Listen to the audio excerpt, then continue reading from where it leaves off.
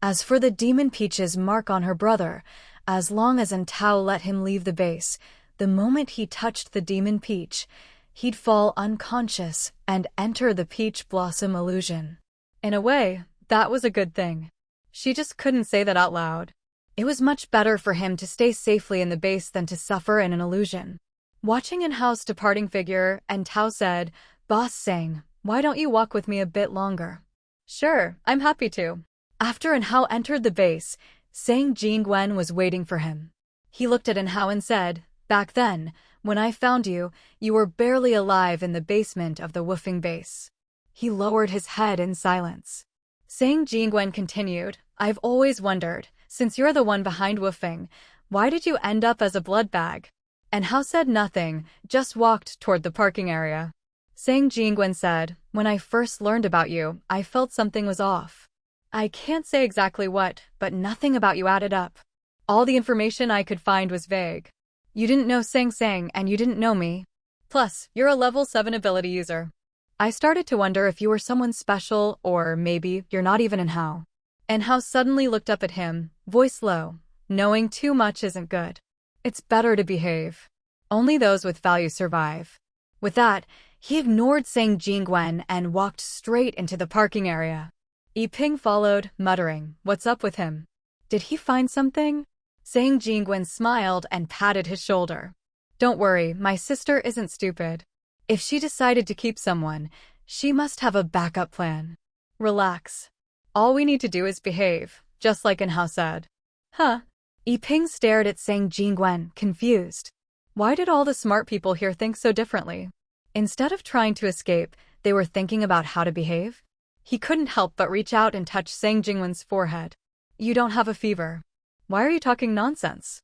Shouldn't we be thinking about escaping?" Sang Jingwen helplessly pulled his hand down. "What's the rush? This is my base. I worked hard to build it. As long as we behave, we can live comfortably. Isn't that good? Come on, let's go help Tangli with the barbecue and maybe get some watermelon." Rian has grown a lot of fruit lately, and with more people in the base, everyone can eat. Letting himself be dragged along, Yiping didn't know what to say. "Fine, I don't understand what's going on with you and your sister, but it's your base, so you're the boss. All right, stop overthinking. With your brain, you're better off eating more and talking less." Yiping squinted and followed him toward the plantation. Meanwhile, the conversation between him and Enhao had been relayed to Loomingly. Sang Chu, following Tao, thought that although using light powers was risky, Loomingly wasn't around. She remembered Enhao's warning Loomingly could also leave the base. When Lumin saw the synchronized voice message in the room, he was stunned for quite a while. Mushua looked at him and asked, "Lumin, what's wrong?" "That person is trying to remind me that as long as I behave myself, nothing will happen. As long as I have value to Chu, he'll keep me safe." Then isn't Sang in danger?" Lumin shook his head. "No. As long as Tao can get what he wants from her, she'll be fine. Otherwise, even if she dies or escapes, it won't do anyone any good. In the apocalypse, he doesn't want to die. Besides, his abilities are stronger than mine, but he hides them and pretends to be an ordinary person. I'm afraid both he and that Enhao have secrets. As long as Chu doesn't make any rash moves, I'll just live my life as usual. Don't worry." "All right then, I'll go see if Grandma needs anything. By the way, what do you want to eat? My grandma can cook something delicious for you." "I'm fine with anything. Uncle Gao and Aunt Gao are busy in the kitchen, so Grandma should just rest." Mushua smiled. "Grandma can't sit still anyway. All right, you get some rest. I'm heading out." After she finished speaking, she ran out. Only then did Lu Min's expression darken, looking very serious. Knock, knock, knock. Someone knocked on the door. Lu Min asked quietly, "Who is it?" "It's me, Xia Ru. Is it convenient for me to come in?" "Come in." Xia Ru pushed the door open and came in, closing it behind him. He lowered his voice and asked, "How are you feeling?" "I'm fine. You can sit down if you want." Xia Ru gestured, asking if it was convenient to talk. Lu Min nodded. "It's fine. What do you want to say? You really did get rid of Huan Qiu, didn't you? But now Enhao and his group are back. Does that threaten your life?" Lumen knew this person was sharp, but he hadn't expected him to be this perceptive. Just do what you're supposed to do and don't meddle, and nothing will happen. Since you've come to the base, I'll do my best to protect you. But if you bring trouble on yourself, don't blame me. Xia Ru hadn't expected things to be this bad, just out of the tiger's den and into the wolf's lair. I want to know, is there any way to awaken abilities, other than drinking the blood of an ability user? Lumen looked at Xia Ru. You've tried. Xia Ru nodded. My brother gave me his blood, but I still couldn't awaken. So I want to know if you have any other way. I don't want to just sit around and wait for death. This was actually his second reason for coming. He wanted to awaken an ability. Lumen thought for a moment and said, sorry, I have no way. Hearing this, Xia Ru's pupils contracted slightly. He knew this person wasn't telling the whole truth and wanted to press further, but in the end, he swallowed his words. What Lumen said was that he had no way, not that there was no way at all. There was a loophole in his words. After thinking it through, Xia Ru nodded slightly. In that case, I won't disturb your rest. Don't worry, my family and I aren't troublemakers. As long as the base can keep us safe, we'll do whatever we're supposed to do. Watching Xia Ru's departing figure, Lumen let out a sigh. Interacting with smart people was always risky. No matter if he was a spy for another base or just someone hedging his bets, his presence would only make the base stronger. As long as he wanted to awaken an ability, he wouldn't leave.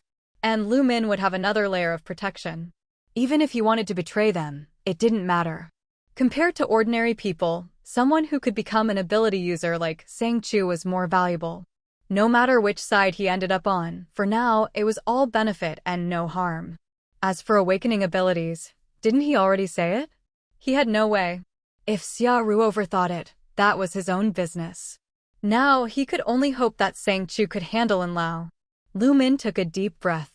He now suspected that both he and Yiping had been hypnotized by Enlao's abilities. He didn't even know what a psychic ability user could do, but one thing was certain, they could manipulate people's minds. Just like how Shouing could control people's actions. A psychic ability user, huh? Thinking of this, he realized that even Xiao Ying's special ability hadn't left such a deep impression on him. At the table, a large group of people sat around the table. Although the dishes were plentiful, everyone ate in silence. When Enhao returned, he happened to catch everyone eating. Wow, you brought back so much food. And Tan looked at the scattered food on the table and suggested, Boss Sang, why don't we go check it out now? Sure. Brother, Grandma, you go ahead and eat. Don't wait for me. With that, she grabbed a slice of watermelon and left the table. And Tan didn't say anything about her leaving, just waved at Enhao and followed her out. In the room, Sang Chu sat on a chair, watching the space fan in her hand. Have you figured it out? Enhao said, so far, there's nothing unusual. And Tan said, you've been out for a while now. Sang Chu nodded. She wasn't short on money, but she needed to be careful. Besides, she couldn't let anyone know she wasn't short on money. I need to operate something. Hand me the food. Pretending to be lost in thought, Sang Chu knew he didn't understand the specifics of the world, so she feigned absent-mindedness for a while. In reality, her spiritual energy entered the Jade pendant space. When Tuyu, who was napping inside, sensed Sang Chu's arrival, he asked, why are you here? Sang Chu's spiritual form looked at him. I need 5 colored earth to create a clone for myself. Tuyu nodded. That's possible, but isn't there a downside to using an earth clone? It doesn't matter. As long as I can split off a clone, it's at least a way to save my life. I'll cut off a part of my spiritual form and leave it here. Then buy me a ticket, I want to take over the mission on the train. Tuyu looked at her in surprise. Your current power is too low. If you take over, you'll die for sure. Do you think you can take shortcuts like you did in the demon world? Sang Chu said, I have no choice. These people are too strong. I need to level up quickly so I can help my brother survive the apocalypse. Only by surviving the apocalypse do I have a chance to grow. Right now, Tao is still watching me, and I can't afford to slip up. Tuyu looked at her seriously. You have to understand, the missions on the train are all extremely difficult. The one in the demon world was a special case that let you take a shortcut. That's why I want to use the 5-colored earth to create a clone. As long as the clone survives, I won't die. Don't worry, I value my life. I won't act recklessly. Go get me a ticket.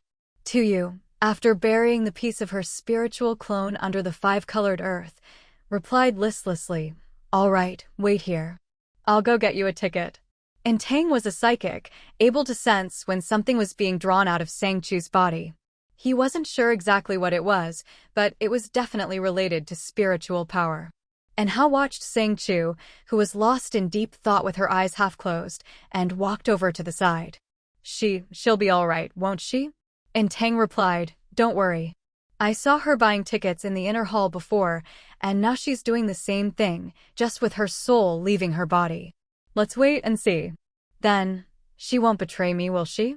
And Tang smiled faintly. People like her, who have obvious weaknesses, will behave as long as you grasp those weaknesses. She's not hard to control. Previously, Gonshu was always buying tickets worth 1,000 crystal cores, which was fine, but he died before he could level up. Later, Jia Emo didn't even bother to cooperate with me, so I could only play along myself. Originally, I thought I'd be the only psychic here and could just go straight up, but I didn't expect the one to ascend would be an ordinary person. From then on, I kept my eyes on her. I didn't expect her to get so many good things, even more than Gonshu. We can't let her grow too quickly, that wouldn't be good for us. And Hao wasn't really worried about that. He just felt a chill run down his spine, so they'd been watching him from the start. And Uncle Gon was also one of their pawns. Seeing and Hao fall silent, and Tang smiled and kept her eyes fixed on Sang Chu. Suddenly, Sang Chu's entire figure vanished. And Hao, she. And Tang burst out laughing at the spot where Sang Chu had been sitting. Ha ha, I saw it. So it's actually a mission list. I never expected this. Ha ha ha. It was all very blurry, but he had seen it, and that was enough for him. Meanwhile, Sang Chu, who was now on the mission list, didn't feel as excited. Instead, she looked warily at the man before her, who seemed as ethereal as a celestial being. Qin Simeon said, "Little rabbit, are you ready to take on a mission?" Hearing his cold voice, Sang Chu felt as if she'd fallen into an icy pit, her body shivering uncontrollably. "Yes, sir. I wonder what mission you would like me to take." Qin Simeon replied indifferently, "There are plenty. Most of the ones at the top are basically suicide missions. Take your time and look through them." Sang Chu. She stared speechlessly at the handsome yet cold man, who spoke such chilling words, and fell silent for a moment. Qin Simeon, expressionless, waved his hand, and a translucent screen appeared, displaying a list of missions. The highest level is S, with the most points, but also the highest mortality rate. D-level missions are the least dangerous, but not much better than suicide missions. This time, you can't back out after accepting. Choose carefully. Sang Chu ignored his poisonous tongue and focused on the screen. There were S, A, B, C, and D-level missions, each with corresponding points. The lowest was a D-level mission worth 5,000 points. The Skywolf Demon was also D-level, but worth 8,000 points. Adding in the Fox Demon and Lang Mao, the total was quite a lot. To level up, she needed 10,000 points, which meant she'd have to take 2 D-level missions or 1 C-level mission. But the higher the level, the more points and the more difficult the mission. Qin Simeon saw she was still hesitating, staring at the list, and said, "Take your time. Once you've chosen, the rabbit will help you with the process. Missions aren't mandatory, but if you enter a world that's too difficult and you can't handle it, the mission will forcibly require you to buy a ticket. As long as you complete the mission, all fees are waived. In addition to points, there are extra rewards. Only if you survive and return will you need to pay the full price. If you can't pay well, heh." The cold, godlike man gave a mocking laugh, then turned and left. Sang Chu watched his disappearing figure and said to Tuyu, "Has he always been like this?" Tuyu replied, "Pretty much. Don't mind him." "So, have you chosen?" Sang Chu sighed helplessly. "These missions all look so difficult. What about you? Any recommendations?" "My advice is, don't take missions involving capturing fugitives or criminals. Generally, those are full of wanted criminals. You only managed to catch the Skywolf demon last time because Simeon gave you a pass. Usually, those missions are left unfinished for a long time, and only the leftovers are left for the strong. After listening, Sang Chu filtered out all the capture missions and discovered there were also rescue and search missions. What's this, the disappeared about? Tu looked at the mission Sang Chu pointed to and thought for a moment. I remember this mission is about a bunch of children in a small town who all disappeared without a trace. The mission is to investigate. It doesn't look hard, but the points are high, so it's definitely not simple. Any intel? When Simeon saw she wanted to take this mission, he walked over and said, "There's not much intel. Everyone who's entered this world comes out confused. No one knows what really happened. Even the adults in the town are slowly disappearing. Right now, there are only a handful of people left, which is why a D-level mission has such high points." He handed her a file. "If you want to take this mission, you can look at the records of previous ticket holders." Sang Chu blinked, feeling a little uneasy about the strange look in his eyes. But as she opened the file, her brow furrowed deeper and deeper. "This investigator, Simeon said he's dead. But he was investigating the whereabouts of the missing children and adults. So, even though this mission has high points, that's just the price I set. The actual completion rate is very low, which is why it's still D-level. The investigator's own child disappeared while he was out investigating. If you take this case, I'll give you a special privilege." "What is it?" Sang Chu was curious. Why was Simeon so invested in this case? But she also knew that curiosity killed the cat. If she didn't know, she wouldn't ask. Simeon said, "In a life-threatening situation, you can summon me, and I'll come to your aid. Anyway, you have plenty of spirit stones in Jade, so even if the ticket price is doubled, you can afford it. For you and me, it's nothing." "Is it really that dangerous?" "I don't know. But my intuition tells me that none of the ticket holders who entered this world have ever gotten to the bottom of it. If you can solve this, I'll let you level up directly to rank 2. Sang Chu, you're really strange. Are you deliberately pushing me to investigate this case?" "You could say that. This mission has been sitting in the D-level pile for a long time, which isn't a good thing. You're calm and smart. Maybe you can finally solve it. Why not give it a try?" "No need to flatter me, I'll go anyway. The points are high, and there's a get-out-of-jail-free card." "Why wouldn't I?" The rain was pouring down in sheets. Simeon handed Sang Chu a black raincoat. At first, she thought it was a bit much, but when she remembered it was from the boss, she accepted it without another word. A torrential downpour drenched everything. Sang Chu hurriedly wrapped herself tighter, but the thin clothes she wore were quickly soaked through by the cold rain, making her shiver. "Little bunny, is this the place? Why does it look so much like a deserted village?" All around them were fields of rice that had already been harvested, and the surroundings were eerily quiet. The empty windows of the houses seemed to be staring at her, making her spine tingle. Tu said, "Achoo, this place gives me the creeps. Let's be careful. And then, let's find the investigator first." Tu crouched on Sang Chu's shoulder, not daring to show himself. In this kind of rainy weather, he couldn't reveal his true form. Even you couldn't manage it. One human and one rabbit walked along the ridge between the fields toward the village. But the further they walked, the stranger it felt. Sang Chu frowned slightly. Why does this feel just like that time in Butterfly Valley? No matter how far we walk, we can't get out. Tu lowered his head and pointed at the ground. I've been marking the ground. Looking at her shoes caked in mud, Sang Chu was speechless. Why do you always pick such weird spots to stand? Hello, are you the new investigator? Sang Chu turned around in surprise. When had this person appeared behind her? It was a middle-aged man dressed in black. His accent was strange, she couldn't understand it, yet when the words entered her ears, it was as if something in her mind automatically translated them, allowing her to understand him perfectly. Hello, I'm Sang Chu. Are you the local investigator? Yes, that's me. The higher-ups told me a new person would be coming today to look into the disappearances in the village. I didn't expect you to arrive on such a rainy day. Let's head into the village and find somewhere to rest first. All right, thank you for your help. You're welcome. The investigator looked like a straightforward, cheerful person. He led the way, and Sang Chu followed him into the village. In no time at all, they arrived. Sang Chu glanced back. She realized that the path from the fields to the village had taken less than a minute to walk, but she and the rabbit had definitely walked much longer than that. The investigator pushed open a door and led her inside. No one lives in this village anymore. The living are gone, and the dead are silent. Most of the houses are empty. I usually stay in this one, so it's a bit cleaner. You can stay here tonight. As he spoke, he took a set of cotton-padded clothes out of the cupboard and handed them to Sang Chu. It gets cold quickly here.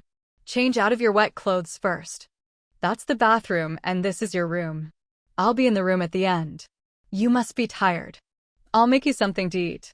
Go change your clothes first. Thank you.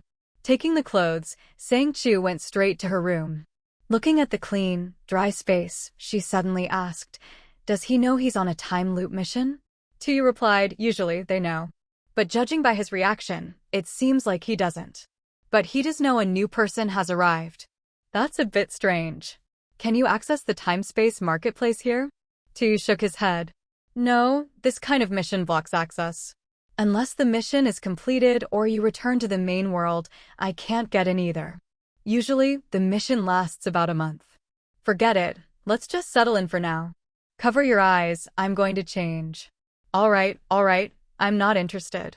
Tu rolled his eyes at her, then hopped onto the bed and turned his back to Sang Chu. As she changed out of her wet clothes, Sang Chu couldn't help but think about her encounter with the investigator. The more she thought about it, the stranger it seemed. Knock, knock, knock. There was a knock at the door, followed by the investigator's voice. "Sang Chu, are you done? I've got the fire going. If you're ready, come out and warm up." "Coming." After a quick response, Sang Chu went out. But the investigator was nowhere to be seen. In the spacious main room, a large brazier was burning with charcoal, making the air noticeably warmer. Tu, for some reason, felt uneasy. He clung tightly to Sang Chu's collar with his little paws. Chu, I feel like there's something wrong here." Sang Chu gently patted his head. "Don't be scared. The more dangerous it is, the calmer we need to be." Tu shivered, nodding quickly, but still clung to her clothes as if only her presence could calm him down. Sang Chu walked step by step toward the brazier. Even though she was now wearing thick cotton clothes, she still felt a bone-deep chill, as if her whole body was soaked in icy water. In the empty room, Sang Chu called out, "Investigator, do you know what I'll be having for dinner tonight?" "Oh, right. What would you like to eat?" He appeared again, out of nowhere. Sang Chu's heart skipped a beat. This investigator was definitely not normal. According to Qin Simeon, he didn't know he was dead, so his actions were unconsciously ghost-like. Sang Chu didn't know much about these supernatural things, but she could sense something was off about this person, though she couldn't put her finger on it. She forced herself to stay calm and smiled. "I'm not picky. Anything edible is fine. Do you need my help?" The investigator shook his head. "Just sit tight. I'll make you something to eat. After dinner, we can discuss the case." "All right." Sang Chu didn't go back to her room, but sat by the fire to warm up. Dinner was simple, just some greens and a small bowl of rice. "Sang Chu, I'm sorry. There's no one left in the village and no one to harvest the fields. Most families are gone, so the food is a bit plain. It's nothing like what you'd get in the city. Just bear with it for a while. Once the case is solved, you can go back to the city.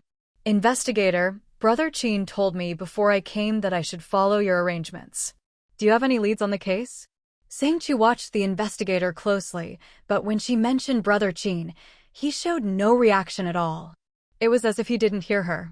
After a long pause, he finally said, "You're one of old Qin's people?" "I thought so.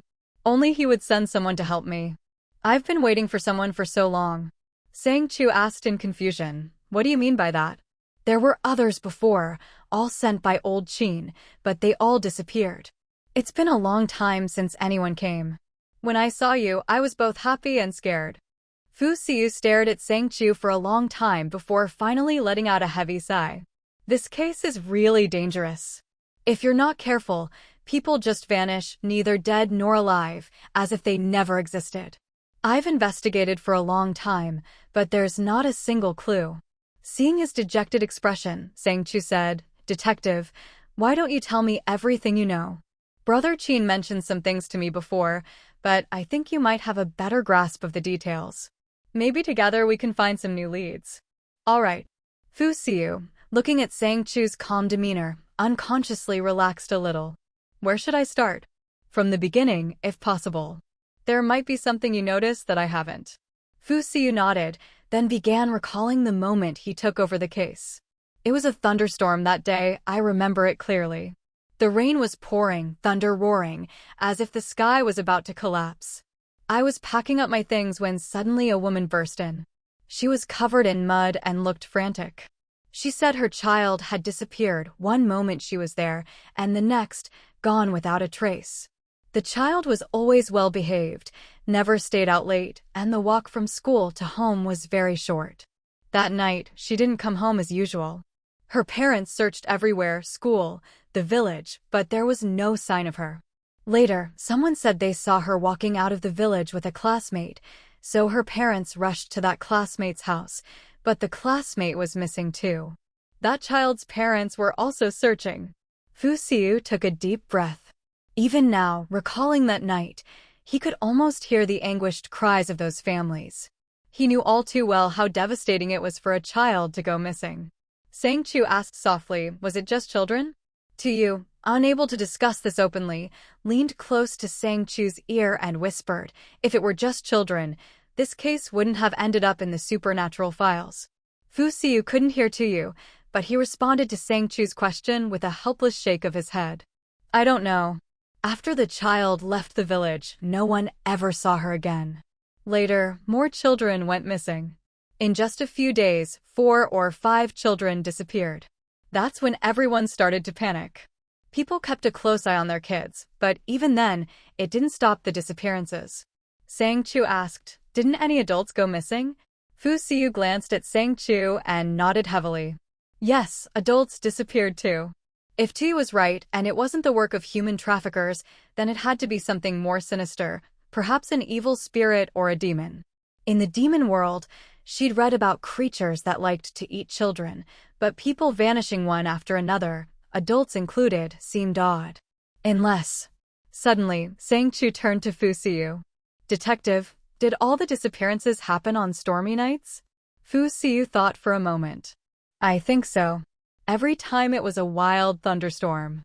When I spoke to the families, they were all covered in mud from searching." "Covered in mud. So all the clues you found were outside the village." She immediately focused on the area outside the village. Did this mean the disappearances happened there? Maybe the detective himself had forgotten, but by lingering in this place, he was leaving a clue. "It's possible, but I've searched every inch outside the village and found nothing." "Detective, don't worry. This is just my guess. I'd like to go out and take a look around. Would that be all right?" Fu Xiu replied, "Of course. I'll go with you." "All right." The rain had stopped. They walked along a small path outside the village. The village was surrounded by fishing tools and nets, but Sang Chu realized she hadn't seen the sea nearby. "Detective, these." She wanted to ask about the tools, but when she turned around, the detective had vanished. Tu said, "He disappears as soon as he leaves the area. I thought he'd guide us. I didn't pay attention to him. He doesn't know he's dead, so he's trapped in a certain time and place, unable to leave. That's probably why he spent so much time investigating." Tu nodded. "From what I know, ghosts like him have to expend a lot of soul power to manifest. You should be careful, his strength is probably much lower than Brother Qin's.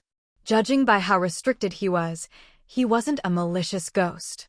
There weren't many who could offer real help, so this case probably didn't involve any truly dangerous entities. Otherwise, it would have been resolved long ago." Sang Chu said, "It's fine. I just want some points. By the way, what do you think is going on here?" "It's hard to say. You suspect a water demon, right?" Sang Chu nodded. "Yes, in the demon world, I've read about aquatic demons that like to eat children. But now, with adults disappearing too, that challenges my initial assumption. Maybe the demon's target isn't just children. Adults might be harder to eat, but that doesn't mean it can't eat them." "True. Even if it doesn't eat them, it could just toss them aside." Sang Chu and Tu continued forward. Suddenly, not far ahead, a strange cry echoed. Following the sound, they saw a peculiar clearing.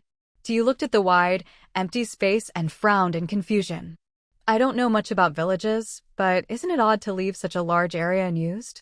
Sang Chu said, it's normal to have empty land, but what's strange is that this huge clearing is right between the village and the fields, yet not a single blade of grass grows there. She pointed to the surrounding fields. No one's tending them, but look how tall the weeds are. Yet on this clearing, it's just bare earth, not even a single weed. Tu said, you're right.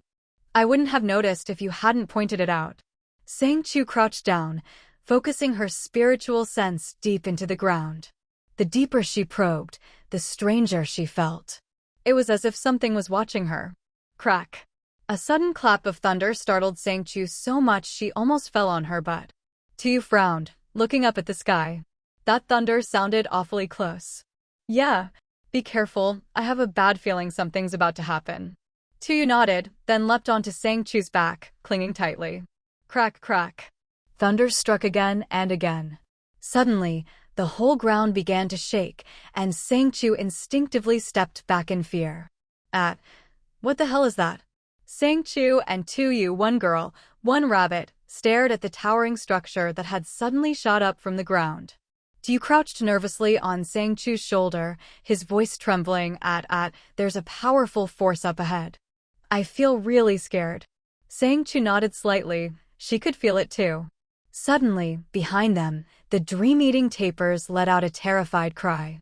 Sang Chu turned around just in time to see all the tapirs, as if startled by something, shooting into the sky like arrows, fleeing for their lives. Sang Chu muttered, up ahead. Aren't you looking for the children?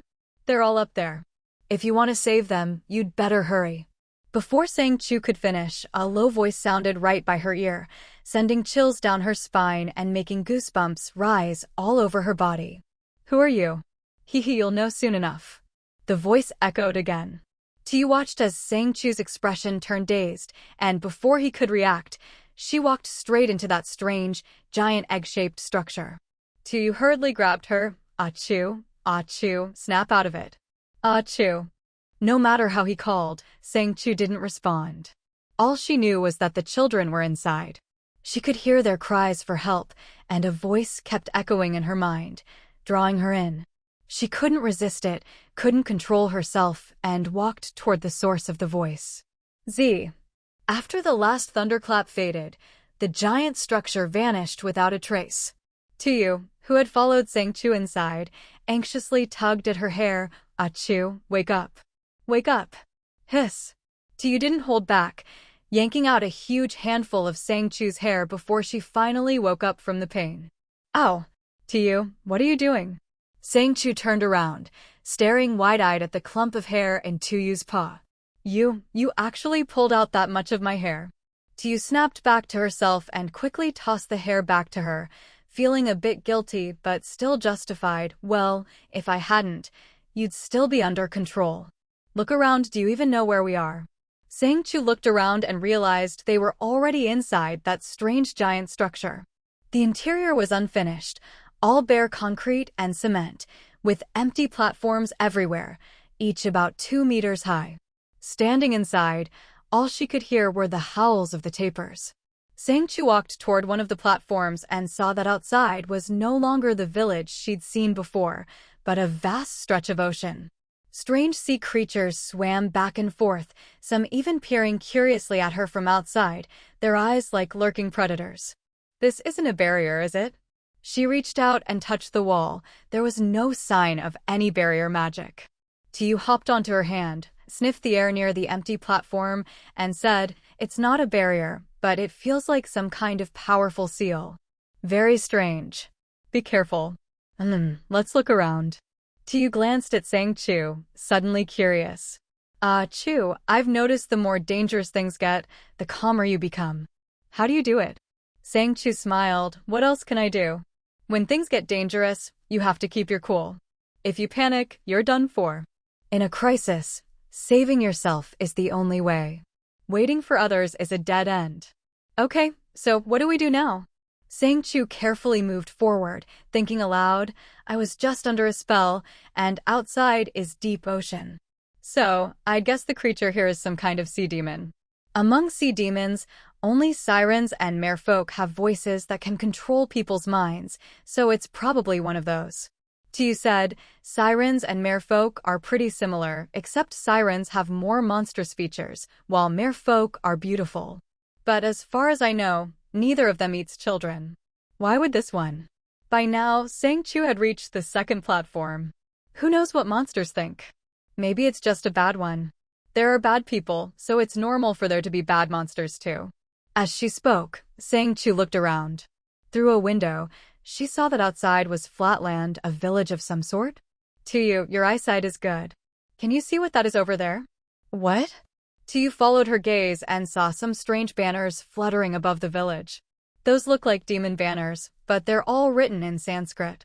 I can't read them. Demon banners? Like the seals in the demon realm. She wasn't familiar with such things, so Tu explained, pretty much. In the demon realm, these seals are called demon sealing marks. They work similarly to these banners, but I can't read Sanskrit, so I don't know which kind these are. Never mind, I'll go up and take a look. On the second platform, she looked out. Though the scenery changed, there was still no way out. On the third and fourth platforms, there were more of those strange colored banners, similar to the ones she'd seen in the demon realm. Tu hopped onto the platform and looked at the writing, then shook his head at Sang Chu. Can't read it. Who are you? Suddenly, a shout rang out. Sang Chu turned to see a group of women, each holding some kind of weapon, surrounding her. One, wearing a flowery dress, glared at Sang Chu and demanded, Who are you? Why are you here? Why are you messing with the demon banners? Are you in league with that monster? Are you trying to tear down the demon banners and let the monster out? I'm warning you, get out of here, or don't blame us for being rude. Yeah, get out. As they closed in, Sang Chu quickly raised her hands. Aunties, I just wandered in by accident. I didn't know I wasn't supposed to be here, sorry. I'll leave right away. Then what's that thing on your shoulder? Sang Chu didn't panic, patiently explaining, he's just a weird rabbit. If you're worried, you can tie him up or something. Really, I mean no harm. The leading auntie eyed Sang Chu, seeming to believe she meant no harm. She muttered something in a dialect Sang Chu didn't understand to the others. Then she said to Sang Chu, all right, just leave slowly. Sang Chu's mind was full of questions, but she kept her expression calm and walked slowly in the direction they pointed. My child, why won't you listen? Don't go near that forest. Why do you insist on going? As Sang Chu stepped out of the house, she was greeted by the heart-wrenching cries of a woman. She paused for a moment, only to be pushed forward by the large albatross behind her. What's wrong? What happened? A woman in a flower-patterned dress hurried outside, and Sang Chu jogged to catch up. What they saw was a young woman clutching her own child's body, sobbing and wailing in despair. The woman in the flowered dress walked over to Lin Mei, glanced at the child on the ground, and her face instantly turned pale. What happened? Didn't we say that as long as we hung the demon banners, the monster wouldn't come near the village? The young woman cried, It's all your fault. You believed him, and now my child is gone. Overcome with grief, the woman suddenly let go of her child and lunged at Lin Mei, hands wrapping tightly around her neck. A group of people rushed to pull her away, but this village was strange. There were only women and children. The grief-stricken woman was incredibly strong, and no one could stop her.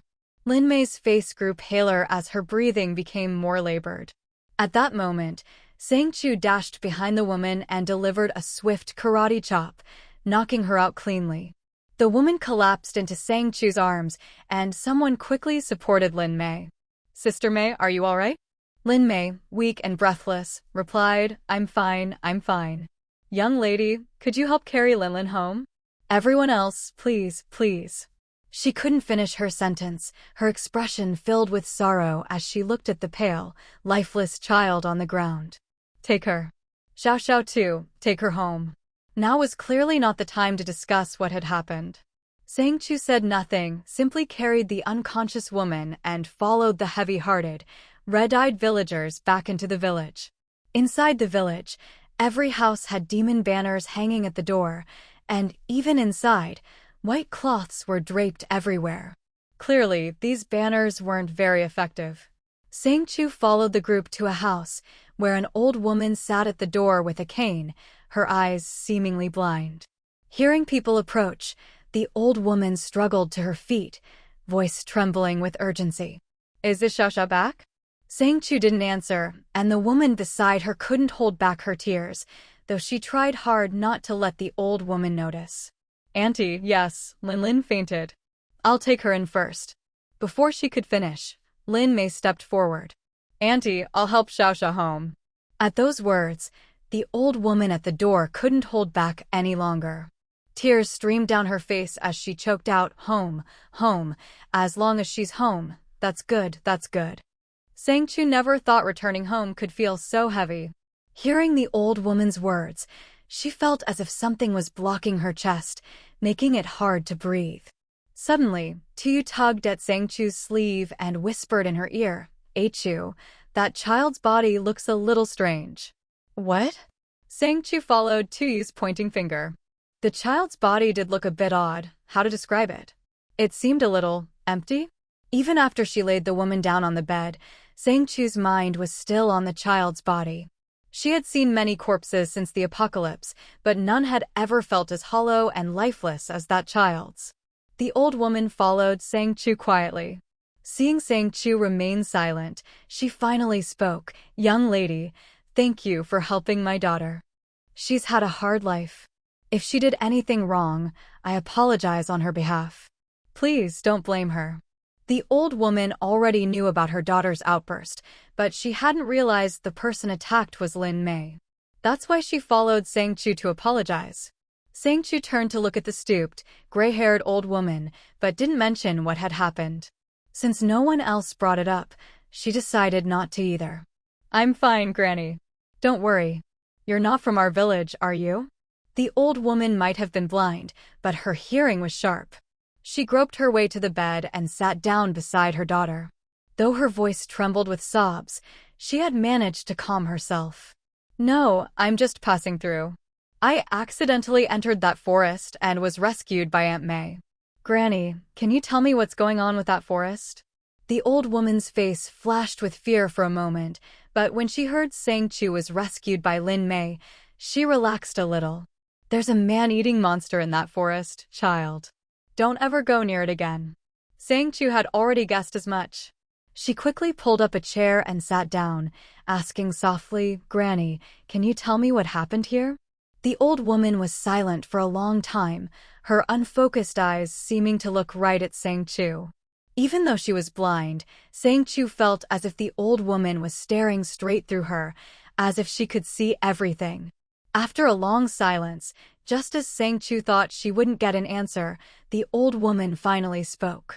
"You must have noticed when you came in, there are only old people and children left in our village." "Yes, only women and children." "What happened?" The old woman took a deep breath. "It's a long story. I remember that day, the sky was gloomy. The village chief told everyone not to go out to sea, afraid something might happen. But that boy from the Liu family, he was stubborn. His wife and child were in the hospital, and every day he didn't go out to sea was a day without money. For others, maybe it wasn't a big deal, but for him, it was life or death. The hospital bills were expensive. He snuck out to sea behind everyone's back and didn't return until very late. His old mother didn't worry at first, thinking he was at the hospital with his wife and child, so she didn't pay attention. But when he still wasn't back the next day, she realized something was wrong. Staying overnight at the hospital was rare. She knew he wouldn't spend money on a hotel, and he always came home late at night. There had never been a time he didn't come home. The old woman paused, and Sang Chu asked softly, "So how did you know he went out to sea?" The next morning, when he still hadn't come back, someone thought to check his boat. Sure enough, it was gone. That's when everyone realized he must have gone out to sea. But the waves were huge and no one could go looking for him. We could only wait for the storm to pass and hope he'd come back alive, though deep down, we all knew he probably wouldn't make it. The rain poured heavily for days, only clearing up on the 7th day. Xiaolu's father couldn't wait any longer. As soon as the rain stopped, he went out to sea. But strangely, when he returned, he brought back something very odd, a mermaid. When recalling the mermaid, you could see the fear in the old woman's eyes. Sang Chu gently asked, "What kind of mermaid was it?" "A golden mermaid, about the size of a 7 or 8-year-old child. She looked like a beauty, with small eyes and willow leaf eyebrows. Just one glance, and you'd think she was a fairy. But she was a mermaid." The old woman shivered, as if recalling something terrifying. Sang Chu could only try to comfort her. "It's all right, Grandma. She's not here now, so don't be afraid." What happened next? The old woman took a deep breath and continued. At first, Xiaolu's father was still clear-headed and wanted to return the mermaid to the sea. But everyone in the village seemed bewitched. Anyone who tried to get close to the mermaid was beaten or scolded. Xiaolu's father had no choice but to secretly plan with me to steal the mermaid away at night when everyone was asleep and return her to the sea. But who knew?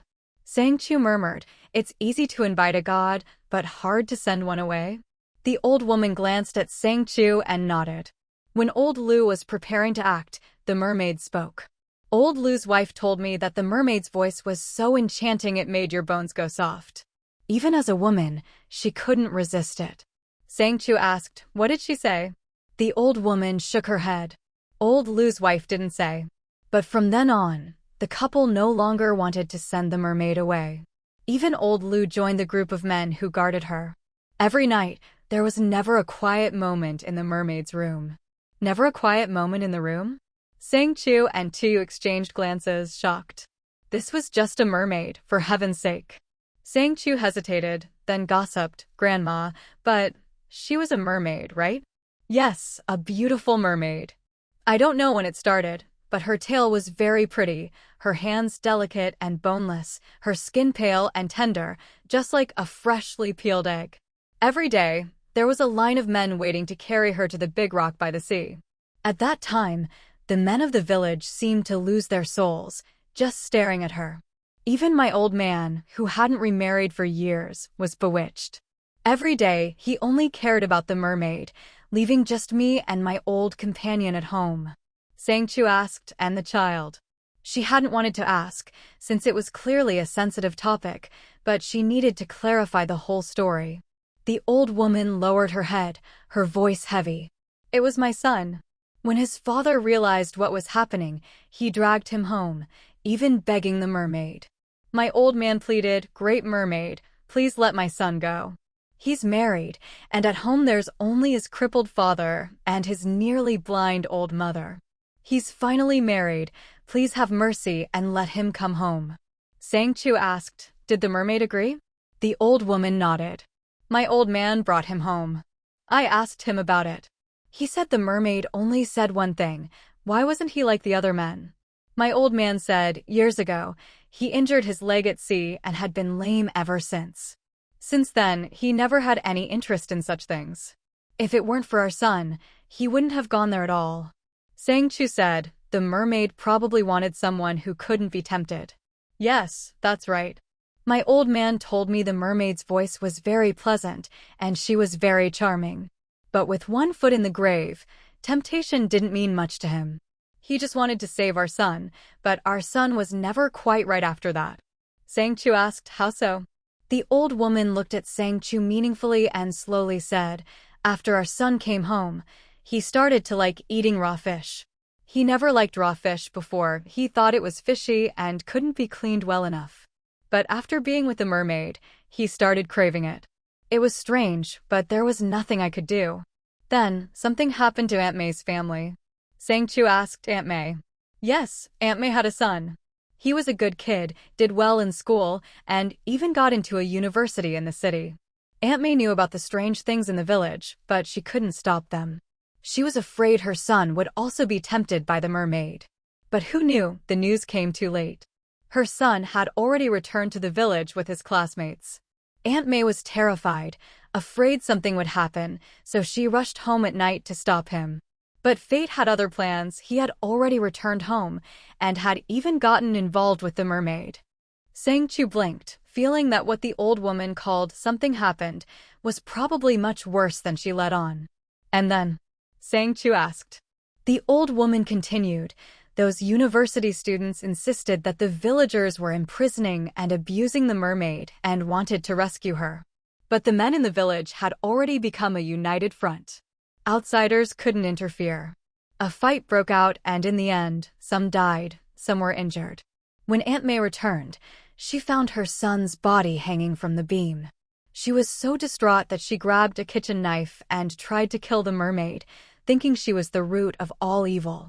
But her husband stopped her. She was nearly killed by him. It was the mermaid who saved her. Sang Chu was surprised. The mermaid saved her? The old woman nodded.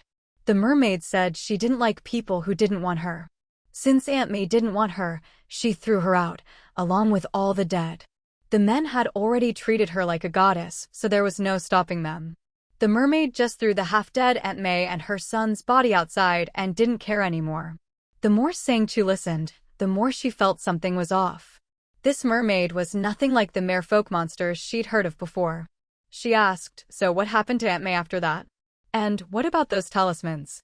The old woman replied, after Aunt May left, all the women and children in the village were driven out. But one day, Aunt May returned with a llama. The llama said, what you've encountered is a mermaid spirit. She wants to use human essence to transform. Once she takes on the flesh of a mermaid spirit, she'll become a terrifying monster. When that happens, everyone will die at her hands. Sway. Sang Chu glanced at Tuyu, but Tuyu just shook her head, indicating she hadn't heard of it. The old woman explained, that llama said the Sway is a monster from the deep sea. It's neither human nor ghost, born from the grudges of the deep. It has only a shell, no soul, so it needs to devour many people's souls to sustain itself. The place where people from the deep sea gather is its breeding ground for souls. And after that, the old woman fell silent for a long time before continuing. In order to get rid of that thing, the women and some sensible children in the village waited until the men weren't paying attention and quietly set up the magic banners taught by the llama. These banners require pure, good-hearted boys to activate, so as soon as the children were old enough, everyone hurried to set them up, just hoping to get rid of that thing as soon as possible. The old woman's expression grew strange, as if recalling something painful. She continued, it wasn't too difficult to make those banners, and at least they could keep that thing at bay. The problem was, those men partied every night, and there were always many people guarding outside that person's house. There was no other way, so everyone could only secretly drug the men to make them fall asleep. Her face grew paler as she spoke, and Sang Chu guessed something terrible must have happened, so she didn't rush the old woman, just waited quietly for her to calm down. I set up a lot of banners, and I watched as those men fell asleep one by one. But when we tried to carry that thing out, all those men turned into monsters with the same face as that thing. My husband was beaten to death trying to hold them off, and I lost my sight. Luckily, the great magic banner was set up in time and saved everyone. As she spoke, the old woman couldn't help but tremble. Even in a few short sentences, it was clear how terrified she must have been back then. Sang Chu asked, Grandma, is that thing sealed in the well? The old woman nodded. Back then, the village didn't have a proper well, not even cement. Since that thing appeared, we just decided to use the well to trap that monster. Besides, so many people were already poisoned by it, they couldn't be saved. Sang Chu's face changed. That meant there was more than one monster in the well. Grandma, then you. The old woman sighed. There was nothing else we could do. We had to seal them all inside. But the magic banners only last for a certain time. They need to be reinforced every 10 years. If there's any mistake, the seal will fail. But what could we do? All the men in the village had turned into monsters, and when the children grew up, they left to marry and have their own families. There was no one left to maintain the banners. From the old woman's tone, Sang Chu could hear her despair. She said the children grew up, but her own child had died young. Something must have happened during that time, and now, probably everyone from back then was dead. Was it because of this that she had stayed here all these years? Thinking of this, Sang Chu suddenly had a bold guess. Maybe those magic banners were never meant to last forever. If that was the case, then the so-called great person might have sealed those people in the well using some unknown method. But as time passed, the banners needed to be maintained, and the people who could do it were either gone or dead, using their lives to guard this place and desperately trying to keep the banners intact. But too much time had passed, so much that everything had faded into legend. The sea had long since turned to farmland, but she still kept watch here. Realizing her guess might be true, Sang Chu felt a pang in her heart.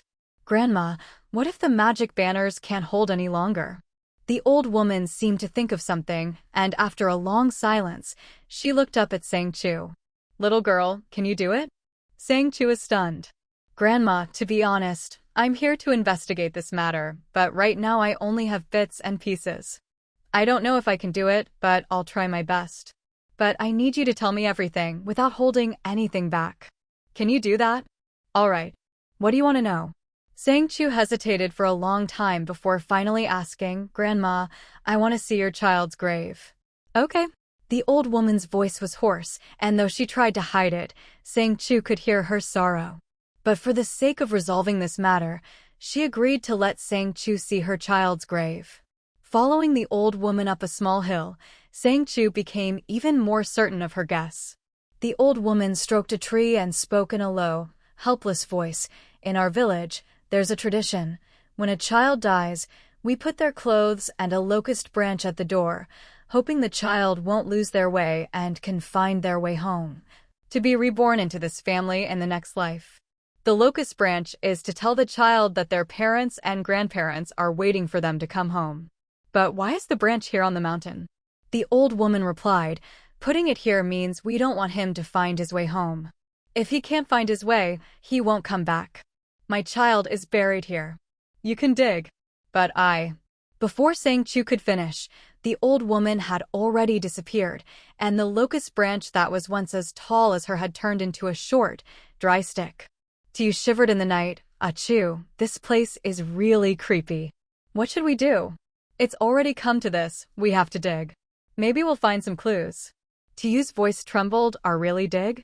Who knows how long it's been? Even if there is a grave, it must be gone by now." Sang Chu murmured, "Not necessarily." Without another word, she took out a suitable digging tool from her storage space and started digging. After digging about a meter, she saw a bundle of straw, something wrapped inside. Chu hadn't expected Sang Chu to be so bold. She hid behind Sang Chu, burying herself in her clothes, not daring to look. Sang Chu ignored her and used her knife to lift the straw. Inside was not a child, but a beast skeleton. It had a human-like face, a short tail, and a large, bushy mane. Its bones were huge, and all of them were shattered. Chu, are you done yet? Little rabbit, do you know what we've found?" What? Looking at the skeleton, Sang Chu analyzed, "Think about it. Every time there's a thunderstorm, children go missing, and then adults start disappearing too." Chu asked, "But what does that have to do with this?" Sang Chu replied, "Remember what the old lady said? This monster is neither human nor ghost, but a creature that feeds on resentment and takes shape, a monster without a soul. Doesn't that sound like a thunder demon?" At that, Chu's face turned pale. "Are you serious? We're doomed, we're doomed, we're doomed." "I'm just guessing, you don't have to be that scared." Rabbit Yu was already too frightened to move. He walked up to Sang Chu and looked at her. "You know about Patu? That's the vengeful spirit that even the badgers fear. In the deep sea, it's said to have the power to turn the world upside down all by itself. How could I not be afraid?" Sang Chu said, "The thunder ghost, also known as Pa. But I didn't see him in the demon records, only in the magical records of the thunder algae. It said the thunder ghost can command heavenly lightning, and while vengeful spirits are powerful, if the thunder ghost in this village is really that terrifying, why would it be sealed by a magic banner made by mere mortals?" Rabbit Yu asked in confusion, "So you're just guessing?" Sang Chu nodded. "I'm more inclined to think that the thunder ghost's power is incomplete, or perhaps it's been divided." Rabbit Yu considered Sang Chu's theory. "If that's the case, then things could get really complicated." "Yeah, you're right. If I were Brother Qin, how would I investigate this?" Rabbit, you said, he's Qin Simeon's brother. Sang Chu nodded. If I'm not mistaken, the missing person is actually a magical artifact used as the core for the magic banner. And the real terror of Pa is hidden inside it. That's why, on stormy days, people in this village go missing. Fishermen know not to go out to sea during heavy storms, especially those with wives and children at home. He wouldn't risk it. The most likely scenario is that he wanted to go out to sea, but was stopped by something at home. People like that are the easiest to manipulate. Rabbit, you understood what Sang Chu was getting at. You mean, for some reason, Pa was never complete from the start. She wants to rescue the male spirit sealed inside, so she bewitched the mentally unstable and weak-willed young master of the Mu family, using him to find this place. After she gives birth to a soul body, she'll go save him. Sang Chu nodded. But I'm stuck on one thing. What is it? After she's born, will she definitely save him? Why wouldn't she just devour him to increase her own power? Rabbit, you cried out. That's terrifying. So right now, I'm afraid that's exactly why Qin Simeon said she could summon lightning during the ritual. She's probably about to succeed. If she devours him and becomes the Thunder Ghost, then everything will be out of control. The events on the list are all extraordinary, and we can't stay here long. If we can't resolve this quickly, there will be endless trouble. Rabbit, you said, then, what should I do now? You and I can't beat her. Sang Chu replied, no, we can't. But don't forget what the old man said, the magic banner can seal her.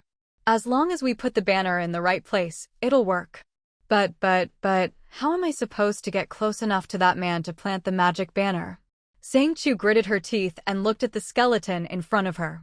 The withered life vine can revive the dead and restore flesh to bones, but it can also bind and restrain spirits. If it appears in the world, it can change everything. But wait, didn't you say all this is just your guess? What if you're wrong? Sang Chu said, I don't know if the previous ticket holders ever came to this place, or if they guessed what was going on. But since I'm here, I don't want to leave empty-handed. You think I'm wrong, but I'm pretty sure I'm right. If you want to come with me, we'll go to the place where Pa's sealed. She'll definitely be guarding him, absorbing his power. If you want, I'll go with you to find it. But the consequence is, you'll use your Jade pendant, and I'll use my spiritual body to break in. Then we'll both return to the apocalypse. That would be the best outcome. So, there's no other way? Sang Chu looked at the skeleton and said, the best way is for me to use the withered life vine to save the child. Let him plant the magic banner, and I'll cut it off and put the banner in the right place. The spell will restart, and if my guess is right, everything inside can be resolved. Rabbit, you said, are you sure? Didn't you say the withered life vine is dangerous, a life for a life? Sang Chu took a deep breath and glanced at the locust tree beside her. I've thought about it. I'll take the risk. Rabbit, wish me luck. Then, be careful. Knowing there was no better way, Rabbit, you could only step aside and wait. Sang Chu picked up the skeleton from the pit and set it aside. I don't know how old you are, but since you're here, it means there's someone you want to protect. So I need your help. If you, like me, want everyone trapped in this incident to get out, then let's work together. After she finished, Sang Chu took a deep breath. She had tried to use the withered life vine many times, but never succeeded. This time, she had to succeed, no matter what. Otherwise, not only would she fail to save anyone, she'd lose herself as well. As she activated the spell, vines slowly grew from her body, white flowers blooming in an instant. But no matter how hard she tried, not a single leaf would grow. The withered life vine, as its name suggests, needs leaves. Without leaves, only fragrance, it's useless. Seeing Sang Chu's face grow paler and paler among the pile of white flowers, Rabbit Yu was so anxious he was about to stomp his feet. A light breeze blew, and all the little white flowers on the ground covered the child's body. Leaves from the big locust tree rustled down onto Sang Chu. She couldn't help but widen her eyes. The locust leaves took root and sprouted on her, while the big locust tree visibly withered and finally fell to the ground. Sang Chu staggered, her hands trembling, but she gritted her teeth and held on. Rabbit Yu watched as the increasingly pale locust tree sent all its leaves to Sang Chu, and as it died, it couldn't stay any longer. He rushed to Sang Chu's side, turned into human form, and pressed his furry paw to her back. I never thought I'd end up helping you like this, but I don't want to regret it. Let's work together. Sang Chu was drenched in cold sweat, her face pale, her voice barely audible, but she smiled. All right, let's do this together. All the flowers and grass in the mountain forest withered, and at that moment, the skeleton on the ground finally grew limbs, a head, and a body. The child on the ground let out a soft moan, slowly opened his eyes, and Sang Chu finally let out a breath, collapsing to the ground from exhaustion. The child looked at Sang Chu with watery eyes and said, "Thank you, thank you, thank you." Sang Chu let out a sigh of relief. "It was everyone who saved you. I couldn't have done it alone." After glancing around the area bathed in light, she took a deep breath, scooped up the little rabbit that had run off, and placed it into her jade storage pouch. Then she stood up and patted the dust off her clothes. "I'm going down the mountain?" The child nodded. "The village is still there. Grandma and Aunt May are all inside." Sang Chu asked, "How did you survive?" The child lowered his head and looked at his hands. "I was lucky to hide in the basement. There's a huge waterbed down there, and lying on it is a terrifying monster. The people in the village were all eaten by it, and even the old man was eaten." "What?" Sang Chu cried out in shock. She had thought the crisis was over, but hadn't expected there was still a monster lurking. "What should we do?" "I have to find a way to get to the basement. The demon banner was always kept there, but now it's nowhere to be found." Aunt May and Grandma searched for a long time, but couldn't find it. "The cloth of the demon banner is special. Even if I could find it now, I'm afraid it wouldn't work anymore. So I need to find the demon banner, piece it back together, and then use the right method to restore its power." Sang Chu asked, "Should I go now?" The child shook his head.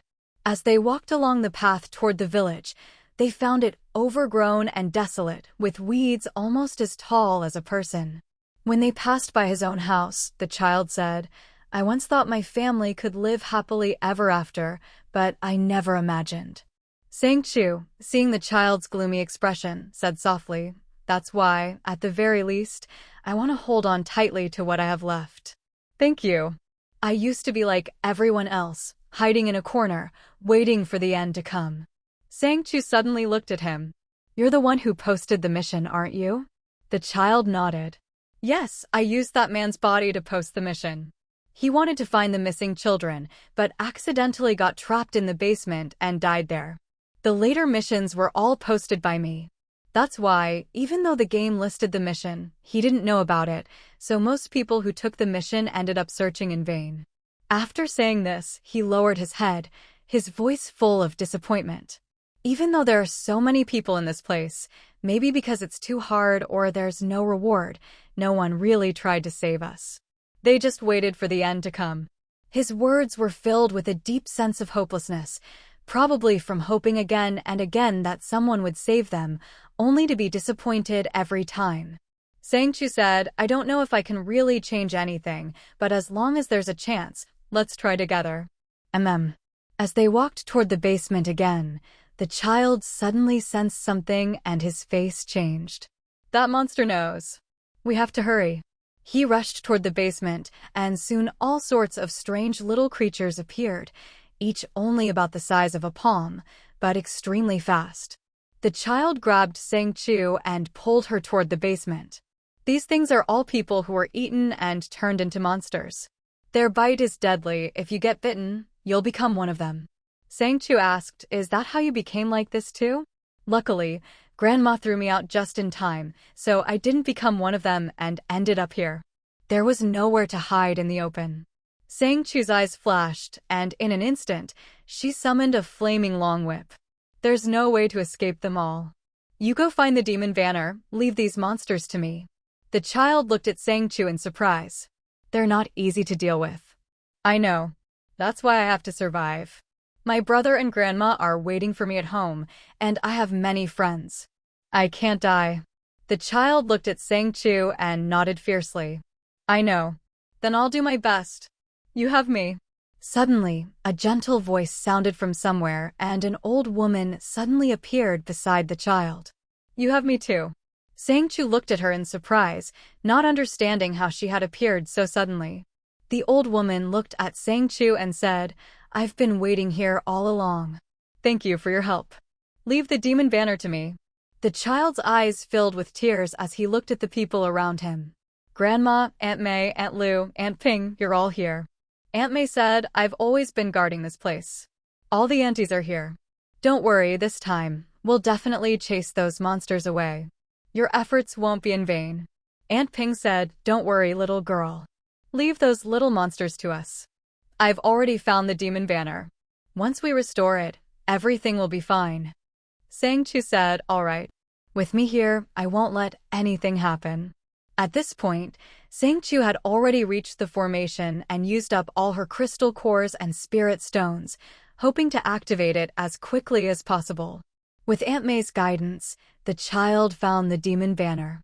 The monster was afraid someone would find the demon banner, so it controlled those ghosts to dig out their own organs and stuff the pieces inside.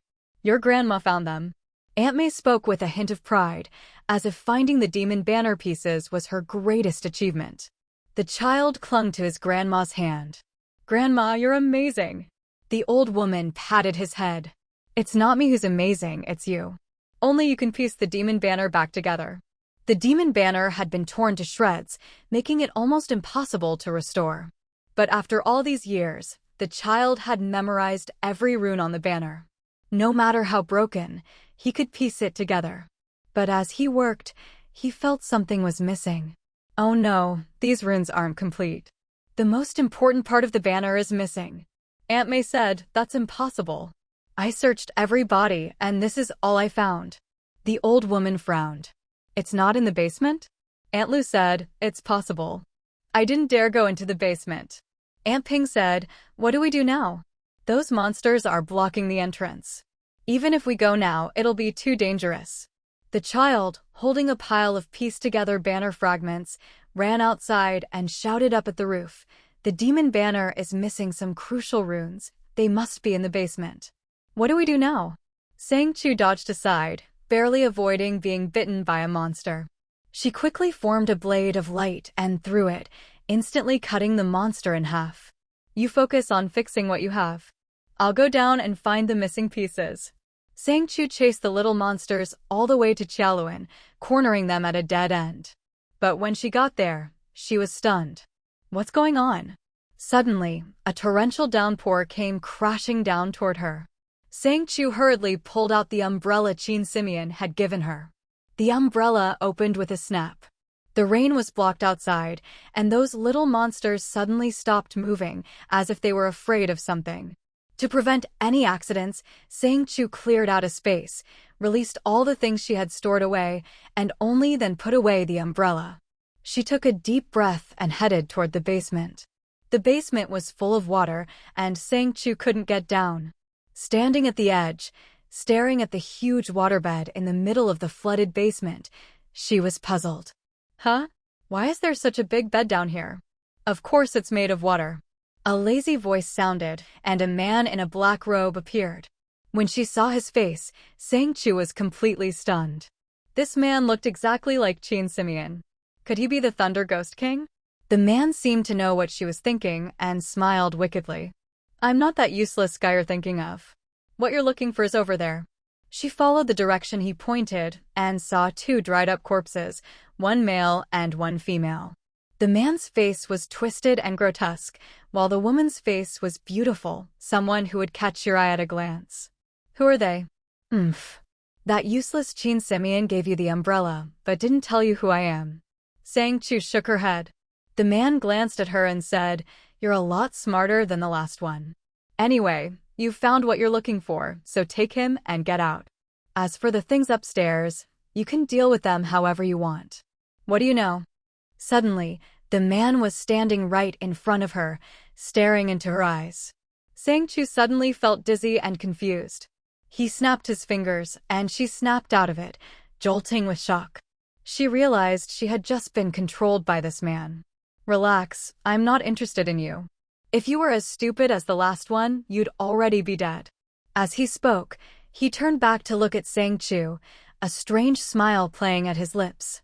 "You're braver than you look. Sang Chu said, "No, your power is far above mine. I know you've been merciful." The man looked at her and smiled, then suddenly grabbed her by the back of her neck like a kitten and tossed her onto the waterbed. Sang Chu was still in shock, but the man lazily took off his robe, revealing pale skin and a sharp collarbone. "You used the floating life talisman to save that kid, didn't you?" Sang Chu's heart skipped a beat, afraid he'd use his power on her again. "Yes, but the floating life talisman requires a lot of energy. I only managed to save him by relying on the life force of the mountain. If you hadn't had that life force, you'd be dead." Sang Chu nodded. "I didn't think that much at the time. I just acted on impulse. Young people always have that kind of impulsiveness." "Do you know he was already dead?" Sang Chu nodded. "I know.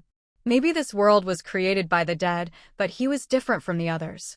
When I first came here, the place was full of chaos, everything fighting everything else. You and I both know later on, there was a strange child. He was clearly dead, but he forgot he was dead.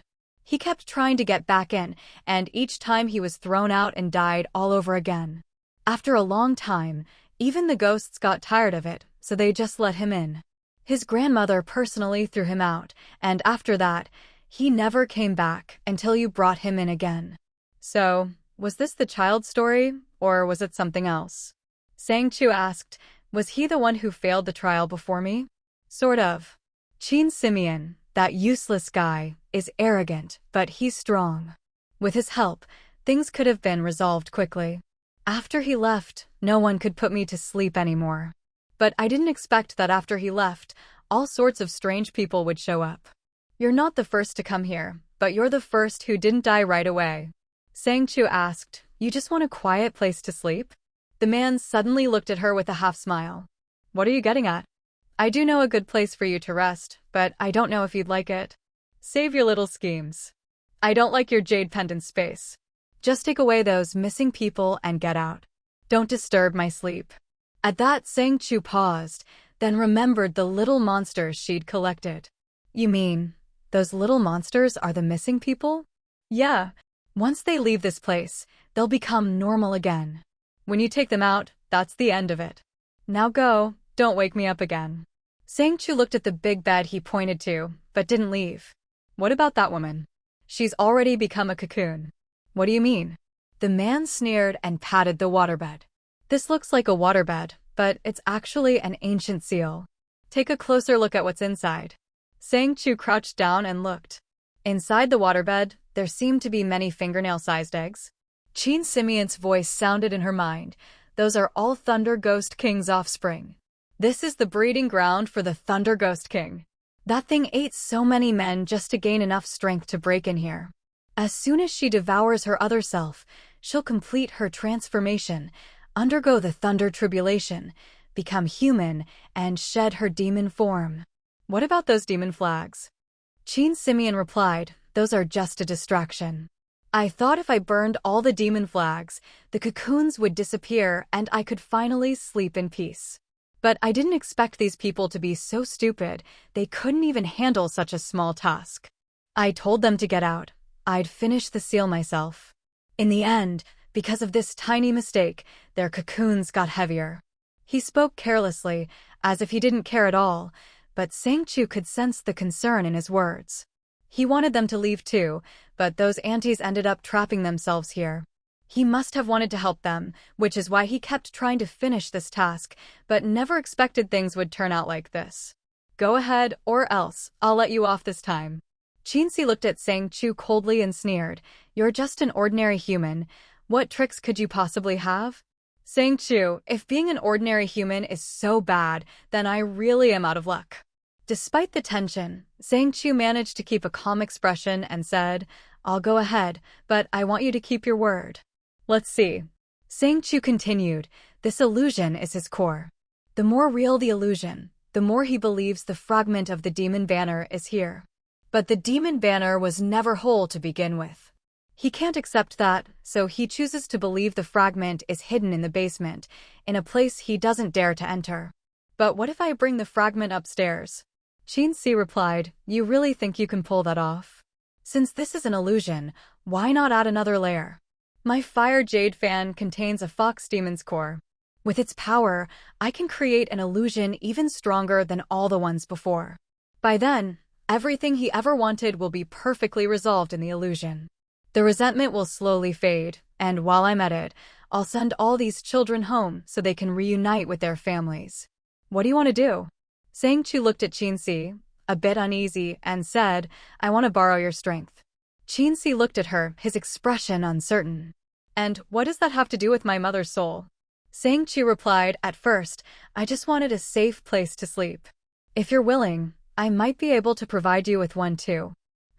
You mean your Jade space? You think I'd trust you enough to enter it? Just listen. Qinxi suddenly waved his hand, and a powerful whirlwind surged towards Sang Chu. She barely managed to defend herself, but was still sent flying. She crashed into the wall, blood spilling from her mouth. Damn.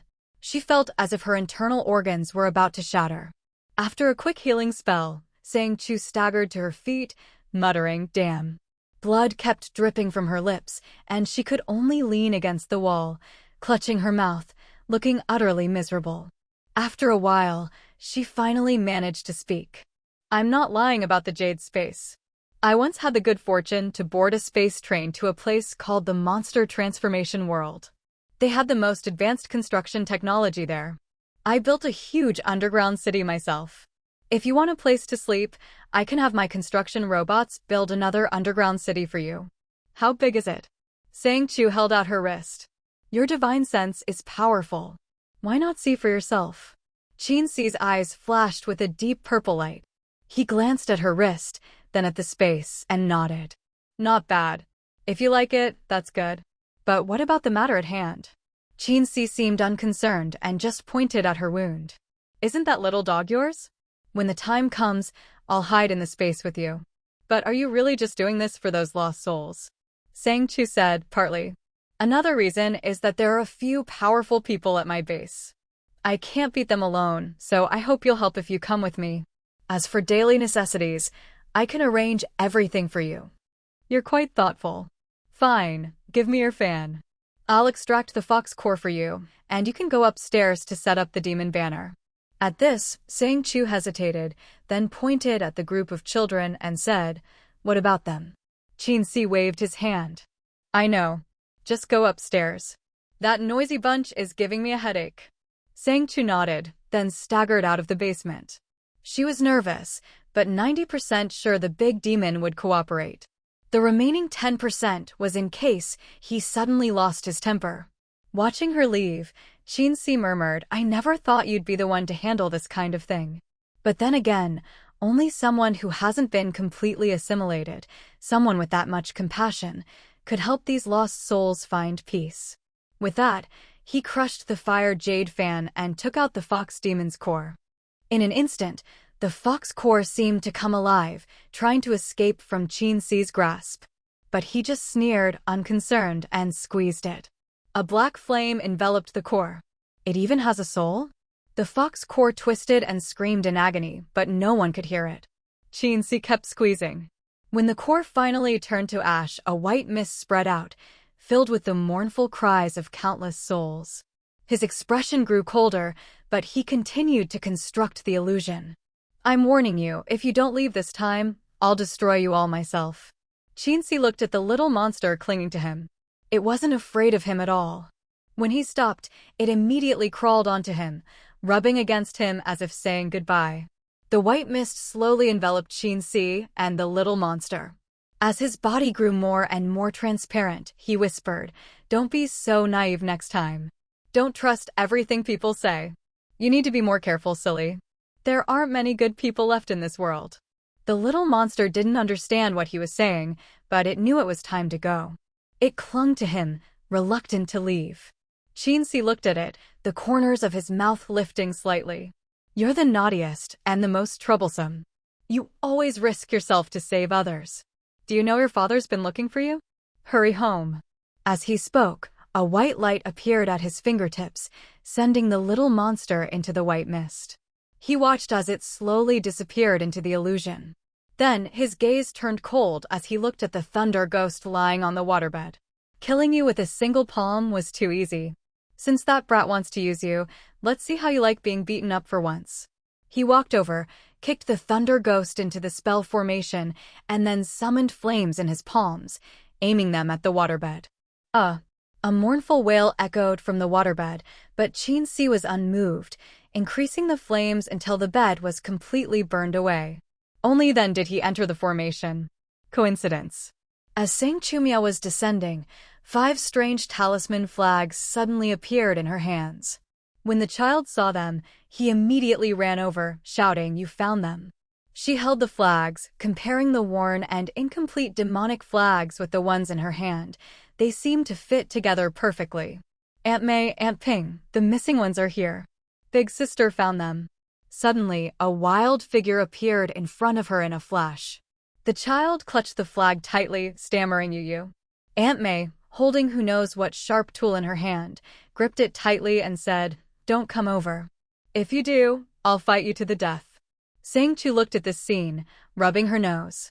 She hadn't even finished speaking, yet this person already knew what she was thinking. Suddenly, she conjured an ice blade, her voice cold. "Under these demonic flags, your power is sealed. You can't do anything now. Aunt May, try to gather the remaining flags. I'll go hold him off." But Aunt May suddenly grabbed her. "You're covered in blood, you're injured. How can you go? Leave him to me." Aunt Ping said, "If his power is sealed, then he's just a stinking corpse." "I'm not afraid of him." "That's right, let's go together." The child looked at Sang Chu. "Big sister, thank you. Please help us get revenge." Watching him charge at the monster, Sang Chu tightened her grip on the flag, then climbed up high to secure the demonic flags. "You damned monster, I'll beat you to death. You hurt people. You destroyed my village and the children." Amidst the passionate anger, Sang Chu looked down. Whoa, this guy really was even uglier than before. Even though this was just an illusion, and these people were already dead, being able to punch him must feel pretty good. It really was a way to vent her anger. "Are you happy?" Qin looked at Sang Chu, who was grinning foolishly, resting his chin in his hand as he watched the chaos below, speaking to her. Sang Chu nodded, her hands never stopping. "There's nothing more satisfying than taking revenge with your own hands. Even though the dead can't come back, at least I can vent my anger. It's just that his methods were too cruel. If it were you, do you think anyone would want to back out?" Sang Chu was stunned for a moment, then slowly nodded. She looked back at the ground, where Aunt May and the others were still beating the monster, but there was no real sense of pleasure. The resentment on the monster's body was slowly fading, and as it did, his body gradually became transparent. It was obvious at a glance. Sang Chu asked, "Was his resentment just because of this?" Qin shook his head gently. "If it were only this, do you think I'd have come? After this, you'll see." Qin didn't explain further. Sang Chu had some guesses, but not many. Still, for someone of his caliber to step in, this monster must have harmed a lot of people. She sped up her movements, and as the last flag was secured, a Buddhist chant sounded. Sanskrit characters emerged from the demonic flags, binding the monster. As the Sanskrit enveloped him, his body seemed to be purified and gradually became clean and whole. "This damned monster, it's all my fault. If only I'd stopped her from the beginning, so many people wouldn't have died. It's all my fault." Aunt May and the others wept. Only then did Sang Chu notice the missing figures. Adults, children. Even in hell, it couldn't be worse than this. These. She had imagined it, but reality was even more cruel than she'd thought. How many lives had been lost here? Qin sighed and walked to the body of a child. "This is the scout, Hying. He died here, but his resentment was so deep that he manifested a physical form. And this child came to the river after his father died. He tried to save his friend, risking his own life, but how could a child so young possibly defeat the monster? After being tortured to death, when the scout arrived, he witnessed this scene and nearly lost his mind. He squatted beside the child, looking at his fading body. This is just an added illusion. Once it's over, he'll become a monster again. Can your floating life song help him?" Sang Chu was silent. "I can't restore all these children to their bodies." At this moment, Xiao walked over. He looked at Sang Chu and said, "Big sister, take the power from my body and give it to him. I'm already dead, I have no home, but he still has family waiting for him. I want him to go home." Even though Xiao Xiao said this, there were too many children, and her power was not enough. Seeing Sang Chu hesitate, Xiao Xiao lowered his head. Qin Xixi said, "You only need to save him. Only his family is still alive." At this, Sang Chu suddenly looked up. His father was the scout, the one officially listed. All right. Without this child, his father's resentment would not be so easily resolved. This was the key to completing the mission. With Qin Xixi's help, she used Floating Life Song to transfer the power from Xiao Xiao to the scout's child. Qin Xixi carried the scout's child, Sang Chu following close behind, with Aunt May and the others trailing along. When they reached the entrance, a crowd of villagers rushed in, crying as they embraced their lost children. Aunt May and the others also found their own children. Xiao Xiao watched his body gradually become transparent, smiled and waved at Sang Chu and the others, softly saying, "Thank you." Qin Xixi said, "The second resentment is resolved." Following him out of the cave, just as he said, the second resentment dissipated, and everyone's faces were filled with relief and smiles, as if they'd finally been freed. Sang Chu said, "The resentments in Erqing village are all gone." What about the third one? Qin Xixi replied, "It's the demonic flags." What do you think? It was Aunt May and the others. I never expected so many different resentments to appear in one place. The resentment in people's hearts is vast. If you hadn't helped, I might not have been able to handle it alone. Let's go, send him home. Following Qin Xixi out of the cave, Sang Chu instantly returned to the small room below. Now, the child looked much more alive. The scout, as if he had known all along, was waiting at the door. When he saw Qin Xixi carrying his son, his whole body trembled, lips quivering, unable to speak. Qin Xixi handed the child over. "Take your son." Thank you for saving my son." The scout bowed deeply to Qin Xixi, then tremblingly took his son's body, which instantly disappeared. At that moment, a golden light descended, entering Sang Chu's body. "What is this?" Qin Xixi smiled. "The only reward I can give you."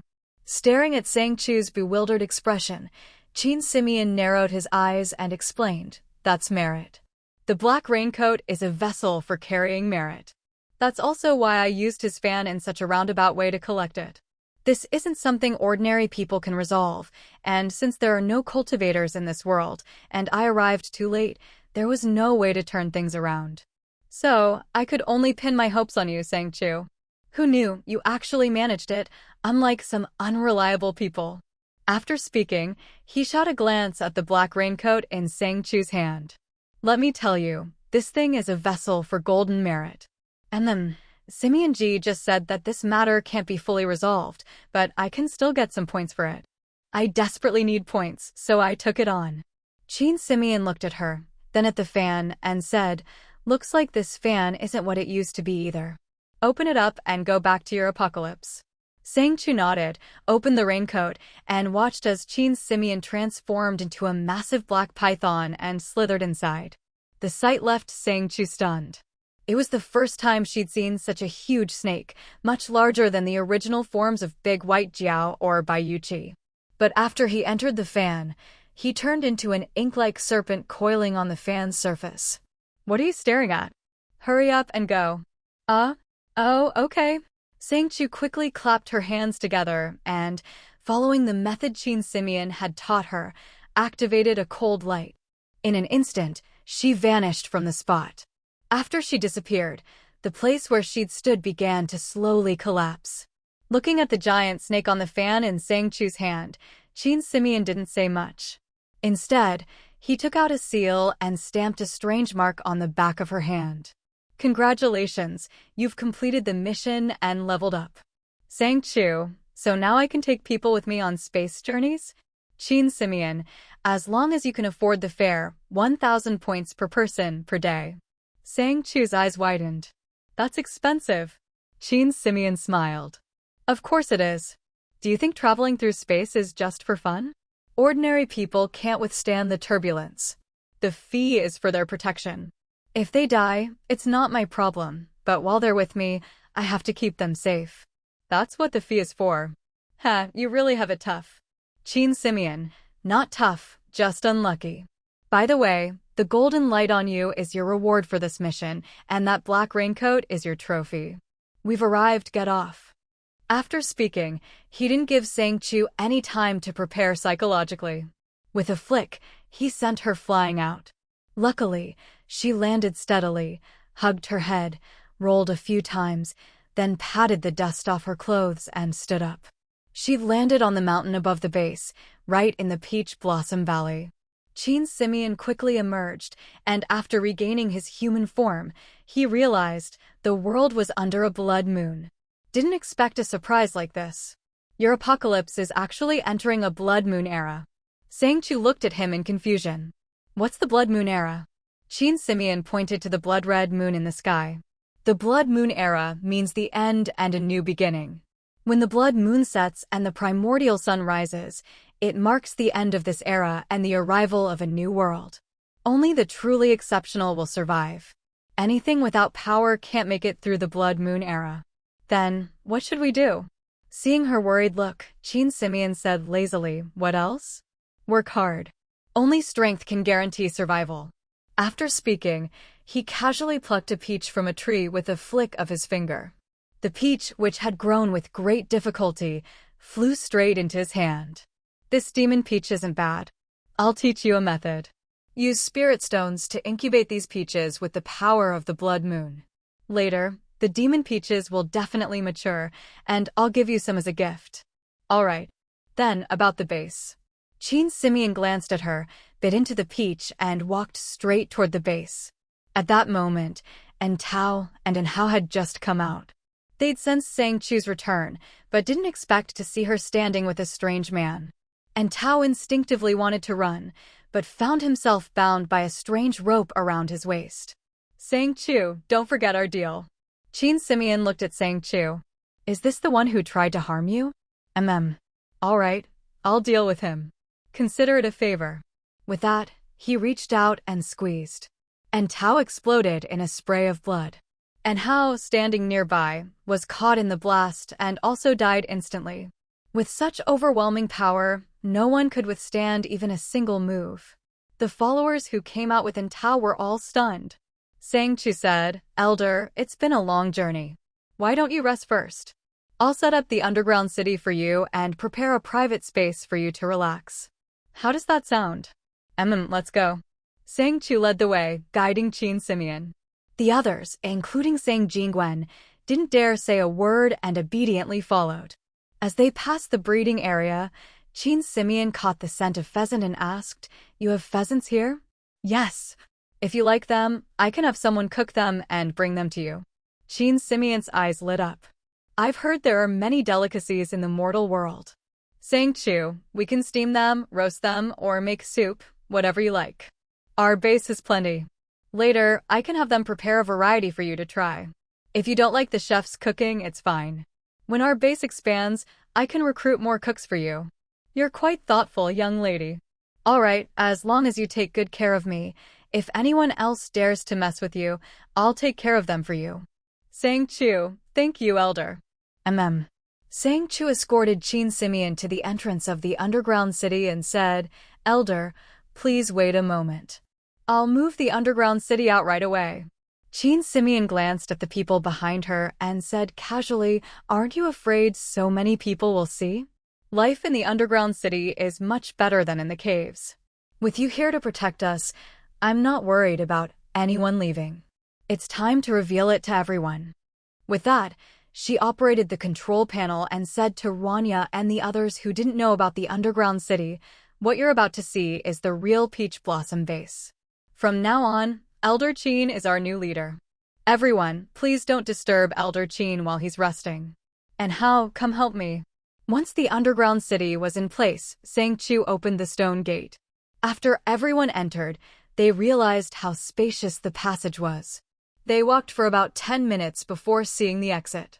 The underground city was like a small town, bright and as lively as daytime. Under the winding, intricate structure, Arceu followed behind you, growing more and more curious as they walked. Bro, this dungeon is so big. How come you never told me about it before? It's my first time here too, you replied, his voice a little dazed. It felt like a dream. After so long in the apocalypse, it had been ages since they'd seen such a bright, intact city. Sang Chu said, Bro, you and the others go look around. I'll head over to where he's staying first. The back of the area is divided into restricted zones. I need to discuss some things with him. Sang Jinwen nodded. All right, got it. Are we having dinner in the dungeon tonight? Yeah, there's fresh grilled chicken up front. Wait for Uncle Gao to finish preparing it. As she said this, she suddenly called out to the crowd, Grandma, you take our Yaru, Gao Qiu, and Xiahan to speed up the ripening of the 5-colored rice. We'll have an extra meal tonight. Granny Lin hadn't expected to be assigned a task, but she quickly agreed. Oh, okay, Sang, don't worry. We'll go right away. Qin Sihu, standing at the entrance to the dungeon, laughed heartily. This place is pretty big, but don't forget, I want a safe, comfortable place to sleep. Sang Chu replied, Don't worry, I've checked everything. Come with me. Past the main entrance was a massive A-shaped building. As soon as they entered, right in the center was a huge crystal, about 4 meters tall. This crystal powers the whole place, Sang Chu explained. This A-shaped building is also made from the best soundproofing material in the mutated world, so you won't hear a thing from outside when you're in here. Look here. Sang Chu pointed to a crystal screen. This is a display panel. If anyone approaches from outside, you'll see it here. All the controls for this place are in your hands. You decide who comes in or out. If you don't want someone to enter, there's no way for them to get in. All right, you can go now. As long as there's no threat to this place, I won't interfere. Don't rely on me too much, but since you're so sensible, I'll promise you this. As long as your people are in the dungeon, if they're in danger, I'll keep them safe. Sang Chu smiled. Thank you so much. I'll have someone deliver your daily meals. No need. Just prepare a bit extra each day. If I'm hungry, I'll get it myself. No need to send anyone. If I want, I can hide this place with magic, no one will find it. All right, I'll have someone send some rice, grilled chicken, and some fruit snacks every day. You can go now. Sang Chu let out a long breath and turned to leave. But when she looked back, the entire building had vanished. Lu Minli walked up to her. Chu, is it really okay to expose the dungeon like this? Yeah, it's fine. You saw the strength of the person inside. With him here, I'm much safer. Besides, the base was originally built for emergencies like this. Now that the threat is gone, the rest of the issues are minor. Lu Minli said, All right, as long as you've decided. By the way, I might be leaving for a while. I want to go look for my dad. Is that okay? Of course. Going to find your dad? Yeah. Things are basically settled here, and there's no immediate danger. The group outside doesn't know when they'll calm down, so I want to take this chance to go to Qinglu City to find my dad. I'll go with you. It's dangerous out there alone. Grandma can stay, and our Yaru is trustworthy. Hearing this, Lu Minli's eyes softened a little. Back when we wanted to find people to return to the base, e.g., when Ji and I only wandered in familiar places, but I could feel things were really bad. That's why Intang was so anxious to leave. This was the first time Sang Chu had heard this. What do you mean? It might be related to my ability. I can sense the earth is very restless, like something is about to break free. I asked Jingguan and E.G., but they didn't feel anything. So I want to find my dad. At least here in the base, I feel much safer than outside. So you're not against my plan, right? Then it's settled. Everyone will rest for a few days. Once our Yaru is familiar with the dungeon and daily matters are sorted, I'll leave. By the way, do you want Mushua to stay or come with us? Lu Minli suddenly looked up at Sang Chu, a rare vulnerability in his eyes. You knew. Sang Chu smiled. You two have been getting closer lately. I'm not blind. It must have been you who made a move, right? I know Mushua might have some feelings for you, but honestly, you've got a long way to go. I didn't expect you, who's always so quiet, to take the initiative. But let me be clear, even if you're one of the founding members of the base, if you ever hurt her, I won't let you off. Knowing she wasn't opposed to his actions, Lu Minli let out a sigh of relief. People who didn't know Sang Chu might think she was easygoing, but those who did understood her pride and protectiveness. Don't worry. I'm not that kind of person. After all these years, you know me well enough. Sang Chu smiled. Mushue's personality is straightforward and stubborn. If she ever meets a jerk, she'll probably end up hurt. What can I do? Thinking of Mushue's temper, Lu Minli felt helpless too. When they first met at the base, she almost got into a fight with someone. Didn't expect you to think I'd do something like that. It's not that I don't trust you. Luckily, Mushue didn't have any feelings before, so it didn't matter. But now, she's clearly interested in you. As her older sister and half a parent, I can't let her just blindly follow you. Honestly, I don't really want you and Mushue to be together. You two are too similar. Sometimes when I look at you, it's like seeing a mirror. Both of you are too rational and stubborn. Mushue isn't your type. Before the world settles down, I know you won't make a move, so she's safe for now. But what about after? If you get together, do you really think you'll just be the perfect couple? What if things go wrong? What will you do then? That won't happen. I can't guarantee the future, but I know myself. Whether it's before, now, or in the future, I'll treat her well. Seeing Lu Minli's sincere expression, Sang Chu patted him on the shoulder with a smile. All right, enough talk. I just hope that if one day you realize you don't love her anymore, you give me back a whole, unbroken Mushue. If you don't want her, I do. But if you ever hurt her, I won't let you off. No matter where you go, I'll make you pay the price. When Xia Ru went to find Lin Miao, he happened to see Shan Su talking with someone, so he didn't go up to them and instead waited nearby. After Sang Chu noticed him, she was about to leave with Lu Minli when Lu Minli said, "It's precisely because of that feeling of empathy that you can understand me. There are very few people who can truly reach my heart, so I cherish it even more. You don't want me to be with Mushue, not because you want to mock me, but because you care. But I can promise you, whether or not Mushue and I make it to the end, you will never be just a backup or a fallback for me. You are always the most important person to me. And I believe you. Let's go, Xia Ru is waiting for us." Shan Su followed Xia Ru, who said, "Sister Sang, Brother Lu, my brother found some things in the underground city. He doesn't know how to deal with them, so he wants you to take a look." "What things?" "Even Grandma Lin doesn't know." Sang Chu was puzzled. The underground city was full of strange and dangerous things. Surely they'd already told Grandma Lin about it? Xia Ru replied, "I'm not sure. They look like fruits, but they're growing from a tree I've never seen before. Uncle Gao said they might be poisonous." Lu Minli glanced at him. "Uncle Gao can't tell? All wood ability users can sense if a plant is poisonous." Xia Ru was also confused. He said it was a strange feeling, but even Yaru couldn't sense any toxicity, so everyone's afraid to touch them. "Grandma Lin asked me to come get you. Siyu has already gone to find one and Yi." Sang Chu nodded. In the apocalypse, everyone was extra cautious, which was a good thing. "All right, let's go." The three of them headed toward the greenhouse, and on the way, they ran into Lin Miao, Mu Shui, and Yi Ping. "Brother, Yi, what are you two doing?"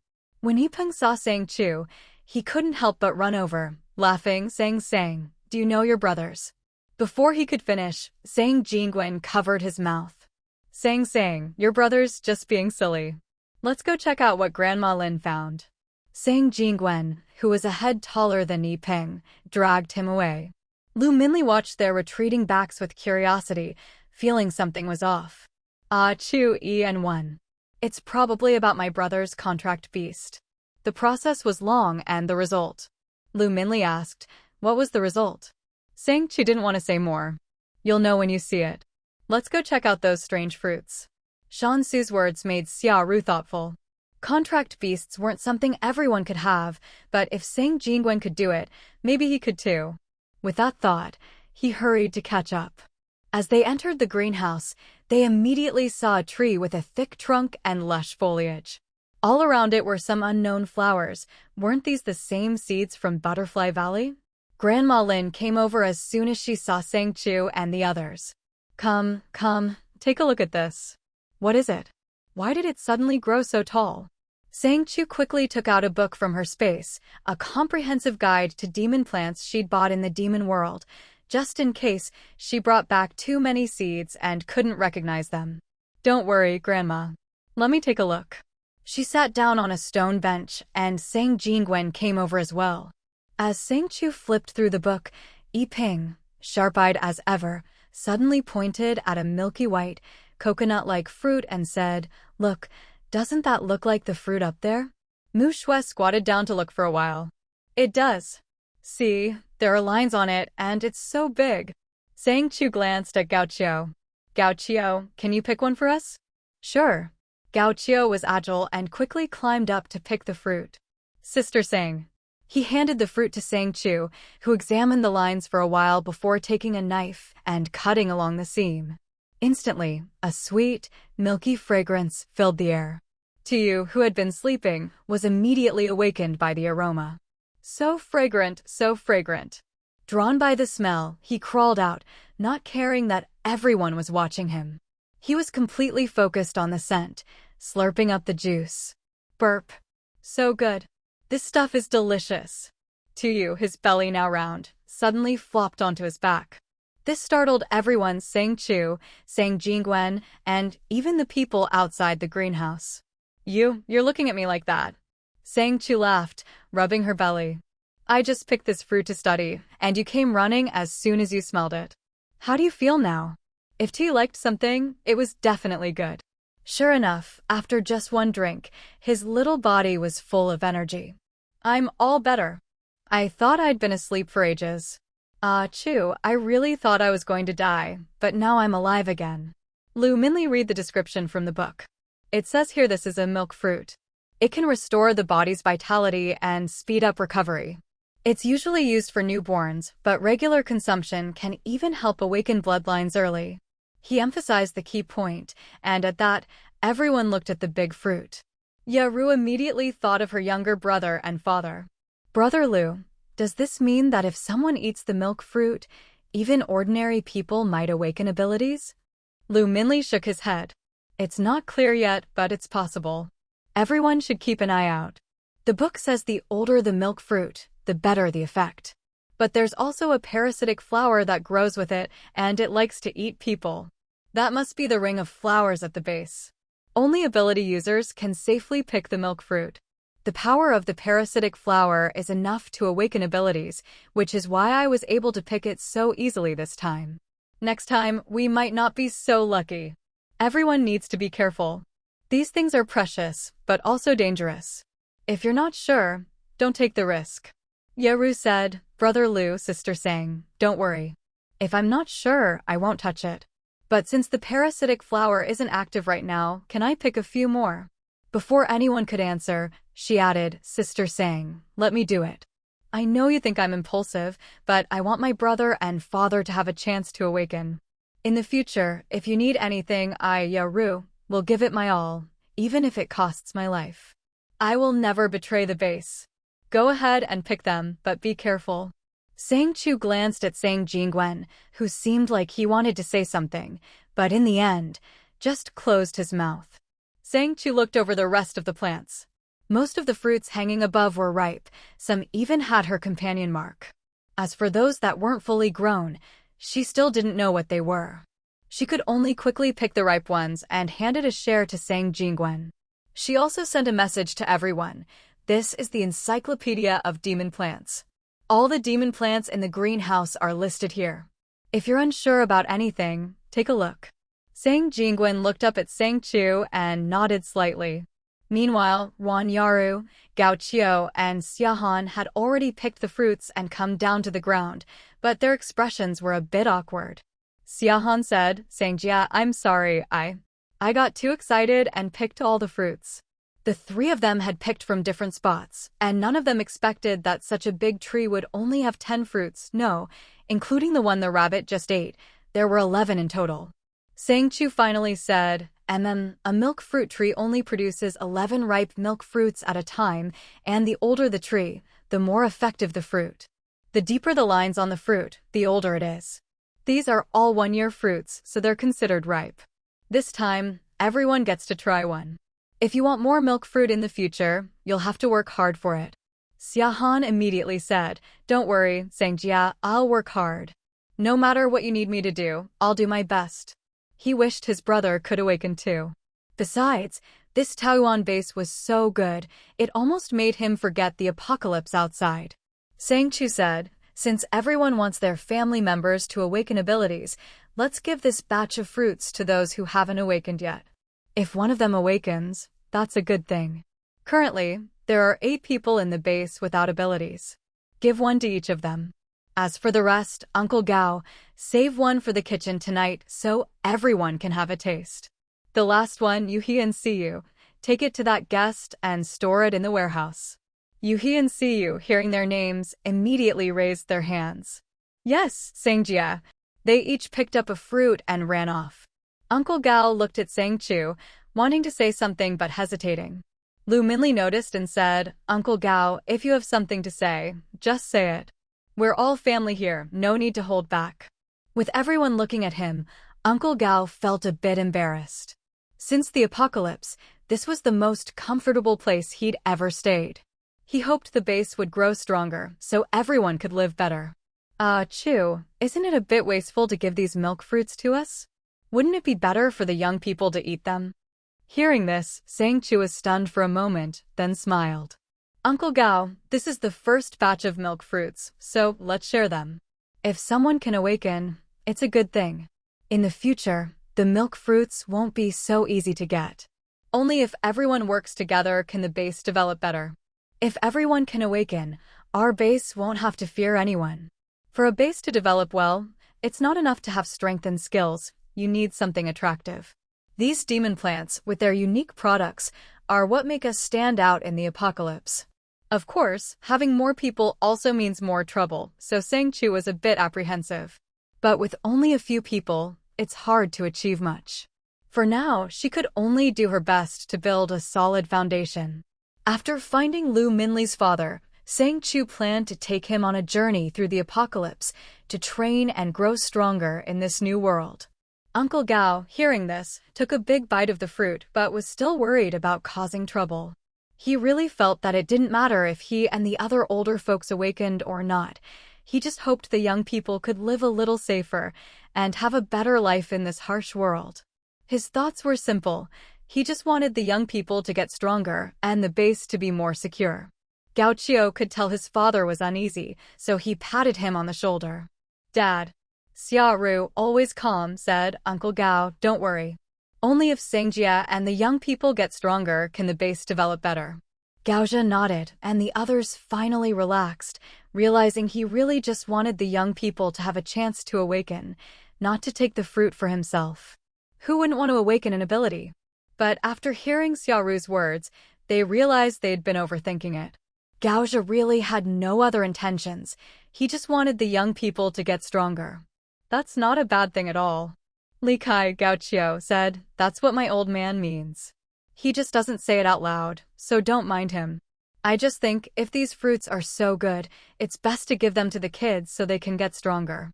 Xiaoru said, "Uncle Gao and Aunt Gao's thoughts are right, but I think Sangjia wants everyone to awaken, so the base will be safer.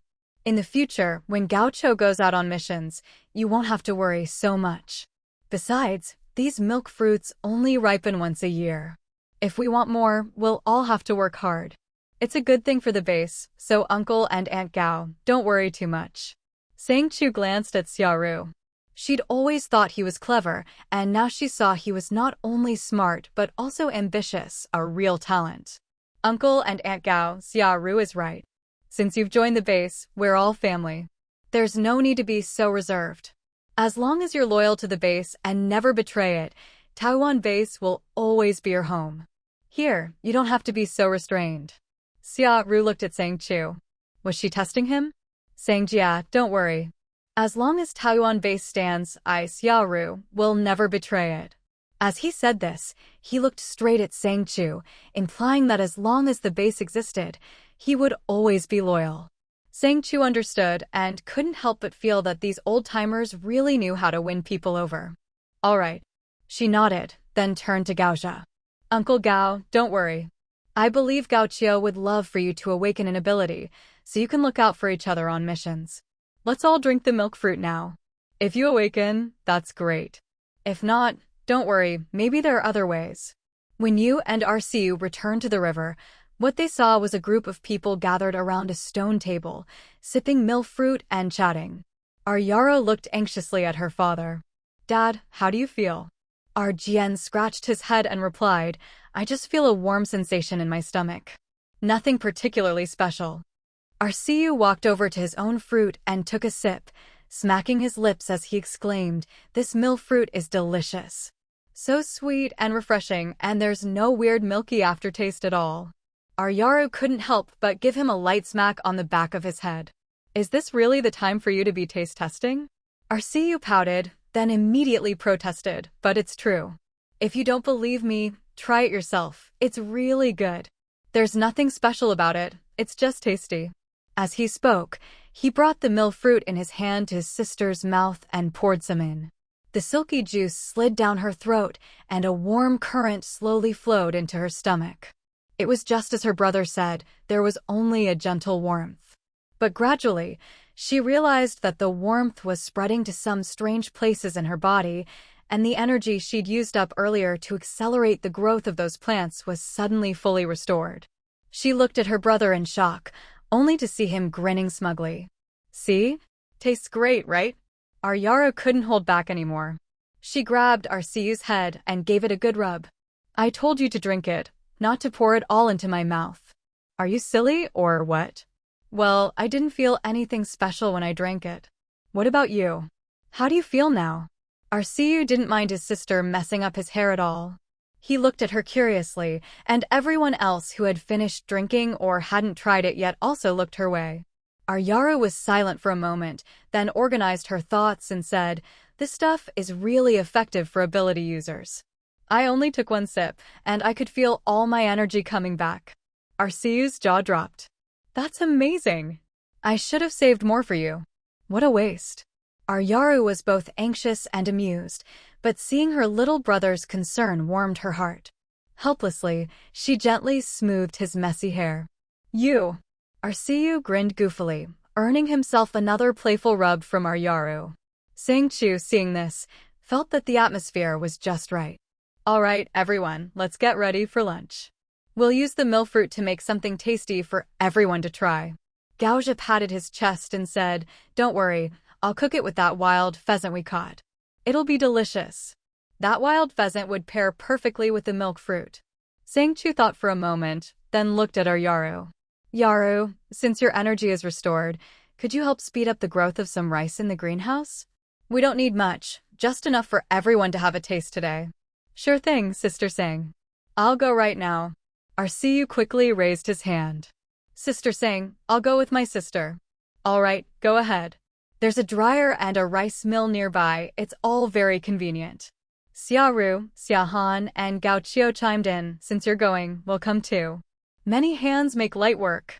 The lively discussion made the whole dungeon feel vibrant and alive. Sang Chu nodded. All right, go ahead. Just be careful not to step on any crops in the fields. Don't worry, we'll be careful. Watching the group leave, laughing and chatting, Sang Chu couldn't help but smile. Gaozha handed a milk fruit to his wife. Achoo, I'll go help out in the kitchen. All right, thanks for your hard work. No trouble at all, it's my job. Once the food's ready, I'll call you and show over. Okay, sounds good. After everyone left, Lumen looked at the small flowers blooming around the milk fruit vines. Achoo, these must be the companion flowers, right? What do you plan to do? Contract them. Sang Jingwen asked, Sang, are you confident? Sang Chu replied calmly, don't worry, I'm confident. I'll handle it. Sang Chu walked over to the small flowers, released her wood-type spiritual power, and after circling around, finally found the companion beast sleeping inside one of the flowers. It had tiny limbs and a small flower blooming on its head, sleeping soundly. Sang Chu couldn't help but smile at its deceptively cute appearance. Then, she bit her finger and let a drop of blood fall onto it. The soul-devouring flower beast, still asleep, instinctively smacked its lips and drank Sang Chu's blood, even sniffing around for more before rolling over and going back to sleep, radiating a faint aura of power. Sang Chu smiled, amused by how defenseless the little creature was. This type of companion beast could be dangerous if subdued by force, but using a blood contract was much safer. Once it awakened spiritually, it would recognize the person who used their blood as its parent, making it more loyal than if it were tamed by force. When Sang Chu walked back, Sang Jingwen asked with some concern, "Little sis, how did it go?" "It's done, don't worry, brother." Then she noticed Aunt Xiaoying standing quietly to the side and looked at her. "Auntie, what do you think about the thing we discussed before? Can I really do it?" Xiaoying was a bit nervous. Although Sang Chu had said her ability could evolve, what if it didn't work?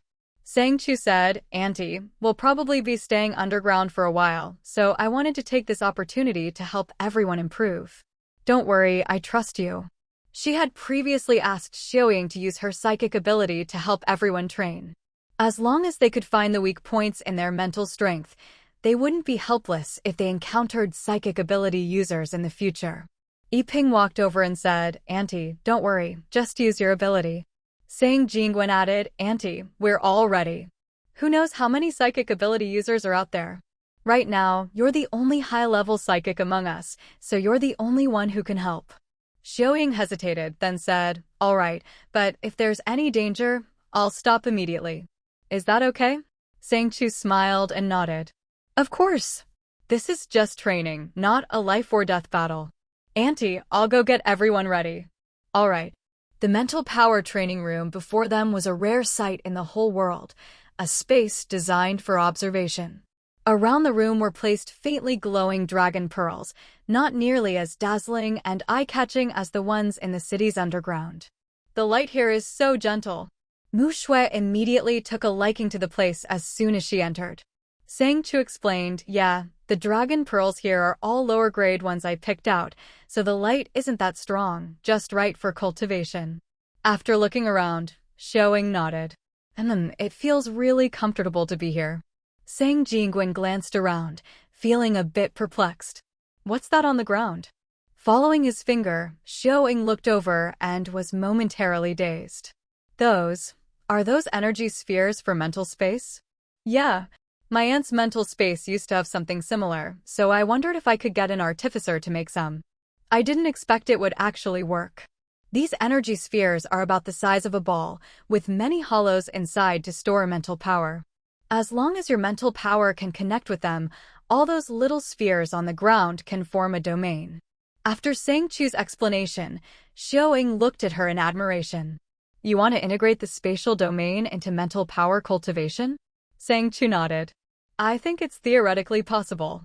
Even though I don't have spatial abilities, as long as I can use mental power to create a domain, then within that domain, it becomes a part of my cultivation." Yiping blinked at Sang Chu, itching to open up her head and see what was inside. "Sis, how do you even come up with these ideas? Is it really doable?" "We'll find out soon enough. Every ability isn't just a single trick, they can branch out into all sorts of possibilities. As long as we have time, I want to try as many things as I can." Qinsi had already told her about the Blood Moon's descent. If things were really as he said, and the Blood Moon's fall marked a deadline, then they might not have much time left. No one even knew if the Blood Moon would crash down in a single night or descend slowly. The timing was just too unpredictable. Luminli said, "Then let's do as Achu says." "What do we need to do?" Sang Chu glanced at him, then turned to Xiaoying. "Auntie, please use your mental power to pierce through the core of the small sphere, then lift all the spheres into the air and suspend them." Though she didn't fully understand Sang Chu's intentions, Xiaoying did as asked. With her spatial ability, she could see the structure inside the spheres at a glance and control them with ease. Besides, she was now a level 5 mental power user. Even if her spatial ability was only at level 1, it was more than enough for this. In no time, Xiaoying had successfully levitated the spheres. Sang Chu turned to Mu Shui.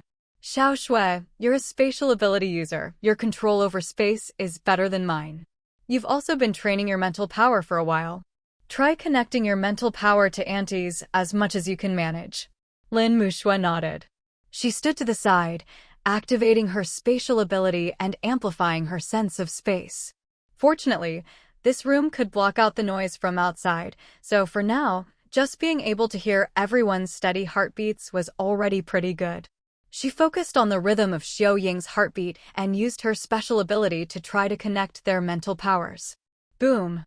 Suddenly, Lin Mushue's mental power was repelled, and she was thrown back several steps. Lu Minli, who was behind her, caught her in his arms and asked anxiously, "Are you okay?" Mushue shook her head, her face pale. "I'm fine, it's really hard. Auntie's mental power is too strong. As soon as I get close, I feel like I'm about to be controlled by her. And now all the spheres are filled with her mental power. If I force my way in, they'll explode." At that moment, Xiao Ying was fully focused on controlling the spheres and could only look at Mu Shui with concern. Seeing she was okay, she finally let out a sigh of relief. She had set up some safeguards, or Mu Shui might have been hurt just now. Sang Chu said, "Minli, help Xiao Shui go rest for a bit." "Brother, it's your turn." Sang Jingwen was the only one among them who had been training his mental power all along. He nodded, walked to the side, and said, "Auntie, I'm ready. You don't have to go easy on me. I want to see what I'm really capable of." Xiao Ying smiled approvingly. Yi Ping added, "Yeah, Wen's right. And when it's my turn, Auntie, don't go easy on me either. The only time you should hold back is when you're fighting Orange. Otherwise, always go all out or you'll get beaten up by Orange later." Ever since that incident, Yi Ping had become much more serious about training. Before, he hadn't really put his heart into mental power, but now he realized how terrifying it could be. He no longer thought fire abilities were the most powerful. Xiao Ying nodded slightly. As soon as Sang Jingwen stood in front of her, he released his mental power. Unlike Mu Shue's gentle touch, his mental power surged forward like a tidal wave, ramming straight into the sphere. But as soon as he encountered Xiao Ying's mental power, everything was blocked, and his own power was forced back into his mind. Sang Jingwen suddenly cried out, clutching his head and squatting down, a buzzing ringing in his ears. Blood began to trickle from his eyes, nose, and mouth. "Wen." Yi Ping rushed over to help him, but he still couldn't let go of his head. Xiao Ying looked at him worriedly, while Sang Chu quickly pressed her hand to his forehead. After a moment, he finally recovered a bit and gasped, "Damn, this is..." Sang Chu explained, "This is the terrifying thing about combining spatial ability with a mental domain. If you can't find the exact point to connect with Auntie's mental power and try to force your way through, you'll be attacked by the mental power of the entire domain. In other words, when Auntie sets up this domain, unless you can break through all at once, even if there's only one sphere left, you'll still get hurt." After hearing Sang Chu's explanation, a glimmer of admiration and awe flashed in Xiao Ying's eyes. She had known the mental domain was powerful, but hadn't expected it to be this formidable. Yi Ping asked, "What about combining mental power with fire abilities?" "It can take on any form." As she spoke, Sang Chu smiled mysteriously. She raised her hand, conjured a flame, and used her mental power to morph it into any shape she wanted. A ball of fire instantly appeared in her palm. "Auntie, get ready. This time, don't hold back." Xiao Ying didn't dare to take it lightly. After mental power was added to the fire, its might was overwhelming. Just as she was on high alert, the flame instantly connected with her mental power, and in a flash, she lost control of 10 spheres. Lu Minli watched the scene in front of him, feeling a growing sense of helplessness. The gap between him and Sang Chu was only getting wider. Mu Shui saw the frustration in his eyes and quickly grabbed his hand. She liked Lu Minli, so she didn't want the person she liked to be at odds with her best family, nor did she want everyone to drift apart as time went on. "Afraid?" Lu Min's gentle voice sounded in Mu Shui's ear, his arms wrapped around her. Mu Shui lowered her head to look at Lu Min's hand and nodded slightly. She really envied Sang Chu. Not only did she have great opportunities, but she also seemed to have everything go her way. It made Mu Shui even more determined not to be left behind by the others. She had been working hard at her cultivation, never neglecting her mental power or her spatial abilities. She endured all kinds of tormenting sounds every day, pushing herself to keep up with everyone else. She didn't want to fall behind, but it just didn't seem to be enough.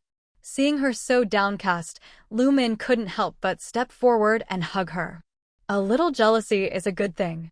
It means you're not content to stay where you are. As long as you don't let jealousy cloud your judgment, it won't hurt your friends or family. Mu Shui asked, "Can you really do that?" Lu Min smiled. "I can." Looking into his eyes, Lin Mu Shui felt her anxiety ease a little. Even Sang Chu, who saw this, didn't say anything. To be honest, back when the apocalypse first started, Sang Chu had also been jealous of Mu Shui. Why was it that Mu Shui could awaken abilities, while she herself was just an ordinary person? So she understood this feeling. The gap between people can open up in an instant, but she didn't want everyone to get too comfortable. That was also part of why she wanted everyone to go with Lu Min to look for their families. There was Qinxi at the base, but she didn't care much about that. At worst, they could abandon the underground base and hit the road again with their spatial abilities. She didn't mind. But once people got used to comfort, their willpower would slowly fade away. Sang Chu said, "With my current strength, I can at most control a small ball and attach my mental power to Auntie's spatial domain. But that means I can't attack anymore. Next, I'll keep attacking, but at the same time, your danger will increase. I have two kinds of abilities, and in each small ball I leave both mental power and energy. The next person not only has to face Auntie's attacks, but also my abilities. So, who's next?" Yiping rolled up his sleeves and said, "I'll go." His first target was the small ball controlled by Sang Chu. Zzz. A burst of fire shot out in an instant. Yiping's eyes widened in shock and he hurriedly dodged, but the flames in his hands met the fireball. Unexpectedly, the ball suddenly opened its mouth and swallowed the flames in one gulp. Pfft. After the fire was swallowed, Yiping coughed up a mouthful of blood. Sang Jingwen quickly rushed forward to catch his falling body and put a healing device on him. Yiping said, "That was scary." Sang Jingwen, seeing how silly he looked, couldn't help but poke his forehead. "Stop messing around. Look at the state you're in." "I'm fine, it doesn't hurt." But little sister's move was really something. Sang Chu said, "Brother E, as long as you work on your mental power, you'll be able to do it too. For now, just rest." "Who's next?" Lu Min stood up and said, "I'll go." Sang Chu nodded slightly. Her attitude softened a bit as she watched him. Lu Min's overall abilities couldn't match hers at the moment, but she didn't dare underestimate him. As soon as he started, he disappeared in an instant, but as soon as he connected to Xiaoying's mental space, he was attacked. Sang Chu only now realized that Xiaoying's spatial perception seemed to be improving. Thinking back to the others, Xiaoying's abilities had also improved. That was a good thing. Zzz. A series of earth spikes attacked, dense and precise. Sang Chu and Xiaoying both focused on maintaining their mental spaces. Lu Min attacked while secretly calculating. There were 30 small balls in total. Sang Chu controlled 11. The rest were in Xiaoying's hands. Sang Chu had dual abilities, so the balls she controlled were like blind boxes. If you opened one with abilities similar to your own, it was bad luck. What he needed now was precision, not blind attacks. Suddenly, the corners of his mouth lifted. A fingernail-sized earth spike, guided by his mental power, shot straight into a pile of small balls and accurately found Xiaoying's connection point, successfully switching places. Everyone was stunned by his maneuver. Even Xiaoying's face was a little pale. "I didn't expect you to find it so quickly." Chu, your mental control is impressive." Only after trying it herself did she realize how hard it was to precisely control mental power, and how difficult it was to find someone else's mental connection point. Sang Chu said, Duo, you can do it too. You were able to accurately find the connection point among so many balls and perfectly avoid my and Auntie's attacks." "That's amazing. What you did really opened my eyes." She wasn't stingy with her praise. Lu Min's move was truly impressive, at least something she couldn't do herself. Lu Min replied, "I was just lucky. You're the real expert." Mu Shui, still a little pale, glared at Sang Chu and Lu Min. "Stop complimenting each other. You're both great, okay? But you succeeded on your first try. Look at all my failed attempts." Yiping glanced at her and laughed. Little Shui, even though I failed every time, at least I did a little better than you. He held up a finger to show her. Lin Mu Shui rolled her eyes. We both failed. What's there to compare? Lin Mu Shui lifted her chin proudly and walked over to Sang Chu. Sang, I want to try again. You don't have to go easy on me. Sang Chu said, all right, be careful. Although Mu Shui looked timid, her personality was anything but. On the contrary, she was very competitive. She just only showed her true colors in certain situations. She gritted her teeth and clenched her fists. This time, she would succeed no matter what. With her previous experience, Mu Shui carefully released her spatial power, then attached her mental power to it. Her mental power was very weak, like a thin thread. She cautiously sent it out, then quickly used her spatial perception to avoid any areas she sensed as dangerous. What Lu Min had just demonstrated was how to find the weak points of someone with mental abilities and breakthrough, not brute force. So, her previous approach and thinking had been wrong. She wasn't suited to brute force either. What she needed was to slowly control her abilities, step by step, and find her own way forward. Xiaoying withdrew her power, looking at the small figure lying on the ground, beads of sweat appearing on her forehead as well. She couldn't help but feel a little nervous. But when she turned to look for he, she saw that he was already lying on Sang Jingwen's lap, enjoying himself, so she hurried over. Ipai continued to lie there, not wanting to move. Geez, you mental ability users are all so amazing. Xiaoying was momentarily stunned. Sang Jingwen patted his head, then looked at Xiaoying and said, Auntie, he only used up so much energy because he missed you. He's not affected at all. She was taken aback. She had thought he'd absorbed her power, but hadn't expected this explanation. Ipai quickly added, yeah, I used so much energy, but you're totally fine? That's incredible. As he spoke, he picked up a fruit from the table and took a big bite. Xiaoying finally let out a long breath. My ability level is a bit higher, so I guess I can handle it. Lu Minli, supporting the pale-faced Lin Mu Shui, walked over and said, Auntie, hearing you say that reminds me didn't you say that when you were cultivating, you felt like your spiritual core was growing? Sang Jingwen nodded. Yes. The cultivation method Sang gave me has a technique called core refinement. Every time I absorb the energy from a spirit stone, I can feel my core constantly expanding. Sang Chu said, it's pretty much the same for both ability users and cultivators. If anyone wants to try core refinement, you can go to the cultivation room. There's a manual there, and Auntie Xiaoying's ability is also described in it. I think it's similar to cultivation. The improvement of your ability doesn't just mean an increase in power, but also more things you can do with it. I'm still exploring all this, so I don't fully understand it yet. If anyone has questions or insights, feel free to speak up. Hearing this, Ipai, who was still lying down, suddenly raised his hand. Hey, little sister, I have a question. What is it, E.G.? Sang Chu simply sat down on the ground and looked at him. He suddenly rolled over and reached out to her. Why did your fire attack hurt so much more than before? I've eaten your power before, and it never hurt at all, but this time, it really hurt a lot. Do you know why? At the time, he could feel his hand trembling and going numb, but then the feeling disappeared. He was someone who never felt pain, but this was the first time he had. It was kind of exciting. Sang Chu hadn't expected this. Wasn't it because I added a lot of mental energy to my power? Ipai shook his head. I don't think so. I've never felt that way before. That really is strange. Ipai nodded in agreement. Sister, let's try again after I rest. He really wanted to know what was going on. All right. Just then, someone called out from outside the door, saying Jia, E.G., Wen Ji, Minli Ji, Sister Xiaoxue, Uncle Gao has finished cooking. You shouted loudly from the doorway, but inside the house, his voice was barely audible. Even Mu Shui could only hear a faint sound.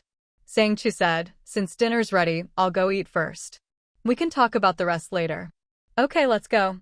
Ipai rolled over and got up, and Sang Chu reached out to pull him up. Mu Shui watched them, then quietly tugged on Lu Minli's hand and whispered, Lu Minli, don't you think Jingwenji and E.G. are a little close? Lu Minli had no idea what she meant. What do you mean? Mushue gave him a knowing anti-smile and said, nothing, just feels like there's something going on. Isn't that normal? At that, she couldn't help but glare at him, thinking she'd go ask Sang Chu about it later. She felt like something fishy was going on, hee. The more she thought about it, the more she smiled, her expression growing sly. Lu Minli looked at her in confusion, then at Sang Jingwen and Ipai, but didn't see anything unusual. The underground city's dining hall.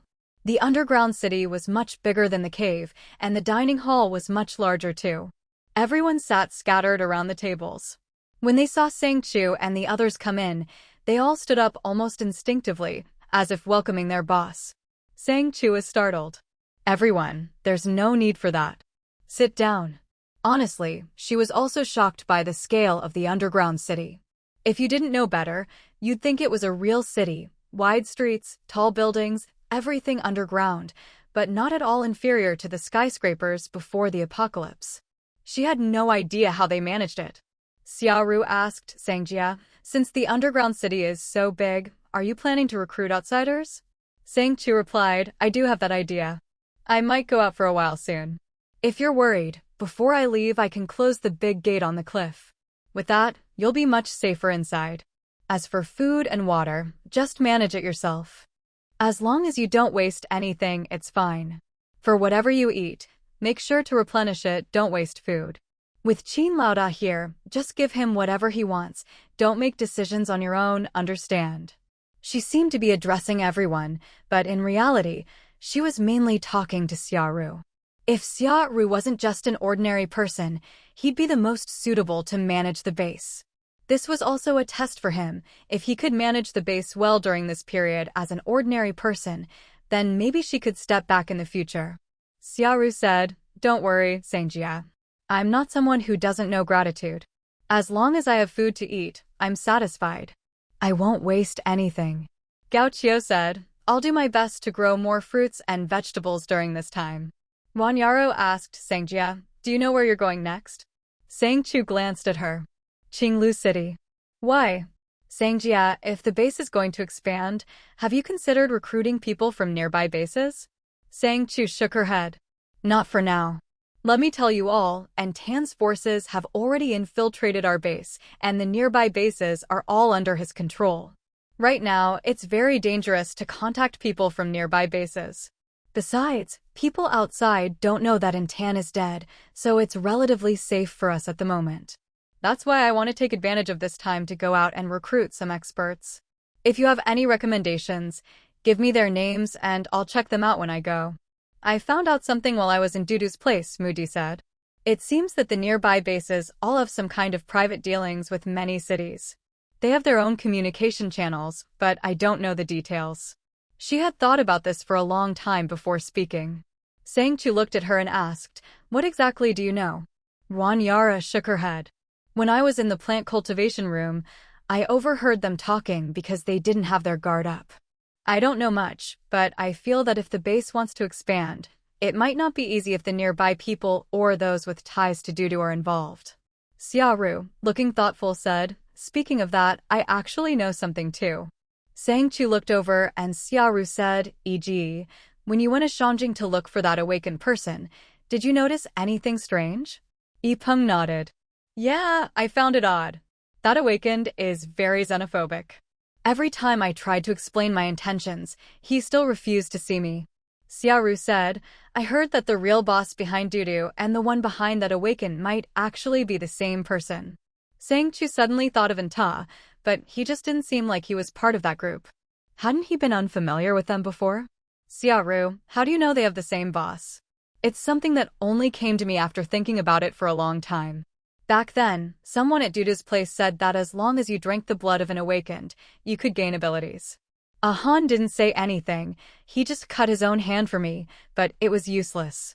Then that person said maybe it was because Han's ability level wasn't high enough, but there were high-level awakened in Shangjing. If I could find one and get their blood, it could be used on me. Hearing this, Yipeng became angry. The people who went to Shangjing with him were all his brothers. So that's why I was targeted on the way. Sang Jingwen patted him on the back, comforting him. It's all in the past now. Xia Ru continued. When EG was recruiting people, someone said that I could awaken abilities, but since I went to Shangjing with EG, I noticed there were both plant-type awakened and ordinary people in our group. It seemed suspicious.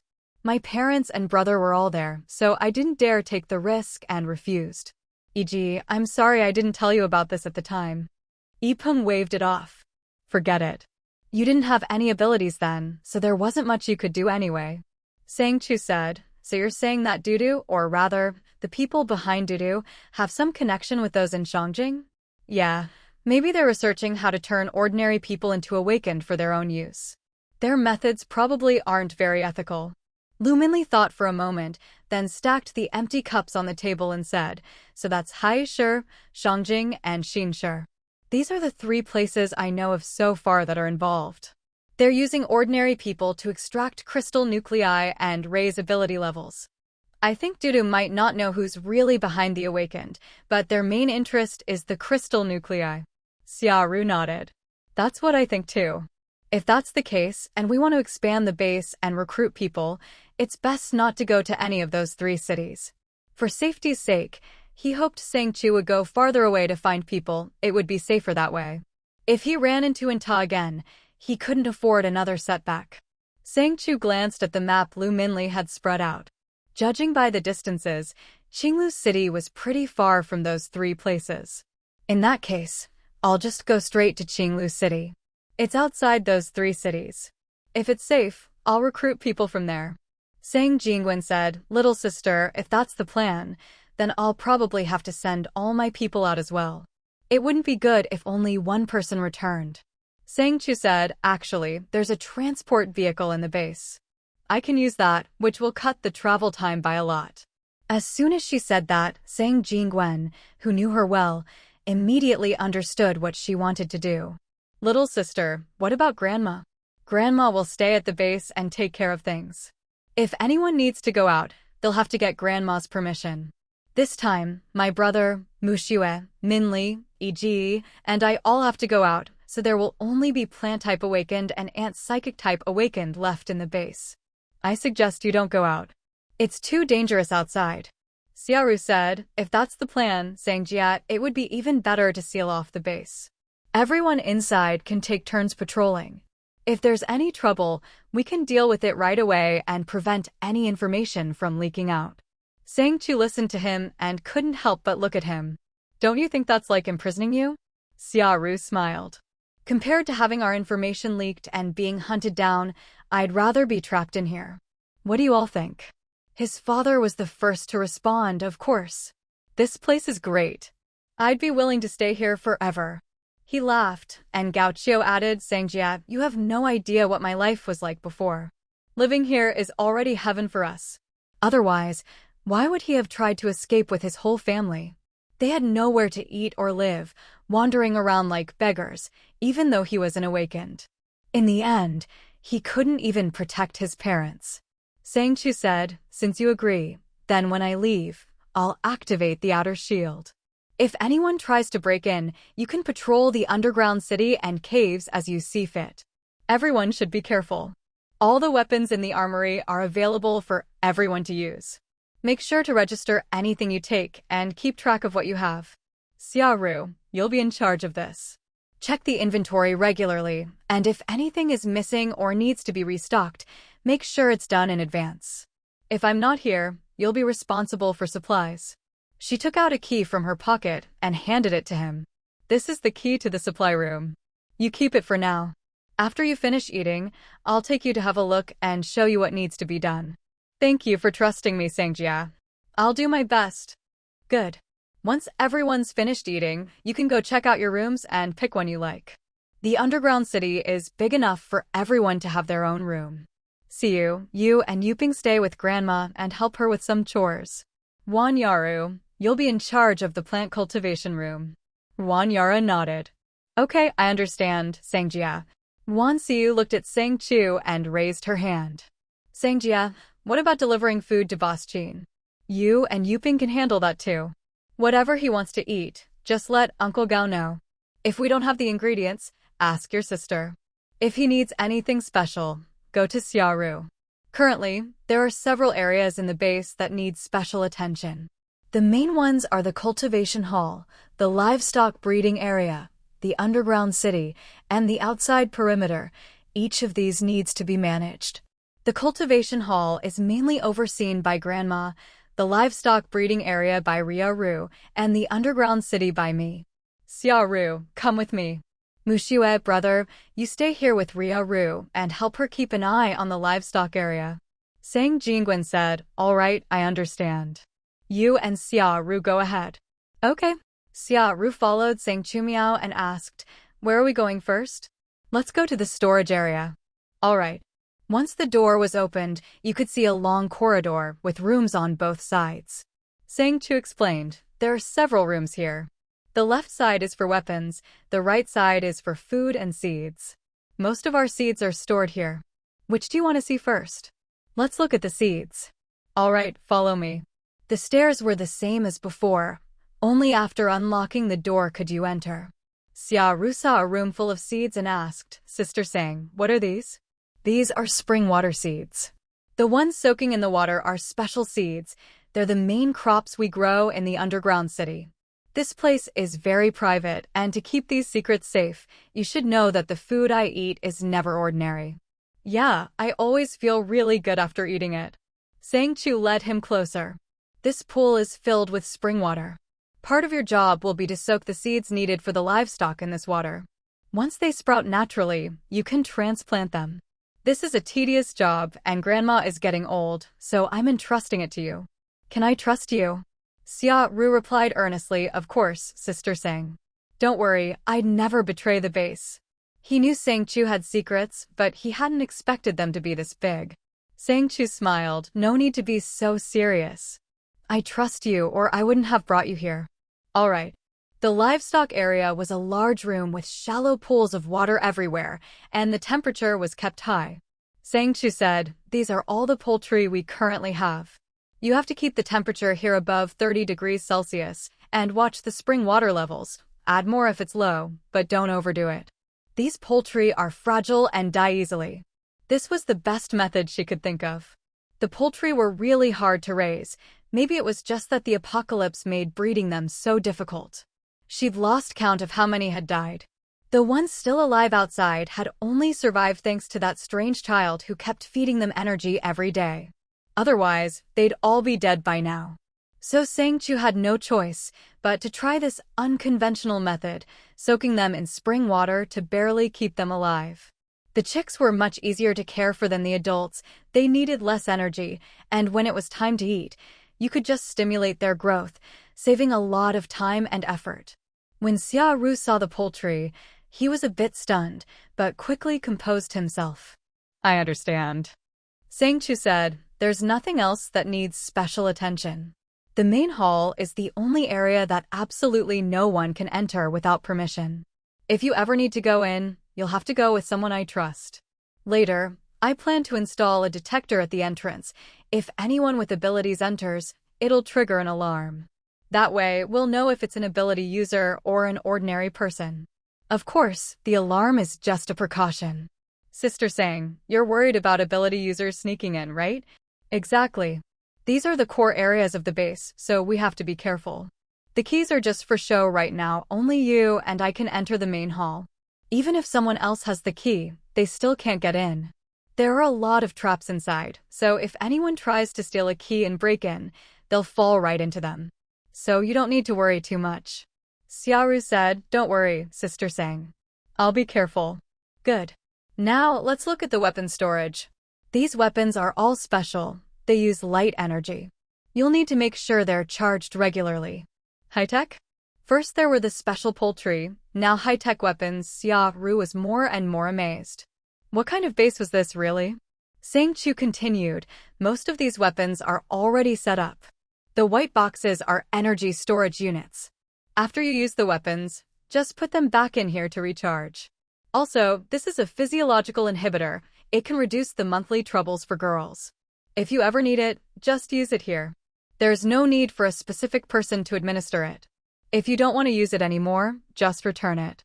Holding the items Sang Chu handed him, Xia Ru felt more and more that this base was a treasure trove, not just for the apocalypse, but even before the apocalypse, this stuff would have been rare. All right, I understand. Seeing his calm and collected demeanor, Sang Chu knew she hadn't chosen the wrong person. Even though he was curious and confused, he never showed any signs of greed or restlessness. He was the right kind of person. That's all for official business. Now, let's talk about something personal. What is it? Xia Ru didn't understand what Sang Chu wanted to discuss, but he looked at her seriously. Sang Chu sat down on a bench, placing her hands on the table. You want to awaken your ability, right? Xia Ru's eyes lit up with anticipation. He didn't know what Sang Chu wanted to say, but he had a feeling it was something big, something that could change his life. Sang Chu said, actually, there's a breeding area in the underground city that's a bit special. Only Lu Min and I know about it. Do you know why? Sister Sang, do you want me to go there for a while to try to awaken my ability? Sang Chu smiled. You're straightforward, I like that. Yes, that's what I was thinking. Don't worry, I won't use people for experiments, just the poultry you saw earlier. Most of them die naturally anyway. If you're not afraid, I'll give you access to the breeding area. Go there every day, observe the poultry, and keep an eye on their condition. Xia Ru said, since you trust me, Sister Sang, there's nothing I can't do. Are you sure? The breeding area is very dangerous, and you're just an ordinary person without abilities. If something happens and I'm not there, no one will be able to save you. Sister Sang, the apocalypse is dangerous everywhere. Besides, if you're not there, at least someone will be looking after the poultry. Since she hadn't told anyone else, it was clear the others didn't agree with this method. But he didn't mind breeding is breeding, as long as it doesn't cost human lives. He had no psychological burden. All right, since you don't mind, I'll take you to have a look. Come on, let's go. This is. Looking at the palm-sized bracelet in her hand, Xia Ru was full of confusion. Sang Chu explained, this is a storage bracelet. The space inside isn't huge, but it's enough for your daily needs. You can use it to store weapons, mutant beasts, or anything else you want to keep hidden. Only you need to know what's inside. Storage bracelet. Xia Ru's eyes widened slightly. Following Sang Chu's instructions, she put the bracelet on. It had a concealment function, only she could see it. Others couldn't. The concealment effect was excellent. Thank you, Sister Sang, for trusting me. The gray area is cold and dangerous. After you collect a batch of mutant beasts with the storage bracelet, I'll take you to store them. Xia Ru nodded, walked to the gray area, and looked at the weapons there. She directly stored an M-type weapon into her storage bracelet. The operation was simple. After putting it on, she could clearly see what was inside. The ground was littered with dead mutant beasts, but Xia Ru didn't think too much about it. Sang Chu said, these mutant beasts are hard to keep alive. All the dead ones are recycled and incinerated. Xia Ru knows about this too. When the time comes, you just need to hand them over to her. For now, just store them all. Whatever you can store, put away. Okay. After Xia Ru stored all the mutant beasts in her storage bracelet, Sang Chu led her to a wall. Following a certain rhythm, Sang Chu knocked on the wall, revealing a smooth passageway. It's down here. Sang Chu went down first, and Xia Ru followed closely behind. Below was a monitoring station in the breeding area. The monitoring station was built inside the breeding facility. The floor was transparent, and you could see everything below. There was a control panel on the side, with a display screen and several buttons. Normally, before you go down, you must check here to make sure it's safe below. Xia Ru was amazed by the scale of the place, but still managed to nod calmly. Okay, I'll be careful. There's a manual here. Previously, only Lu Min and I used it. From now on, follow the dates on the display screen. Take a look first. Xia Ru nodded and quickly checked. She found that most of the mutant beasts in the breeding area had already awakened their abilities. Their crystal cores had been extracted, but none of the beasts had died. Sister Sang, is it really possible to extract the crystal core without killing them? Lu Min and I found a way to extract the crystal cores while keeping the beasts alive. Only this method allows repeated use. Most of the nearby mutant beasts are here. My resources are limited, so I can't collect eggs, only keep the beasts alive so they keep laying eggs. You must remember all of this. This manual is for spiritual ability users. I need you to memorize it as quickly as possible. If you ever encounter a psychic, you could easily be controlled and spill these secrets. After Sang Chu finished explaining, Xiaoru couldn't help but ask, can non-ability users learn this too? Since I'm giving it to you, of course you can. But this information is extremely rare. For now, you're the only one I can entrust it to. Understand? I understand, Sister Sang. Don't worry, I won't leak any information. Good.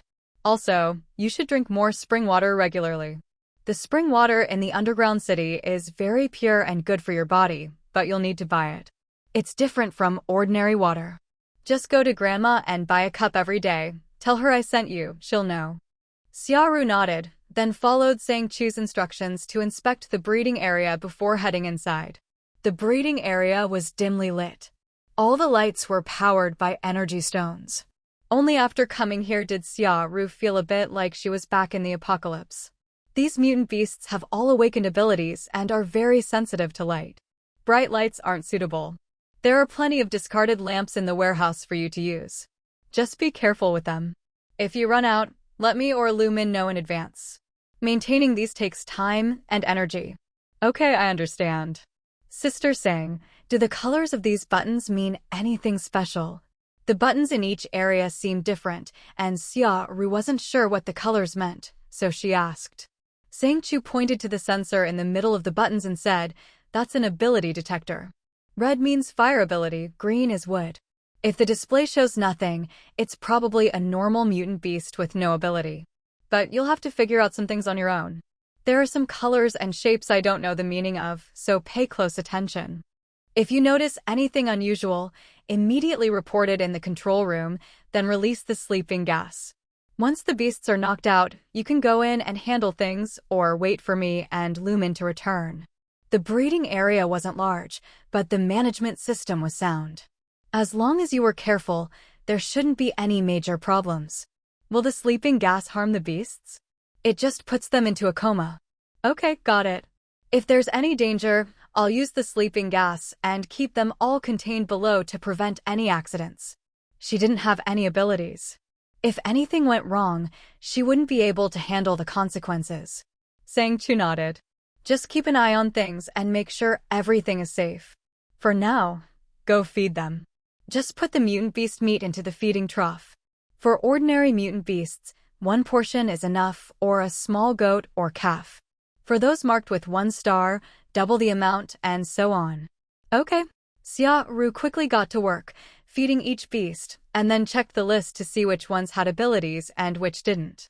After a round, she had a good idea of how many ordinary and 1-star beasts there were.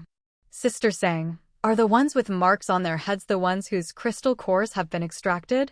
Yes. There's one that had its core removed and then regrew it.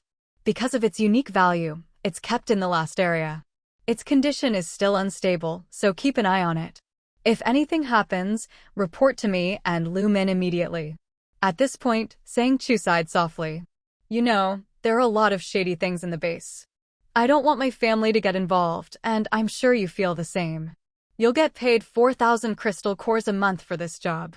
The deep area is for guarding the breeding area, and the other deep area is for the feeding area. Right now, crystal cores aren't very useful, so I'll give you energy stones instead. They're great for spiritual ability users. I hope you can improve your abilities quickly. Thank you, Sister Sang. When he saw the stone, what Xiaoru felt most was shock. Even though he didn't know where Sang Chu had gotten these things, there was no doubt that in the apocalypse, these were treasures he could only dream of. As long as you do a good job, these things aren't rare at all. You understand the basic procedures now, right? Xiaoru nodded, his voice carrying a nervousness he hadn't even noticed himself. I basically understand everything, Sister Sang. Don't worry. I'm confident I can handle the breeding and cultivation. Good. Also, pay more attention to things outside the base. If you run into anything you're not sure about, discuss it with Ruan Yaru. I feel more at ease leaving the outside matters to you. My grandmother is getting old, and you know my aunt is a psychic. To be honest, I'm a bit worried about her. Her powers only skyrocketed after being triggered, and no one knows what side effects there might be. So, it's important that you keep everyone safe and keep an eye on her condition. Try not to provoke her. Just keep this to yourself, don't tell the others and cause panic. If she really loses control, try to lure her into the small house by the wall and lock her up until I get back. Okay, I understand. I'll do another thorough check of the place later. Previously, he'd only followed you around for a quick look, and there were many things he didn't understand. Now, looking at this underground city, it was like a hidden dragon's lair. Who knew how many traps were inside? Sang Chu smiled at him and said, "Good, walk around more and get familiar with things." As they walked, Sang Chu explained various things to watch out for in the base, treating Xia Ru as one of her own. After a whole day of busyness, Sang Chu only felt truly alive again when she finally lay down on her bed. Tia was sprawled on her stomach, lazily gnawing on a piece of jade. "Aren't you worried someone will break into the base while you're gone?" Seeing how calmly she'd instructed Xia Ru, Tia was worried for her. But Sang Chu just smiled. "If you trust someone, don't doubt them. If you doubt them, don't use them. Besides, since I dared to leave things to them, of course I have backup plans." Tia curiously tilted his head. "What kind of backup?" Sang Chu gently stroked his smooth fur. "Think about it. If I'm not here, what do you think will happen to the base?" Tia thought for a while, then said, "Maybe it'll be fine." Sang Chu chuckled. "Did you forget I can put the entire underground city away?" "Oh, I totally forgot about that." "Haha, Chu, you're amazing." Tia laughed so hard he thumped Sang Chu's stomach. He'd almost forgotten if Sang Chu wanted, she could put away not just the underground city, but all the villas in the cave as well. Even if someone wanted to break in, they wouldn't be able to steal anything. After all, people can't be stored away with the space. Thinking of this, Tia suddenly shouted, "Wait, I just remembered, where's Bayuchi?" Sang Chu said lazily, "He's still in the space. He said it's better inside than outside. Let him stay there for now. I'm going to sleep, so tired." "Okay, good night." Seeing Sang Chu's exhausted look, Tia stopped talking, obediently lying beside her and staring blankly as she fell asleep in seconds. Underground City. "Wan Yaru, what do you think about these?" Xia Ru glanced at the big warehouse and the row of small rooms beside it, then walked over thoughtfully. "What about you? What do you think?" Wan Yaru put her hand on the door of a small room and said seriously, "Brother Wen said if anything unexpected happens and I can't handle it, just lock the troublemaker in here. But my powers can't detect any danger at all. Sister Sang said the same thing, so I came to check. Didn't expect to run into you." Wan Yaru looked at the man in front of her, her eyes flashing with wariness. "Brother Wen said if anything happens to the base, I should discuss it with you." "Yeah, Sister Sang told me too. So, you don't have to be so guarded, at least when it comes to protecting the base and our families. We're on the same side. I'm not your enemy." Wan Yaru had seen too many selfish people during the apocalypse and suffered a lot. Now that she finally had a safe place to call home, she didn't want to lose it. That's why she was especially wary of anyone she thought might be a threat, especially those with ambition and ability. Even if they seemed ordinary, she couldn't help but feel uneasy. Wan Yaru said, "I hope you mean what you say. In the apocalypse, a place like this is hard to come by." Xia Ru looked at her and smiled sincerely. "I know. You can supervise me, see if I'm a threat to the base. More than anyone, I want the base to be safe. Only if it's safe can I be safe. So, let's work together." "All right." She didn't say much more. For now, all her doubts were just suspicions. As long as he didn't actually do anything to harm the base, those worries didn't matter. Besides, she believed Sang Chu wouldn't leave things without a backup plan. After chatting, they strolled around the underground city. By the time they reached the back, they were both shivering. Xia Ru panted slightly. "This underground city is huge. Before, Brother E said he wanted to turn it into a running track, but it's really not something you can walk in one go." As a physical ability user, Wan Yaru had more stamina than Xia Ru, but after walking for so long, even she was getting tired. "Yeah, maybe we could build a road or set up some kind of transportation later. That would make things much easier." She was a 4 attribute ability user now, so making a wooden vine road was possible, but she'd have to think more about how to operate it. Xiaoru thought for a moment and said, "The place is too big. Building a road all the way around would use up too much energy, and we don't have enough ability users right now. Why not just make some bicycles?" After he finished, he looked at Ranyaru. If it was just bicycles, it should be doable. Wooden bicycles? Xiaoru nodded. That's doable. It might just be a bit hard to pedal. Wanna try making one first? Me? She had no idea how to make a wooden bicycle or how to make it move. But once she used her powers to make one, it actually looked pretty good. The vines used for the wheels were sturdy enough, and at least it could move. Xiaoru took the bicycle and wanted to try it, but Ranyaru quickly stopped him. Wait, are you sure this thing will work? Xiaoru smiled and reassured her, don't worry. We'll know once we try. Sang Chu got up, opened the window, and looked down. Yuhi and Si were riding their bikes and laughing happily. I really don't know who came up with the idea of riding bikes. Just look at how much fun those kids are having. T squatted on her shoulder and looked down too. It doesn't look like the apocalypse at all from up here. Yeah, sometimes when I see them like this, I almost forget we're still in the apocalypse. Who knows when it'll finally end? She both hoped the apocalypse would end soon, but also worried about what would happen if Qin Dalao's plan succeeded. If the world really was rebuilt, wouldn't everyone left become some kind of super expert? Would ordinary people even have a chance to survive then? She understood the laws of nature, but she still felt uneasy, very uneasy. She knew she wasn't strong enough yet to protect her family.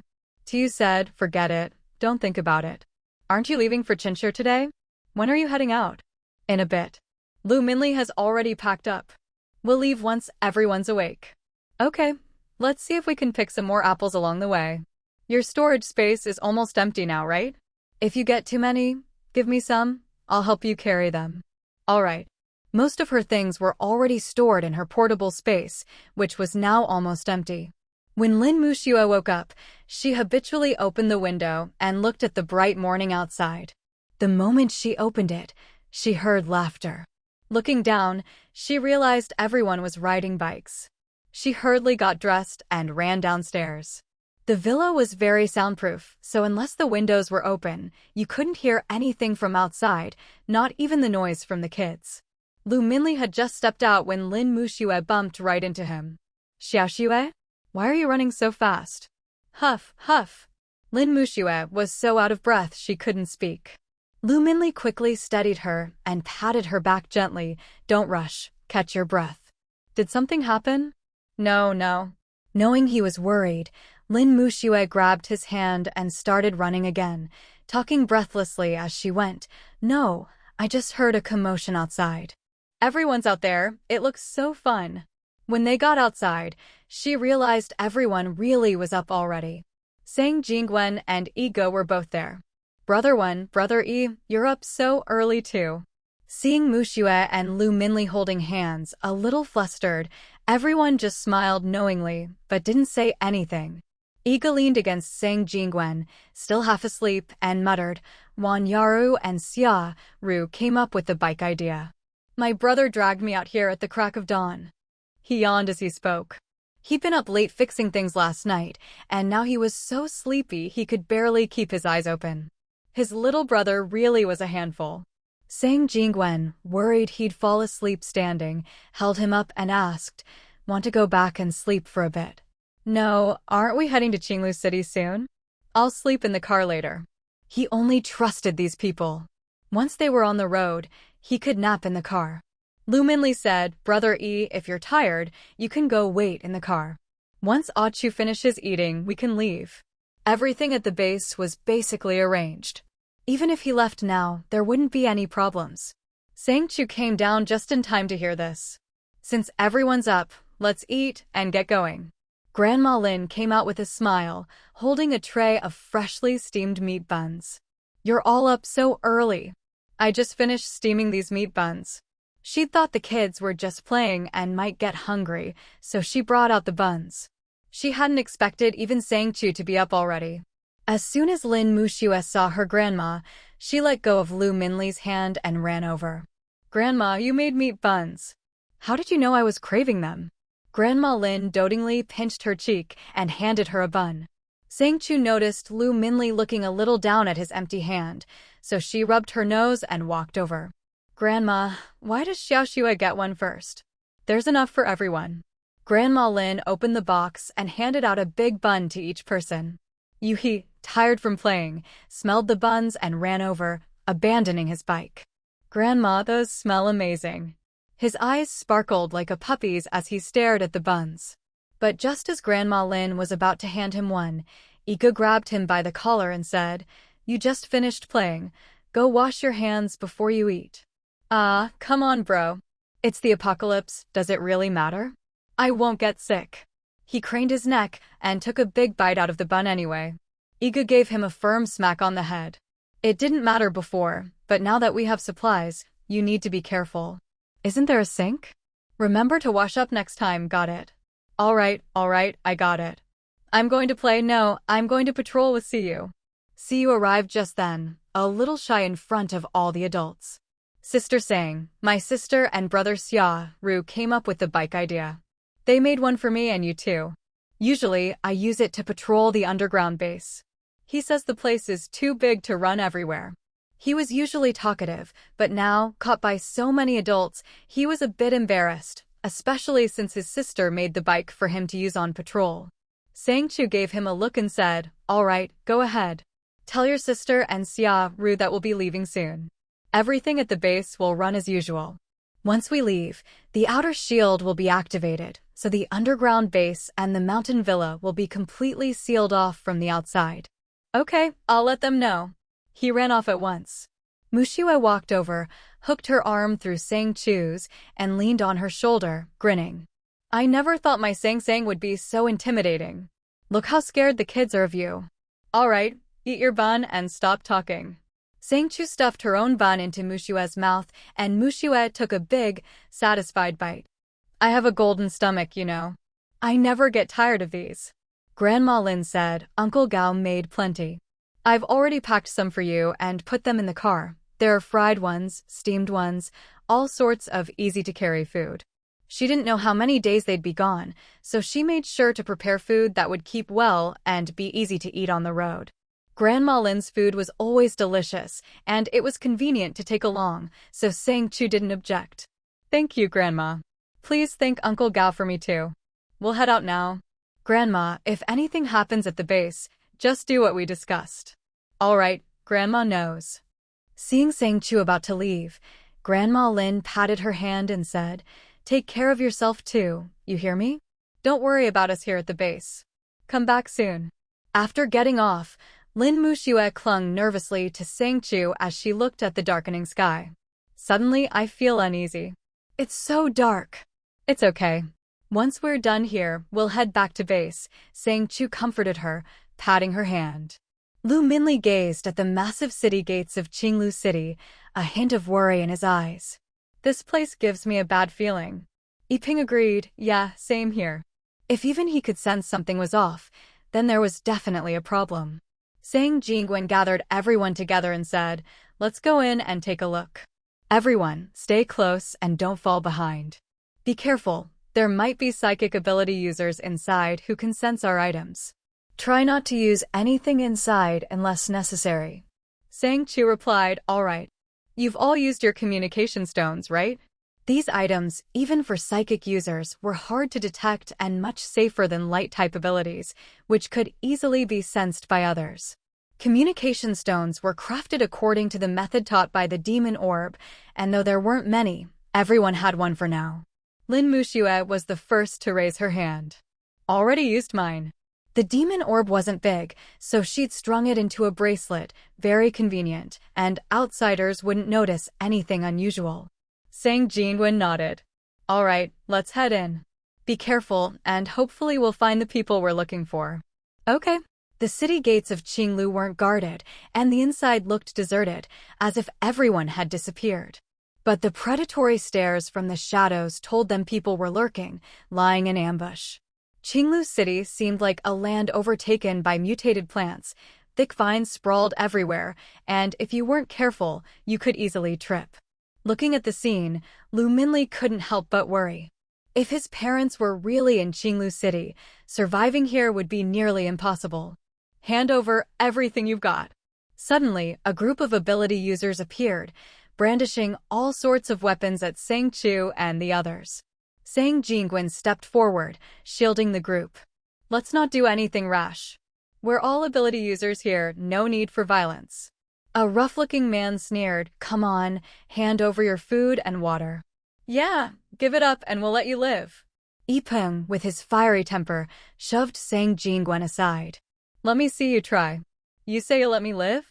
Huh. As he spoke, flames burst from his hands and shot toward the attackers, who scrambled to put up earthen walls to block them. Yipeng smirked, clapped his hands, and said, fire, restrain them. This was a new move he'd learned, using psychic power to shape the flames. In an instant, the fire wrapped around the attackers' necks, choking them tightly. Let go, let go. The men gasped, while the rest tried to flee, only to have Lu Minli block their escape. Where do you think you're going? Earth, prison. With a shout, he gathered energy in his hands, and a massive earthen cell rose up, trapping the men inside. Mushue watched, her eyes shining with excitement. Amazing! So impressive. Sang Chu noticed her expression and couldn't help but whisper in her ear, wipe your drool. Huh? Oh, right. She really thought she'd started drooling.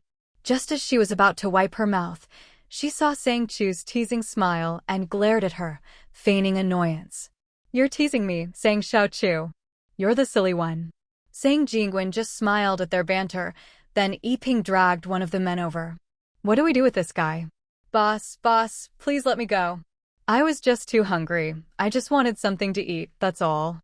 Please let me go. Yeah, boss, I haven't done anything truly bad. I just wanted food. Your food smells so good. As he spoke, everyone caught a whiff of the aroma coming from him. They'd all been holding back, but hunger was getting the better of them. At this point, one of the men trapped by Lu Minli spoke up, Boss, I have crystal cores. I can trade them for food. Yeah, me too. Crystal cores? Sang Chu glanced at Lu Minli, who nodded. Sang Chu stretched out her hand. Show me the crystal cores. If they're real, I'll give you food. They're real, I swear. He fished out the crystal cores and handed them to Lu Minli, who squeezed them, closed his eyes to sense them, then nodded at Sang Chu. They're real. If you have crystal cores, why don't you use them yourself? Sang Chu approached, and the man trapped in the earth cell explained, these cores can only increase our powers, not fill our stomachs. And ever since Qinglu City was sealed, there's been no food at all. Everyone's starving. Even if you have crystal cores, you can't eat them. You can't leave? Why? Faced with her question, the group could only shake their heads. We don't know. We've tried everything, but we just can't get out. Then where did you get these crystal cores? Suddenly, the group fell silent. We don't know either. All we know is that every day, someone dies on the street and their cores are left behind for others to take. A burly man stood atop a pile of rubble, looking down at them with a cold expression. Sang Chu followed his gaze and frowned slightly. This guy's powers were strong. Are you the boss here? Nan Song shook his head. No one dares call themselves king here. If you want to trade food for crystal cores, I can trade with you too. Me too. Before they knew it, more people emerged from the shadows. Nan Song said directly, I have a lot of high-grade crystal cores. He was the strongest, so he got the most food each day, but he wasn't a wood-type user. In fact, there didn't seem to be any life-type ability users left in Qinglu City. Sang Chu said, I can trade with you, but I need a safe place. There are too many people here, I don't like it. As soon as she finished speaking, a gust of wind swept out, instantly blowing everyone except Sang Chu and her group hundreds of meters away. Impressive. This guy's wind powers were strong. For the first time, Sang Chu felt a sense of caution toward someone who could use such a powerful wind ability. Nan Song said, come with me. He didn't say much, just turned and led the way. Mushue clung to Sang Chu's arm and whispered, Sang, is this guy trustworthy? It's fine. Stay alert, I'll go with him. Hum. The dim basement was filled with a strange smell. Song turned on the flashlight he'd set aside for illumination. "How did you end up here?" he asked. Sang Chu replied, just looking around. "What about you? How did you get trapped here? Can you tell us what happened?" Song sat on a creaky, sharp-edged stool, looking at her with a lazy, indifferent gaze. "Food. Here you go." Mu Shui, who had been prepared, immediately took out a meat bun and handed it to him. His eyes lit up and he snatched it, devouring it ravenously. After finishing, he looked eagerly at Lin Mu Shui. "Are you a spatial ability user?" Seeing his look, Lu Minli immediately stepped in front of Mu Shui, acting tough. "We gave you food, and you want our crystal cores too? Pfft, you little brat." Song leaned back lazily, rolled his eyes, and directly pulled out a crystal core, tossing it to him. "I have no idea how many people are left in Qinglu City, but if you want to get out of here, you'll need my help. Let's cooperate." As he spoke, his gaze landed on Sang Chu. Although this woman looked thin and unremarkable, he knew she was the one calling the shots. Sang Chu smiled. "We can cooperate, but you need to tell me, what's the current situation in Qinglu City?" "Food." Mu Shui, give him the rest of the buns. At Sang Chu's words, Mu Shui pouted unhappily and handed over the remaining buns. These were specially made by Uncle Gao, delicious and fragrant. "You're really getting a good deal." "Uncle Gao?" Song looked at her seemingly casual manner, but inside he was shocked. The buns were made with fresh meat, but Qinglu City had already been overrun by mutated plants. There shouldn't be any bases left, let alone fresh meat. This group of people might really be able to help him survive. As he ate, he started thinking about how to stick with them and stay alive. He'd suffered enough in this hellhole. No matter how strong his ability was, he was already level 7, he still couldn't make it out. If he hadn't run into Sang Chu and the others, he'd probably have ended up like those other high-level ability users, dying on the road and being devoured by mutated plants. Mouth still greasy from eating, Song's expression turned grim. "I don't know how many people are left in the city. All I know is that the mutated plants here eat people. I barely escaped with my life. They were chasing me." Sang Jingwen glanced at Sang Chu, thinking of the plants outside the base. Sang Chu understood her brother's concern and gave him a reassuring look. "So you can't get out because of those mutated plants?" Sang Chu asked. Song shook his head. "I don't know. All I know is, everyone who tries to leave dies mysteriously. Ordinary people die and their bodies are just left on the road, but when ability users die, the mutated plants go crazy devouring them." Mu Shui said, "But when I came in, I didn't see any bodies?" According to his description, shouldn't there be a lot of corpses if the plants don't eat ordinary people? Song glanced at her, suppressing a laugh. "Looks like you've had it pretty good in the apocalypse." Well, I guess so." Song gave a bitter smile. "When people are desperate, they'll eat anything." His words made everyone's faces change, except for Sang Chu, who remained calm. Lu Minli grew anxious, worried that his parents might have been among the victims. If only he'd come sooner. Seeing Lu Minli's anxious expression, Sang Chu remained composed and said, "If you can gather all the survivors in Qinglu City, both ability users and ordinary people, I'll provide as much food as you need. As long as someone is found, I'll give food." Song asked, "You have that much food?" "I'm a water and wood dual ability user. I can produce food and water." Song suddenly stood up, knocking over his stool in shock. "You're a life ability user." "That's right.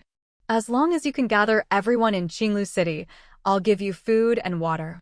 Song looked at her, suddenly realizing, "You're the one they're looking for, aren't you?" If it were just Lu Minli, it wouldn't be such a big deal. The only possibility was that she was the one everyone was searching for. Sang Chu nodded. "Yes, but I don't want people to know I'm looking for someone. So I hope you'll keep it secret. If you can gather everyone and help me find the person I'm looking for, I promise you'll survive."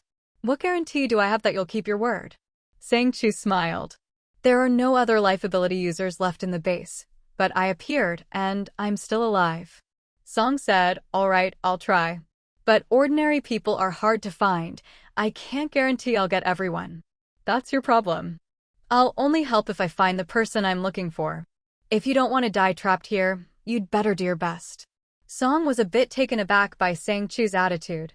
You don't seem in a hurry to get out. I'm really not. I know how to deal with the mutated plants. They can't do anything to me. There's no point in fighting them. Sang Chu's tone was calm, but Song stared at her in shock. You know. Of course. That's why I said I can get out. Whether you survive depends on whether you can do what I ask. If you do well, I can take you back to my base. There, you'll have food and water and won't have to suffer anymore. Looking at her well-dressed and healthy appearance, Song couldn't help but believe her a bit more. All right, I'll go. But you'd better keep your promise. I can't deal with the mutated plants, but I'm willing to take the risk. I'd rather die trying than rot here. With that, he turned and left, but suddenly seemed to remember something. Wait here for me, I'll be back soon. After he left, Lu Minli walked over to Sang Chu. I'll follow him and keep an eye out. Okay, be careful. Got it. Before leaving, he glanced at Mu Shui. Sang Jingguan asked, Sis, what about me? Brother, you and EG can patrol Qinglu City using particle form. There aren't any psychic ability users here, otherwise the mutated plants wouldn't be so rampant. Use light communication, and if you see Lu Minli's family, let everyone know. Alright. Watching Sang Jingguan and EG leave, Mu Shui leaned against Sang Chu board. So what should I do? Wait. Wait for that guy to come back. Sang, do you really want to bring him back to the base? Seeing Mu Shui's slightly frightened expression, Sang Chu comforted her helplessly. He's just desperate. I know, but it's still kind of scary. Eating human flesh, just thinking about it makes my skin crawl. Brother Song, do those people really have food? Song glanced at his brothers, feeling a little embarrassed. Yes, they do. One of them is a life-type ability user, and another has a space-type ability. From what I saw, their abilities aren't especially high, but they're tough. If we fought head-on, I might not win. Plus, I think they have a way to get out of here. Jolie looked at the oil on Song's lips and teased, Brother Song, you already ate, didn't you? After Jolie's words, the rest of the group started grumbling. What happened to brothers live and die together? Wang Jin said, All right, Li, let Brother Song finish what he has to say. If there's really a way to get food, I don't want to be the only one starving while Song watches. Song chuckled. He said he'll exchange food for crystal cores. Spread the word, let the ability users go to him for food. Then, quietly go to the air raid shelter and find the ordinary people. As long as we find them, I'll go with him. Wuxia frowned slightly. Brother Song, do you think he can really take us out? Song smiled. Even at my lowest, I'm a level 6. That's not too shabby. I haven't been outside the base, but I'm sure nowhere else has developed as fast as we have. Tang Lei sighed. Definitely not. We've been stuck here so long I don't even dare to level up. If I break through to level 8, I'll be dead for sure. At this, both he and Song's faces darkened. If he reached level 8, he'd die, but if he didn't, he'd die anyway. It was a dead end. Song said, It's all right. I think he can do it. Even if it's not perfect, it can't get much worse. Let's give it one last shot. If it doesn't work, we'll fight to the death. He said fight to the death with particular weight, like he'd made up his mind. Jolie said, All right, then it's settled. Wu and I will find the ability users. Brother Song, you go find the ordinary people, they trust you more. Unlike other ability users who bullied or killed indiscriminately, Song had always protected the ordinary people, so they trusted him.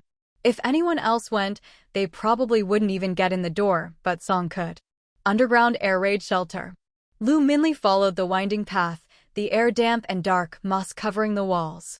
Song knocked on the heavy door. Inside, it was silent, no one answered. I'm Song. Don't be afraid, everyone. I'm here to share some news. There's a life-type ability user outside who needs a lot of crystal cores. As long as you give her crystal cores, she'll give you food. Creak. The heavy door opened a crack, revealing a small window. An old man peered out. Really? Song replied, Uncle Yan, when have I ever lied to you? Uncle Yan's trembling hand passed a pouch of crystal cores through the window. Take them then.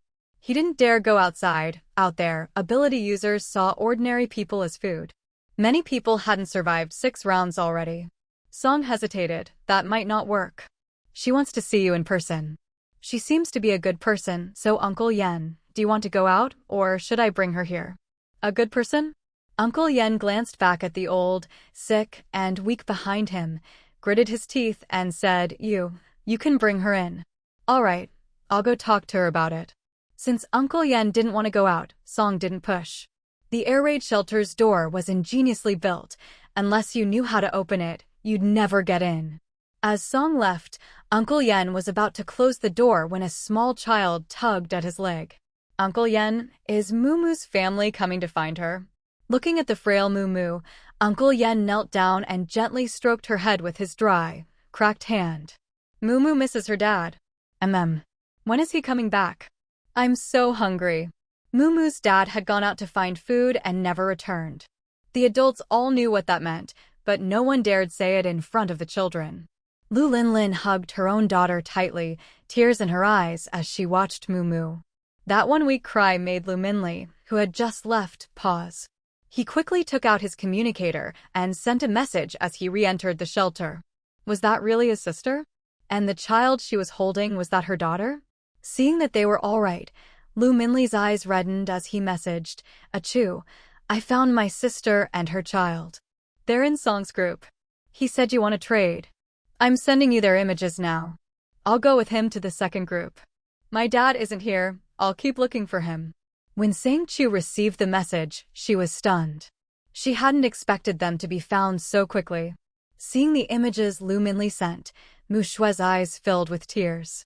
It's so hard for them here. The children were all skin and bones, the elderly little more than skeletons. The ground was littered with gnawed bones and melon rinds. Achu, can I bring them out too? Yes, bring them out. Okay. Mu Shue hugged Sang Chu tightly, burying her face in her shoulder. She knew she was being sentimental, but she really couldn't bear to see so many people suffering like this. Right now, she had the power to save them, how could she not? Sang Jingwen was also having some luck. He piloted his drone through the ruins and found several large warehouses. Most had already been emptied. Sang, take a look at this. After opening the video feed, Sang Chu saw the warehouse filled with crystal cores. Brother, get a little closer so I can see. Okay. Sang Jingwen carefully maneuvered the drone closer and saw that inside was a person, another survivor. But this one looked even more human than the ones outside the base. Seeing that person, Sang Chu suddenly thought of Qin Si. If, after the apocalypse, only these kinds of people were left, would this world ever return to what it once was? She'd never dared imagine it before, but now she had to face the truth. After the apocalypse, what remained were either ability users, monsters, or a world of the exhausted and desperate. It was no longer the world she once knew. Brother, Lu Minli has found his family. Come back first. All right, I'll head back now. Seeing all this, he felt a chill run down his spine. Once Sang Chu left, he wouldn't hesitate to leave, too. I've already been there. As for those ordinary people's defense, I'll leave it to you to find him yourself. Ning Song kept staring at Sang Chu, trying to read something from her expression. All right, I'll go with you. But wait a moment. My brother is nearby, just out for a walk. He'll be back soon. Once he's back, I'll go with you. At this moment, the dimly lit room only had Sang Chu and another girl inside. That girl was exquisitely beautiful, with fair skin like a porcelain doll. If this were before the apocalypse, he might have gone up to chat her up or something, but now, with all the things he'd been through, he didn't dare make any moves. Still, he understood why Sang Chu wanted to wait for the others to return before leaving. Leaving such a pretty doll here alone would make anyone uneasy. All right, let's wait a bit. There's no rush. Sang Chu nodded. Seeing that he was behaving himself, she didn't say anything more. Mu Shui was standing beside Sang Chu. She had been holding Sang Chu's hand, but suddenly let go, her face turning a little pale. Xiao Xue, what's wrong? There's a high-level mutant nearby. Upon hearing this, both Sang Chu and Ning Song were startled. Ning Song hadn't sensed anything unusual at all. Are you sure? I didn't notice anything. Sang Chu looked at her and asked, can you tell where it is? Mu Shui shook her head. No, it's just within my perception range. It's strange, it's very strong, but it seems to be hesitating, not daring to come closer. Chu, I have a really bad feeling about this. I don't want to go out. Looking at Mu Shue's pale face, Sang Chu nodded. All right, when my brother comes back, you and he stay here and wait for me. I'll go check on those ordinary people. If I can find him, I'll bring him back here, then I'll head out. Okay, be quick. I feel like something bad is about to happen. Don't worry, I'm here. Nothing will happen. Sang Chu comforted her patiently. Only then did Ning Song take a good look at Mu Shue. He realized that this woman wasn't just beautiful, she had abilities he didn't understand, and her perception was very strong. Ning Song said, since you're going to check on those ordinary people, can I bring my brother along? His ability is about the same as mine. Both of us are level 6 or 7. Your base must be short on people now, right? We can both join you. Sang Chu smiled at him. There's a rule at my base. If you want to bring someone in for protection, once you vouch for them, you're responsible for everything they do. That means if you bring someone in and they do anything to harm the base or betray us, you'll be held accountable. Ning Song stared at her in disbelief. What? We're all adults here. Why do I have to take responsibility for someone else's actions? It wasn't that he didn't dare to make promises, but people's hearts were too unpredictable these days. Someone you call brother today could stab you in the back the next second. Sang Chu smiled and explained, it might seem a bit harsh, but it's to prevent a lot of unnecessary trouble. Ordinary people can't do much damage even if they make a fuss, but ability users are different. My base can't afford to take risks. Ning Song didn't really get it, he just felt the rule was too strict. If that's the rule, then let's talk about joining the base later. Alright. At this point, Ning Song breathed a sigh of relief. If Sang Chu had insisted he join the base or else not let him leave, he wouldn't have wanted to betray his brother, nor did he want to take responsibility for something he couldn't control. He felt that as a level 7 ability user, he could still get by outside. He and his brother could even start their own base if they wanted. Sang. From outside came Sang Jingwen's voice. Ning Song happened to be sitting by the door and opened it. Sang Jingwen and Yi Ping walked in together. Behind them was Lu Minli, who only nodded slightly. He looked a bit downcast, his father was still missing. Sang Chu said, now that everyone's back, you stay here and wait for me. I'll go with Ning Song to check on those ordinary people. If there are any ability users with crystal cores, just keep an eye on them. As soon as he heard this, Lu Minli's gloomy eyes lit up. Right? He'd only checked on the ordinary people before and hadn't seen any ability users. What if his dad had awakened an ability? Sang Jingwen patted Lu Minli on the shoulder. Don't worry, take your time. At this point, Mu Shue finally looked up. Her face was so pale it was almost bloodless. Lu Minli rushed over. Xiaoxue, what's wrong? Why do you look so pale? Sang Jingwen was about to reach out, but Lu Minli had already rushed over. Yi Ping couldn't help but laugh. I told you, Minli, you don't need to worry about being a lone wolf. There's someone here who needs you. Idiot. Sang Jingwen could only glare at him. Sang Chu looked at him helplessly and said, I'm heading out now. You, have fun. With that, she turned and followed Ning Song out. At the same time, Sang Jingwen closed the door and walked toward Mu Shue. Xiaoxue, what's wrong? Lin Mu Shue was clutching her ears, her fingertips turning white. I hear a lot of sharp, piercing screams. It's like a high-level mutant is getting closer. It's very dangerous, but it seems terrified and keeps howling. Lu Minli gently pried her hands away from her ears. Why don't you come inside with me? At least it'll muffle the sound a bit. Mu Shue shook her head. If I go inside, how will you know how close it is? I can't hold on much longer, we need to hurry. Yi Ping looked at her, then at Sang Jingwen. I think it's best if Xiaoxue stays away from others for now. You and I can go outside and help collect crystal cores. Mu Shue's hands were wrapped in Lu Minli's, so she could only kick him lightly. I'm fine. You go with 1G and EG. What if your dad is among the ability users? Are you sure you'll be alright by yourself? I'll be fine, don't worry.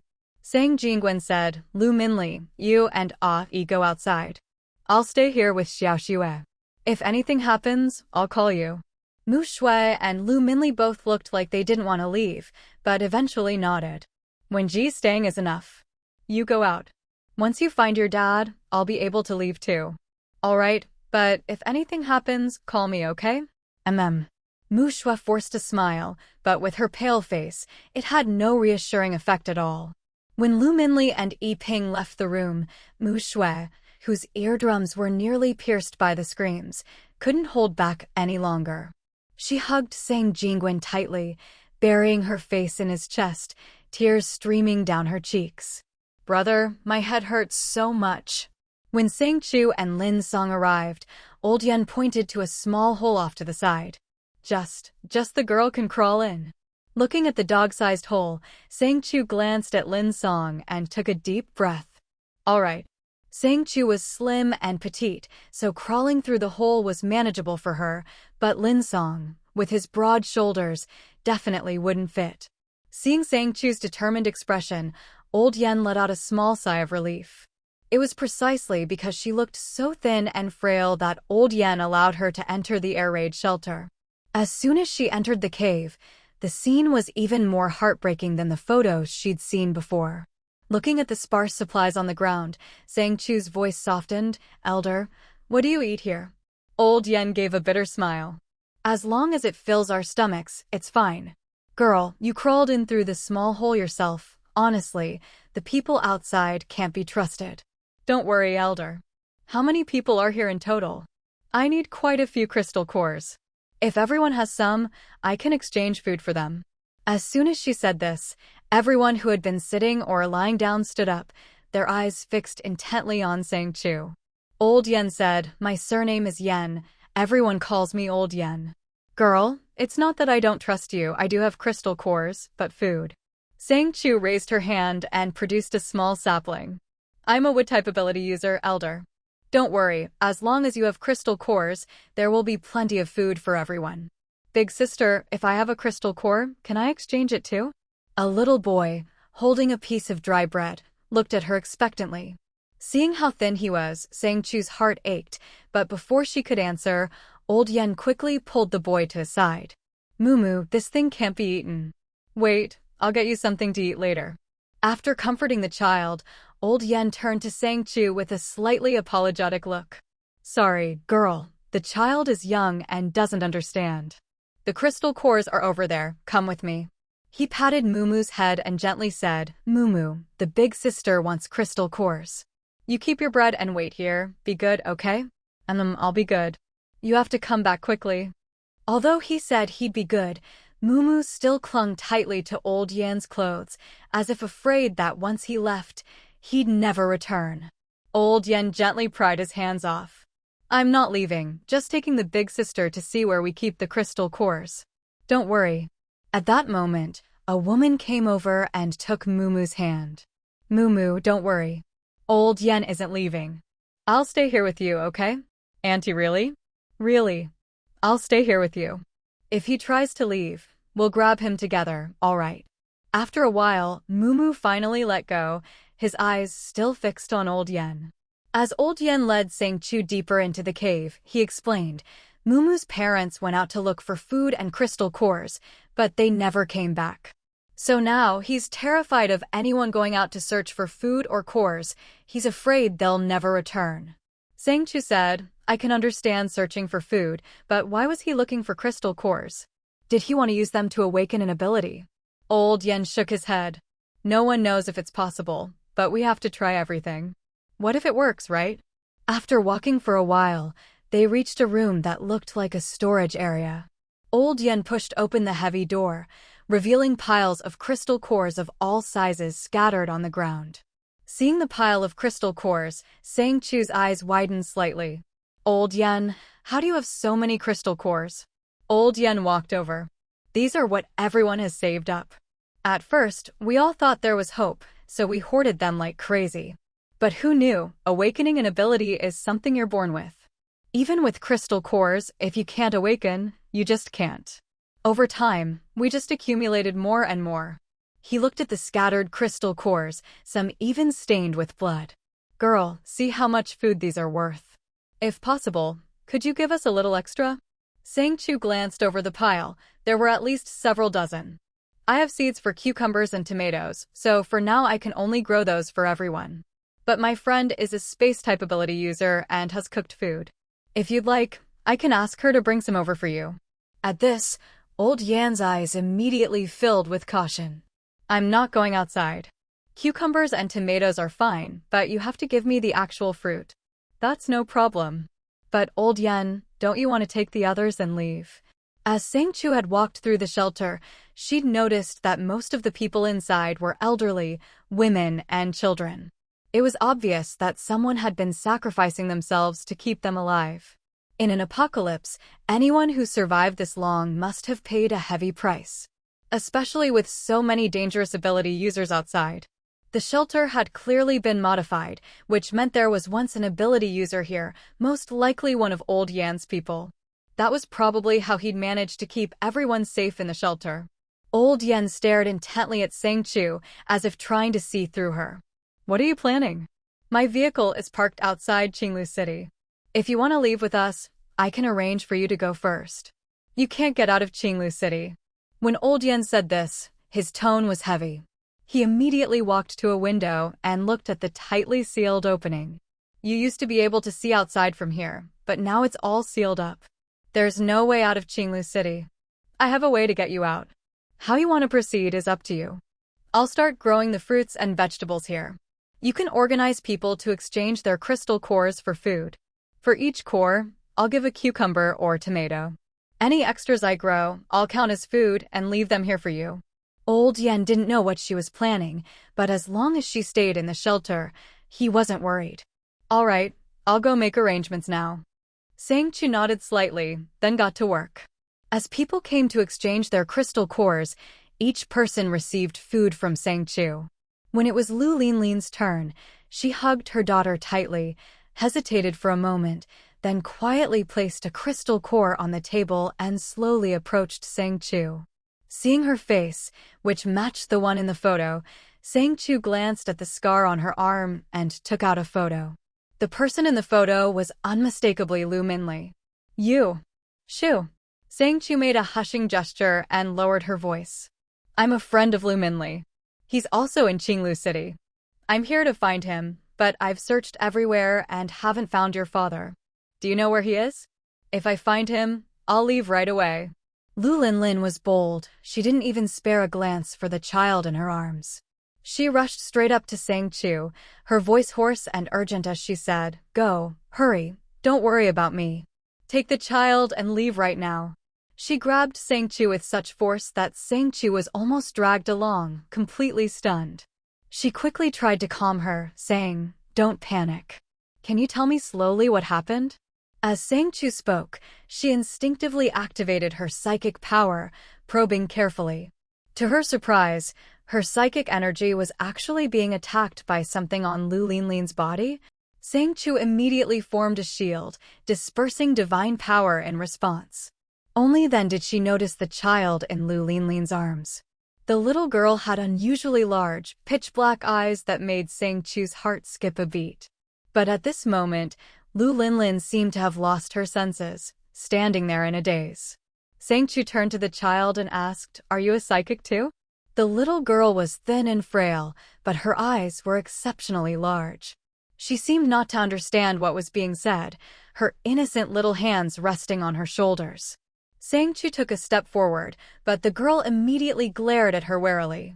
Before Sang Chu could react, she was instantly pulled into the little girl's psychic domain. Little one, I'm not a bad person. I'm your uncle's friend, and I know your aunt and grandmother. I can take you with me, and from now on, you won't have to suffer anymore. Unless absolutely necessary, Sang Chu didn't want to confront a girl who was only 4 or 5 years old. But the little girl didn't seem to believe her. Sang Chu could sense a pair of eyes watching her in the psychic domain, but she couldn't figure out exactly where they were. Sang Chu said, You can sense it, can't you? I'm not here to hurt you. I just want to help. Little one, you're very powerful, but this power shouldn't be used on people who want to help you. Don't you think so? Sang Chu's calmness seemed to have an effect. She realized that it was fear and terror that had made the girl lose control and attack. Now, it seemed the girl realized Sang Chu meant no harm, unlike the people they'd encountered before. The psychic domain vanished instantly, and Lu Linlin snapped back to her senses. Seeing the shield in front of Sang Chu and then looking down at her daughter, she immediately understood her daughter's powers had gone out of control again. She hurriedly covered her daughter's eyes, pleading with Sang Chu, "Please, don't tell anyone." The child's powers were strong, and in this world, that was rarely a good thing. Sang Chu understood the dangers in Qinglu City and said, "Don't worry, I won't. But you can't stay here. The child's powers are too strong and unstable. If you stay, it's only a matter of time before someone finds out." Of course Lu Linlin knew this. She hesitated, glanced outside, and after a long moment said, "My father and husband are at the base in Putian, so I can't leave. Please take my brother away, don't stay in Lucheng anymore. I'll come find you tonight and help you leave." With that, she brushed past Sang Chu and hurried out. Liang Li, seeing her friend in distress, quickly went to support her. "Linlin." Lu Linlin just called her name in a daze. She didn't want to know her brother's whereabouts, but she couldn't make it too obvious. There were too many eyes around, and who knew if there were spies among them? Sang Chu was left pondering Lu Linlin's words. What did she mean? Her father and husband were in Putian. Wasn't Qinglu City supposed to be a plant-mutated zone? Why was Putian mentioned? It seemed Lucheng wasn't as safe as she'd imagined. Sang Chu glanced at the crystal cores on the ground, tossed the cultivated items aside, and walked out. "Elder Yen, the people here seem to be under a lot of pressure. To avoid scaring everyone, I've left the supplies here for you to distribute. I'll take the crystal cores. If you need anything else, you can find Song. I'll be staying with him for now." Elder Yen looked at Sang Chu with deep meaning and nodded slightly. "All right, I'll see you out." The whole time, Sang Chu didn't look at Lu Linlin again, but left Tu behind to keep watch, just in case anything happened. Lu Minli asked, "You mean my sister wants me to leave with you?" "Yes." Now that everyone else had left, only their own people remained. Sang Chu, exhausted, slumped into a chair. Sang Jingwen had already taken Mu Shui back to the side room to rest. She was in a terrible state after her outburst. Her features had started bleeding, so he'd taken her away to recover. After talking to Sang Chu, he thought of Mu Shui's condition, and his expression grew even more serious. Yi Ping, beside him, asked, "Are you sure? Is Lucheng really that dangerous?" Sang Chu and Lu Minli both looked at him. Sang Jingwen replied, "If there's a Putian demon nearby, then what Xiaoxue sensed must be its minions. After you all left, Xiaoxue started bleeding from her orifices. She's in bad shape." Sang Chu and Lu Minli both grew anxious. "What should we do now?" "I've already taken her to rest. She's waiting for me in the room." Lu Minli was both worried and relieved, but hearing Sang Jingwen's words, he relaxed a little. "That's good. Mu Shui is stubborn and proud. She'd tough it out even if she felt terrible. If it were just him and Sang Chu, she'd probably keep going despite her condition." Only Sang Jingwen could make her rest, which was a good thing. Sang Chu asked, "Brother, what do you think?" Sang Jingwen replied, "If there's a Putian demon here, then what Yi and I saw makes sense." "You mean the people here?" Sang Jingwen nodded, turning on his flashlight and pulling up a photo. "I took this when I left. Look at the bottom right corner." Zooming in, they saw a hole in the bottom right corner of the photo, completely empty, nothing there. Yi Ping said, "Isn't that just nothing?" Lu Minli frowned slightly. "It's the nothingness that's scary. Maybe that's the Putian demon my sister mentioned." Yi Ping looked at the other three's serious faces, then back at the empty spot in the photo, feeling confused. "Wait, are you all serious? How can a hole the size of half a person be a demon? Don't scare yourselves. Maybe my eyes are just playing tricks on me." Sang Jingwen looked at him helplessly and explained, "The mutated plants here." "Yeah, the mutated plants. So, what's your point?" Lu Min pointed at the person lying in the corner who had been sucked dry. That person was a tired one too. The people trapped with him must have been the same. Now that only he's left, what about him? Lu Min pointed at the hole in the lower right corner, peering over as well. Shizi finally caught on. You mean he escaped? Sang Chu said, it takes a lot of luck to escape from mutated plants like that. He was one of the tired ones, the survivors from the Song base. In Qinglu City, Song is a level 7 ability user, but even he couldn't get out of here. So, that means this guy isn't a mutated plant either. He must have some special ability to get through that hole. Yiping couldn't help but swallow, staring blankly. No way, right? Are you sure you're not just guessing? Sang Jingwen replied, I am guessing, but if my guess is right, that little servant's threat level isn't small. Kids do whatever they want. It's not good if you run into a bratty one. Sang Chu sighed quietly, let's all be extra careful. If anything truly unpredictable happens, I'll just use the emergency escape route. That was the last resort option. After all, she didn't know how strong the little servant was, or what his ability was. Inside the air raid shelter, Lu Linlin looked at her daughter, patted her on the back, and saw her big, round eyes instantly light up with a smile. Mom, are you going to find Grandpa and Dad now? And then I'll take your uncle out first, then go find your dad. Everyone's waiting outside. Okay, and don't wake Grandma either. Lu Linlin hesitated for a long time, finally deciding to just talk to her daughter. You're a big girl now. No more fussing. I'm leaving. With her daughter's ability, she left the shelter without being noticed by anyone. Arriving at the agreed meeting spot, she saw her younger brother. She was stunned. She hadn't expected to see him again after the apocalypse. Big sis. Lu Min was the first to walk up to Lu Linlin, but before he could say anything, a little girl grabbed him. The little girl's eyes were pitch black and a bit intimidating. Lu Linlin quickly squatted down and covered her eyes, speaking gently in her ear. Zhao Zhao, this is your uncle. You just got startled, that's all. Really? Of course. Uncle would never hurt you. Lu Linlin's voice was calm and soft, instantly soothing the child's ability. The group watched quietly from the side. I believe you. After that, Pei Zhao obediently put her little hand in Lu Linlin's palm, still a bit scared. Lu Linlin said, Xiao Lu, come with me. I'll take you out of here. Go? Where are we going? Weren't we supposed to leave together? Song and his brothers came over, and the four of them had already formed a water shield. Lu Linlin picked up her daughter and held her in her arms.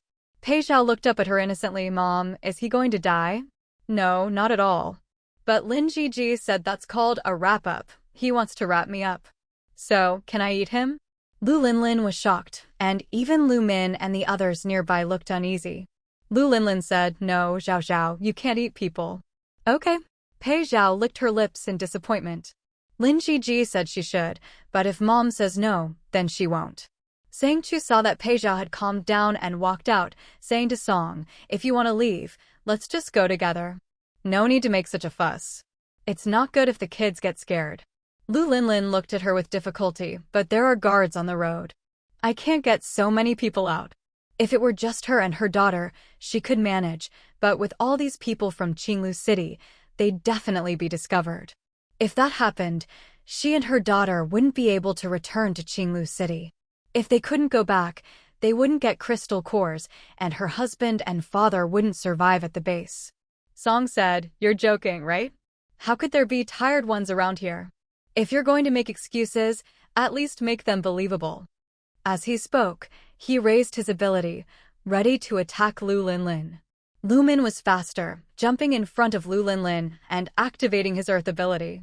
Sang Chu said, Song, I don't want to fight you because you're talented, but if you insist on blocking the way, I won't hold back. No matter how strong his ability was, escaping wasn't impossible. She was about to use her weapon when Tang Lei suddenly said, I just want to leave this place. If you have a way, I'm happy to follow. But if you want to go alone, then let's not waste time. Sang Chu said, Big Sis already said there are guards on the road. She can't get so many people out. So here's my suggestion. I'll go with you first, and my brother will stay behind. After you come back, we'll take him out. How about that? Lu Linlin looked at her. No, I have to take Xiaolu out first. Seeing her so insistent, Song finally noticed Lu Min standing in front of her and said, I think that works. Since she cares so much about this Lu Min, let him be the last to leave. As long as he's here, she won't run off. Lu Linlin said, no. If my brother doesn't go, I'm not taking anyone. She glared at Sang Chu, not understanding why, as her brother's friend, Sang Chu wouldn't let her take her brother out first, but instead wanted to help these unrelated people. Suddenly, Lu Linlin's eyes went blank. After Pei Zhao gave Sang Chu a look, Sang Chu finally breathed a sigh of relief. If Lu Linlin hadn't been so stubborn, she wouldn't have used this last resort. Sang Chu said, "Big sis, let's take it step by step. No rush. For now, take me and him out first." Lu Linlin nodded stiffly, "Come with me." Lu Min and Sang Jingwen, along with Yi Ping, stayed behind. They exchanged a glance, and when Lu Min received Sang Chu's message, he already knew her plan. So, what he needed to do now was find a way to collect more crystal cores and then take the opportunity to board the airship. "Zihuan, come here." A tall, lanky young man, about 1.7 meters, walked out, following behind Elder Yen. "You don't trust me, but that girl does." "I'm Elder Yen, and this is my son Yen Hao." That girl said, "Can you take us on board the airship?" Yen Hao didn't believe him, but his father did. Elder Yen insisted on bringing him along, saying he had to go with him on the airship and not stay behind. When Lu Linlin boarded the airship, Elder Yen wasn't around, so she didn't know whether he had been affected by Pei Zhao's ability. Lu Min looked at Elder Yen and said, "Sang Chu said to trust you, so I know everything. I also know you're the leader of that group of ordinary people. But if you want to get on the airship, what about him?" Elder Yan's eyes narrowed as he smiled. "That's up to you. If you want him to board, he can. If not, he can stay behind, it doesn't matter."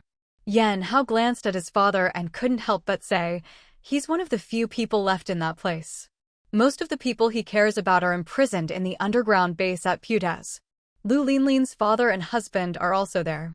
Only by offering enough food every day can they barely survive. And the people with abilities in the base don't know about this. Sang Jingwen asked, "Then how do you know?" Elder Yen hadn't expected his son to blurt it out inside, "They came to me too. The ability users can't get out, but ordinary people can. They can't last long, but ordinary people can, so I became their go-between." Lu Min said, "No wonder you've managed to survive unscathed. So many powerful ability users have died, but you old folks and children are still alive." Elder Yen nodded. If his son hadn't awakened his ability, he wouldn't have wanted him to get on the airship either. For ability users, there's only death in that place. Boom! Suddenly, a loud noise came from the distance. Sang Jingwen's expression changed immediately. That's coming from Sang's direction. He was the first to dash toward the sound, with Lu Min and Yi Ping following close behind. Yen Hao looked at his father. "Should we follow?" "Go ahead, be careful." By the time Yen Hao arrived, the battle was already raging fiercely. Pei Zhao was nervously standing in front of a man sitting on a lotus leaf, pleading, "Brother Lindsay, that's my uncle. Can you not eat him? I really care about him." The man sitting on the lotus leaf had blood-red eyes and a face covered in sores.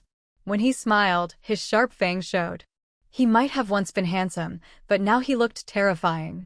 His voice was deep and hoarse, as if someone was squeezing his throat. "Your uncle is fine, but the others aren't. I'm really hungry." As he spoke, he rubbed his empty stomach. Sang Chu arrived just then, tossing out a string of explosive beads and then summoning a magical talisman to trap them all inside. Using the power of the talisman, she instantly appeared in front of Lindsay. The terrified Lindsay hurriedly conjured fireballs and drew his sword, launching a flurry of attacks. Is that spatial ability combined with fire? Sang Chu dodged swiftly, all the while observing the little ghoul's every move. In a flash, she formed a hand seal, her ability manifesting as a small spiritual body. "Little ghoul, there's plenty of food here. If you stop attacking, I can give it all to you." Humans are all liars. He didn't stop, continuing to hurl fireballs. With the boost from his spatial ability, the fireballs would vanish and instantly reappear elsewhere, making them impossible to defend against. Sang Chu dodged one fireball, but before she could catch her breath, her legs were grazed by another attack. She quickly rolled on the ground to avoid further harm. Sang Chu's eyes narrowed, and a burst of unprecedented sharpness flashed in them. Wind shield. With a shout, a shield formed from swirling wind instantly appeared. The little ghoul blinked, clapping his hands in delight. Haha, so fun, so fun. Kill her, destroy her wind shield. He loved the beautiful shield formed by the wind. He wanted to make this person his servant.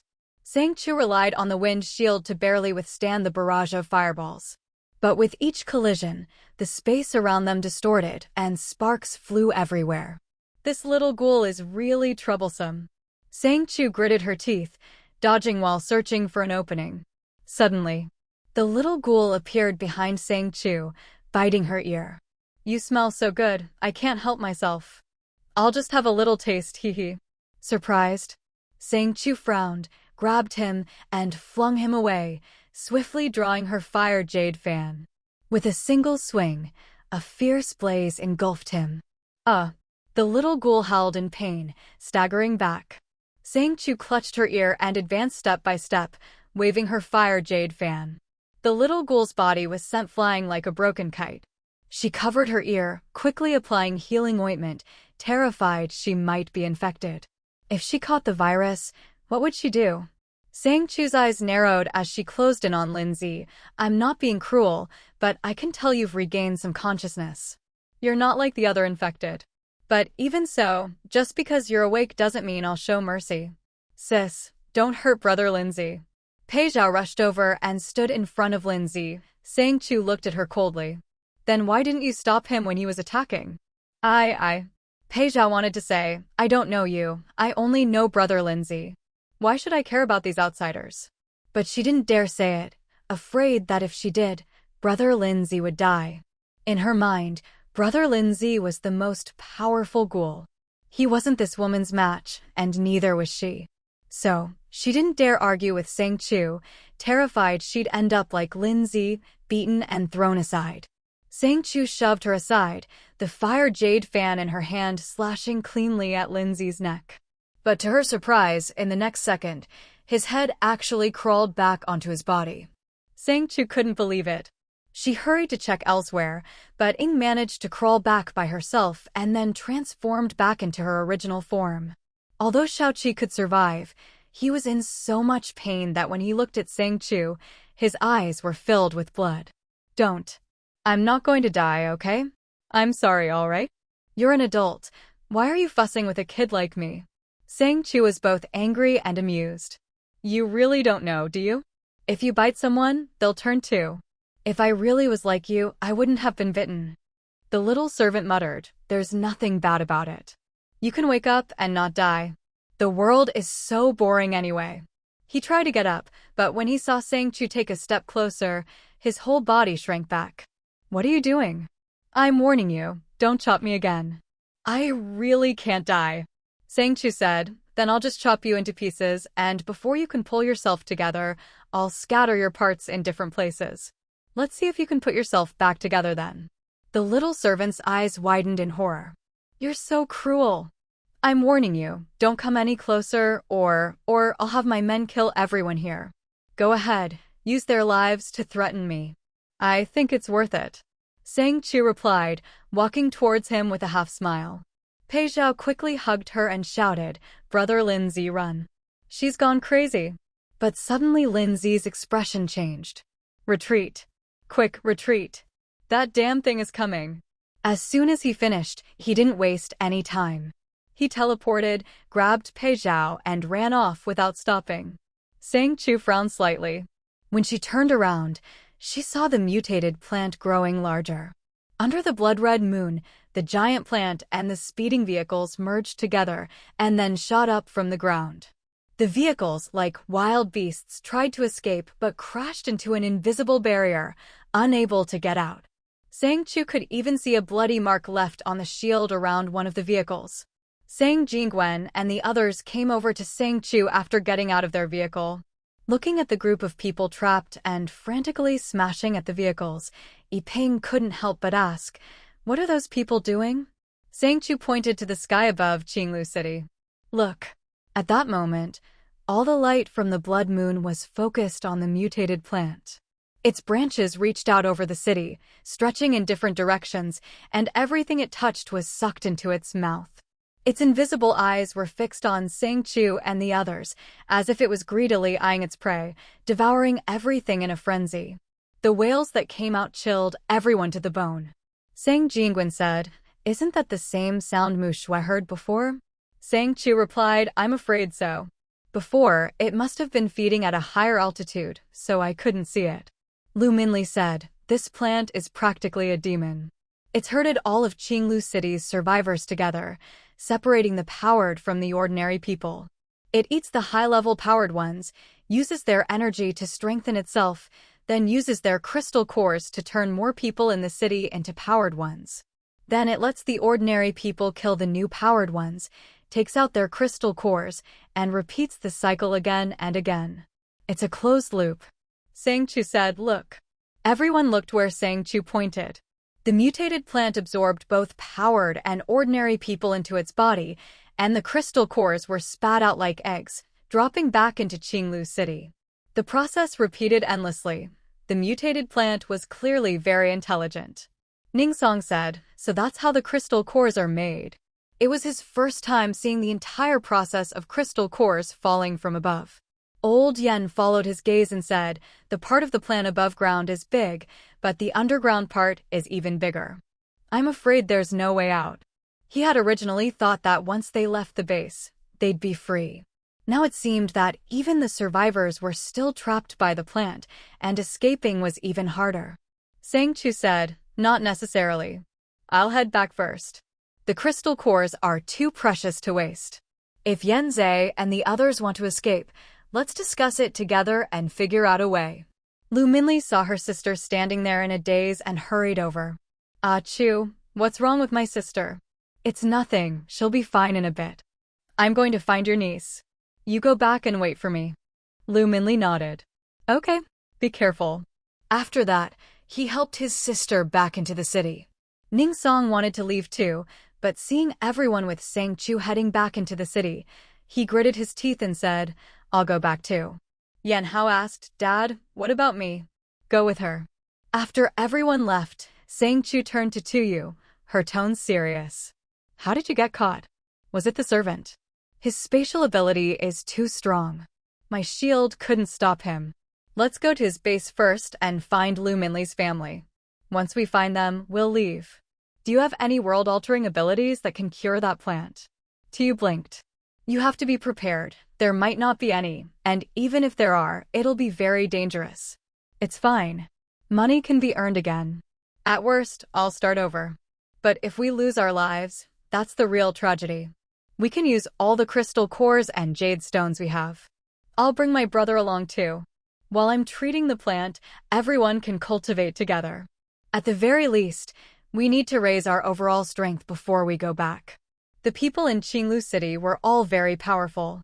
If her own strength didn't increase, it would be hard to control the situation. That's why Sang Chu is stalling for time. When Pei Zhao followed the little servant back to the base, she saw her father and grandfather and immediately let go of Lindsay's hand. "Dad, Grandpa, I missed you so much." Pei Yuan was both happy and worried to see his daughter. He asked in a low voice, "Zhao Zhao, why are you alone? Where's everyone else?" Louis saw his daughter and granddaughter and was also anxious. "Zhao Zhao, why are you alone?" The more Pei Zhao was questioned, the more uneasy she felt. She stiffly turned to look at Lindsay. "Brother Lindsay, why didn't you bring me with you?" Lindsay glanced at her indifferently. "That mutated plant is too dangerous. Wait until it settles down, then you can look for your friends. For now, just behave. All my men are gone. If you want to die, go ahead, but I won't save you." After the arrogant man finished speaking, he turned and left. He needed to check how many of his men were left at the base. That giant plant was a real scourge. Every time it ate a bunch of people, his underlings had to recruit new ones. This time, he'd finally gotten a group of high-level underlings, but they'd all been eaten. Where am I? How did I end up here?" Lindsay noticed someone approaching, his dark eyes fixed warily on the stone pillar not far away. Sang Chu slowly stepped out from behind the pillar, saying, "I didn't expect your base to be here. Why are you following me? Lindsay eyed the woman warily, a flicker of fear in his gaze, afraid she might pull out that fan again, the one that could cut him down. Sang Chu replied, I'm just here to make a deal. I want the food you're hoarding for the people you're keeping alive. Mind your own business. If you keep following me, I'll bite you to death. Lindsay bared his teeth, trying to look fierce, but Sang Chu just laughed. You already bit me once. If nothing unexpected happens, I'll probably turn too. But if I can cure myself, doesn't that mean you could become human again as well? Human? No, I don't want to be human. If I become human, I'll die. Lindsay kept his distance, maintaining a safe space between himself and Sang Chu. Sang Chu paused, as if she hadn't considered his situation before. But thinking it over, it made sense. If he became human, he'd lose his powers and probably wouldn't survive in the apocalypse. Well, if that's the case, let's forget it. How about we talk business instead? That was Sang Chu's real reason for coming. Lindsay didn't know what she wanted, but he could tell she wasn't someone to mess with. What kind of deal do you want? In this apocalypse, I can provide you with food, meat, fruits, vegetables, whatever you need. But I need crystal cores. Lots of them. For every trade, you can pick what you want, or I can bring it to you myself. As long as you agree, I'll show you what I can offer. Lindsay grinned. You need crystal cores to get stronger, and so do I. Why should I give you my crystal cores for food? If you don't have food, you'll die. Crystal cores can make you stronger, but they can't feed you. Besides, with those people, you only dare to take a small bite from each one, just enough to turn them, then you stop. Otherwise, there wouldn't be so many survivors here. No, that's not it. You're guessing. Lindsay was shocked. How did she know? Sang Chu said, it's fine if you don't admit it. I just want to make a deal. The power of the blood moon is waning. Just eating ability users isn't enough anymore. But I have a way to provide the energy it needs, as long as it doesn't devour everyone. I'll give it the power it needs, and it can refine it into crystal cores. You get your cores, I get what I want. If you agree, come find me. Pei Zhao knows where I am. This is my token for you. Sang Chu tossed a fingernail-sized jade stone to the little servant. He hesitantly held it, clearly afraid to go to his master, and handed it back to Sang Chu. If you want to trade, go yourself. I'm not going to it. With that, he scurried away. Sang Chu watched his panicked retreat, frowning slightly. This thing might be even scarier than my base. Do you want to check on the little servant's hiding place and had already sent all the surveillance footage to Lu Mingling? His father and brother-in-law were there, and so was Pei Zhao. When he got back, he went straight to Sang Chu and said, So, what do we do now? There are so many people. If it wants to devour them all, we can't stop it.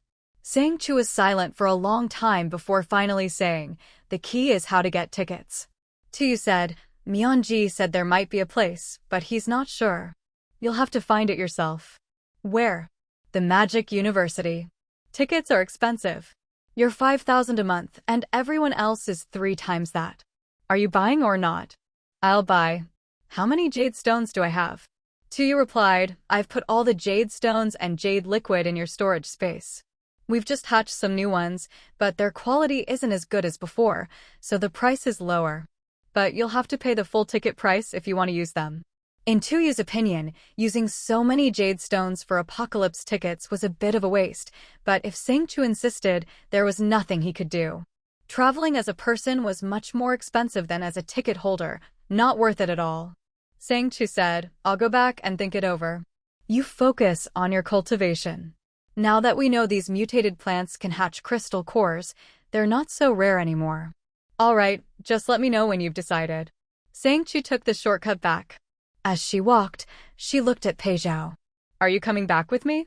If not, I'll come find you later. Pei Zhao asked, Is something wrong? I've already gone back to the base with your uncle, Lu Mingling. At the mention of Lu Mingling, Lu stood up immediately. Pei Yuan, who had been holding on to Pei Zhao, also became more alert. Lu said, Miss, do you know my son? Yes, hello Uncle Lu. I'm friends with Lu Mingling. We survived together in Qishir, but there are too many eyes in Qinglu City right now, so not many people know about it. Lu said, That's true. Most ordinary people and ability users aren't good people. So, how is he now? Can you get him out? Pei Yuan was anxious, all his attention on Sang Chu, watching her every expression. Sang Chu said, "It should be possible. When the time comes, I'll take you all out together." Pei Yuan hurriedly pushed his wife and daughter forward. "It doesn't matter if I go or not, but can you please get them out? Qinglu City isn't safe. If you can, please take them." Lu said, "Whatever you want, just name it. If I have it, it's yours." Sang Chu took Pei Zhao's hand and smiled. "I'll do my best to get you all out. You're Lu Mingling's family, and he's my friend and a founding member of my base. Whether for personal or public reasons, I'll take care of his family. If you're hungry, here, take this." She handed him a fruit. As soon as he saw it, someone hiding in the shadows started to stir, but because of Sang Chu's reputation as an ability user, they didn't dare come forward. At that moment, a middle-aged woman stepped out, asking, "Miss, could you spare me a little food too?" Sang Chu looked her over and saw that she was already showing signs of mutation, but didn't seem to have awakened any abilities. Was she someone who had mutated but retained her consciousness? Suddenly, Pei Zhao, who was holding Sang Chu's hand, began to tremble, clutching her hand tightly, as if terrified. "Sure, go ahead and take it." Sang Chu directly took out a tomato seedling, used her ability to accelerate its growth, then picked a ripe tomato and tossed it to Daniao. "Here, this should be convenient for you. Are you from a local family?" Daniao caught the tomato, her hand trembling slightly as she felt the weight and curve of the fruit. But it seemed no one noticed her odd reaction. She looked a bit lost, as if she hadn't seen such a thing in a long time. After a moment, she stammered, I can't believe it. I just walked out from that high tower, and then I got a crystal nucleus and washed it clean on the ground." Sang Chu said, "So you're all from here." As she spoke, Sang Chu's gaze swept over the group, finally landing on Lu Song and Pei Yuan. If they were also from the tower, that would be quite something. It turned out not only Daniao, but also Lu Song's father and brother-in-law had escaped from the tower. Lu Song didn't know why Sang Chu kept looking at him. He just thought she was searching for other survivors, so he said, "Yuan and I are both from here. I came out to see if I could find anyone else. Linden Yao and I both escaped from the tower. I was captured and brought there." Listening to everyone, Sang Chu more or less understood. Most of those who escaped the tower were ability users who'd been captured, probably to be used as the next batch of test subjects. However, the places they were taken from varied, and each had their own story. Sang Chu said, "All right, I understand. I live in Qinglu City, so it's convenient to get to the city.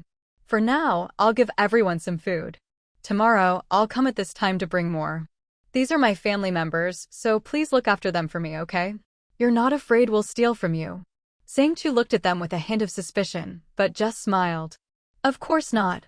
After the food was distributed, the little servant boy watched everyone eating fresh food, his stomach growling. He shuffled over timidly. I often take care of Pei Zhao. Can you give me some too?" Hearing his voice, Sang Chu finally turned to look at him. "Didn't you run away? I thought you didn't need food." I do, but I can't do what you asked. But I can tell you the way and you can find it yourself." Sang Chu replied, "All right." She tossed him a tomato. Linja caught it with a grin and took a big bite, the fresh juice running down his chin. He didn't care at all, just kept eating, getting his whole face and hands sticky. Seeing how much he enjoyed it, Sang Chu couldn't help but smile and gave him another tomato accelerated by her ability. All her plants were mutated varieties from this post-apocalyptic world, and now, after being soaked in spring water, a single plant could bear a lot of fruit. The tomatoes were especially big and sweet. Everyone got one, and it was almost enough to fill them up. In the apocalypse, food was precious. Eating fruit was already a huge luxury, so everyone, though still not fully satisfied, carefully stored away the leftovers. The little servant boy asked, "What time will you come tomorrow?" Sang Chu replied, "Same time as today. These should be enough to last until then. Keep an eye on my family. If I don't see them tomorrow, I won't give you any more food." The boy quickly promised, "Don't worry. As long as they're here, nothing will happen to them." But the unspoken meaning was clear: if they're not here, I'll eat their share. Sang Chu wasn't afraid of his veiled threat. Even though time in this world passed differently, she could always spend some money for Qin Simeon to help her return to her own world. It would be a bit troublesome, but as far as she was concerned, anything that could be solved with money wasn't really a problem. She looked at him, half smiling, and then led Pei Zhao back to her base. Big sister, why don't you take my dad and grandpa with us? It doesn't matter where you are as long as you're safe. Don't you want to go back? Pei Zhao nodded. I do. Don't worry about me. Okay. The road back wasn't long. As Sang Chu approached the main gate of Qinglu City, she noticed the mutated plants had grown even more lush and dense. If things kept developing like this, and if the magical formation wasn't activated in time, the city would probably be overrun soon. Zhao Zhao. When Lu Linlin saw her daughter, she rushed over and hugged her tightly, scolding and crying at the same time. You little brat, where did you go? Pei Zhao patted her back with her small hands to comfort her. Brother Linja brought me back. Don't worry, I'm home now. Home is best, home is best. You really scared me. Old Yen and Yen Hao had been waiting in the house. When Pei Zhao returned, Old Yen finally breathed a sigh of relief. Next time, don't run off like that. You really scared us. Okay, Zhao Zhao knows. Grandpa, since you're back, come with me to the air raid shelter, okay? Lu Linlin glanced at her brother, then said, We're going back too.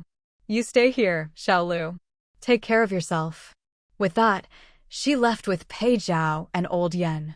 Yen Hao didn't say anything, just quietly escorted them back to the shelter. After everyone else had left, Lu Song closed the door. His brothers were there too. A group of them looked at Sang Chu and said, Why won't you let us go back? Sang Chu sat calmly in her chair and said, Didn't you notice? The mutated plants aren't just controlling Qinglu City. Their influence might be even bigger. I need some time. Don't worry, as long as I'm here, you won't die. Lu Song said, My ability is almost at the level 8 barrier. Once I reach level 8, I'll definitely die. I want to know about yours. I'm tired now. I'll tell you tomorrow. Lu Song was annoyed. You. Tang Lei pulled the agitated Lu Song back and said to Sang Chu, I'll stand guard outside. You get some rest. Thank you. Tang Lei saw how unafraid and calm she was, and remembered how she had easily beaten that little servant boy before. That boy didn't dare guarantee he could win, but this woman, with her weapon, could subdue him in one move. All right, I'll keep watch outside. You rest easy. Earlier, Brother Lu told me about your base. I don't need anyone to vouch for me. I want to join, but I don't know if that's allowed. I can guarantee I won't betray the base. If I do, you can kill me. We'll talk about it after this is over. Think it over carefully. When we're ready to discuss, give me your answer. I can give you a chance to join, but only once. So think it through. My base isn't that easy to get into or to leave. All right, then you rest. I'll head out now. After logging onto the big TP, Sang Chu sent a message to everyone in the GuangX group chat. I want to go on a world journey with you all. This time it's a targeted trip, and our destination is the Magic University. It could be very dangerous. Are you willing to come? Upon seeing this, everyone was shocked. After the initial surprise, they all looked at Sang Chu with concern and quickly replied in the GuangX chat, Sis, can I come too? Is that okay? Yes, the journey will be in January. During that month, everyone should focus on cultivating. The mutated plants there are very dangerous. If my abilities don't improve, I'm afraid I won't even be able to protect the people who go with me. Sang Jingwen, are you saying there's a risk of death? Sang Chu nodded, yes. So, I plan to go to the world first, and after I return, I'll look for the mutated plant. Only if my overall strength can restrain it will we have a chance of taking it down. Just relying on weapons probably won't work. Even if she had found that mutated plant, just seeing it absorb moonlight and devour ability users to hatch crystal cores was enough to make anyone's jaw drop. If she recklessly went to find the mutated plant now, without improved abilities, she'd be doomed. That place is basically a giant crystal core market. If we can't take it down, it's a pity. Besides, many people there have already been affected by it to some extent, which is why they can't leave. Although she didn't know how the mutated plant managed to do all this, for safety's sake, she had to improve her abilities first. Lu Minli hesitated for a long time before asking, "If I die there, will I still come back to the real world?" Sang Chu sometimes disappeared for a night, sometimes for a whole month. Her schedule was so unpredictable. Sang Chu, "Don't worry, I'll spend points to bring you back to the real world. Everyone think it over." Everyone fell silent for a moment. Finally, it was Xia Yi who broke the silence and was the first to reply, "I want to go." Sang Jingwen, "I'll go too." Yi Ping, "Me too." Everyone voiced their agreement, and only then did Lu Minli reply, "All right, let's go, Ah Chu. I trust you. We're all friends, no need to be so polite. I'll prepare a safety rope for everyone, just in case we get separated." Sang Chu took out a white hemp rope and tied it around everyone's wrists. This rope can stretch and shrink at will, up to 100 meters. "Don't worry, it won't affect your daily life. I'm just tying it now to make sure we don't get separated at the start." Afterwards, she checked everyone's guangx again, making sure even Yi Ping had one. When the whistle blew, Sang Chu and her group boarded.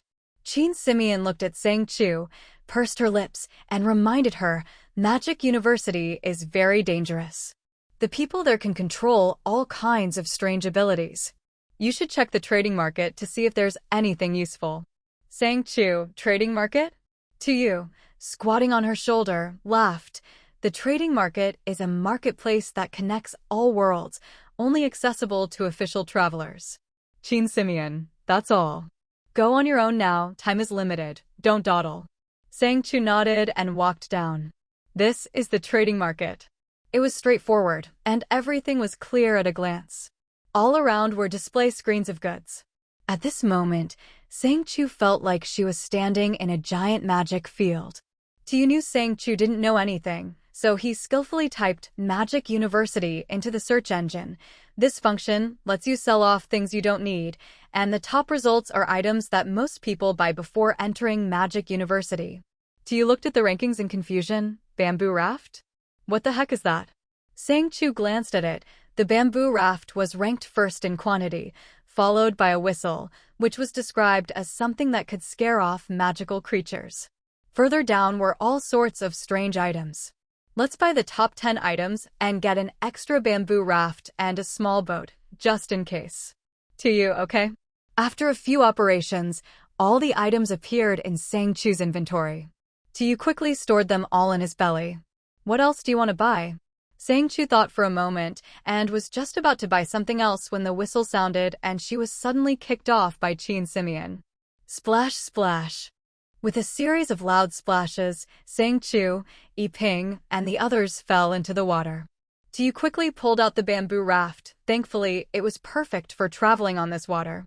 Tiu, while rescuing everyone, was extremely grateful that Sang Chu had tied them all together with the immortal binding rope earlier. As long as she recited the spell, the rope could instantly shrink or extend, which allowed him to pull everyone up at once. Sang Chu, "Damn, this starting point is such a trap." Mu Shui shivered from the cold. This is Magic University? It's terrifying."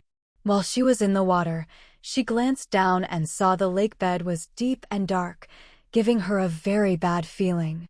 Looking around at the bizarrely shaped mountains, the eerie green light, and the crows cawing harshly, she felt a chill in her heart. Tiu handed out the clothes they bought from the market. "Now I get why these clothes are in the top 10. Hurry up and put them on, or you'll catch a cold in this deep forest." He also handed out heat preservation potions to everyone. At this moment, Sang Chu was standing on the bamboo raft, looking into the water.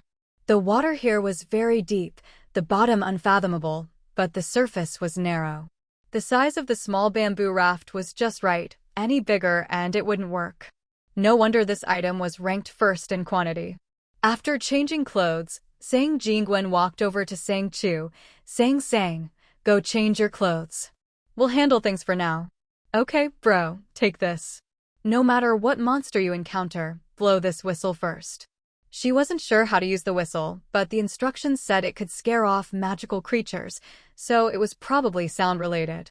Everyone had one. If they really ran into danger, it might come in handy. Yi Ping stood next to Sang Jingwen, looking around nervously. "I didn't expect this place to be Magic University.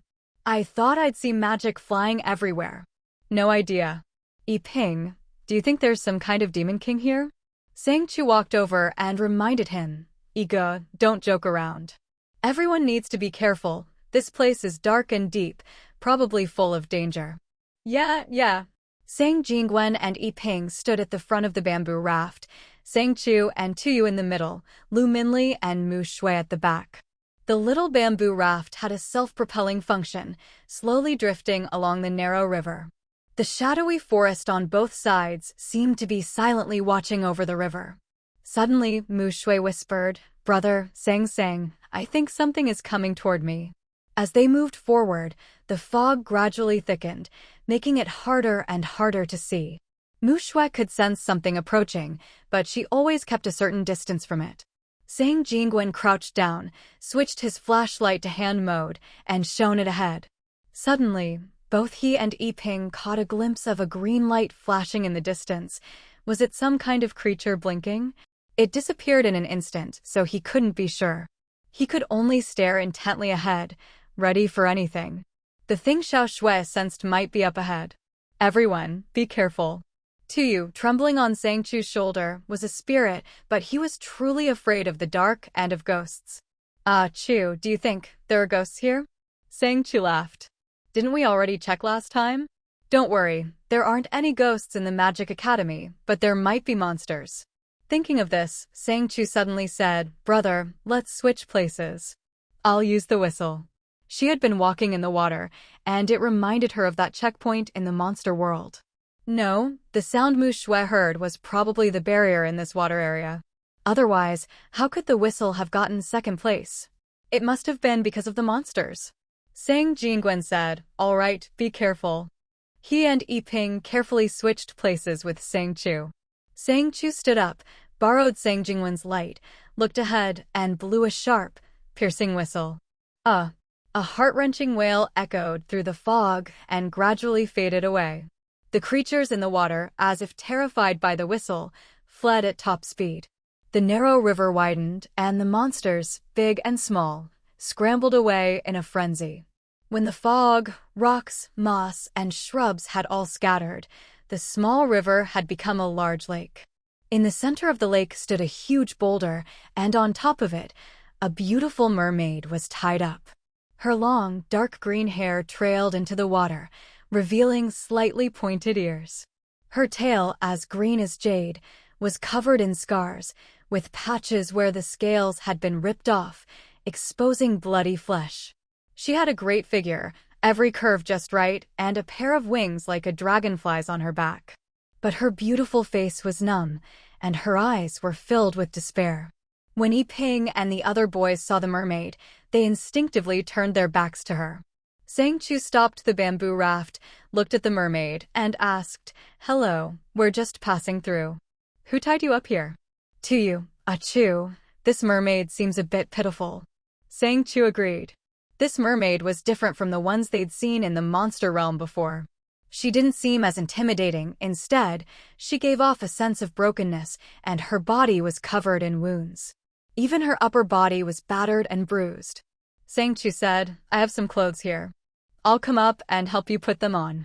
The mermaid, hearing this, slowly turned her head to look at Sang Chu.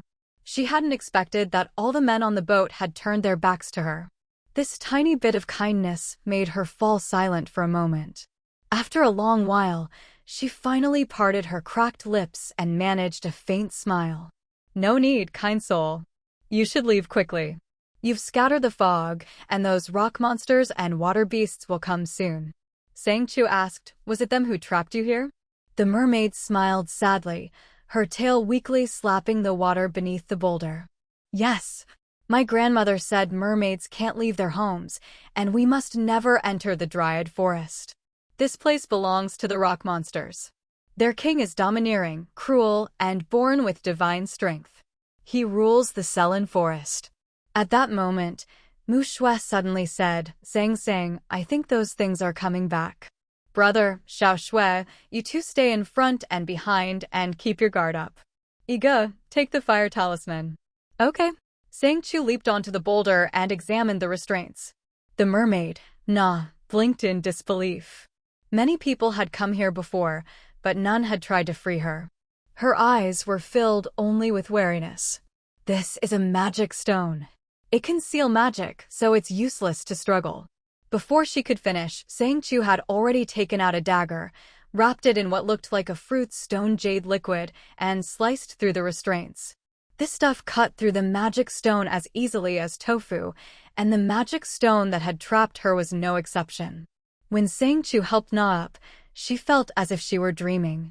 Put these clothes on first. Do you know the way out? If so, come with us. Leave? Humph. Suddenly, a voice boomed, "You've got some nerve, daring to steal my bride. Eat them." A group of rock monsters, wooden monsters, moss, and shrubs surged forward, surrounding them. Seeing the situation, Na, terrified of being recaptured, clung tightly to Sang Chu, her porcelain-white hands gripping her desperately. Her eyes were full of pleading. Sang Chu looked at her, comforted her softly, and gently held her hand. Sang Chu said, "Bride, this is imprisonment." A towering rock monster laughed loudly. "So what? If you want to save her, you'll stay too. The woman will be shared by all, and the men eaten." Wutu. A chaotic chorus of monsters roared. Sang Chu picked up Na, jumped back onto the bamboo raft, and set her down. "Do you know the way out?" "I do. If you follow the river past the rock monsters, you'll reach the nearest magic town in Selen Forest." "Good. That's where we're headed. Be careful." After making sure Na was settled, Sang Chu drew his sword. "Brother, Xiao Shui, blow the whistle." Tu hurriedly nodded and blew the whistle. The sharp sound sent the monsters fleeing in all directions. Even Na, sitting on the raft, couldn't stand it. She covered her ears and curled up, trembling. Sang Chu didn't stop, but said to Na, "Hang in there, we'll be out soon." Na knew there were many monsters here, and this group was her only hope.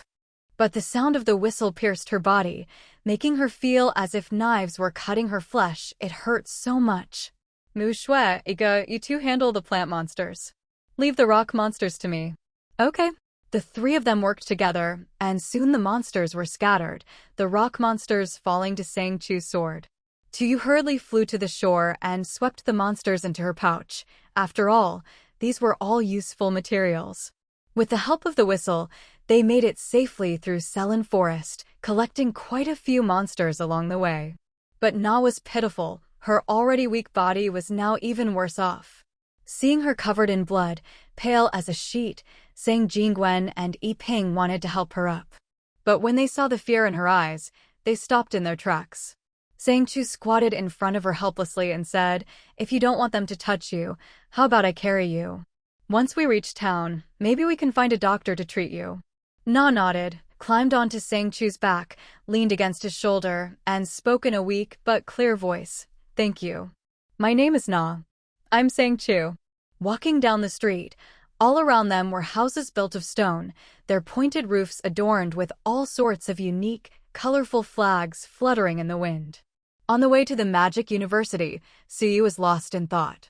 As they were about to enter, Nana suddenly grabbed the clothes on Sang Chu's shoulder, her hand trembling slightly. "Sang Chu, I don't want to go in." "What's wrong? Can you walk with me?" Mu Shui walked beside Sang Chu, unconsciously looping her arm through hers. Sang, I don't have a good feeling about this university." Lu Minli frowned slightly. "But it's not really an option for you to just follow me around, is it?" Along the way, he'd already noticed many people's gazes lingering on him, and he felt those looks were dangerous. Tu glanced at the group, then at Sang Chu, and said in her mind, "Why don't you form a contract with her? She's a native of the Magic University, so you can contract her. Try looking for a magic shop to see if they sell contract cards. All you need to do is buy one, drip a bit of her blood on it, and you can contract a magic native. You can then store her in the card, very convenient. Alright, then you pick out a general use contract card from the Magic University and get a few more if possible. To you, there's a limit to the number of contract slots at the Magic University. Each person can only have 100. If you want more, you'll have to spend extra magic crystals. It's expensive." Sang Chu hadn't expected that even Qin Simeon couldn't get around this restriction. Before, Even demon pearls could be contracted, but here there was a limit? Why is that? T replied honestly, I don't know, that's just what my system tells me. The Magic University is very special. You can contract on the spot, but at most 3 times. After 3 times, it's not allowed anymore. The contract will be erased. Is there a limit to how many people can use a contract card? That's not restricted, but there are level requirements. The higher the level, the more expensive it is, and each person must have their own. Sang Chu nodded. All right, we'll need them. You go check it out first, everyone needs one. I'll go find a place to stay. Tu nodded and immediately set off. Sang Chu looked at the people around them, all eyeing them like wolves, and didn't want to bother with them. I'll go find a place to stay first. Yi Ping, but I. Sang Jingwen. All right, let's find a place to stay first. Yi Ping was cut off. He wanted to say something, but since the others weren't in a hurry, he could only follow along. Sang Chu was still carrying Nana on her back. Nana was so light she barely weighed anything, so it wasn't a big deal to carry her the whole time. The inn was not far from the university, a Gothic-style building, its exterior carved with all sorts of strange magical beasts and runes, giving it an imposing and mysterious look. The main doors were wide open, and Sang Chu was the first to walk in. Excuse me, I'd like a room. Hearing Sang Chu's voice, the innkeeper, who had been dozing off, stood up. He looked to be about 50, tall, at least 1.9 meters, with deep-set brown eyes that shone with intelligence. He wore a deep purple robe embroidered with golden, mysterious runes. Seeing that the group wasn't wearing mage robes and that the woman in front was carrying a pretty little girl on her back, he kindly reminded them, Are you guests from out of town? Why aren't you wearing mage robes? Sang Chu's heart skipped a beat, suddenly remembering the special clothing she'd seen on the sales list, and she quickly asked Tuyu to prepare it for her. On the surface, Sang Chu maintained a calm smile and looked at the innkeeper. It's in my storage ring. I was planning to tidy up before putting it on. We just came from the wild, so I didn't wear it. The innkeeper didn't press further. That's fine. Would the guests like to purchase any supplies? Sang Chu nodded. Of course, but I'm not sure about the prices here. Don't worry, we'll give you a fair price. May I see your magic crystal card? Sang Chu took out her card from her storage space. Tuyu, squatting on her shoulder, grumbled. Thank goodness you remembered. That sales list is such a rip-off. Why didn't it mention mage robes? It's for making money, obviously. Sang Chu couldn't help but complain. She'd already noticed that although the inventory seemed to offer a lot, there were plenty of hidden traps. If you weren't careful, you'd fall for them.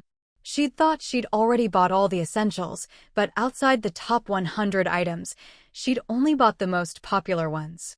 Who would have thought that the real life-saving item was this robe? The magic crystal card was decorated with a blooming rose. The innkeeper's expression changed when he saw it. He'd thought she was just a regular guest, but upon seeing the rose emblazoned card, he immediately became respectful. He placed his right hand on his left shoulder and bowed to Sang Chu. Honored Your Highness, welcome. May I ask how many rooms you'll need?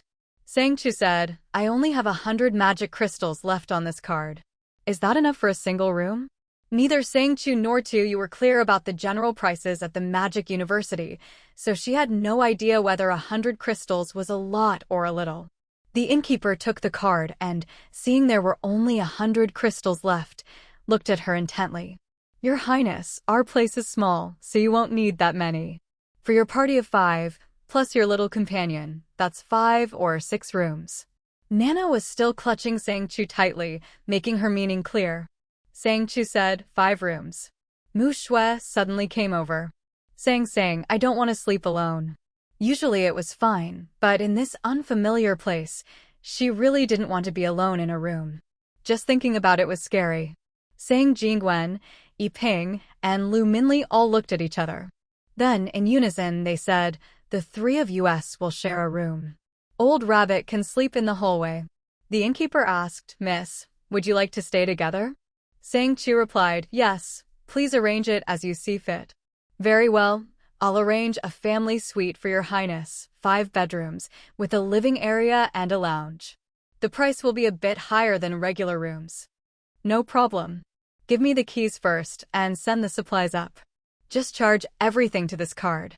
The innkeeper glanced at Sang Chu's storage ring. Although it was different from the ones used locally, seeing that her crystal card was a Rose City Royal card, he didn't dare say more. Of course, Your Highness. That will be 1,000 crystal shards. I'll process it right away. When they heard the price of 1,000, both Sang Chu and Tuyu tensed up, but it turned out to be crystal shards, not full crystals. 1,000 crystal shards wasn't even one full crystal. No wonder Qin Simeon said there was a limit. If not, they'd have been fleeced by these black-hearted merchants. They were then led by the young butler to their rooms. Once the door was closed, they finally felt a sense of security. The butler looked about 20, handsome, and dressed like an ordinary person. He stood respectfully at the door. Your Highness, this is your suite. I'll be right outside. If you need anything, just call. If you don't want cleaning or company, you can activate the privacy rune and the room's magic will take effect, putting everyone into a deep sleep. If you'd like company, just use the rain spell to call me. All right, I understand. Thank you. As soon as they entered the room, they saw a group of people chattering nonstop, while the others sat quietly in the corners. Only the ones who had come in with them kept talking endlessly. Your Highness, esteemed Your Highness, do you really not need a little companion to chat with every day? Don't you need one? Are you sure you don't need one? Your Highness, can you tell me about Rose City? Yes. I really want to know. I heard Rose City is huge and beautiful. Esteemed Your Highness, please tell us about it. Everyone was talking over each other, but Sang Chu remained silent. Eventually, those people just started chatting among themselves.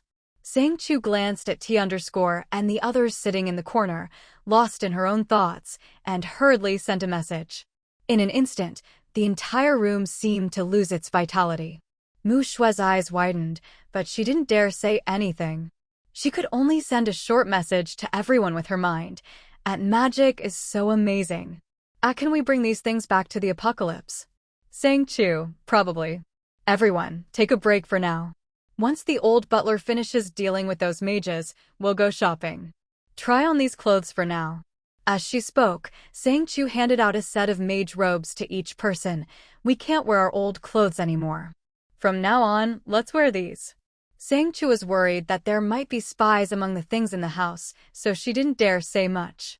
Luckily, even the usually blunt Yi Ping knew to be careful with her words, and gave Sang Chu a grateful look. Mu Shue, by the way, don't you all find it strange?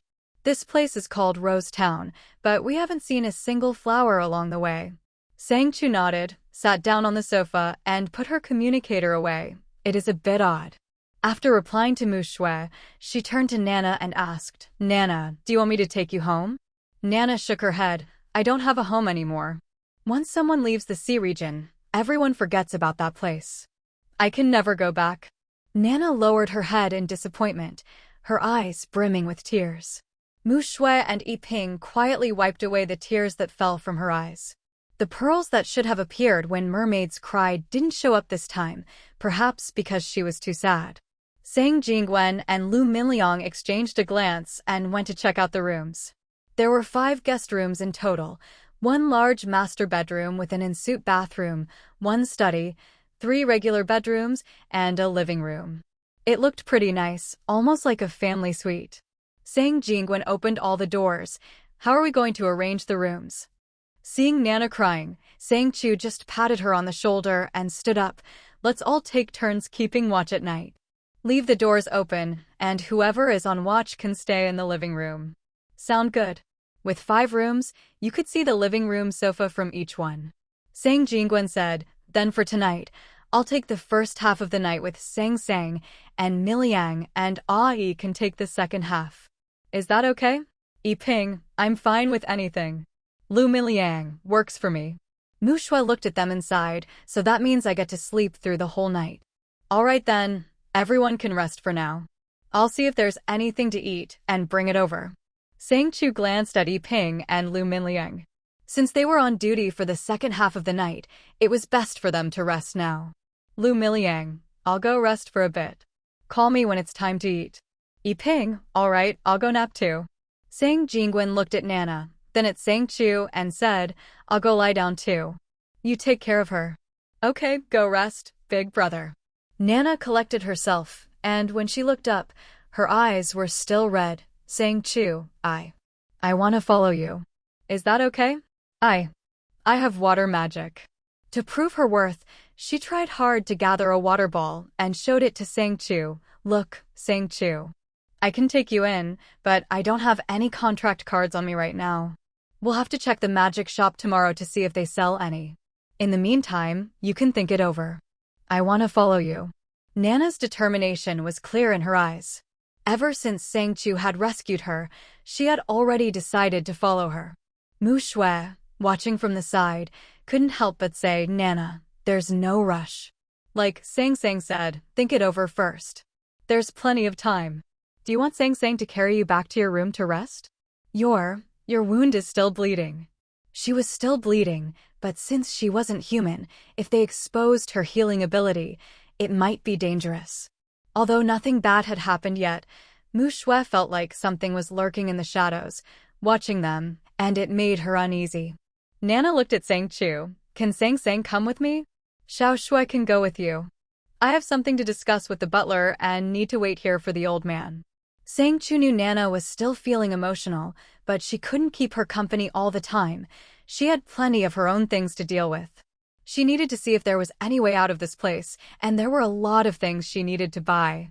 She only had 100 crystals left, and she didn't know how much the things she'd picked up were worth.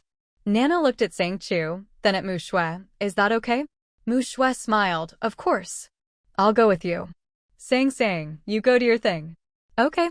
Nana smiled through her tears, and only then did Sang Chu go over and pick her up. Don't worry, rest for now. I'll see if there's anything to treat your wound. You lie down first. As soon as they got to the room, Nana immediately grabbed Sang Chu's arm. Don't go to that hospital. It's dangerous, really dangerous. Sang Chu, did you sense something? Nana shook her head. It's just a feeling. I don't know why, but I really don't want to go there. My instincts are telling me it's a place of death. Mu Shui, I feel the same way. Sang, should I stay with her? Sang Chu comforted them. It's fine. As long as I don't cause trouble, nothing major will happen. You two rest here. I'm going to find the butler. After putting Nana down, Sang Chu sent her a message. I'm leaving Tu here to watch over you. I'll be out for a bit, so be careful. You be careful too.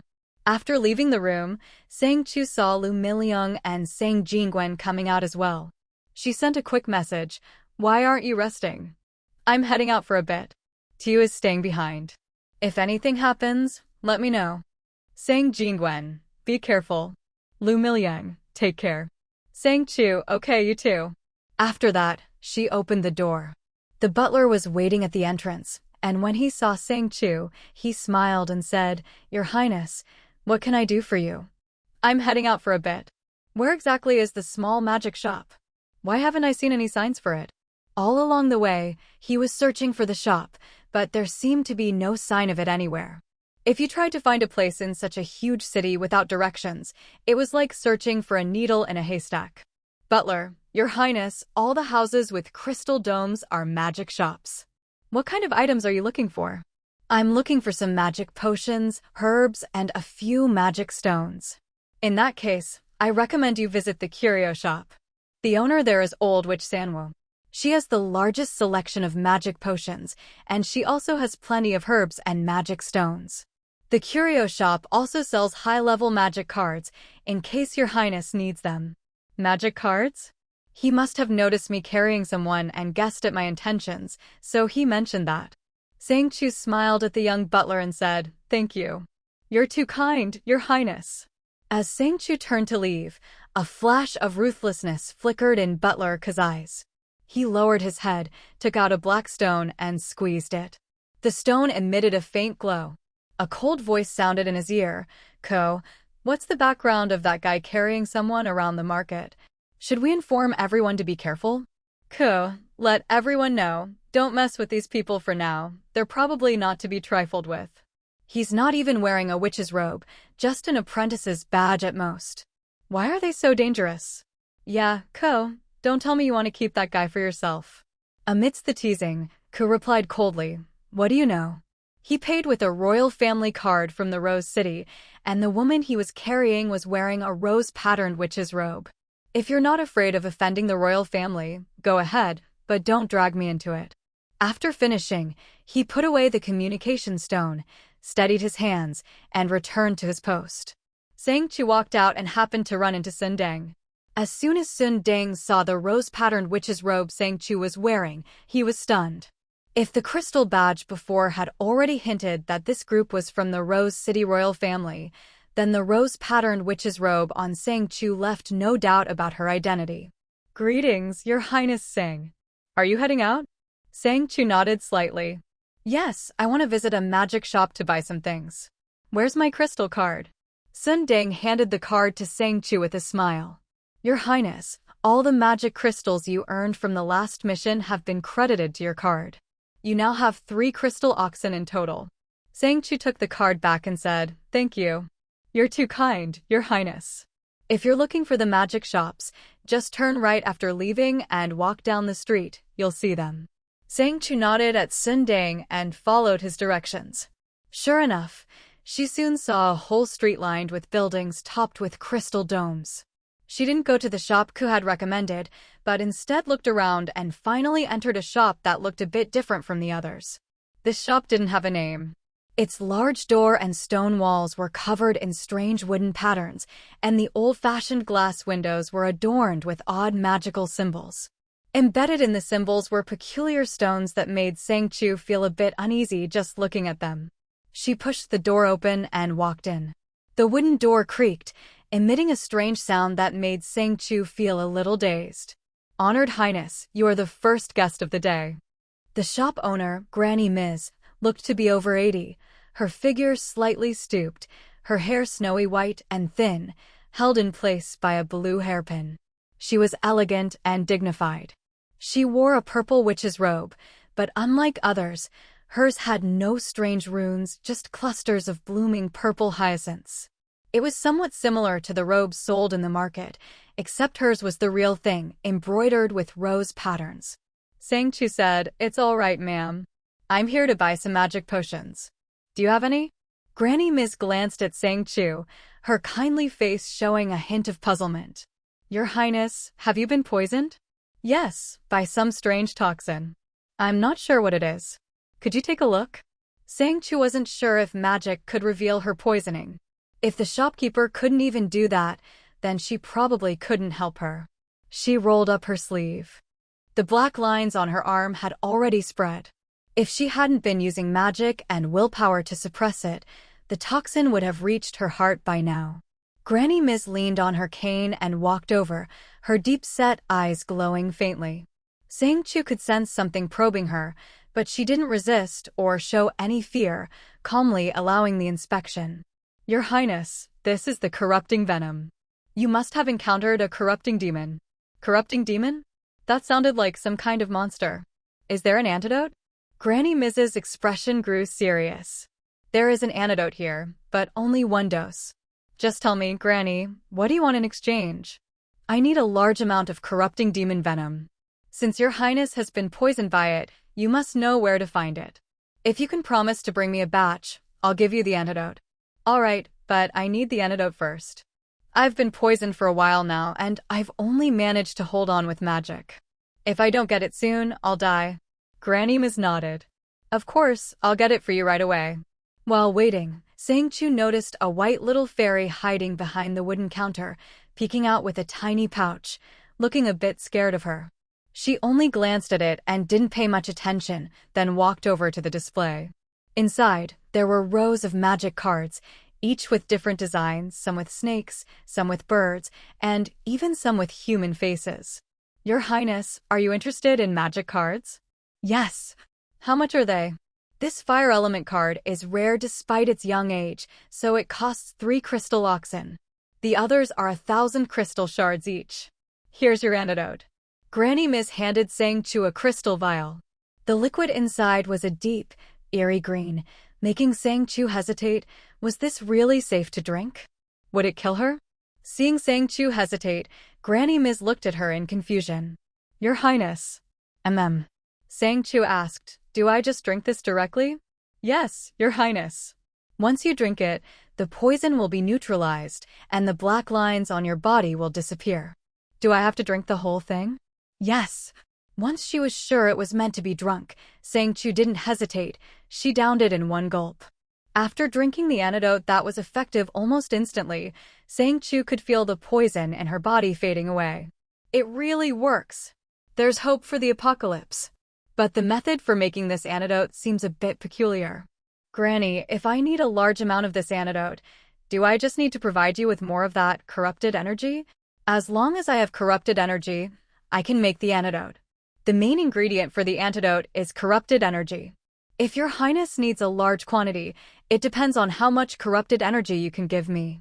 At most, I can make one antidote for every 3 or 4 units of corrupted energy. I understand. I'll take all these magic cards. Do you have any blank cards? Granny Measy smiled and took out a box. Of course, but how many does Your Highness need? Since this magical world allows for contracts with magical beasts, the more blank cards, the better. I'll take all the ones you have. Your Highness must also need magical beasts, right? Sang Chu nodded. Yes. Do you have any recommendations, Granny? Measy said, although our small town can't compare to the big cities, we do have a slave market. If you want ordinary magical beasts, you can go there anytime. The place with the black flag on the roof is the slave market. If you're looking for the black lines on her arm had already spread. If she hadn't been using magic and willpower to suppress it, the toxin would have reached her heart by now. Granny Miss leaned on her cane and walked over, her deep-set eyes glowing faintly. Sang Chu could sense something probing her, but she didn't resist or show any fear, calmly allowing the inspection. Your Highness, this is the corrupting venom. You must have encountered a corrupting demon. Corrupting demon? That sounded like some kind of monster. Is there an antidote? Granny Miz's expression grew serious. There is an antidote here, but only 1 dose. Just tell me, Granny, what do you want in exchange? I need a large amount of corrupting demon venom. Since Your Highness has been poisoned by it, you must know where to find it. If you can promise to bring me a batch, I'll give you the antidote. All right, but I need the antidote first. I've been poisoned for a while now, and I've only managed to hold on with magic. If I don't get it soon, I'll die. Granny Miss nodded. Of course, I'll get it for you right away. While waiting, Sang Chu noticed a white little fairy hiding behind the wooden counter, peeking out with a tiny pouch, looking a bit scared of her. She only glanced at it and didn't pay much attention, then walked over to the display. Inside, there were rows of magic cards, each with different designs, some with snakes, some with birds, and even some with human faces. Your Highness, are you interested in magic cards? Yes. How much are they? This fire element card is rare despite its young age, so it costs 3 crystal oxen. The others are 1,000 crystal shards each. Here's your antidote. Granny Miss handed Sang Chu a crystal vial. The liquid inside was a deep, eerie green, making Sang Chu hesitate. Was this really safe to drink? Would it kill her? Seeing Sang Chu hesitate, Granny Miss looked at her in confusion. Your Highness. Sang Chu asked, do I just drink this directly? Yes, Your Highness. Once you drink it, the poison will be neutralized, and the black lines on your body will disappear. Do I have to drink the whole thing? Yes. Once she was sure it was meant to be drunk, Sang Chu didn't hesitate. She downed it in one gulp. After drinking the antidote that was effective almost instantly, Sang Chu could feel the poison in her body fading away. It really works. There's hope for the apocalypse. But the method for making this antidote seems a bit peculiar. Granny, if I need a large amount of this antidote, do I just need to provide you with more of that corrupted energy? As long as I have corrupted energy, I can make the antidote. The main ingredient for the antidote is corrupted energy. If Your Highness needs a large quantity, it depends on how much corrupted energy you can give me. At most, I can make one antidote for every 3 or 4 units of corrupted energy. I understand. I'll take all these magic cards. Do you have any blank cards? Granny Measy smiled and took out a box. Of course, but how many does Your Highness need? Since this magical world allows for contracts with magical beasts, the more blank cards, the better. I'll take all the ones you have. Your Highness must also need magical beasts, right? Sang Chu nodded. Yes. Do you have any recommendations, Granny? Mizi said, although our small town can't compare to the big cities, we do have a slave market. If you want ordinary magical beasts, you can go there anytime. The place with the black flag on the roof is the slave market.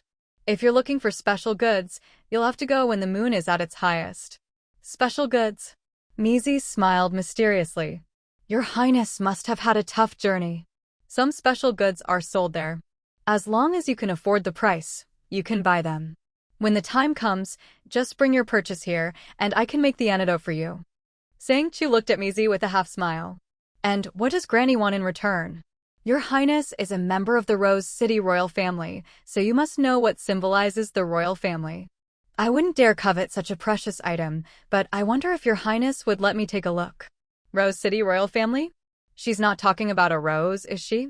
No wonder the shop is called Flower Time, but there hasn't been a single rose from start to finish. Sang Chu fell silent. Mizi looked a little disappointed.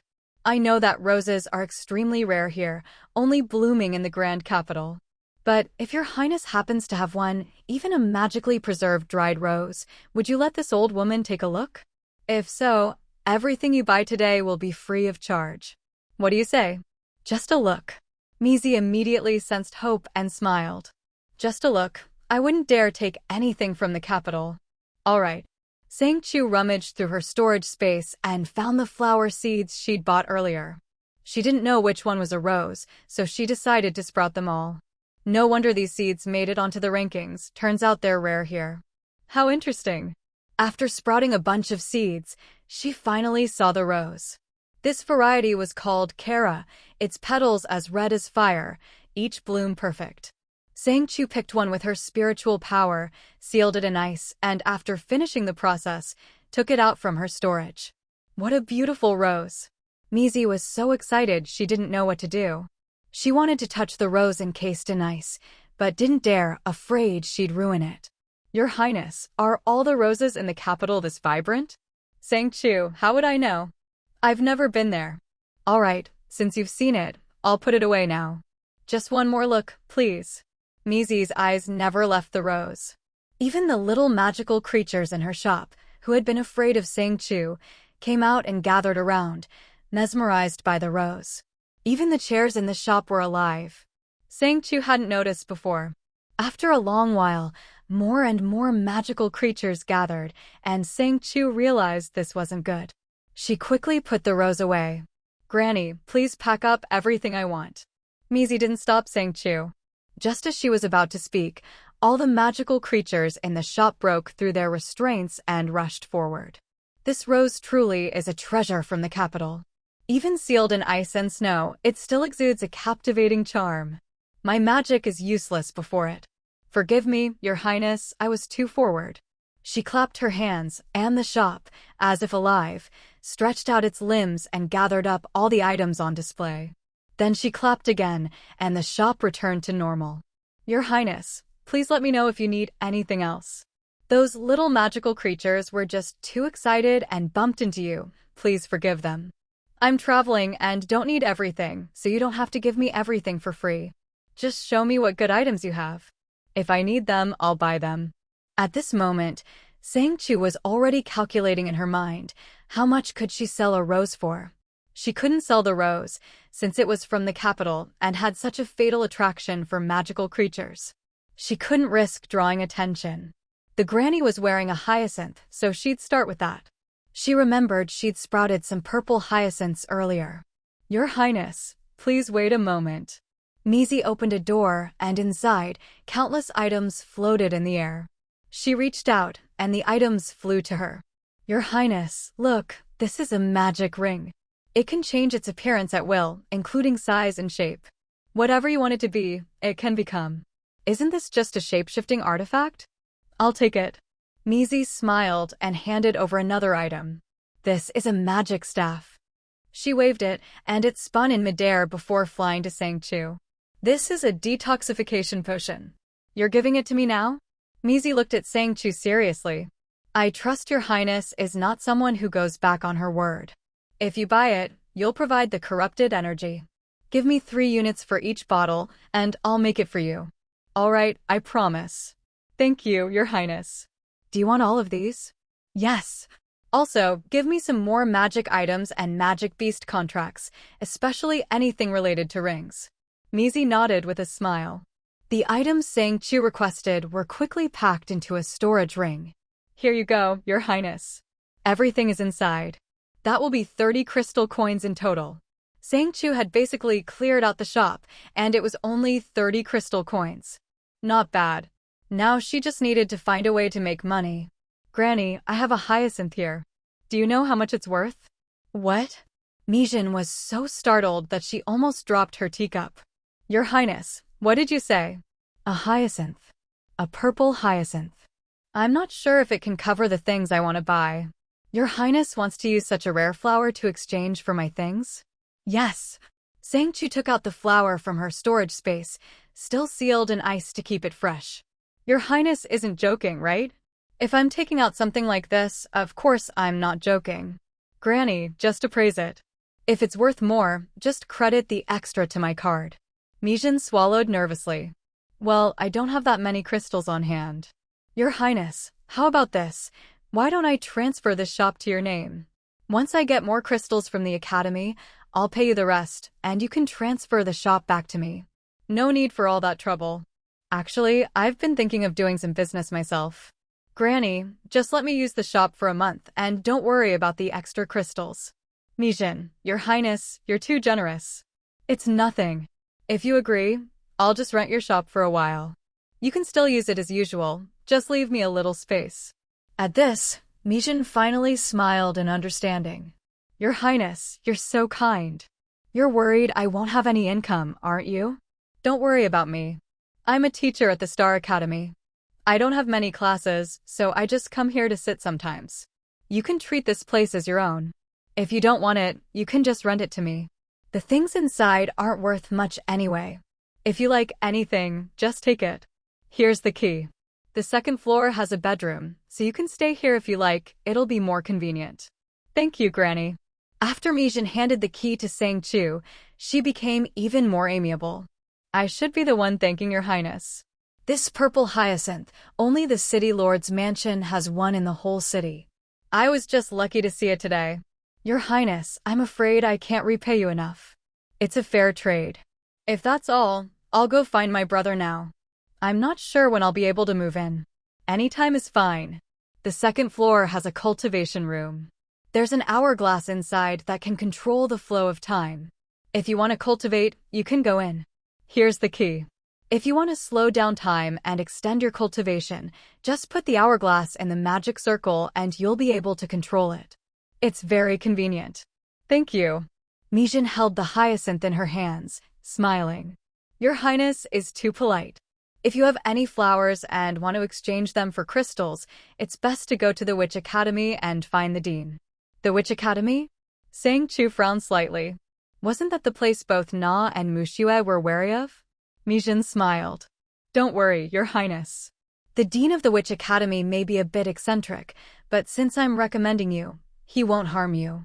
She wouldn't say this to just anyone, but Sang Chu gave her a good feeling, generous, unafraid of losing out, and with a certain aura. The dean of the Witch Academy would like someone like her. Mijin glanced at the hyacinth in her hand and added, My shop is small, not many people come, but it's quiet. As for the Witch Academy, nobody dares mess with them. They were the real local power. Sang Chu said, All right, I understand. I'll go find the dean of the Witch Academy. Wait, Your Highness, take this with you. Just say you're there on my behalf. Mijin handed her a nameplate with a hyacinth engraved on the front and Mijin's name on the back. What's this? It's my identity token. Anyone at the entrance will know you're there to see the dean on my behalf. When you meet him, just trade directly. With enough crystals, Your Highness can go to the slave market to trade. Thank you, Granny. I'll go now. Take care, Your Highness. I'll head back to the academy. If you need anything, you can contact me. All right. After gathering her things, Sang Chu left the shop. Only when she saw her balance on her card drop to 0 did she finally relax. But she looked at the Witch Academy with its white walls and hesitated. She wasn't sure if what the old lady said was true, but if it was, then trading with the local powers using flowers might be a big deal. To the people of this world, these flowers were just ordinary items, but to those from the Magic Academy and others, they seemed to have some special power. After hesitating for a long time, Sang Chu finally walked toward the Witch Academy. "Respected Your Highness, what kind of witchcraft are you looking for?" Sang Chu showed the attendant Mijin's token. "I want to see the dean." The attendant was stunned. What was the dean's wife up to now? Why would a royal from Rose City come to the Witch Academy?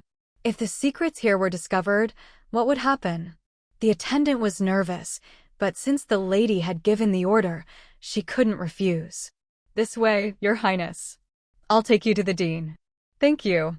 "Dean, are you there?" The attendant knocked, showing Mijin's token through the door. "Come in." A deep voice came from inside, and the door opened instantly. The attendant looked at Sang Chu. "Your Highness, please." Sang Chu nodded and walked in. The dean of the Witch Academy, Wu Qi, was older than Mijin, with a hunched back and small, sharp eyes. The whole person gave off a sinister vibe. His gaze was as cold as a snake's as he looked at Sang Chu. That old woman is up to something again. Sang Chu smiled slightly and took out 3 flowers, Heavenly Star, Rose, and White Camellia, each sealed for freshness, and placed them in front of Wu Qi.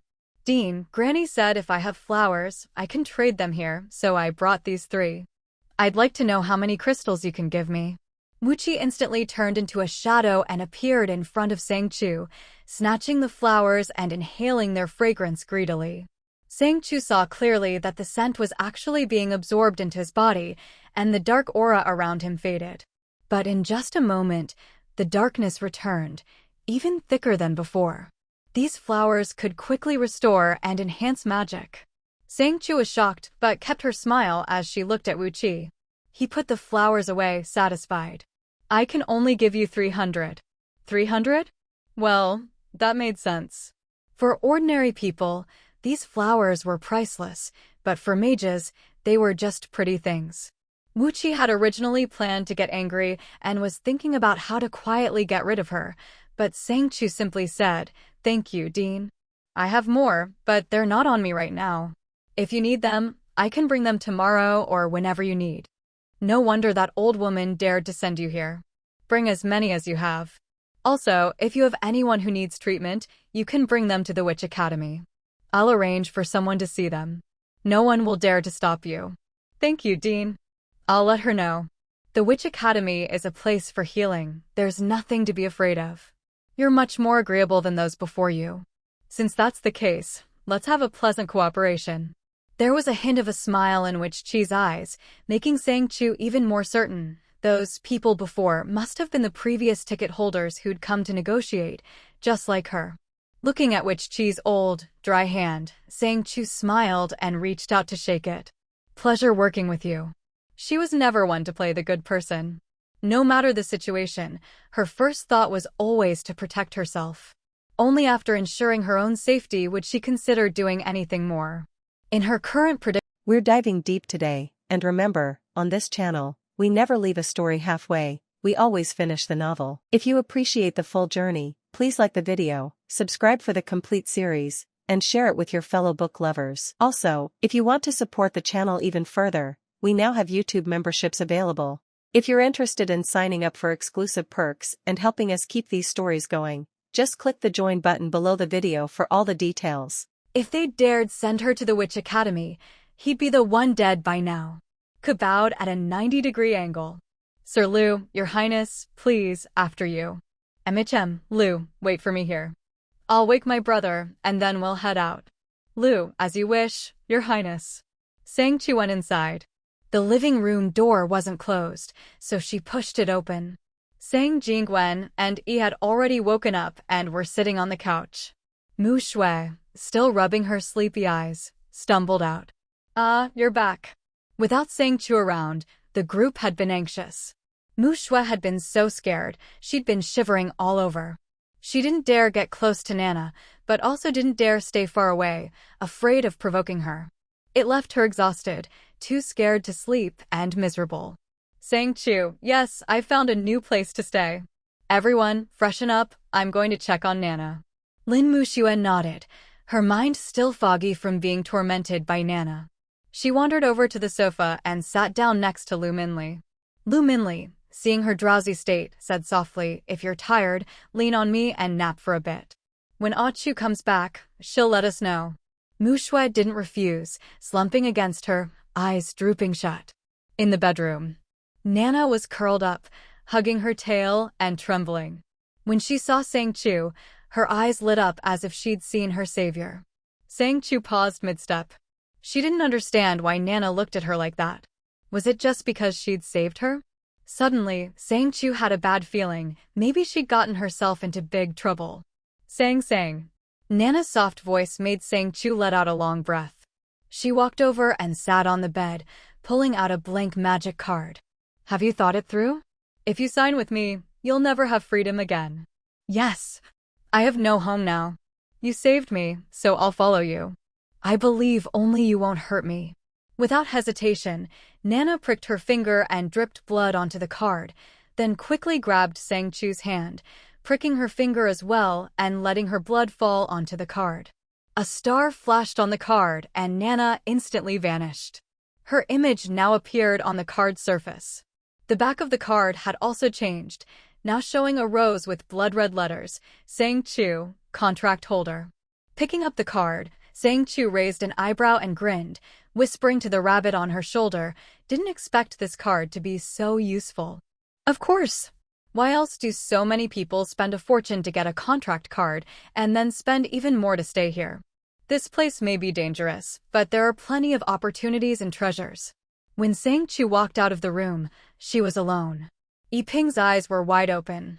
Where did everyone go? They went to collect the cards. "Tonight, I'll take you to the slave trading market. If there's any magic you want to buy, you can get it. I have plenty of blank cards you can use." Yiping, wow, this is amazing. "Sis, can I become one of those ticket holders with you? Only those with spiritual power can do it. If you want to, you'll have to work hard to cultivate your spiritual strength. Maybe it'll be possible." At that, Yiping deflated. "All right then." Sang Chu put away the cards. Lu Shi didn't say anything on the way out.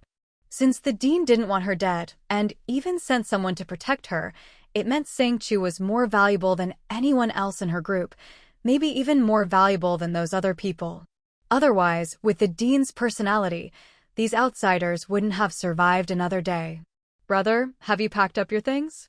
Sang Jingwen nodded slightly. Lu Minli, holding the drowsy Muxue, stood up and they all walked towards Sang Chu. "Are we leaving now?" "Yeah, let's go." When they reached the entrance, Lu Shi stood by the road and said, "I respectfully send off your highness and the others. Welcome back next time." Watching his back, Ke felt like he'd survived a disaster. He hurried to tell his companions. Originally, Su Mihong was waiting at the inn's entrance, ready to ambush, but Ke said Lu Shi was right beside them, protecting them. Go, let's go, hurry up." Ke said Lu Shi had already headed toward the main road. If they didn't believe him, they could check, but he'd already been lying in wait here. Everyone who heard Ke's words ran away in panic, afraid that if they were a step too slow, they'd die at Lu Shi's hands. Lu Shi's reputation was that if he made a move, someone would definitely die. Sang Chu arrived at the carriage outside. The ambushers must have already fled. "Thank you, Lord Lu Shi. Your Highness is too polite." "It's nothing at all." Sang Chu smiled. "But Lord Lu Shi's presence here is already enough to make people swear off trouble. No wonder the Dean wants you to follow me. From now on, my safety in Flower Town will depend on you, Lord Lu Shi." Lu Shi didn't answer directly, but said, "I act on the Dean's orders. The Dean only asked me to protect your Highness for 5 days. Please understand. Don't worry, my value is more than just this. The Dean will see that in time. Let's go. Before it gets cold tonight, I want to stop by the little shop." She and Lu Shi walked ahead. The others didn't understand, so they messaged her. "Little sis, do you have some kind of deal with that guy? Is it dangerous?" "Don't worry, brother, it's not dangerous. He's here to supervise me, but also to protect me. With him around, nothing will happen to us in this town. You can all focus on your training." As they walked to the magic shop in the rice market, only then did Sang Jingwen and Yi Ping realize just how valuable Sang Chu's best protection really was. Those who had been lurking in the shadows since they arrived at the inn all disappeared without a trace. Lu Minli, I feel safe now, but he said it's only for 5 days. Sang Chu, is there any way to extend it? Sang Chu, don't worry, I've already set things in motion. Just relax, nothing will happen. Lu Minli was still worried, but after thinking about it, she realized Sang Chu wouldn't put so many people in danger, so she let out a sigh of relief. They opened the door to the magic shop. Inside, it was eerily quiet. There was a bell and a note on the table. The note reminded her about the cold night, saying that from sunset to moonrise, the big shop would stay closed. She should wait until the wind on the roof stopped before going out, or wait until the moon was high in the sky. Finally, it reminded her to always keep the crystal lamp lit at night. There were daily use items. As long as she went out, she should take the lamp. If she felt the little elves were around, she could turn it off, but the suggestion was to keep it on all the time. Sang Chu trusted the old lady's words more now. If Miji hadn't told her to go see the dean and show her value, she probably wouldn't have survived the night. Following the instructions, Sang Chu shook the bell. This time, it felt different from the inn. Miji said she'd already communicated with the shop's elves, so Sang Chu needed to perform the summoning ritual again. After a series of steps, Sang Chu's senses suddenly sharpened. She could hear all sorts of sounds, then everything went quiet again. Now, standing in the shop, she could clearly sense everything nearby, even the sound of the crystal lamp on the roof. The sound was soft, like a gentle melody, very nice. The lights in the shop lit up automatically. Some of the elves floated to Sang Chu, some to Lu Minli and Mu Shui, and some drifted to the second floor. Whether they came to her or went to the play area, Sang Chu could see it all clearly. It was amazing. She wanted to bring all these things back to her base. Lu Shi reminded her, it's getting cold. Why not light the fireplace? All right. Sang Chu didn't know magic, but she could use the bell to direct the crystal elves to light the fireplace, which then ignited itself to keep them warm. Mu Shui stared wide-eyed. She really wanted to bring all this back to her base. It was so much fun. Lu Minli, standing beside her, smiled dotingly and patted her head, messaging, if you want it, ask Ah Chu later. But I'm afraid I'll have to learn magic first. Mu Shui nodded eagerly. She really wanted to learn, it was so much fun. By the fireplace, a teapot and a group of little teacups floated to the table, and a small elf put a cover over the teapot, pouring tea for them. The teapot spoke in an old voice, Your Highness, would you like some tea? Yes, please serve a little more. The teapot replied, the previous shop owner was a vegetarian, so there's only some noodles left in the kitchen, no meat for now. What about the usual food? The teapot explained, usually the little elves go out to buy ingredients. When it's time, they'll bring them back. The crystal elves are responsible for cooking. Then just cook whatever you have. The teapot responded, understood. Your Highness, please enjoy your tea. Dinner will be ready soon. Mu Shui looked at Lu Minli with shining eyes. So smart. This is amazing, just like a magic movie. Lu Minli looked at her helplessly. Xiao Shui, wipe your drool. It's about to drip out. Mu Shui glared at her, then looked eagerly at Sang Chu. Sang Chu, we'll go to the trading market tonight. If they have it, you can buy it. When Wu Muzi handed out the food, everyone except Lu Xing was stunned. What, only hard bread? There wasn't even a single vegetable in sight. Wasn't this supposed to be a meal? Was he a vegetarian or something? Apparently, his idea of vegetarian food was just hard bread. Lu Xing didn't seem to mind at all. He picked up the bread and started eating, glancing at Sang Chu, who was holding her food awkwardly, and asked, Your Highness, do you not eat vegetarian food? It's not that. She just hadn't expected vegetarian food to mean bread. Sang Chu took a tentative bite of the hard military bread and almost choked. It was so hard. It was like biting into a rock. Lu Xing was puzzled by Sang Chu's strange expression. He took another bite himself and didn't think the bread was that bad. If Your Highness can't eat this, you can wait until after the cold wave passes and go to the slave trading market to buy some magic beast meat. I can cook it for you. At this point, Sang Chu finally understood. In this magic academy, vegetarian food meant bread and meat was just meat. You don't eat vegetables? Lu Xing looked at Sang Chu with confusion. Vegetables? You mean the wild tree spirits? But those count as meat too, just not very tasty. They're tough and stringy, so people don't like them. Right, she forgot, here. Anything could become sentient. I don't know if you have cultivation here, but back in the Imperial City, I specialized in cultivation, so I'm used to eating fruits and vegetables. Sorry, not everyone is like me. Sang Chu realized Lu Xing was probably going to be with her for a long time, so she wasn't about to mistreat her own stomach. She moved a bunch of fruits and vegetables from her storage space into her ring, then took them out one by one, laying them on the table. With every fruit she took out, Lu Xing's eyes grew wider. These things were pure energy, not spirits. Mu Shui was the first to grab a fruit. She tried to eat the bread, but it was just too hard. She couldn't even take a bite and felt like her teeth would shatter. Yi Ping was no better. After one big bite, his teeth were throbbing in pain. After putting the fruit on a plate, Sang Chu said to Lu Xing and the others, "Don't worry, these are fruits I cultivated myself, not spirits. They're safe to eat." She took one herself, but Lu Xing still looked confused as he ate his bread. "Aren't these fruits sour or bitter?" "You'll know once you try, trust me." Lu Xing hesitated for a while, then finally reached out, closed his eyes, and took a bite. Instead of the expected sourness or bitterness, it was sweet. He took another big bite, his mouth stuffed full. "Delicious, so good." Sang Chu smiled. "If you like them, eat as much as you want. Plate do you?" Before she could finish, the plate spirit had already taken the hint. Sang Chu put some vegetables on it. "Later, use these to cook a light soup." After thinking for a bit, Sang Chu added, "Maybe add some eggs or meat, and cook the meat a bit longer." She wasn't sure what kind of poultry existed in this magic world, so she didn't want to take out the ones she had. If they didn't exist here, it'd be hard to explain. The plate spirit replied, "Yes, Your Highness. Please wait a moment."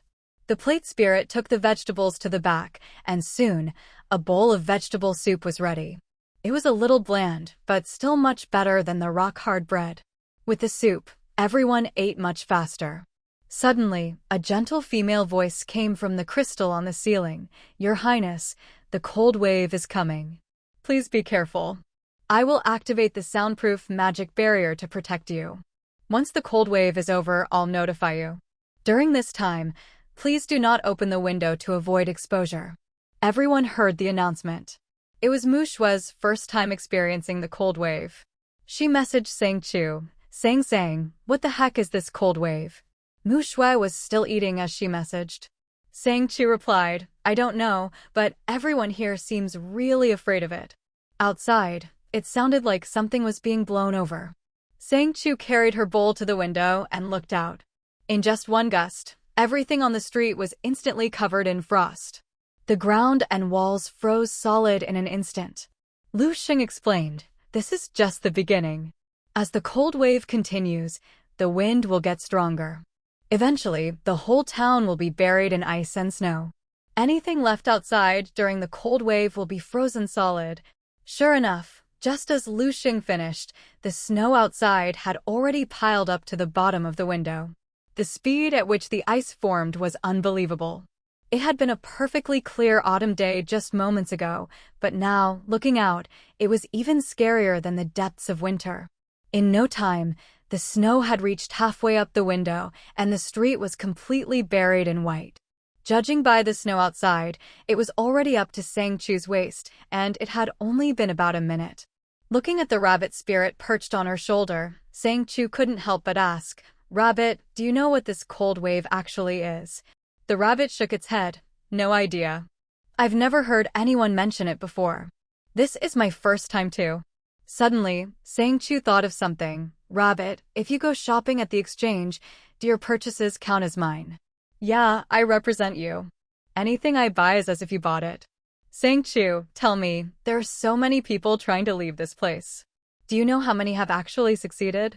The rabbit spirit blinked. "No idea. I only know what Sleepy Bro told me. He said it's very dangerous, and if you want to leave, you'd better be prepared." He said this is the only place that can cure your condition. Looking at the snow already covering the window, Sang Chu couldn't help but swallow. This place was just too full of unknown dangers. No wonder so many ticket holders were buying up rafts and boats. The top 10 items were all kinds of boats, food, and rafts. She thought the rabbit could help her understand the Magic Academy and the world outside, so she only bought the top 10 items. But now she realized everyone was buying necessities. In other words, people needed lots of boats, but unless you had psychic powers or were a wood-type ability user like her, you couldn't grow flowers or trees here.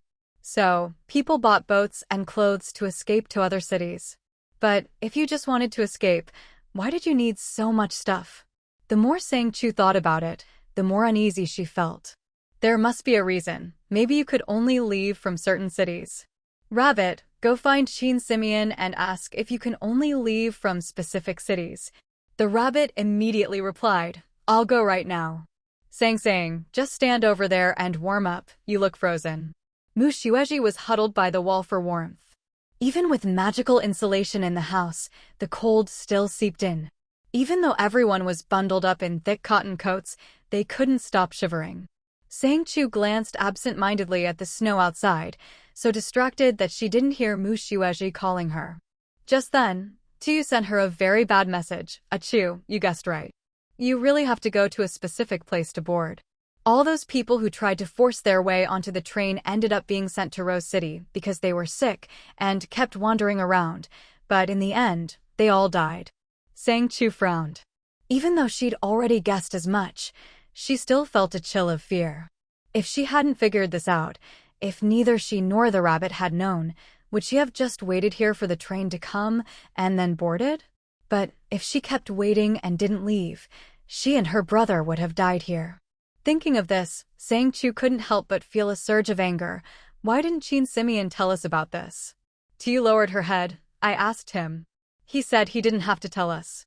He hadn't explained everything.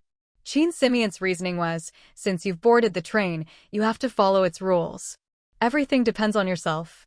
The train is just a means of transportation and he, Qin Simeon, is only responsible for keeping the people on the train healthy.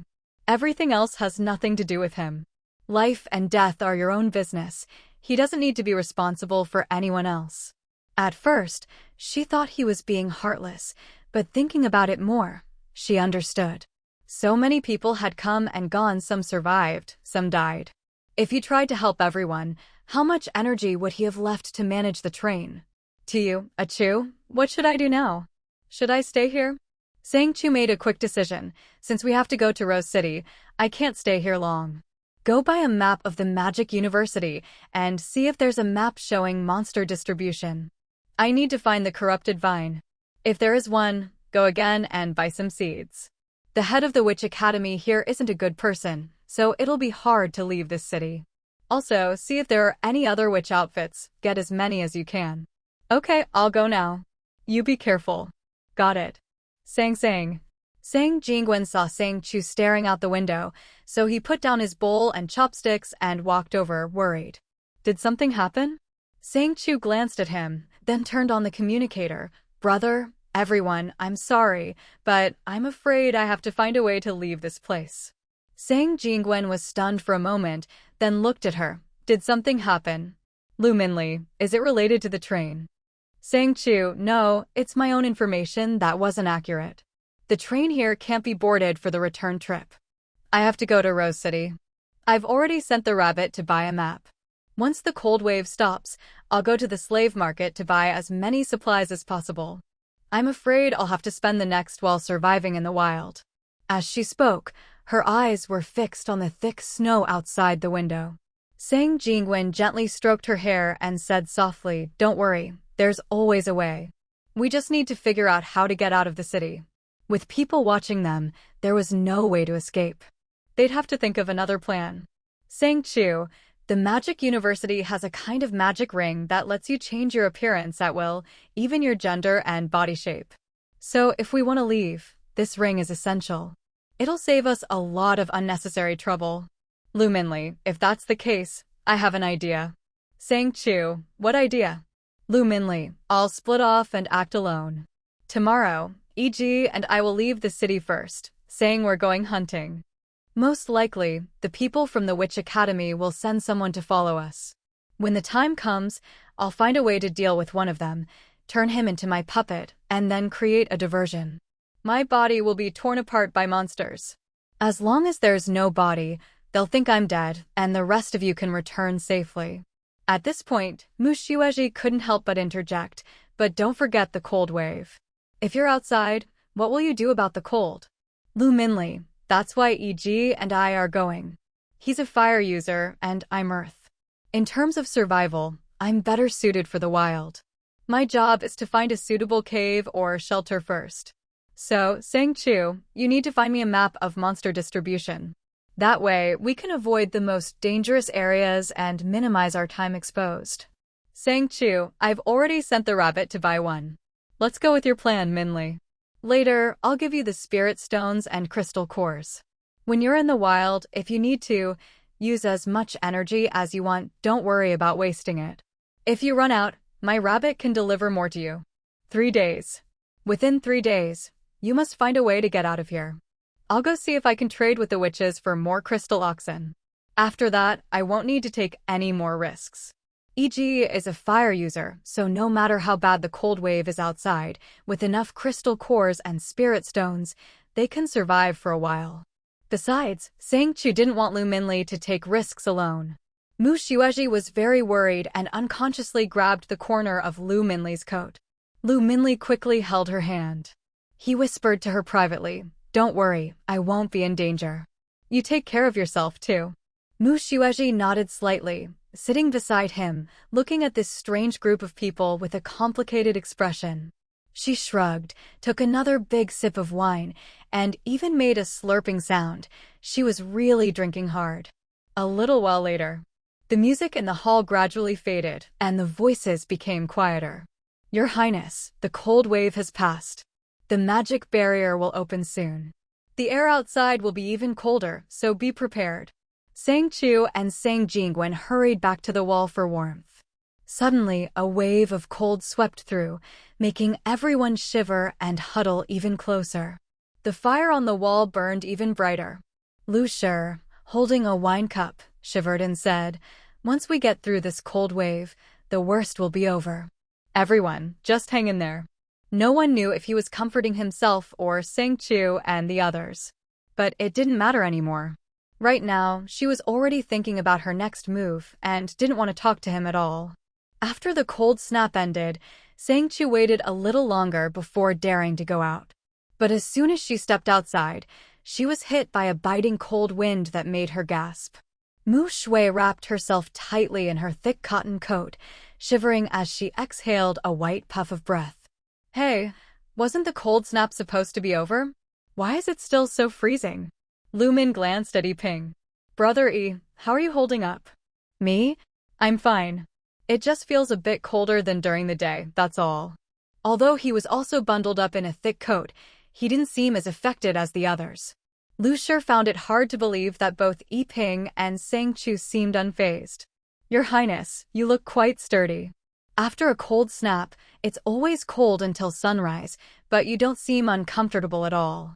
"I'm not afraid of the cold," Yi Ping replied matter-of-factly.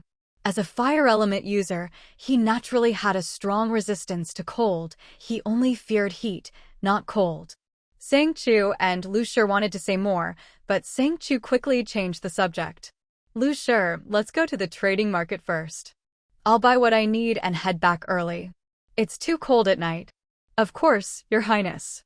Lu Shi led the way. The trading market was brightly lit, and the main gate was guarded by 2 masked magic sentinels, each with their own magical beast perched on their shoulder. The one on the left had a huge white tiger, while the one on the right had a massive green python coiled around him. As Sang Chu approached, she paused for a moment in the chilly wind, then quickly stepped forward.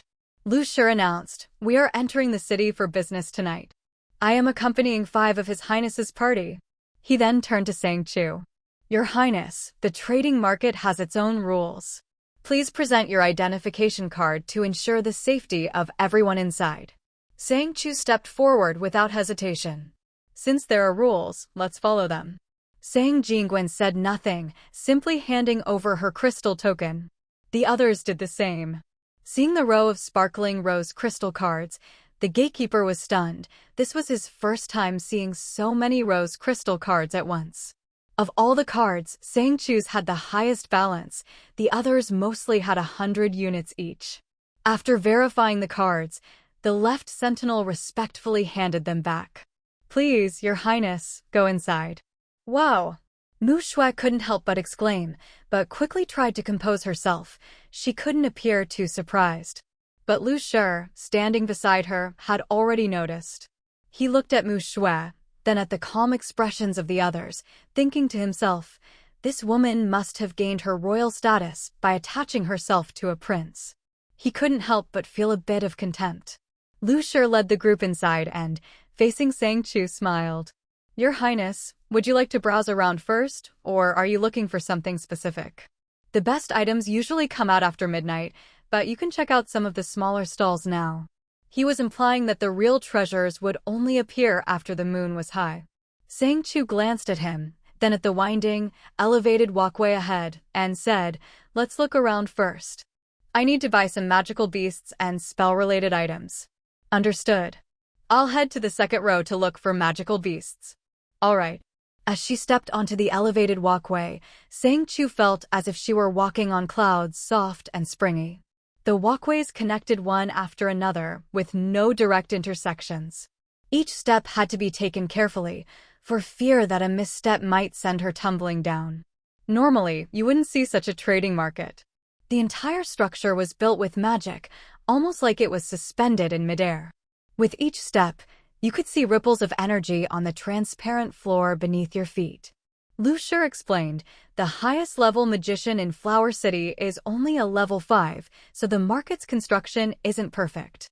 "Please don't take offense, Your Highness." Sang Chu was captivated by the magical ripples beneath her feet. Lu Shi, worried she might be dissatisfied, hurried to explain. He had already guessed why the dean had asked him to protect this woman. Her talent and magic were extraordinary, but she was born with a rare constitution and could only control her power for her own use. Sang Chu said, "No problem. Let's check out the magical beasts first." The entire street was lined with magical beasts. Some looked like livestock waiting for slaughter, trapped in cages. Some were plump, others were skin and bones, barely alive. Sang Chu spotted a fox in a cage at the entrance of one shop, its eyes full of spirit. She couldn't help but walk over. The shopkeeper hurried out to greet her. What would the young lady like? Sang Chu was wearing a thick cotton coat from a local shop, her original mage robe hidden underneath, so no one could tell her true identity. But after the shopkeeper spoke, he noticed Lu Shi behind her and froze. "Master Lu Shi, what brings you to the market tonight?" "It's an honor." Lu Shi replied, "I'm accompanying Her Highness to make some purchases." "Show her your best goods." "Her Highness?" The shopkeeper assumed she was a princess from Lisan City and didn't think much of it. "Of course, Master Lu Shi. Please come in. I'll bring out my best stock right away." Sang Chu said, "No rush. I want this fox." The shopkeeper blinked, hesitating. "Miss, this fox is about to die. It can't be saved." If it were anyone else, he would have tried to talk them out of it, but this was Lu Shi's guest. Sang Chu replied, "It's fine. I just like it. Name your price." "Well, The shopkeeper looked pleadingly at Lu Shi, who just smiled. "What are you looking at me for? If Her Highness wants it, just sell it to her." Then just 100 crystal shards.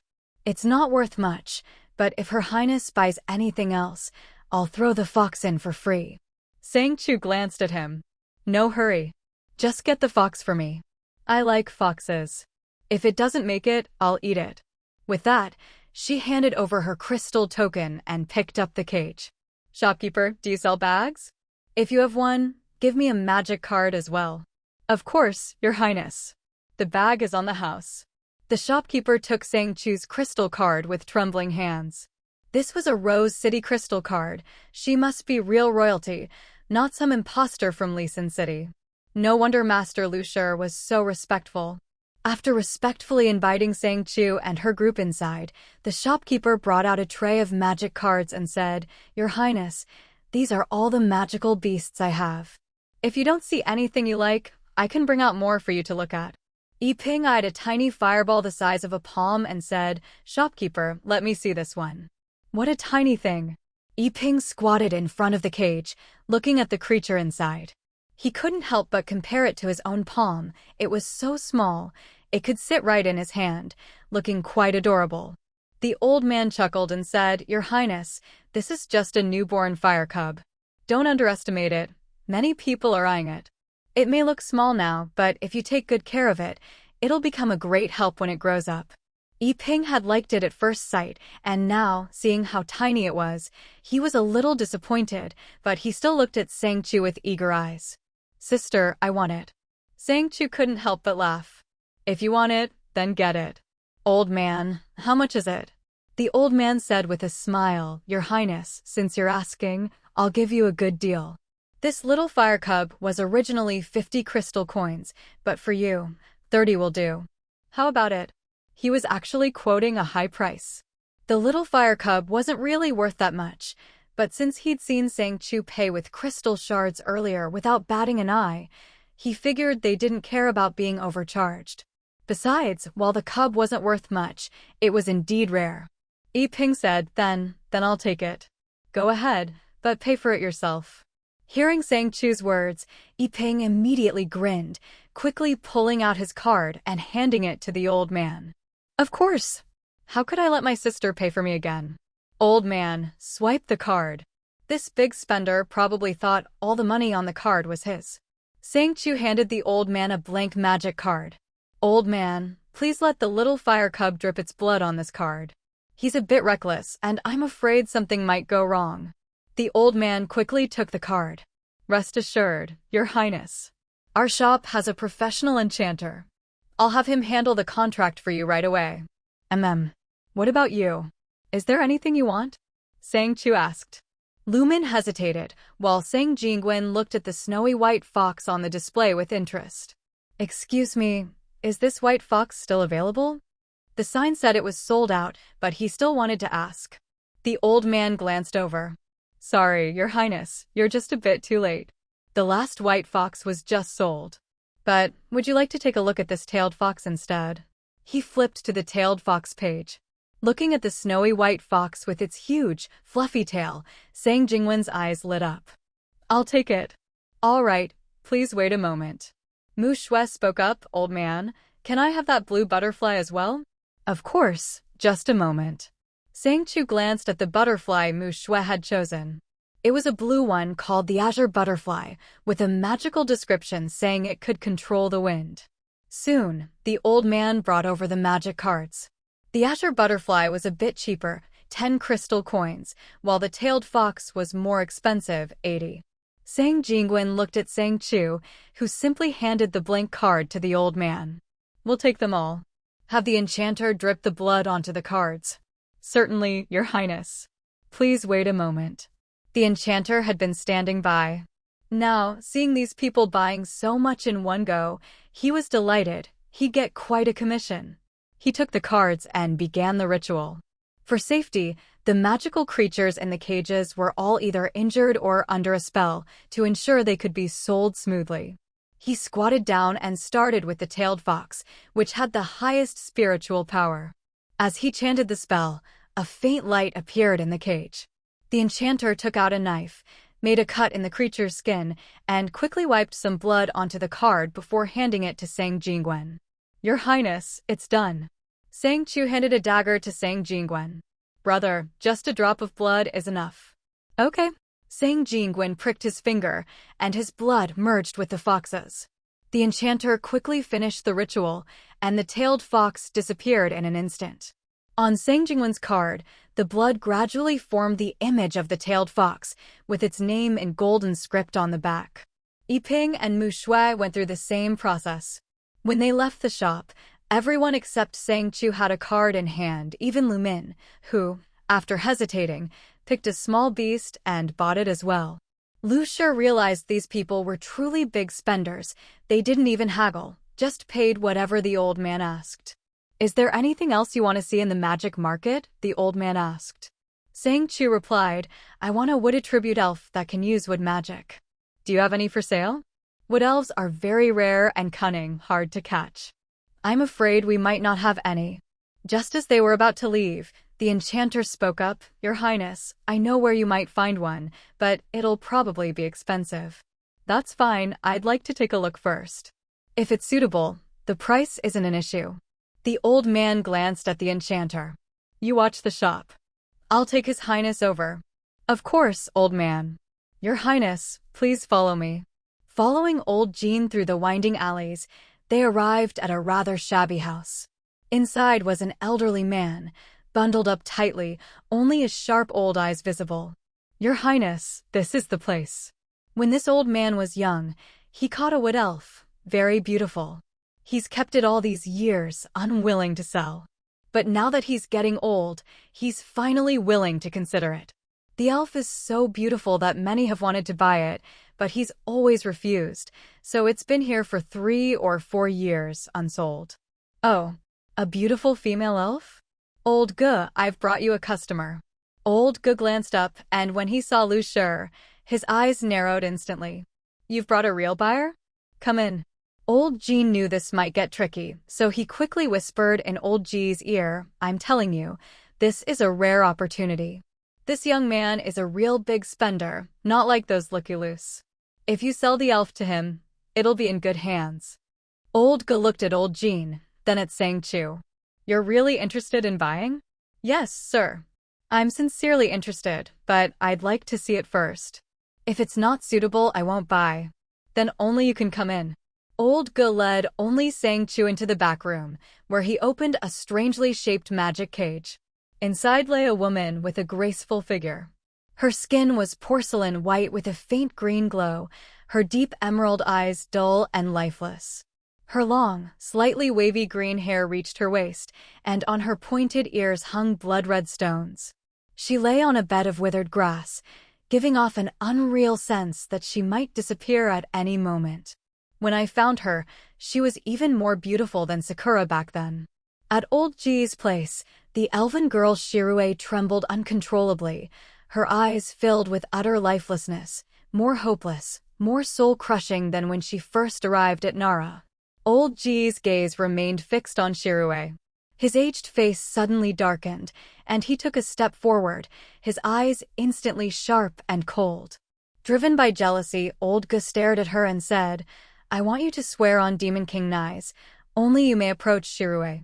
You are forbidden from harming or selling her. Otherwise, your soul will be dragged into the underworld by the King of Hell and suffer eternal torment in the flames. Sang Chu looked at the stubbornness and paranoia in his eyes, then glanced at the elven girl who had completely lost the will to live. Although she felt a bit sympathetic, she didn't want to make such a rash oath. Who knew what might happen once it was made? I refuse. You don't want to sell her to me, and I won't beg. Anyone can see she's been toyed with, who knows if she can even use magic anymore. What I need is an elf who can tend to flowers, not a broken plaything who might not even have her powers left. With that, Sang Chu turned to leave without hesitation. But in the next instant, Old Ge blocked her path. His gaze was unreadable. You're a cultivator? Yes. Otherwise, why would I bother looking for a wood elf? But this one is clearly no good anymore. I have no interest in damaged goods, and I don't want to clean up your mess, understand? You're from the City of Rose?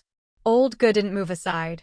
Instead, he stared at Sang Chu, as if trying to confirm something. He seemed to suspect she was indeed from the City of Rose. Luckily, at that moment, Rabbit had already retrieved the land deed. Master, I found the deed for Rose City. It's a place called Rose Town, about a month's journey from here. The road isn't safe, so I'll need to prepare well. Glancing at the deed Rabbit handed over, Sang Chu instantly had an idea.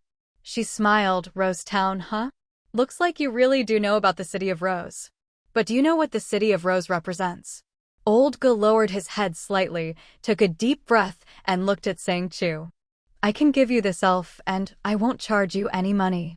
But I want a single rose. Sang Chu sneered. Shopkeeper Ge, did you wake up on the wrong side of the bed? You want to trade a piece of trash for a precious rose? Her tone suddenly turned cold. Don't waste my time. If you want to make a deal, say it clearly. As she spoke, Sang Chu subconsciously tried to use her spiritual power to control Old Go.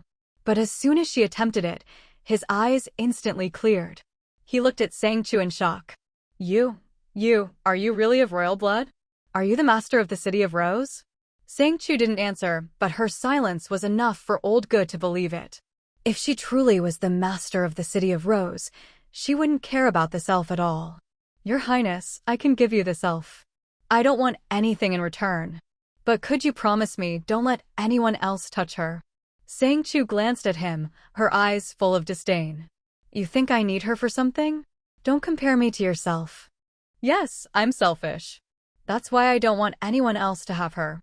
She's too beautiful, too charming, too alluring. You're the selfish one, yet you want to pin the blame on others. Her beauty is not an excuse for you to imprison and abuse her. Old Go looked at Shirue, let out a deep sigh and said, You're right. Take her with you. With that, he turned and left, not lingering any longer. Only then did Sang Chu turn to the elven girl. Do you want to come with me? Shirue lifted her head slightly, her delicate face pale as snow. She reached out to Sang Chu, as if silently begging for help. Sang Chu tossed a card onto the ground. If you want to come with me, drip your blood on this. Once you become my contracted spirit, I'll take you away. Shirue took the card. Even though it might mean falling into another abyss, she no longer wanted to remain a prisoner here. She bit her wrist hard, and blood began to flow. In the emerald liquid, there was a faint golden glow, strangely beautiful. The sight of her blood made Sang Chu's body react involuntarily, as if something inside her was urging her to devour the girl before her. Sensing Sang Chu's reaction, Shirue shrank back, retreating in fear. Sang Chu quickly picked up the card, bit her own finger, and dripped her blood onto it. Sorry, I hope I didn't scare you. You should return to the card for now. But unexpectedly, Shirue hesitated. It was as if she'd figured something out. She slowly knelt and crawled towards Sang Chu, grasping her bleeding hand and bowing her head. Rabbit, Chu, I think she wants to drink your blood. Why? Rabbit thought for a moment. Maybe because she's too weak after being imprisoned for so long. Now that you've contracted her, you're her master. She can gain strength from your blood, and as her master, you can share your power with her. She wants to recover quickly, maybe to take revenge. Sang Chu nodded and extended her hand. Go ahead. Shirue hesitated, having thought she wouldn't be allowed. She never imagined she'd be permitted to drink. I want. Perhaps it had been too long since she'd spoken. Her voice was hoarse and weak. She couldn't even finish a full sentence. Drink. It's just a little blood. I think I can make that decision. Shirue's lips trembled, but she couldn't say a word. She could only lower her head and gently suck the blood from Sang Chu's finger. Gradually, the magical patterns on her skin began to reappear, and the red stones on her ears slowly faded away. Touching the now vanished magic stones on her ears, Shirue looked at the magical patterns on her hands, her eyes filling with hope and disbelief. Sang Chu stood up and handed her a mage's robe. Put this on. I'm sure you don't want him to see your body again. A faint blush appeared in Shirue's eyes, and she smiled as she put on the clothes Sang Chu gave her. Thank you, Master. I hope I won't cause you any trouble. No, I'll wait for you outside. With that, Sang Chu turned and left, leaving Rabbit behind just in case. When Sang Chu emerged with the card, Mu Shui looked up. Can I see what the elf looks like? No rush. We'll talk when we get back. Let's go. Ryushi poked Jin Lao, grinning as he followed behind. Once they left the shop, Jin Lao finally spoke. Your Highness Sang, you really dared to use magic in my trading market. Lu Shi, you probably need this too, right? Sang Chu handed over a hyacinth flower, and everyone in Liu Shi's group was stunned. Lu Shi, you'd better put it away quickly, just in case someone notices. Lu Shi didn't hesitate, directly storing it in his own spatial ring. He then looked at Sang Chu with a smile. Don't worry, Your Highness. I'll handle everything properly. Thank you. Sang Chu fiddled with the card in his hand for a moment, then picked up another flower. Shirue had already returned, and as she left, She glanced back at the shop one last time before walking away without the slightest hesitation. Lucier led the way through the stone corridor. The people along the way barely spared them a glance, only nodding politely at Sang Chu, not mentioning anything about the earlier magic. "Your Highness, everything's been taken care of. Where would you like to go next?" "I want to take a look at the special goods." "I need one, but I'm not sure if there's any for sale." "There is one, but the price might be a bit steep." "Sang Chu, you know who has it?" "I do." "Sang Chu, good. As for the hyacinth, I have it on hand. If he wants something from me, we can use the hyacinth as payment." Lucier hesitated for a moment, then rubbed his own rabbit ears before leaning in to whisper to Sang Chu, "The seller is actually my older brother. If you want it, Your Highness, I can talk to him and arrange a private deal. But on the surface. Don't worry, I know this isn't something we can make public. Just tell him that however many slaves he has, I'd like to take a look. If I'm satisfied, I'll pay with hyacinths." "All right, I'll let him know right away."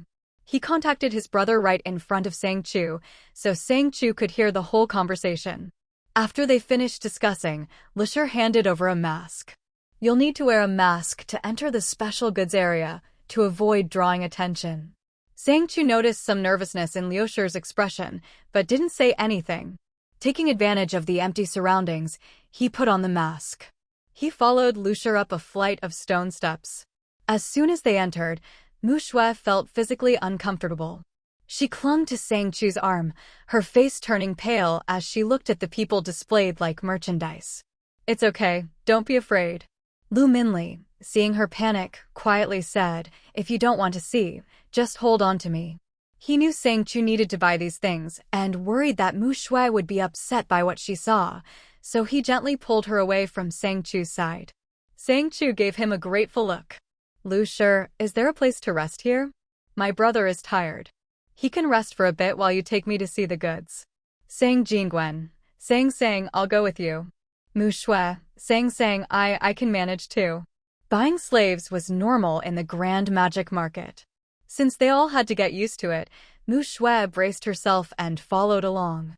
Sang Chu, all right, but don't force yourself. Mu Shui nodded slightly. Suddenly, she felt a warm sensation in her hand. Looking down, she realized Lu Minli was holding her hand. She immediately smiled at him. "Thank you. If you feel unwell, let me know." "I'm fine." Sang Chu glanced back at Lucier. "Lead the way." They followed him through the crowd and arrived at the third area.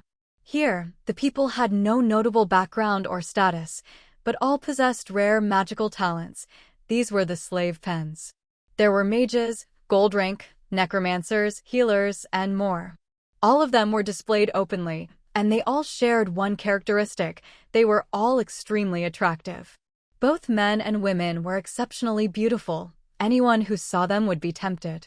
When Lucier led the group in, the other sellers eyed him warily, but tried to restrain themselves, their expressions oddly conflicted. Sang Chu didn't say much, just glanced at the cages on the ground. Most of the cages only reached his waist, and everyone inside was curled up, squatting with their bodies completely exposed, stripped of all dignity. Lucier said, "Your Highness, please take a look here." There were no shops in the special trading area. All the goods were displayed out in the open. The one Lucier brought Sang Chu to was covered with a white cloth. When he lifted it, inside was a young man, about 20 years old, with delicate features, elegant brows, and slightly long black hair cascading down his back. He was thin and looked like he'd been starved for a long time. His body was covered in whip marks. Lucier, seeing Sang Chu's gaze linger on the scars, hurriedly explained, "Your Highness, if you don't like these marks, we can heal him so that not a trace remains." I'll take him." Lucier smiled slyly. "Your Highness, would you like to form the contract yourself, or shall I handle it?" "Contract?" Sang Chu looked at Tiu in confusion. "Rabbit, you can contract with people too." "Of course. In the magic world, as long as you have money and power, you can have any kind of slave you want. Here, human lives are cheap." Sang Chu nodded slightly. "You handle it." Sang Chu didn't hand over a card. Lucier simply took out a contract scroll and began the ritual. This slave's magical level was quite high, so when they drew his blood, guards had to hold him down. After successfully drawing the blood, Lucier handed a ring to Sang Chu. The crystal is inside. Take a look. If there's no problem, I'll finalize the contract. Sang Chu put all the items in his hand into the ring. After checking the contents, he gasped and quickly put it away. No problem, no problem. Your Highness is truly generous. Take a look. If you need anything else, I'll gift you any slave you want. Since he offered, Sang Chu didn't stand on ceremony. Then I'll take the gold rank mage and the healer. They both look pretty good. They were all Liushir's brother's slaves, and he seemed quite happy to give them away. Liushir's brother gave Sang Chu a big wave. They're yours, Your Highness. I'll draw blood from Xiaobai for the contract. With just one flower, Sang Chu got 3 magic slaves for free. He was quite pleased, not a single crystal spent. Thank you, old friend. Your Highness, you're too polite. Since you've taken a fancy to his innate skill, why not go to the trading market and pick out some materials for him? The original stone is absolutely essential. With that, his men brought over the rest of the cards. Sang Chu selected a few and formed contracts with them. Your Highness, would you like to go take a look up ahead? And then, I want to check out the raw stones your brother picked. Sang Chu glanced at the cards in her hand, a satisfied smile unconsciously appearing at the corners of her mouth. These were all valuable assets, reliable tools she could use without fear of betrayal. Of course, Your Highness. Following Lucier, they walked forward. The further they went, the more uneasy Mu Shui and the others became. The crowd ahead grew increasingly rowdy and aggressive. Some people looked so battered that they barely had a patch of uninjured skin left. Mu Shui frowned at the sight, instinctively grabbing Lu Minli's hand beside her, clearly uncomfortable with the harsh environment that treated people like commodities. Sang Jingwen also felt a chill run down his spine. He couldn't imagine what his sister had gone through to become so adept at handling situations like this. Sang Chu knew he was uneasy, but said nothing. She simply slowed her pace. Lucier had already blended into the crowd, so now the whole group looked like a bunch of young nobles following Sang Chu's lead. Your Highness, here we are. The vendor selling raw stones was an elderly man, sitting on a low stool and bundled up in thick clothing. His face was weathered, and a variety of stones were neatly arranged on the table before him. Sang Chu didn't know much about these so-called magic stones, so she could only rely on her contract and Meng Wan's advice to figure out what she needed. But before she could figure things out, a shrill voice suddenly rang out. Old man, I want all your raw stones here. Wrap them all up for me.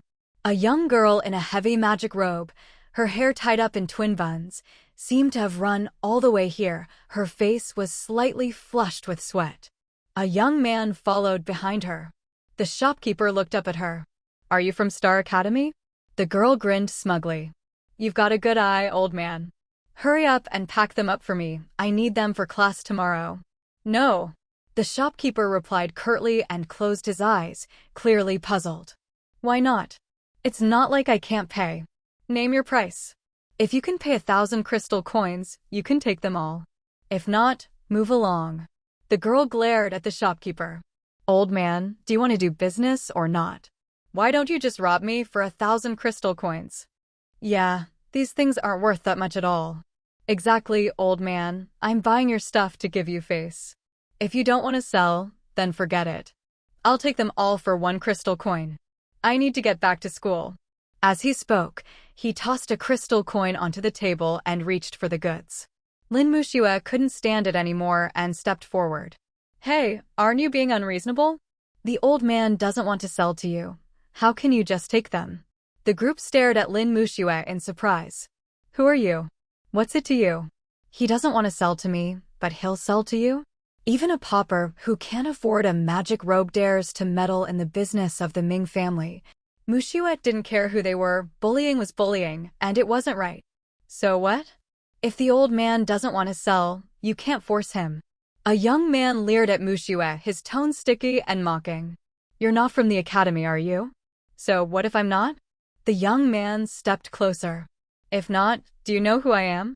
I'm from the Ming family, one of the 4 great families. This is the Ming family's youngest daughter, and I am Mingjiang, the third young master." Mingjiang's words made Muxue instinctively think of Wei Feng. She took a step back, and as Mingjiang tried to reach for her waist, Lu Minli quickly stepped forward, pulling her behind him and grabbing Mingjiang's wrist. Sang Chu watched the whole scene coldly. She didn't want to cause trouble, and usually in such situations, she would stay out of it and try to buy the goods later. But this time, that approach didn't seem right. Mingjiang glared at Lu Minli. "And who are you? How dare you meddle in the Ming family's business?" At this moment, Sang Chu stepped forward, smiling as she spoke. "Young master, allow me to introduce myself. My surname is Sang, from the Rose City Sang family.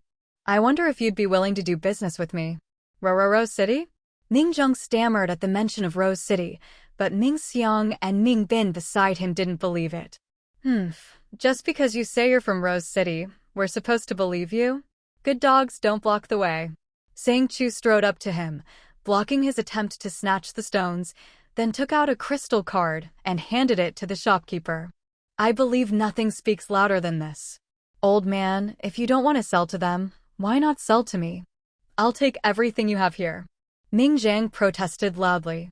"No, I need those." Sang Chu replied, "The seller decides who to sell to, not you." Ming Xiang sneered, I don't care if you're from Rose City. This is the flower market. If you don't want trouble, old man, you'd better think carefully about who you sell to." Only then did the shopkeeper look up at him, then picked up Sang Chu's crystal card and said, "I'll sell to you. Pack everything up for Miss Sang, 1 crystal coin for the lot." "Thank you very much, brother, let's pack everything up." Sang Jingwen nodded, and together with Yiping, they quickly packed all the raw stones into their storage rings. Mingjiang, furious, was about to pull out his magic staff when the shopkeeper said coldly, "No magic is allowed in the slave trading market. If you try anything, you'll be blacklisted." Lu Shi had only wanted to watch the show, thinking this group of rich kids was no match for Sang Chu. He hadn't expected the shopkeeper to drag him into it. As he approached, he noticed the magic ring on the shopkeeper's finger. In other words, this old man wasn't just an ordinary vendor. Lu Shi immediately grew wary and said, "Yes, as the witch master said, anyone who uses magic in the trading market will be blacklisted." "Miss, are you sure you want to use magic?" He had only been watching for fun, but now that he was involved, he felt a bit of lingering fear. Ming Xiang and the others quickly put away their magic staffs, but Ming Bin, still a little pale, tried to reassure himself, "Don't worry, I didn't use magic. It's fine." Ming Xiang pulled him back and looked at Lu Shi. "Wait, are you Lu Shi?" Lu Shi nodded. "The Witch Academy's Lu Shi?" Ming Xiang's eyes widened in terror as he looked at him, his whole body trembling with fear. "If there's nothing else, we'll take our leave now." Yes, thank you." Ming Xiang and Ming Bin hurriedly excused themselves, and only then did Sang Chu carefully put the last original stone into her own storage ring. After they left, Ming Xiang glared at the old man and grumbled, "This is all your fault. If you hadn't dragged me along, I'd have been fine. Just you wait, I'm not letting you off the hook." "Exactly. If I can't find the original stone I need for tomorrow, just wait till we get home tonight. You'd better watch out." After they left, the old woman who had been acting all frail and elderly suddenly straightened up and transformed into Granny Me. She had only come here to see if she could get a few good slaves, but she hadn't expected to end up with a personal bodyguard from Lu Shi. Lu Shi was the most powerful person in the city, and not someone to be trifled with. "Looks like I underestimated that little girl," she muttered. After tidying up, Granny Me left. Meanwhile, her maid was excitedly messaging someone. "Ah Chu, you'll never guess who I just saw." Sang Chu paused for a moment. The only people who would joke around with this kind of code were her own people. "Granny Me? Rabbit, how did you know? Wasn't your message basically saying it was someone from our side? There aren't many of us here, other than Granny Me. There's Wu Qi and the old shopkeeper. Of those, only Granny Me and Wu Qi could get their hands on so many original stones, but Wu Qi wouldn't show up here, so it had to be Granny Me." "Yep, you guessed it. It was Granny Me. But why did she dress up like that and come here?" So weird. Should I keep following her? Sang Chu, no need. She just wants to confirm whether I bought any slaves. Looks like she cares a lot about the slave market. There'll probably be more people watching me from now on. Rabbit, how's the puppet body coming along? Rabbit, don't worry, it's already being made. But it's a custom order, so it'll take a bit longer. Let's check again tomorrow. Okay, I hope it won't take more than 3 days. I've already paid extra for a rush order, it'll be fine. Earlier, when Rabbit was at the Sky Mall, she saw someone selling puppet bodies, but they required a lot of original stones. Sang Chu hesitated for a long time before finally buying one. She hadn't expected it to be a custom order, and the production time would be 3 days. That was also why Sang Chu had been hesitant to leave earlier. She couldn't leave before attracting the attention of these big shots. Besides, she was waiting for the puppet body. Once it arrived, she could use it as a cover and leave openly. After she left, Rabbit could just collect the puppet body. She'd spent so many original stones on it, there was no way she'd use it just once. After wandering around for a while, Sang Jingwen and Lu Minli had both bought their slaves. Only Mu Xue was still hesitating. In the end, just before they were about to leave, she finally bought a pair of twin sisters. On the way back, Mu Xue clung to Sang Chu's arm, looking uneasy. In the small shop, Mu Xue knocked on Sang Chu's door. Xiao Xue? Why aren't you asleep? I can't sleep. I wanted to talk to you. Come in then. The management here was pretty lax, but they didn't allow people to sleep in the same bed. Because if you slept together at night, you'd never run out of things to talk about. When they were little, to make sure they could get up for school the next day, there was an unspoken rule: no sleeping together at night. It was the same in the apocalypse, 1 person per bed. It had become a habit. After Mu Xue entered Sang Chu's room, she hugged her tightly. Sang, are the worlds you go to always so dangerous? What if you get caught too? Seeing what happened to those people today, Mu Xue couldn't help but worry about Sang Chu. She was afraid that something similar might happen to her in some unknown place. Even though she didn't want to buy slaves, when she saw those sisters locked in cages, being treated as goods, she just couldn't stand it. Sang Chu gently patted her back. Don't worry, I won't. I'll be fine. But I'm not strong enough. I can't help you. Any trouble I can solve, you don't need to worry about. Xiao Xue, you're not weak at all, you're my family. Back in the apocalypse, didn't you think I was your burden? After the blood moon descended and the world changed, everyone was struggling to survive. Those who made it were few and far between. Even in the bases, there was only enough food for 1 person, and that might just be a palm-sized bun or a small piece of jerky. Even then, she'd share her food with others. Sang Chu used to think she was a burden too, because she didn't have any powers. Even though she was good at fighting and could get more food, it was never much more.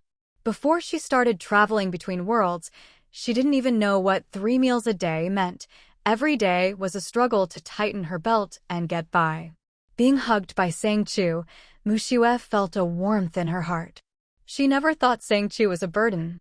In fact, during the apocalypse, with Sang Chu and Lu Minli around, she actually felt more at ease. Sang, I feel like my ability is so useless. It's not strong, and I always get scared. If Lu Shi hadn't helped today, what would I have done? Sang Chu couldn't help but laugh. She pulled Mu Xue by the hand and led her outside. In the courtyard, Sang Chu released the twin sisters she'd bought. One of them was a black panther. When Mu Xue saw the panther, which was about her height, she instinctively took a step back. Xiao Xue, your ability isn't weak at all, you just don't know how to use it yet. Go ahead, my black panther will accompany you. You need to practice in the dungeon anyway, and now's the perfect time. Go on, use your ability on the panther. Can I, really? You can, Xiao Xue. You have to remember, no matter which world you're in, aside from yourself, everything else is just a tool. Don't be soft-hearted when you shouldn't be. You can treat it as a pet or even as a person if that helps. Mu Xue glanced at Sang Chu, then at the Black Panther. After making up her mind, she took a step forward, her expression serious. Okay, I understand. I'll open the magic circle for you. Be careful and good luck. Watching Mushue step into the magic circle with determination, Sang Chu smiled with satisfaction. Mushue was a bit timid, but she could protect her. Still, she hoped Mushue could grow stronger and protect herself. Sang Chu then released Fation, who stood there in tattered clothes. She tossed him a robe. "Keep an eye on the magic circle. If anything happens, call me." "Yes, master." When the sky was fully bright, Sang Chu came downstairs, planning to pick some fruits and vegetables. Just then, Sang Jingwen and Yi Ping also came down. "Little sister, why are you alone?" "Xiaoxue is in her room." Minli went to check on her.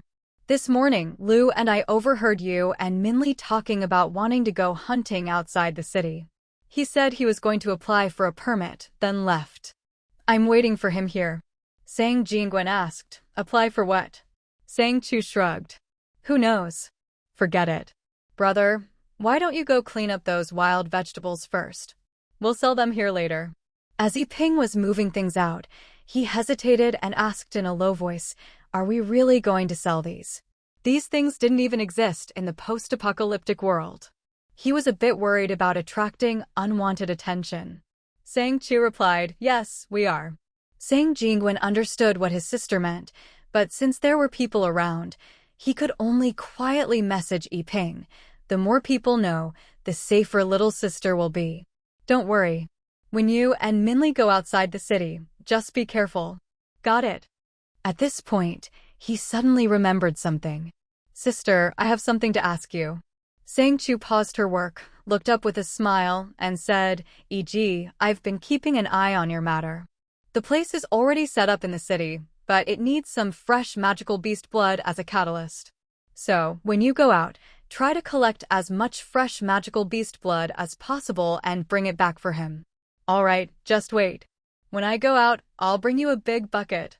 When Lu heard that Yi Ping was really going hunting outside the city, he gave him a big bag of supplies before he left. Lu reminded him, "You're going hunting with your friend, right? Your brother can go with you, but you must return before sunset. After sunset, the city gates will close, and you won't be able to get back in." Yi Ping replied, "Of course. I have to bring my sister fresh magical beast blood.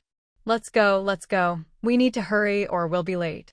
Sang Jingwen grabbed the impatient Yi Ping and said helplessly, "Minli is still preparing. What are you rushing for?" Then, looking at the group outside the door, he smiled and said, "You all haven't had breakfast yet, right? Let's eat before heading out.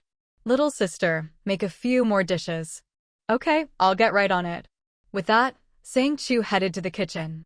Lu, who had already heard there would be breakfast, couldn't wait and hurried in, though he still said politely, "Thank you for your hospitality, Your Highness." Sang Jingwen replied, "I should be the one thanking you for your help. Let's eat together." The other mages didn't understand why Lu was so eager for breakfast. For them, eating was just to fill their stomachs. If they weren't hungry, they wouldn't want to eat at all, because the ingredients here were either inedible or tasted terrible. Anything cooked from them was barely edible. But when the dishes were served, everyone's eyes widened in shock. "What's this white stuff? Can you eat it? And this green thing, can you eat that?" "Your Highness, I'm supposed to go out hunting with you. Don't tease me." Lu shot him a look, and while the others hesitated, he quickly grabbed a spoonful of the sweet and sour tomatoes and stuffed them into his mouth. The more he ate, the brighter his eyes became. These sugar-tossed tomatoes were so sweet and delicious. He couldn't help himself and ate more and more, almost finishing the whole plate. Only then did the other mages finally reach out and take the last piece. "Lu, you're too much. How could you hog all the good food for yourself?" After that, they started trying the other dishes. They had never tasted green vegetables this good before. The ones they had here were either bitter, tough as leather, or had turned into magical creatures and were inedible. "Your Highness, where did you get these ingredients? Why do they taste so good and have none of that magical creature stench?" By stench, he meant the smell of blood from magical creatures. In the world of magic, anything could turn into a magical creature, even a roadside rock. Once injured, they would bleed, and that blood was foul-smelling and disgusting. Normal people couldn't stand it, let alone eat it. Sang Chu explained, "I cultivated these myself. They were grown with magic, so there are no magical creatures mixed in. They're perfectly edible. No wonder. As expected of someone from a big city, things are just different here. I have to visit Rose City someday. Sang Chu smiled. You're welcome anytime. After eating and drinking their fill, Lu Minli and Yi Ping left the city with the other mages, while Sang Chu and Sang Jingwen busied themselves with preparations for opening the shop. Lu was a little worried and asked, "Aren't you worried about your brother?" Sang Chu replied, "My brother is very capable and besides, he's with you and the other mages. I believe he'll return safely." Lu found her expression a bit odd, but her reasoning was sound. With so many people, and with Sang Chu under his watchful eye, there shouldn't be any problems. Just then, he saw Sang Chu take out a large quantity of fresh fruits and vegetables from her storage ring and arrange them at the entrance, leaving him dumbfounded. "Your Highness, you're going to sell fruits and vegetables?" "Yes, do you want to buy some?" Lu hesitated, but since Sang Chu had grown them herself, they should be safe to eat, right? There were fruits and vegetables in the Magic City, but they were all inedible. Sang Chu cut up apples, grapefruits, grapes, and other fruits, washed them, and placed them in the tasting area. "These are for tasting. Lu, you can try them. If you don't like them, you don't have to buy." "Taste?" Lu slowly walked over. The cut fruit gave off a sweet fragrance, with not a hint of that usual stench. He swallowed hard, then finally gritted his teeth and tried a grape. "Wow, this is delicious. So sweet. Sang Chu, how did you grow these?" "Give me some." "No, I want all of them." Looking at the bunches of grapes, Lu was afraid someone else would buy them first. Sang Chu smiled. "Lu, even though we're close, these took a lot of effort to grow." She leaned in and whispered, "Although these aren't as helpful for cultivation as spirit flowers, they're just as hard to grow. So I might have to charge a bit more." "No problem, Sang Chu, just name your price." "How much for a bunch of grapes?" "1 crystal coin per bunch." Lu's smile froze for a moment, but after thinking about how rare these were, he agreed. "All right, I'll take all the grapes you have. And those, pack them all up for me." Staring at the group of C-class monsters who had lost their senses and were now standing around dumbly, Lu Minli and EP exchanged bewildered glances. Lu Minli had originally planned to deal with them one by one, but he hadn't expected Sang Chu's spirit to be so formidable. The spirit, Shirue, didn't like men getting close, so she kept a deliberate distance from Lu Minli.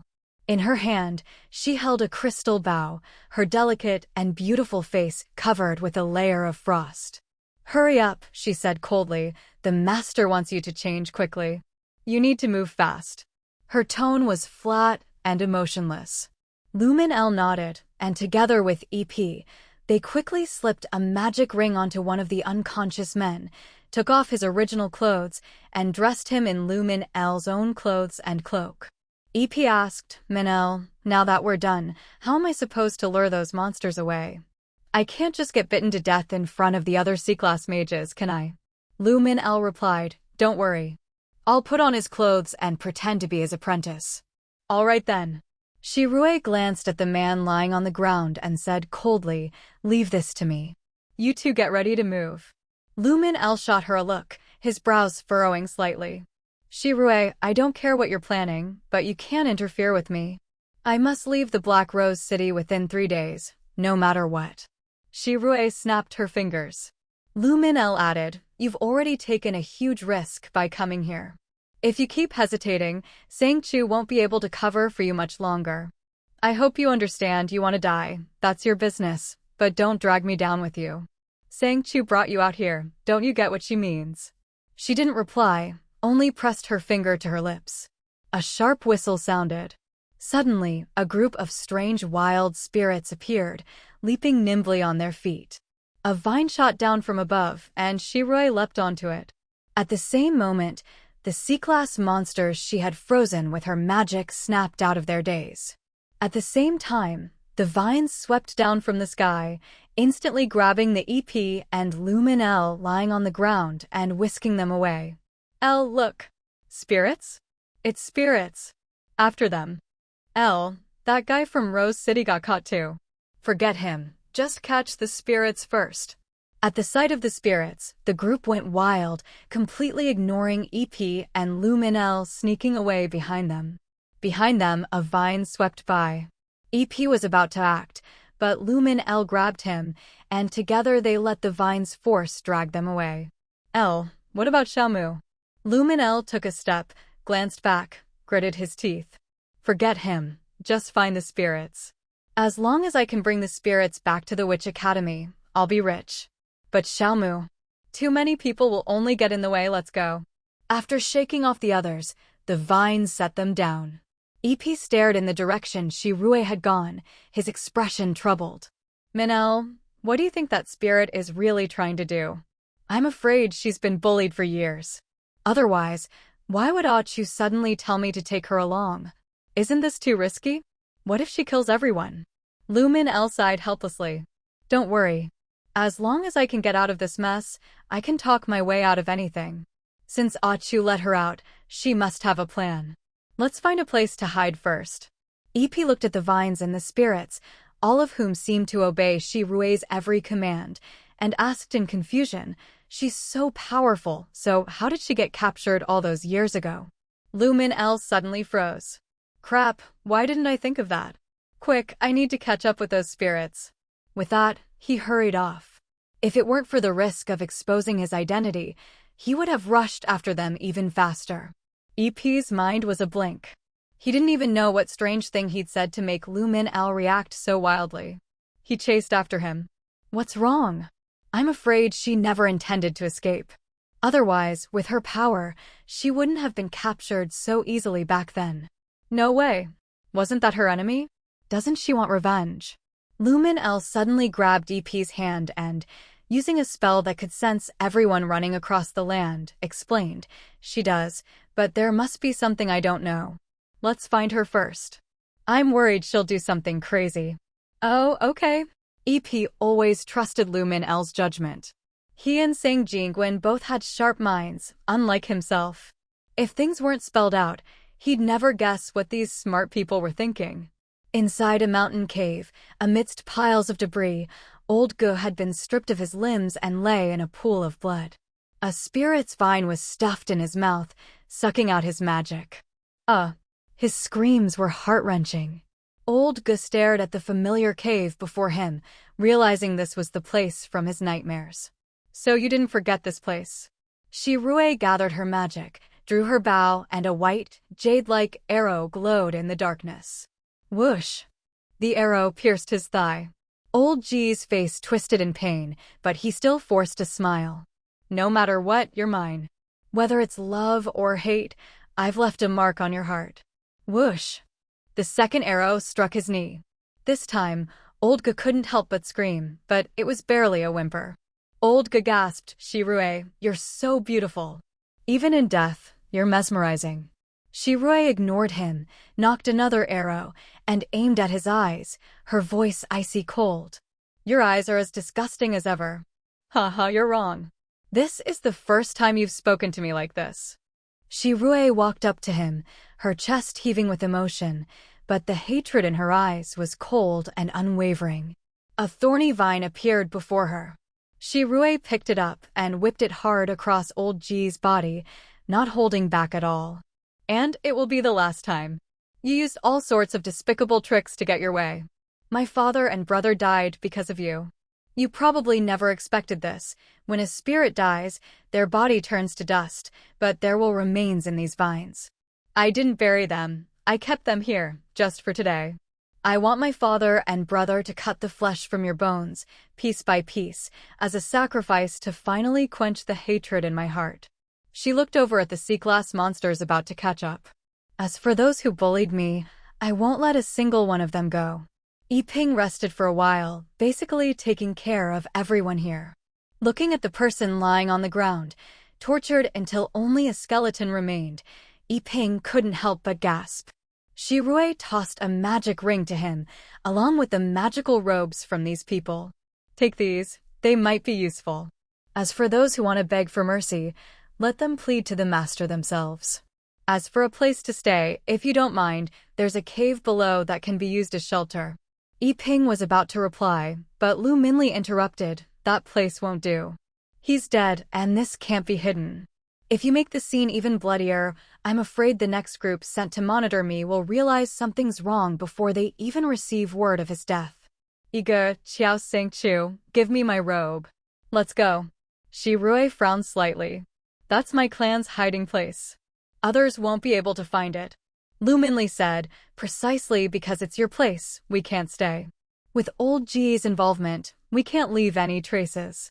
Iga, let's go. Yiping nodded, hurriedly igniting a flame to burn the remains.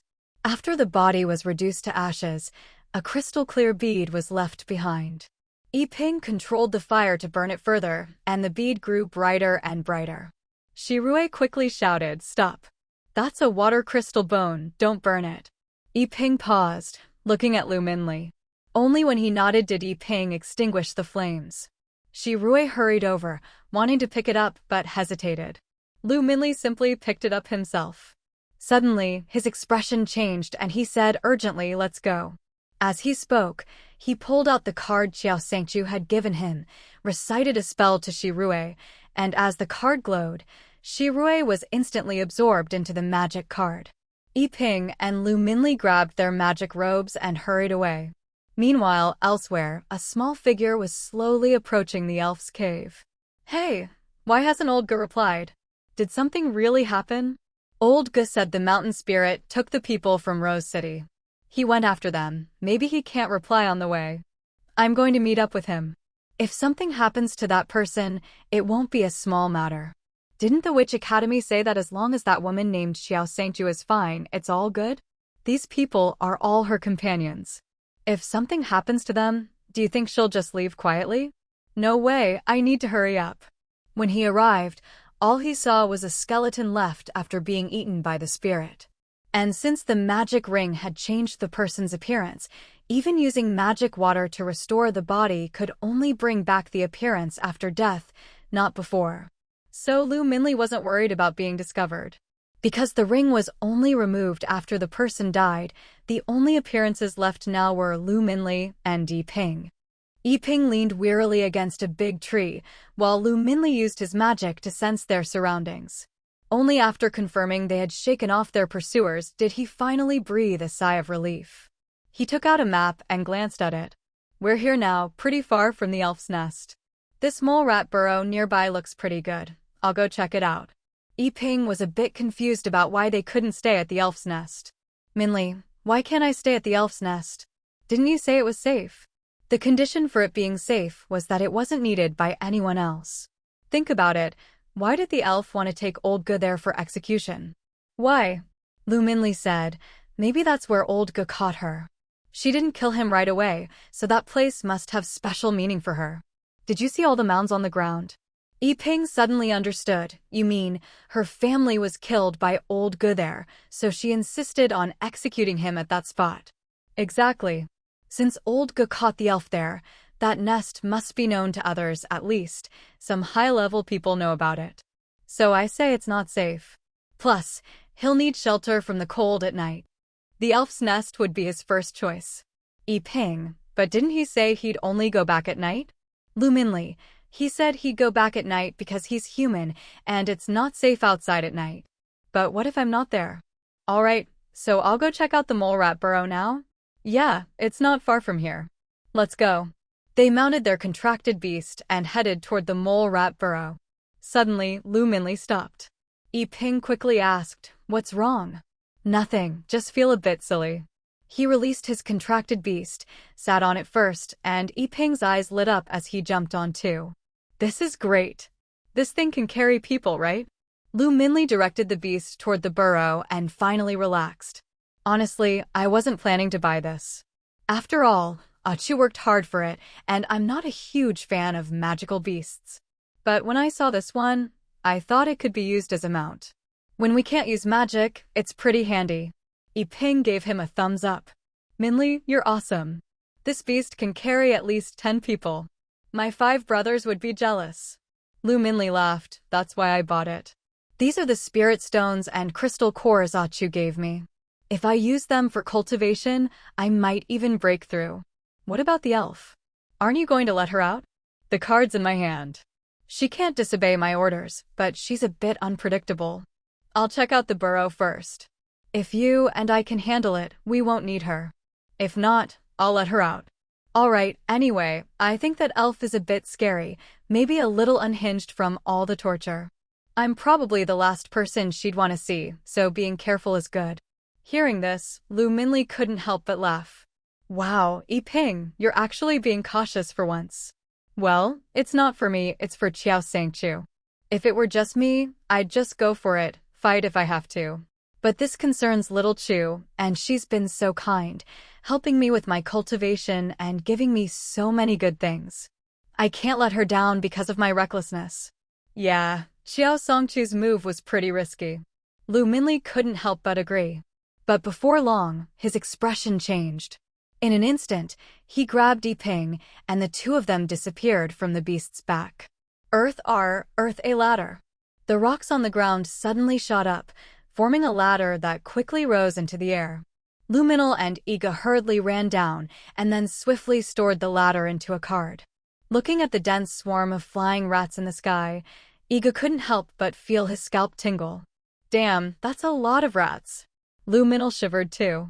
If he hadn't been training his mental power recently and learned to attach spiritual energy to his abilities, he wouldn't have noticed the flying rats approaching so quickly. Besides, these rats could hide their bodies almost as well as he could. This small rat nest isn't going to be easy to deal with. Iga glanced at Lu Minli and asked, "So, what do we do now?" The sun is about to set. Only then did Lu Minli look up at the sun's direction. He hadn't realized that what looked like a short distance on the map actually took so long to traverse. Even though they were fast, they'd already been traveling for hours.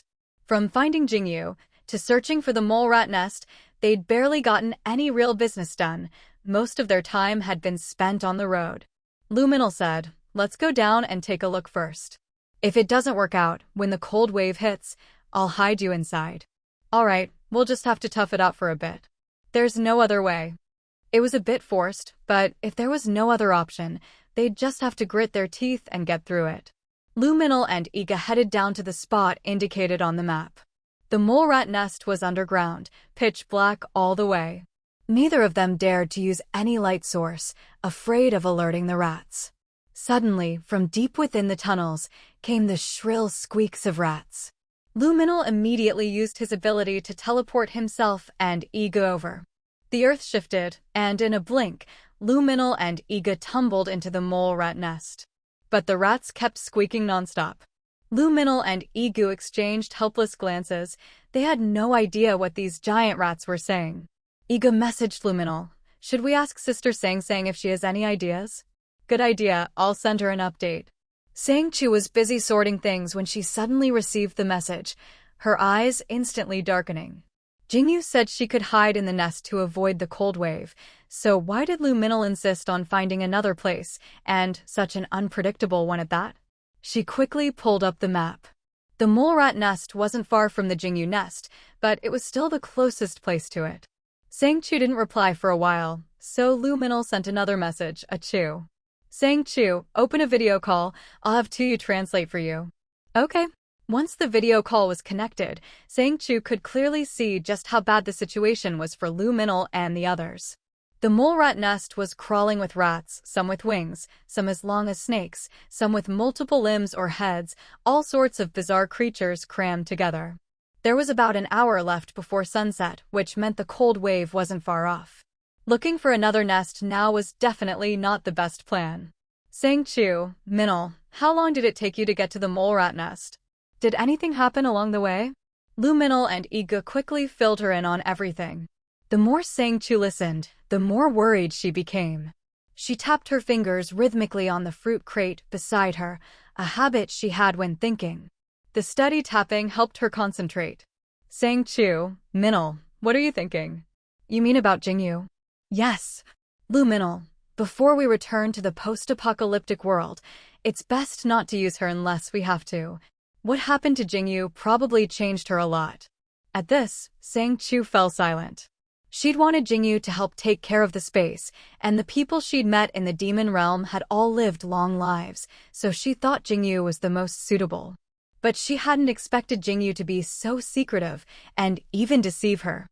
After a long pause, Sang Chu finally replied, "Forget it, let's not worry about her for now. If she wants to leave after I unlock her, I'll let her go. But for now, you don't have to worry about her.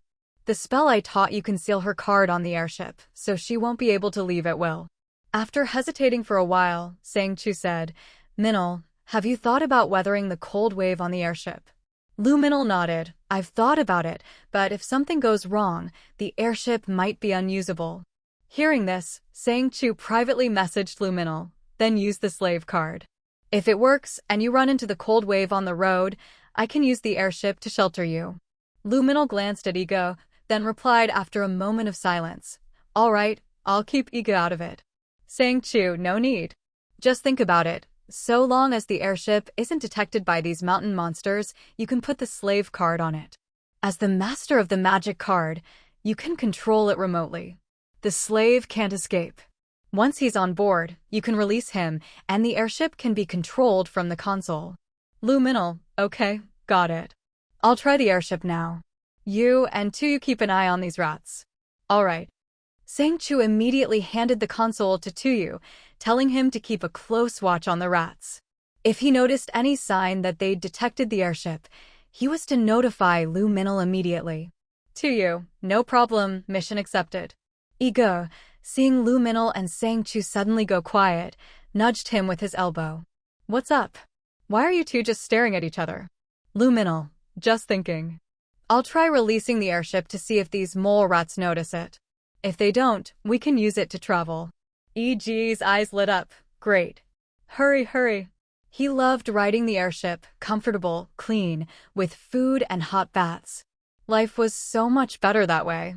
But ever since the airship was damaged, he hadn't enjoyed that kind of luxury.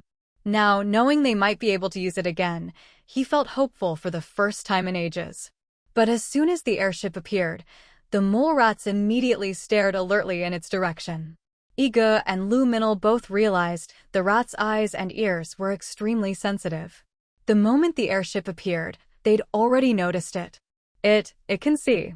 Tu screamed in shock. All the groundhogs instantly erupted in chaos. "Tu, that thing isn't one of us. There's an intruder. You'd better hide." Lu Minli's voice was icy cold. "Since it's noticed us, let's use the flying device to lure them all away." As he spoke, he controlled the device to spin in the air, then used a cold beam to shoot at the groundhogs. The groundhogs, sensing the threat, began to emit a strange energy from their bodies. Yiping shivered at the sight. "Oh my god, thank goodness I'm not down there. What are we going to do? Won't the device get attacked?" Lu Minli didn't answer, just furrowed his brow and directed the device to dive straight at the groundhogs. Suddenly, some groundhogs silently crept onto the device. Lu Minli cursed inwardly and immediately turned the device into particles. With nowhere to stand, all the groundhogs fell to the ground. At that moment, the device flapped its wings and soared back into the air. Tuyu's eyes widened in disbelief. "Wow, those rats are really something." "Tuyu, now I get why people say you have to pick mountain ridges or lakesides for your base. Those places are actually safe." He reminded them, and only then did Sang Chu remember the whistle. He quickly said, "Minli, use the whistle." Lu Minli's eyes flashed. He immediately took out the whistle from his ring and blew it. In an instant, the groundhogs that had been climbing up suddenly seemed to lose their minds, tumbling down like black hailstones. Lu Minli and Yiping both dodged nimbly to avoid being hit. "Yiping, this is brutal." "Yeah, it's different from before. The previous monsters just ran away, but these groundhogs seem to be controlled." "Yiping, I'll go check it out. You keep blowing the whistle. If anything happens, let me know right away." "Okay." Lu Minli kept blowing the whistle while Yiping let go of his shoulder and carefully walked forward. On the ground, the groundhogs were twitching as if electrocuted. Suddenly, Little Nai popped out of Yiping's card, perched on his shoulder, and drooled nonstop, "Master, master. What are you doing out here?"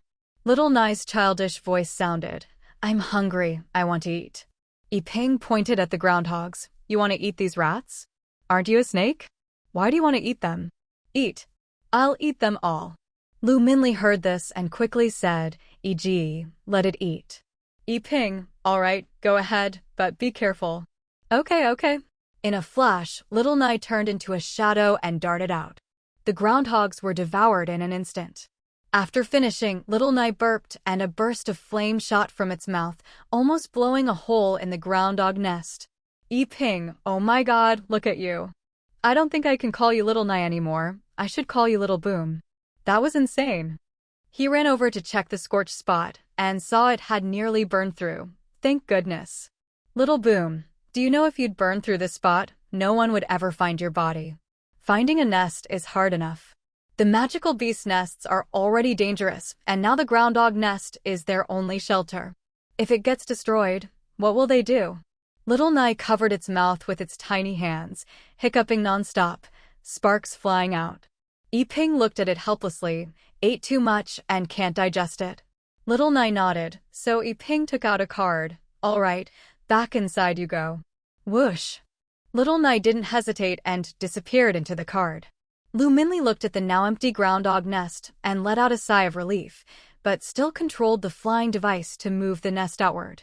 Yiping watched the device and asked curiously, "Minli, why are you moving the device outside?" "To see if it can withstand the cold outside.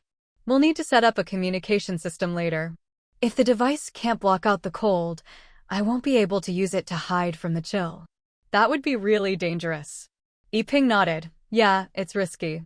The monsters here are afraid of the whistle, but the distance between nests is huge. If we can't find the next nest before the cold sets in and the device can't be used, I'll freeze to death out here." Even Yiping felt the cold after the chill set in, not to mention the others. Even with abilities or magic, he felt that the cold here was beyond normal defenses. Ordinary protection spells were useless. Hiss! A cold wind blew, making Yiping shudder. The wilderness was clearly much colder than the city. Tiu and Lu Minli both trembled, looking at him in confusion. "Why is it so cold here? Didn't you just come down the mountain?" Lu Minli glanced at Tiu, then quickly landed the flying device on the ground. Sure enough, night had fallen. Frost covered everything, and a thick layer of ice had formed on the ground. Sang Chu remembered what Tiu had said and hurried over. Looking at the icy wilderness, he couldn't help but feel a chill in his heart. No wonder people said the magical world was dangerous, not just because of people, but because of the environment itself. "Sang Chu, how are you holding up now?" Lu Minli and Yiping were huddled together. Even the little fire spirit had been summoned. Yiping tried to control his fire ability, but the flame went out instantly. The little fire spirit also shivered, unable to spit out any fire. Lu Minli's teeth chattered. "And not good, be very, very cold. I see can't use my powers." Sang Chu immediately stood up, staring anxiously at the screen at the shivering people. Lu Shi walked in from outside and saw Sang Chu's pale face. He instantly realized her brother was in trouble. He sighed and said, "Princess Sang, although we haven't found his location yet, if something happens in the wild and he can't get back to the city, he probably won't survive." Sang Jingwen, who had already been anxious, heard this and wanted to knock some sense into him. What was he saying at a time like this? "After losing contact with him, I sent someone else out, but they still couldn't find anyone. Right now, they're hiding in a monster nest to avoid the cold. They'll continue searching tomorrow. Don't worry, I'll do everything I can to find them." He had already received word from the person in the back that they'd encountered trouble. Among the pile of bones were Yiping and Lu Minli, but he couldn't say that, not now at least, because Sang Sin couldn't leave. Sang Jingwen caught Sang Chu's gaze and instinctively nodded slightly, then turned to Lu Xing and asked, "Will your people go out to search tomorrow?" Lu Xing didn't answer him. Instead, he fixed his gaze on Sang Chu. "Your Highness Sang, you want to go out?" Sang Chu smiled. "I'd like to, but would you let me?" Lu Xing shook his head. "It's safer for your Highness to stay inside." "I know, so I'm not planning to go out," she replied, then pulled Sang Jingwen over. "Lu Xing, you've got it wrong. My sister isn't going out. I'm the one who wants to go. I want to look for him. After all, he's my brother too. So, if you're sending people out to search tomorrow, can you let me join them?" Lu Xing looked at Sang Jingwen with difficulty. "I can't agree to that." You've seen for yourself how dangerous it is out there. It's precisely because it's so dangerous that I want to look for my brother. I know Sang-sen has a deal with you, so you have to keep her safe and not let her go out. I understand that. But I hope you can understand me too. My brother's life is at stake, and I can't just sit here and do nothing. If you can't arrange for someone to protect me, I'll go out by myself tomorrow. Lu Xing hesitated for a moment before replying. My people are already out there, and in order to start the search at first light, they can't return to the city tonight. The wilds at night are extremely dangerous. The cold is at least 1,000 times worse than in the city. As far as I know, there's only one monster nest near the shelters outside, and it's old and falling apart. Even if I prepared it carefully, there are still many broken spots. I don't know if he'll make it through the night. Your Highness, it's really dangerous out there. Please don't take the risk. Let's think about it for now. As soon as he heard how dangerous the wilds were, and that even finding shelter might not be enough to survive, Sang Jingwen couldn't sit still. He hurried over to Sang San, who was trembling in the corner under the lamplight. Sang Jingwen closed the door, sat next to Sang Chu, and watched as Yi Ping and Lu Minil wrapped themselves in everything they could find, but it was no use. He couldn't help but say anxiously, Sang San, Brother, it's okay. Don't worry, I believe he can make it. She had to believe it. She couldn't keep staying in the flower house, and before heading to Rose City, they needed a good month's preparation. This cold was the biggest challenge, and there were many dangers in the wild. They had to find a way to survive. Yi Ping and Sang Chu's video feeds were still connected. By now, his teeth were chattering so hard he could barely speak. Sis, I don't think I'm going to make it. This cold, it's only just started, and I'm already freezing. I really can't hold out much longer. Lu Minil was even more afraid of the cold than Yi Ping. He couldn't speak at all now, his lips were white, and there was no color left in his face. Looking at his condition, Sang Chu suddenly remembered the drone. Where's the drone? What's it like outside? Lu Minil, unable to hide it anymore, directly activated the controller on his video feed. The drone outside didn't seem affected at all. The wind was howling and the snow was already up to a person's calves. But the slave left outside was just sitting on the sand, looking as if nothing was wrong. When Sang Jingwen saw the video feed and Sang Chu's calm expression, he realized that the slave was on the drone. He just hadn't told anyone else. Sang Chu knew her brother was aware of her and Lu Minil's plan, but she didn't say anything. He'd find out soon enough anyway. No one knew what would happen at the Magic Academy. Everything was too uncertain. She wanted everyone to train here and return strong enough to stand their ground, but she hadn't expected this world to be so dangerous, so full of traps. Yi Ping didn't have the energy to think about all that. When he saw the drone slave was fine, even outdoors, he hurriedly said, Quick, quick, bring the drone back. I'm about to freeze to death. Lu Minil didn't say anything, just shivered as he operated the controller and brought the drone back. Once it was inside, the two finally came back to life. Lu Minil took a deep breath, still shaking all over. After calling the slave back, he helped himself and Yi Ping to the bathhouse. In the spacious bathhouse, Yi Ping and Lu Minil stripped off their clothes and lay down, drinking strong liquor to warm up. Damn, I can't believe this. What kind of hellish weather's this? Can anyone really survive out there? Lu Minil nodded. I don't know why the drone can withstand this cold, but it's good news for us. At least we won't freeze to death on the first night. Hearing this, Yi Ping finally relaxed and grinned, slapping Lu Minil on the shoulder. I knew you were smart. You must have known the drone could handle the cold, right? Why didn't you say so earlier? I've been suffering for so long. Lu Minil was stunned for a moment, but he was too cold to think straight. Still, this couldn't fool Yi Ping and Mu Shui, though it didn't escape Sang Jingwen's notice. He looked at Sang Chu and Sang Jingwen on the video feed and tried to sound calm. Actually, I just figured the drone isn't biological, so it shouldn't be affected by this world. Plus, it's made with high-tech materials. This magic world is full of magical stuff, but the drone is physically insulated. I thought it might work, so I gave it a try. Even if it didn't, I could just recall the slave into the card and bring the drone back. No big deal. Yeah, I knew you were smart. Not bad, not bad. You saved our lives, haha. In Yiping's world, Lu Minel was a good guy, so he wouldn't risk someone's life to test if the drone could withstand the cold. But what he didn't know is that when Lu Minel made that decision, he was fully prepared for the slave to freeze to death. Who knew the drone could actually resist the cold? With the matter between Lu Min and Yi settled, Sang Jingwen could finally start making arrangements to leave the city the next day. When he was in Sang Chu's room, he wanted to say something, but could only mutter under his breath. Sang Chu, however, saw right through him, stood up and said, "Don't overthink it. I wasn't trying to hide anything from you. I just didn't want you to be disappointed or upset. Your little sister isn't as perfect as you imagine." Her voice was a little low, with a hint of grievance. Sang Jingwen sighed helplessly and turned to look at Sang Chu. "In your heart, what kind of person do you think your brother is?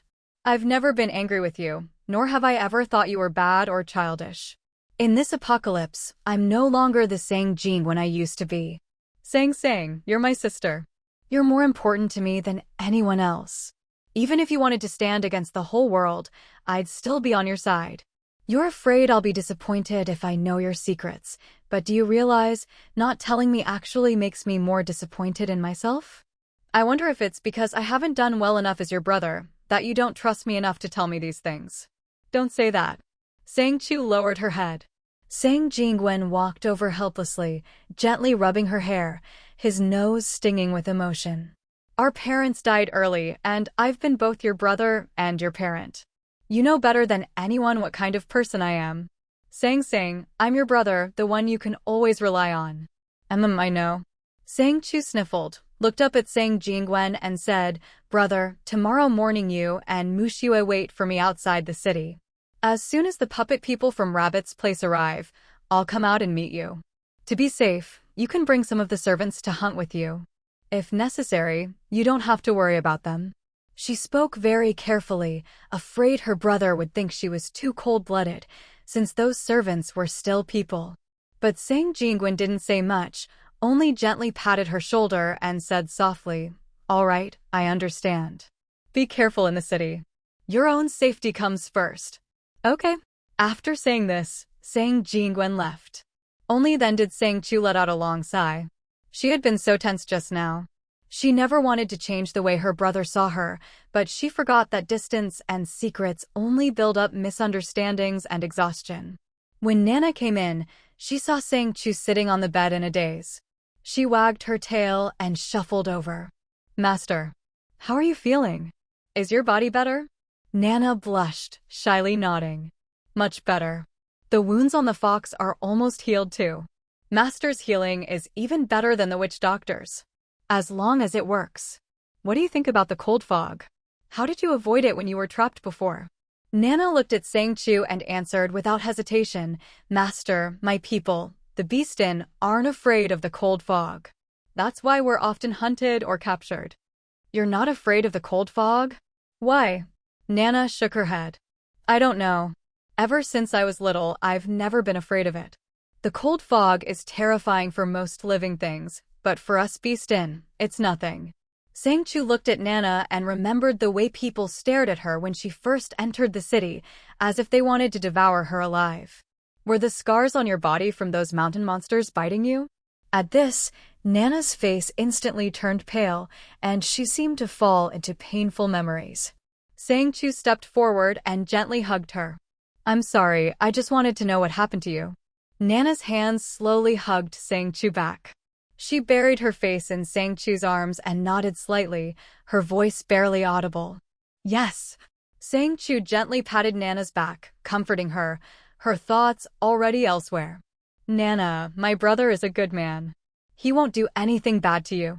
Tomorrow, go out of the city with him, okay?" Nana suddenly clutched Sang Chu's clothes tightly. "Do I have to go?" "Yes, you have to. If you're scared, just stay with Mushue, okay?" Nana didn't want to go, but Sang Chu had already said so. As her master, she couldn't refuse. "Okay, master, you must come out soon." "I will." After comforting Nana, she finally calmed down and hid in Sang Chu's arms, not noticing the complicated look in Sang Chu's eyes. The next day, Guanlu tried to stop them, but Sang Jingwen and Muxue insisted on leaving the city to look for someone. Sang Chu watched from the side and said, "Let him go. You can't keep him locked up forever. I need to see the head of the witch doctors, so you should come with me instead." Lu no longer cared about Sang Jingwen. He only cared about Sang Chu. "You want to see the chief? Then come with me. As for the others, I don't care what they do. Do as you like." After saying this, he stared at Sang Chu, who turned to Sang Jingwen and said, "Brother, Muxue, if you really want to look for someone, I won't stop you. But you must come back before dark." Sang Jingwen replied, "Don't worry, little sister. I'll just look around nearby. If I don't find them before dark, I'll come right back." Sang Chu looked at him helplessly. "All right, just be careful."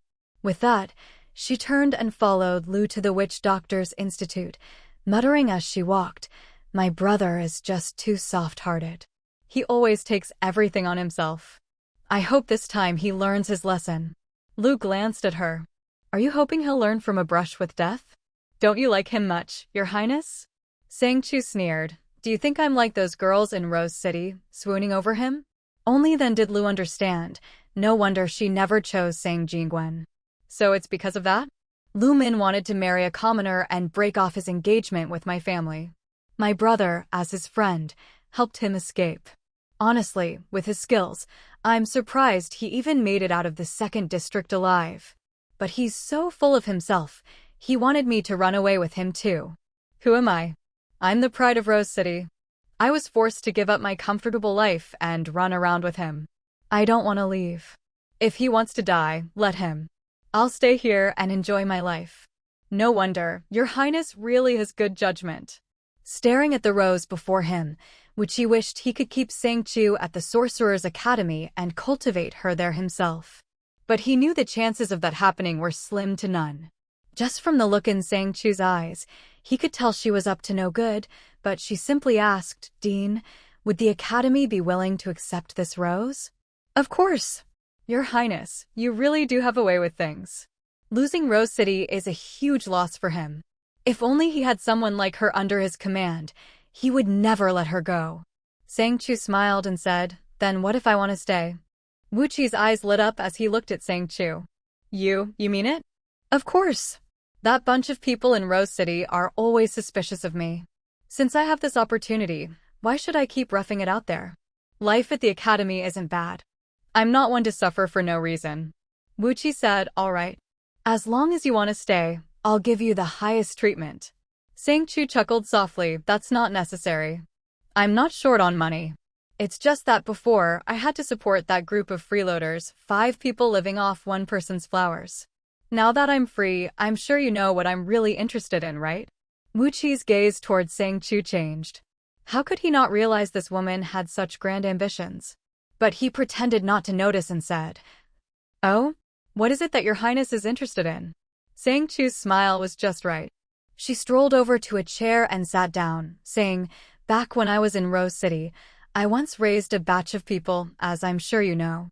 Later, I bought another batch of fine stock, but unfortunately, none of them were what I wanted. My brother liked them, so I gave them to him. I know you, Dean, also like people, but I couldn't embarrass my brother, so to avoid offending anyone, I'll give you this hyacinth as a token." Sang Chu extended her hand. The Dean hurriedly accepted the flower, took a deep breath of its fragrance, and instantly felt his whole body relax. "Just say what you want." Sang Chu replied, "Dean, you're straightforward. The People's Tribe can resist the cold, as you know. Their meat is in high demand, and it's hard to cultivate flowers, plus the process consumes a lot of resources. So, I want the Academy to provide me with people. Of course, I won't take advantage of you. Every month, I can give you roses, any kind of flower you want. As long as you give me enough people, I can cultivate whatever you need." Wu Qi looked at Sang Chu and said in a low voice, "Didn't Your Highness just say you weren't short on money?" "That's right.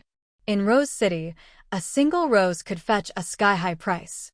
But here, it's worth next to nothing. What I want is power, and only you, Dean, can give me that." She made it clear she didn't want to keep talking in circles. Wu Qi, seeing her resolve, said, "Since that's the case, would Your Highness like to take a look at my laboratory?" "Of course." Wuchi and Sang Chu stood up. He looked eager while she just smiled and, turning around, pressed a small object on the table. Instantly, a magical formation appeared on the wall. When the light faded, the wall had become a large door. Only upon walking closer did they realize it was an elevator. They didn't know how far underground they went, but the air was thick with the smell of blood. Ding! The elevator doors opened. Wuchi led Sang Chu out, and the bloody stench grew even stronger. Wuchi asked, "Your Highness, are you afraid?" Sang Chu smiled. "Dean, do you know how to make flowers bloom more beautifully?" Wuchi looked at her, puzzled, but Sang Chu just smiled and said nothing, taking the lead and heading toward the area with the strongest scent of blood. What kind of laboratory was this? It was clearly a slaughterhouse. People were hung up, with basins below to catch their blood. People in white sorcerer robes were busy drawing blood and cutting meat, then carrying it off somewhere unknown. Wuchi kept watching Sang Chu's expression, but she seemed perfectly calm, not even raising an eyebrow. Sang Chu asked, "Dean, have you angered the entire people's tribe?" Wuchi laughed heartily. "Most of these people are fools. They've never seen the world and long for life outside. As long as my men are stationed all over the seas, whenever one tries to escape, I can catch them all at once. Your Highness, come and see." Sang Chu followed Wuchi to a magical formation where an elderly person was hanging. There was barely any good flesh left on their body, just a single breath left, suspended by magic. "Dean, this old thing is useless now, isn't it? Why keep them? You don't know, do you? Old ones like this are the most valuable. Watch." As soon as he finished, he cast a spell. Instantly, frost filled the air and the old person, stripped of all their scales, shivered violently. But soon, the flesh on their tail began to regrow, as if new meat were sprouting. As their body trembled, they gradually returned to normal. Sang Chu suddenly understood and laughed. "So that's why you don't kill them outright.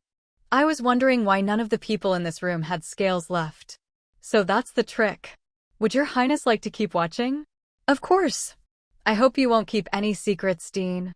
After all, I'm looking forward to being on the same boat as you."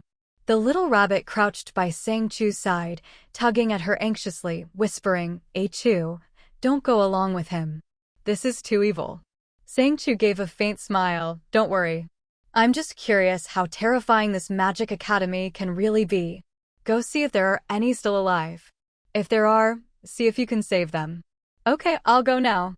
The rabbit darted off, but after searching the area, found that those still alive were few and far between. As soon as he tried to touch the magic keeping them alive, they died instantly. Chu, this Dean is terrifying. To prevent these people from escaping, he set up spells and added restrictions. As soon as you touch them, or if the spell stops, they die instantly. There's no way to save them. The rabbit returned, dejected. Meanwhile, Sang Chu had stopped in front of a huge artificial pool where countless palm-sized people swam. Wuchi said, "Your Highness, these are my breeding stock. Wanna pick one?" "Pick one?" He was raising people like livestock. Sang Chu looked at Wuchi with a smile. "I'm not interested in these. I may eat meat, but I prefer power. Dean, your laboratory is truly impressive. I wonder, could I join you?" "Oh?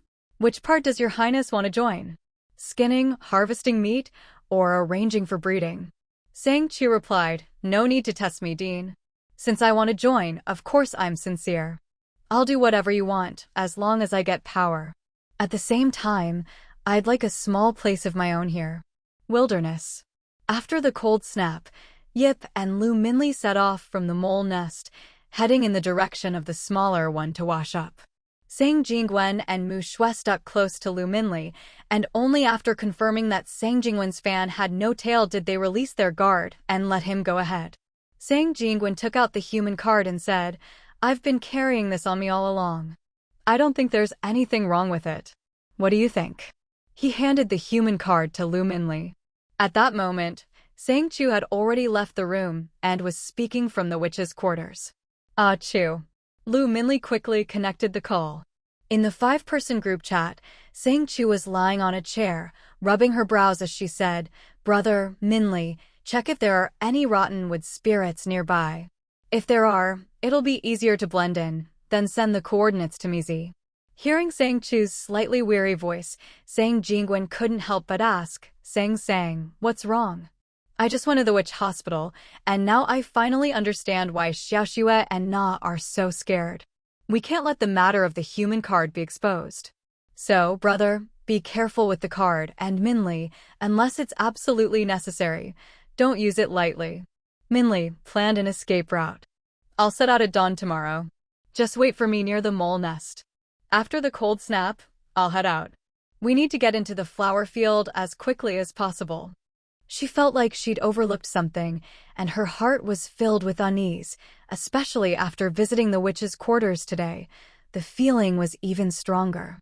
They couldn't stay here any longer. Still, at least she now knew what had happened today. Anything that could be hidden, she would hide. Lu Minli, I do have a route, but there's a problem. Sang Chu, what problem? Lu Minli, the armpit scales can't be used while on the move. Those spirits can see them, and my attacks are completely ineffective. As for the whistle, I could use it once, but now my whistle won't work anymore. Sang Chu exclaimed, What? How did that happen? What about yours? Sang Jingwen, I don't dare use mine now. I already used it once before. If what Minli says is true, then it can only be used in emergencies. I have one use left. You, Mu Shui, and I probably only have one use each as well. Sang Chu clenched her fists helplessly and sighed, so the whistle isn't something we can use without limit. That means we can't rely on it the whole way, we have to save it for emergencies. Sis, does that mean I shouldn't use the whistle tonight? Sang Chu, no, if it really is limited in uses, then every time we use it is one less chance. If there are rottenwood spirits near the mole nest, blend in and wait for me. If not, don't take any risks, safety first. Okay, got it. I'll come back to pick you up after the cold snap. Sang Chu, no need, just wait for me there. The area near the mole nest isn't safe, let's talk more if anything comes up. She'd originally wanted to say more, but suddenly remembered their original intention. She quickly added, by the way, if you can't use the armpit scales in the wild, you can ask Na to pull off a scale and give it to you. The human scales can resist the cold. Mu Shui looked at Sang Chu's hesitant expression on the screen. Sang Jingwen said, all right, I understand. Sang Chu, that's a last resort. Na's body isn't in great shape right now. If we can get into the flower field, we won't need her scales. I'll try to get supplies from the witch hospital. I just wanted to let you know, if it's absolutely necessary, you can take her scales. Lu Minli and Mu Shui both turned a bit pale and quickly replied, okay, I understand. You take care. We'll get ready first. All right. Sang Chu also noticed Mu Shui's expression, but she couldn't afford to think too much right now. Life in the wild was too unpredictable, no one knew what might happen. If the armpit scales were discovered and everyone was exposed, it would be a disaster. Mu Shui looked at the calm faces of Lu Minli and Sang Jingwen, her lips trembling, but she couldn't say anything. She knew Sang Chu was doing this for their own good, but thinking about how much Na trusted Sang Chu, yet Sang Chu was considering taking her scales in an emergency, made her feel uneasy. Sang Jingwen, standing beside Mu Shui, gently asked, do you think Sang is being a bit ruthless with Na? Mu Shui nodded weakly. I know it's the only way, but still. Lu Minli said, Xiaoxue, think about it. If something happened to me or Sang Chu here, what would happen to Na? At that, Mu Shui immediately looked up at Lu Minli. He also looked at her helplessly. Xiaoxue, have you forgotten the first time we met Na? I know, it's just. Na really trusts Sang. Sang Jingwen said, it's precisely because she trusts her that when she followed us out here, she already guessed what Sang might need her to do. But she never said anything. She doesn't dare get close to men, yet she still gave me her card, because she believes Sang won't harm her. Whatever Sang asks, she'll do. Sang has never betrayed her trust. She just cares more about making sure we survive out here. Mu Shui lowered her head, whispering, I know. Xiaoxue, Sang is still the Sang we know.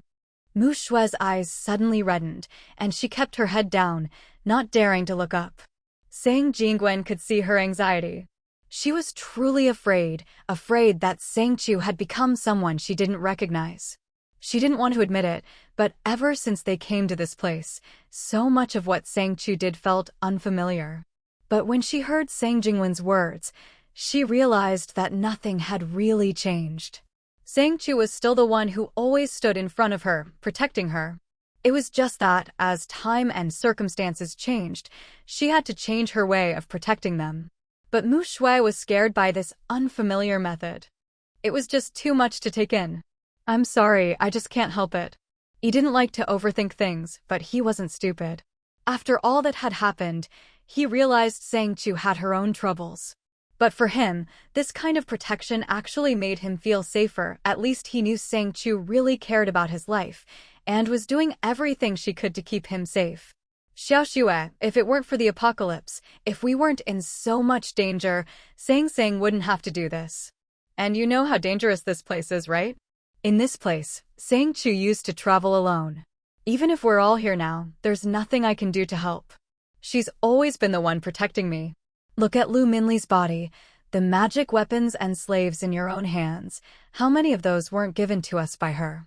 So why are you upset? She's still her. She just has to be more rational and cold-blooded to keep us alive." I understand."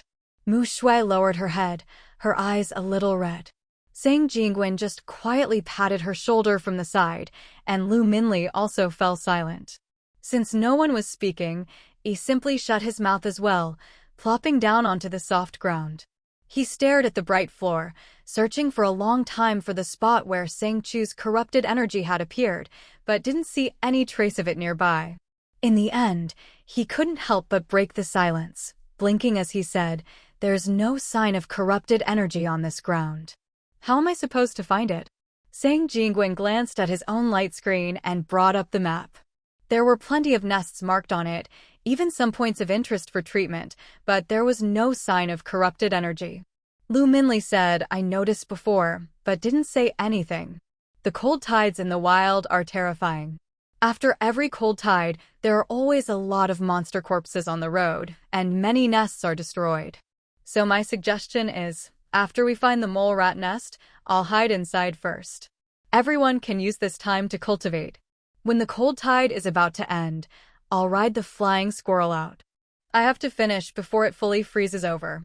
Sang Jingwen replied, "That's a good plan.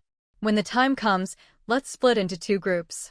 I'll go with Yi to search farther away, and Minli, you stay with Mu Shui and search near the mole rat nest. Safety comes first. If anyone is discovered, make sure to return to the nest before the cold tide ends. We can't let the monsters discover the flying squirrel and cause unnecessary trouble." Lu Minli nodded. "All right, the cold tide is almost here. I'll head down now." Mu Shui's expression was still a bit dazed, but at least she wasn't dragging everyone down anymore, so Sang Jingwen didn't pay her any more attention. Some things you have to figure out for yourself. If others say too much, it can have the opposite effect. After Yi and Sang Jingwen entered the mole rat nest, they took out their crystal cores and spirit jade to meditate and cultivate.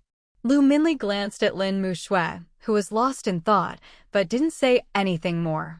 He just handed her a crystal core and then went to meditate by himself. Only Mu Shui sat there in a daze, watching the others cultivate, and couldn't help but recall what she had seen in the cultivation room. When she was training her spiritual power in that room, she saw that the food Sang Chu used to raise the base's pets was all the dead birds from the base. At the time, she didn't feel afraid. She just thought Sang Chu was taking care of her own pets. But she hadn't expected to see Sang Chu, after finishing her work, gather up all the ordinary people from Qinglu City and bury them together. Every day, people disappeared from the base. She didn't know why she had seen this. Maybe it was just a small guess, but she was certain she didn't want to believe it. No matter what happened, Sang Chu was her best friend, her sister, her closest person. She was determined to trust her. But after what happened to Na, she fell into deep thought again. Did she really understand Sang Chu? Were those missing people in the base really not being used by her? And in all of this, what role was Lu Minli playing? She didn't know, and she didn't even dare to speak of these things. These were just fragmented images she saw during cultivation. She didn't know if they were real or not. She wanted to believe in Sang Chu, but her instincts told her that all of it was true, maybe even things that would happen in the future. Mu Shui curled up in a corner, trembling with fear. Lu Minli noticed her and couldn't help but walk over, gently asking, "Did something happen that scared you?" No one really understood Mu Shui's abilities, but he knew she wasn't easily frightened. Something must have happened, she just didn't dare to say it. She hesitated for a long time, not knowing how to speak. Her mind was completely blank. She needed someone to give her answers. If one day you found out that I was different from the person you thought I was, what would you do?" Lu Minli softly whispered in her ear, "Everyone has many sides. Even if you're not the same as I thought, it doesn't matter. I know you're you, and that's enough. No one stays the same forever, but you have to believe I will always be on your side. That will never change." Mu Shui clenched her trembling hands, carefully grabbing the hem of Lu Minli's clothes, lowering her head to rest against his chest, her voice trembling. "I understand. Don't put such a heavy moral burden on yourself. It's exhausting." Mu Shui mumbled a response, and Lu Minli just gently hugged her, saying nothing more. "Which academy laboratory?" "Dean, can we really trust this Sang Chu?" Facing the person in front of her, Wu Qi just sneered coldly, like a poisonous snake lurking in the shadows, making people shiver in fear. "It doesn't matter. As long as we keep people under control in the academy, who cares what Lu Shirqin says? Did those people really die? From what I can tell, probably not. But Sang Chu did buy a lot of magic rings from Mrs. Mi's shop before. It's very likely those people disappeared because of her. And the bodies were all recovered, and she used water magic to cover up the traces. It's just that no one really believes she's one of the Rose City group." Wu Qi said, "It doesn't matter. Since Sang Chu says she doesn't like those people, then let her handle their corpses. Consider it her initiation into the academy." Watching Wu Qi's sinister smile, Meng Lin lowered her head and said, "Yes, Dean. I'll take care of it right away." "Good. Also, increase the security around here. Don't let Sang Chu leave the academy. If she wants to join, then let her. Tell everyone she can go wherever she wants inside, but she's not allowed to leave." "Yes, I'll handle it right away." After Meng Lin left, Mi Zimo walked in. Wu Qi glanced at her and said, "Why are you here? You're not supposed to enter my office without permission." Mi Zimo's elegant face showed a trace of anger. "This is house arrest. She came to us herself. What does it have to do with me? Besides, wasn't it you who vouched for her?" Mi Zimo was speechless. She had vouched for Sang Chu because she thought Sang Chu was just a naive young lady who couldn't survive in a place like this. But Sang Chu had value, and with Wu Qi's protection, as long as she didn't cause trouble, she could live a peaceful life. But she hadn't expected that she would be so wrong. She had always thought that if she brought someone into the academy, at least they would be a good person. But she hadn't expected that Sang Chu would also be so ambitious. "You think it's my fault for vouching for her, so now you want me to. Mizi, this is not your star academy." There was a hint of threat in Yi's words, which made Mizi a little shaken. "Does she have the Lixinzi in her hands?" Wu Qi smiled and said, "You really do care about your disciple, but I don't want to argue with you. In the future, don't interfere anymore." Mizi saw the madness in Wu Qi's eyes and instantly understood. Whatever Sang Chu had in her hands was probably even more precious to him than the Lixinzi. It was impossible to expect him to let Sang Chu go. This time, she had overestimated herself. "Sang Chu gave me a bottle of antidote. She promised to help me catch the corrupted spirit vine for you. You know how hard that thing is to catch, and I only have this one bottle. I need her." Wu Qi stared at Mizi with his cold, deep eyes, as if trying to see right through her. After a long moment, he finally said, "Don't even think about taking her away. You know what I'm capable of." With that, he turned and left, ignoring Mizi. Watching his retreating back, Mizi couldn't help but shiver. She gripped her cane and headed toward the lounge. Sang Chu was lying on the sofa, her arm draped over her forehead. Suddenly, she heard footsteps and quickly opened her eyes, her gaze sharp as she looked toward the door. Mizi entered, and the first thing she saw was Sang Chu, who looked as relaxed as ever. Seeing her, Sang Chu sat up with a smile. "Granny Mi, it's been a while."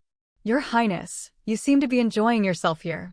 Sang Chu was startled by her strange tone, but after thinking it through, she smiled and explained, "Granny, I just don't want to wander outside anymore.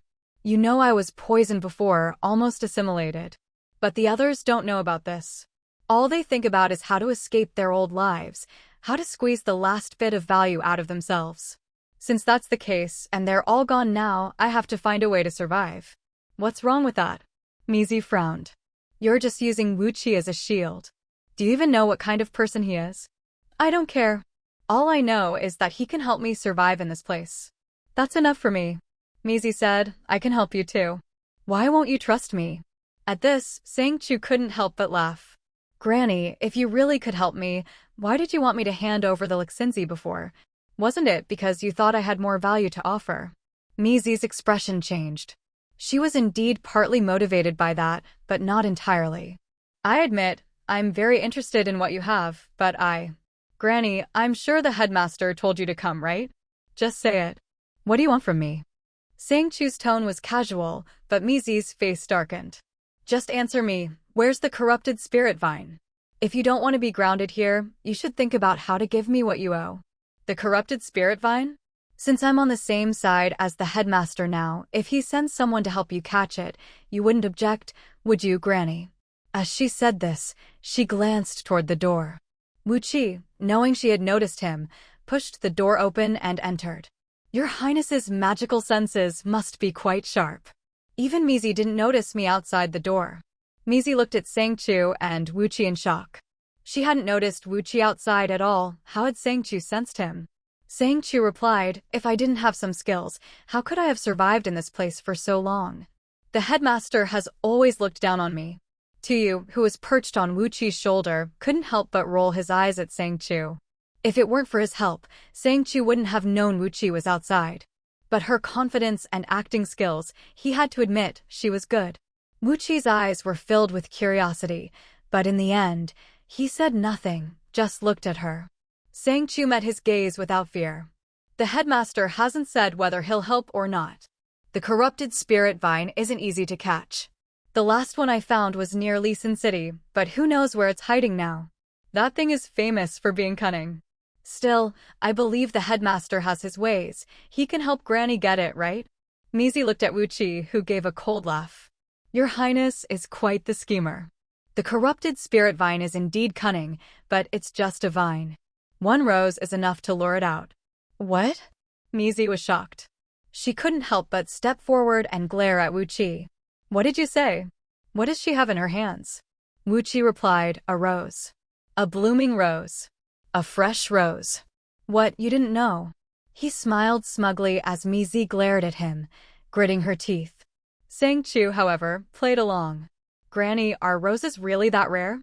I thought they were everywhere." Tuyu, now on her shoulder, rolled his eyes even harder. "Aren't they everywhere?" Sang Chu, "Stop roasting me. Go check if there's a corrupted spirit vine in his office." "What? Are you sure?" Sang Chu, "I'm just guessing. Wu Qi doesn't care much about the corrupted spirit vine, but to Mizi, it's priceless. So, it's reasonable to think he might have one in his office. Don't forget, this place works with the Magic Association. Everything here is top-notch, and the corrupted spirit vine is definitely expensive. Since ancient times, rare things have always been hoarded." "All right, I'll go now." Except when he was on duty, Tuyu was invisible to others in this world. As long as he didn't want to be seen, nobody could spot him, not even the most powerful people. He could sneak around right under Wu Qi's nose. After Sang Chu finished speaking, Wu Qi fell silent for a moment, then narrowed his eyes at her. "Isn't your Highness trying to trick me? You clearly told me you could provide roses." Sang Chu smiled. "That's right, but only if I have the resources. Headmaster, we're partners now. If you want my roses, I can give them to you. But if I don't get any benefit and you want to take them by force, then all I can give you is a word, dream on." Wu Qi said, "Are you threatening me?" "No, just stating the facts. I'm a top cultivator. You've used my roses before, you know how effective they are. If the flowers aren't cultivated willingly, there's a chance they could be poisonous or even contain black magic. Can you afford that risk?" At this, Wu Qi's eyes blazed with anger. If looks could kill, Sang Chu would have been dead 1,000 times over. Since your highness has already agreed, then I won't make things difficult. I just don't want my people to die in vain. As compensation, just add a flower to the moon garden. As for what kind, your highness can decide. All right, deal. Mizi looked at the departing Wu Qi, wanting to say something to Sang Chu, but stopped herself. At that moment, Wu Qi halted his steps and said coldly, Mizi, if you're done here, go back to your academy. Knowing that Wu Qi was just putting on a stern front, Mizi didn't say anything more. She simply gave Sang Chu a deep look. This was the first time she'd seen anyone escape from Wu Qi's grasp unscathed. Without another word, Mizi left. After Sang Chu got back to her room, she finally let out a sigh of relief and sat down on the sofa, looking at the sweat in her palm, managing only a bitter smile. Only she knew how scared she had been just now. If the head of the Witch Academy hadn't been afraid of being labeled a dark witch, what would have happened? She had cultivated 2 types of flowers. One was a normal, healthy flower, the other was a black flower. Normal flowers could be used by any witch, but the black flowers could only be used by dark witches. And dark witches were like rats hiding in the sewers, never daring to see the light. If discovered, everyone would band together to hunt them down. That's why she was so nervous. She was lucky that the head of the Witch Academy wasn't a dark witch. It seemed she had escaped disaster. At that moment, Tu suddenly shouted, Chu, guess what? There are so many corpses here. Sang Chu was startled by his loud voice, but quickly regained her composure and asked, how many? So many, so many. I'll share my vision with you so you can see. After sharing his vision, Sang Chu could see through Tuyu's eyes. The entire room, or rather the prison cell, was packed full of corpses. These corpses were similar to the zombies of the apocalypse, but more monstrous. Their hands were huge, and their fingernails looked sharp enough to tear through anything. Sang Chu frowned and asked, Rabbit, how do you know these are corpses? It's written on the door outside.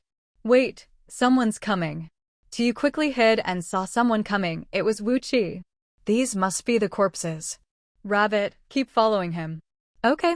After receiving Sang Chu's instructions, Tu continued to tail Wu Qi. Wu Qi stopped in front of a cell, pressed a button, and in an instant, a spider-like creature appeared. Master, bring me a corpse, the weakest one. Yes, master. The spider creature crawled back up the stone pillar in the cell and disappeared. When it returned, it was holding a corpse, so thin and frail it looked like it might fall apart at any moment. Things might get chaotic soon.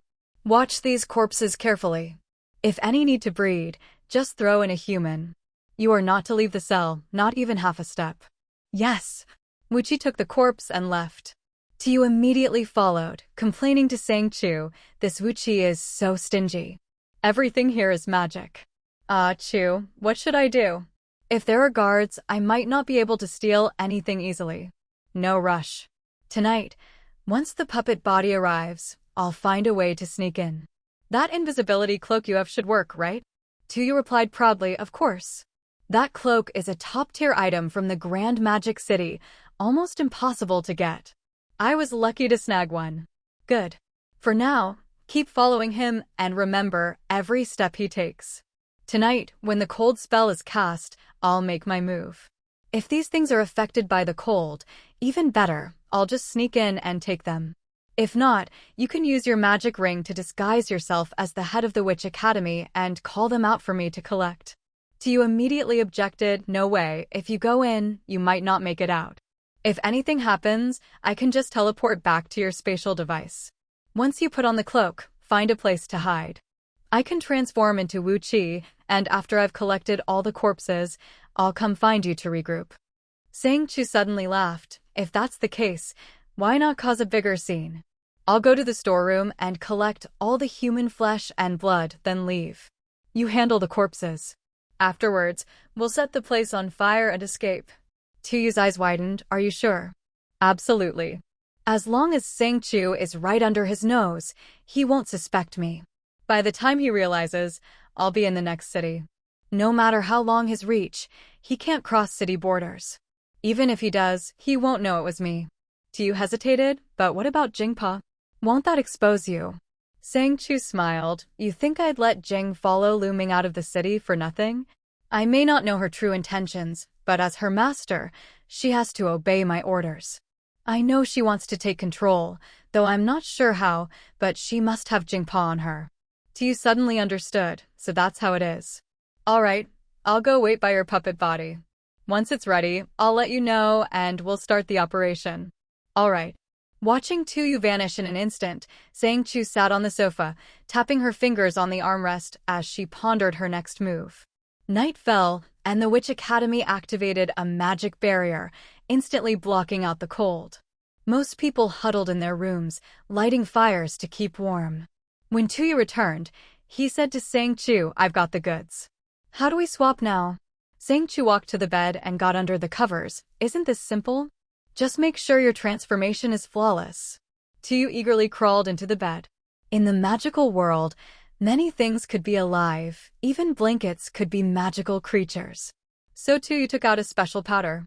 Just a sprinkle and these living objects would lose their vitality. Chu, I'll count to 3 and we'll start. Ready? 1, 2, 3. He quickly pressed a button, and as he released the puppet body, Sang Chu immediately donned the invisibility cloak and slipped out of the room. The Sang Chu in the bed shivered under the covers, looking like a child freezing from the cold, while the powder had already taken effect. Tuyu said, I'll go carry out my part and meet you at the rendezvous point. Be careful, it's still cold even with magic. You too. Sang Chu made her way to Professor P's laboratory, escorting the prisoners. Along the way, there was no one to stop her. She walked forward cautiously, all the while communicating with Liao Tian in her mind, quietly asking, Liao Tian, can you remove the magic binding that old woman?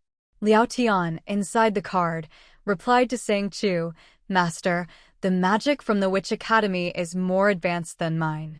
I'm afraid I can't break her spell. However, I can help you tear a hole in it. The problem is, her life force is being drained by the magic. If the spell is broken, she'll die instantly. Wait until she's not paying attention, then make your move. Liao Tian almost blurted out his desire to gain a physical body, but swallowed the words back down. The prisoners. Looking at these people, who were displayed like meat for sale at a street market, Sang Chu wasn't sure what she was feeling. She walked up to the magical barrier imprisoning the old woman. Without revealing herself, she spoke softly, I can get you out of here, but I'm willing. Before Sang Chu could finish, the old woman's desperate voice interrupted her. Her voice was hoarse and weak, as if she was forcing the words out from deep in her throat.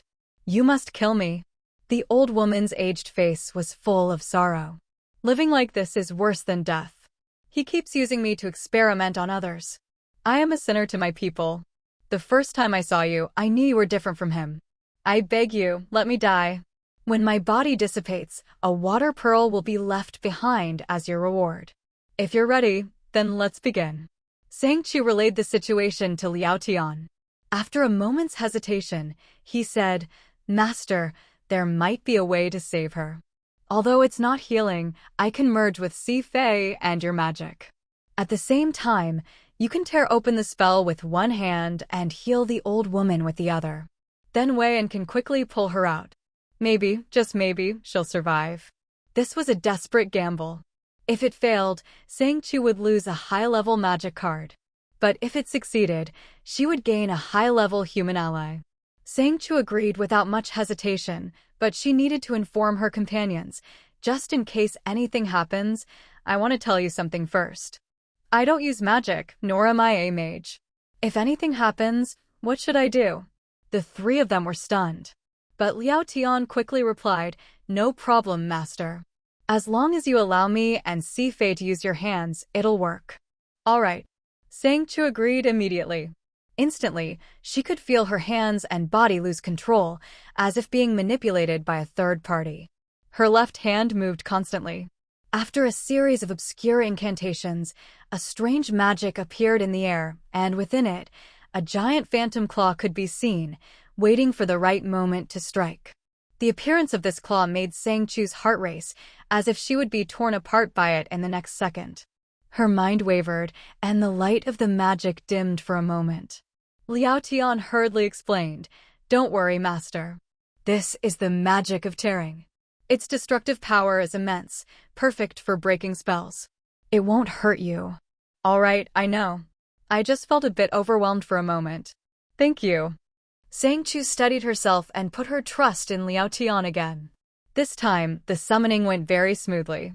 The phantom claw slowly extended from the magic circle, finally forming a solid hand that swiftly reached for the spell imprisoning the old woman.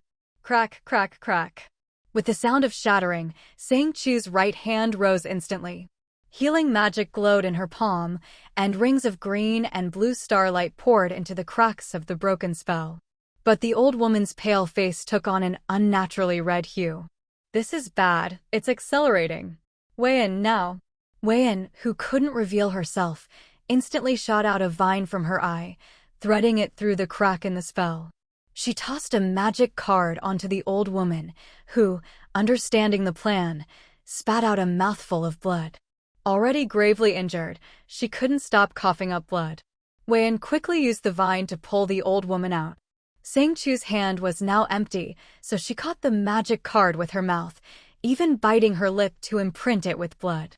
After all this, Wei Yin finally carried the old woman out from the spell. Zzz. The spell shattered. At that moment, the witch who had been idly checking the records suddenly stood up, face turning blue with rage. "What a bold dog. How dare you break into my territory?" With that, he threw on his witch's robe and rushed toward the lab, but by then, Sang Chu had already taken everything she could carry. When the witch arrived, all he saw was a mess. Every single prisoner was gone.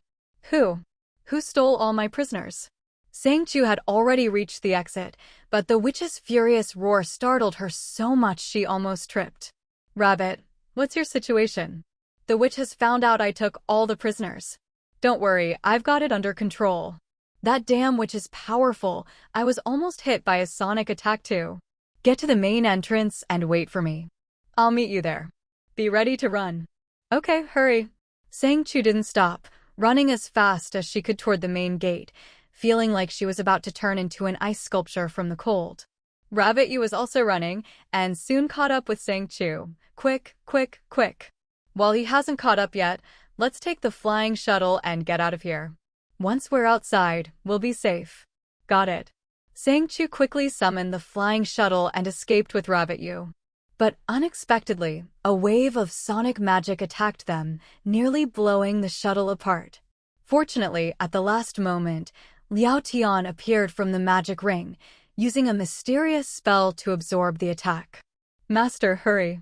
My magic won't hold for long." "Okay." Sang Chu immediately switched to emergency escape mode, pushing the shuttle to its maximum speed and smashing through the ice to escape. The witch watched the strange vehicle vanish, his face twisted with rage as he roared to the sky. "Ah, damn thieves, I'll make you pay for this." Hiss. So cold. As soon as they exited, the shuttle's energy was completely depleted. Rabbit Yu shivered and huddled next to Sang Chu. Chu, when is Sang Jingwen getting here? Even if we recharge now, I can't keep my core warm. I'm going to freeze to death." Sang Jingwen and Yi Ping were flying quickly in the snow, heading straight toward the direction of Flower Valley. Yi Ping, who didn't know what was going on, was very curious. Why are we going back again? Earlier, Sang told me she was leaving first. She was worried something might go wrong on the way, so I gave her a communicator. But I haven't heard anything back from her, and I'm worried something's happened. That's why I want to hurry over and check. Sang, should we speed up then? Sang Jingwen shook his head. We can't. This is already the fastest we can go. Any faster and we'll burn through all our energy. By the time we get there, the cold will have drained us dry. Not only would I not be able to find Sang, we might both end up in trouble. Yi Ping thought about it and agreed, but he was still anxious. He kept trying to contact her, but there was no response at all. He was so worried he started to panic. Sang Xiaochu is always so careful. Why isn't she answering? Could something really have happened? Sang Jingwen was getting anxious too. He hurried over to the energy panel and connected to the system. Yiping watched his actions and couldn't help but say, "Hey, isn't this dangerous for the ship?" "I don't care anymore. We have to find Sang first. Sit tight." "Okay." They were about to reach the outer space near Flower Valley. Normally, it would take a few hours, but Sang Chu directly connected the solar energy to the ship's main interface, forcibly boosting the power. Usually, this kind of forced energy transfer would cause the ship's systems to become unstable, and the incompatible energy could even cause an explosion.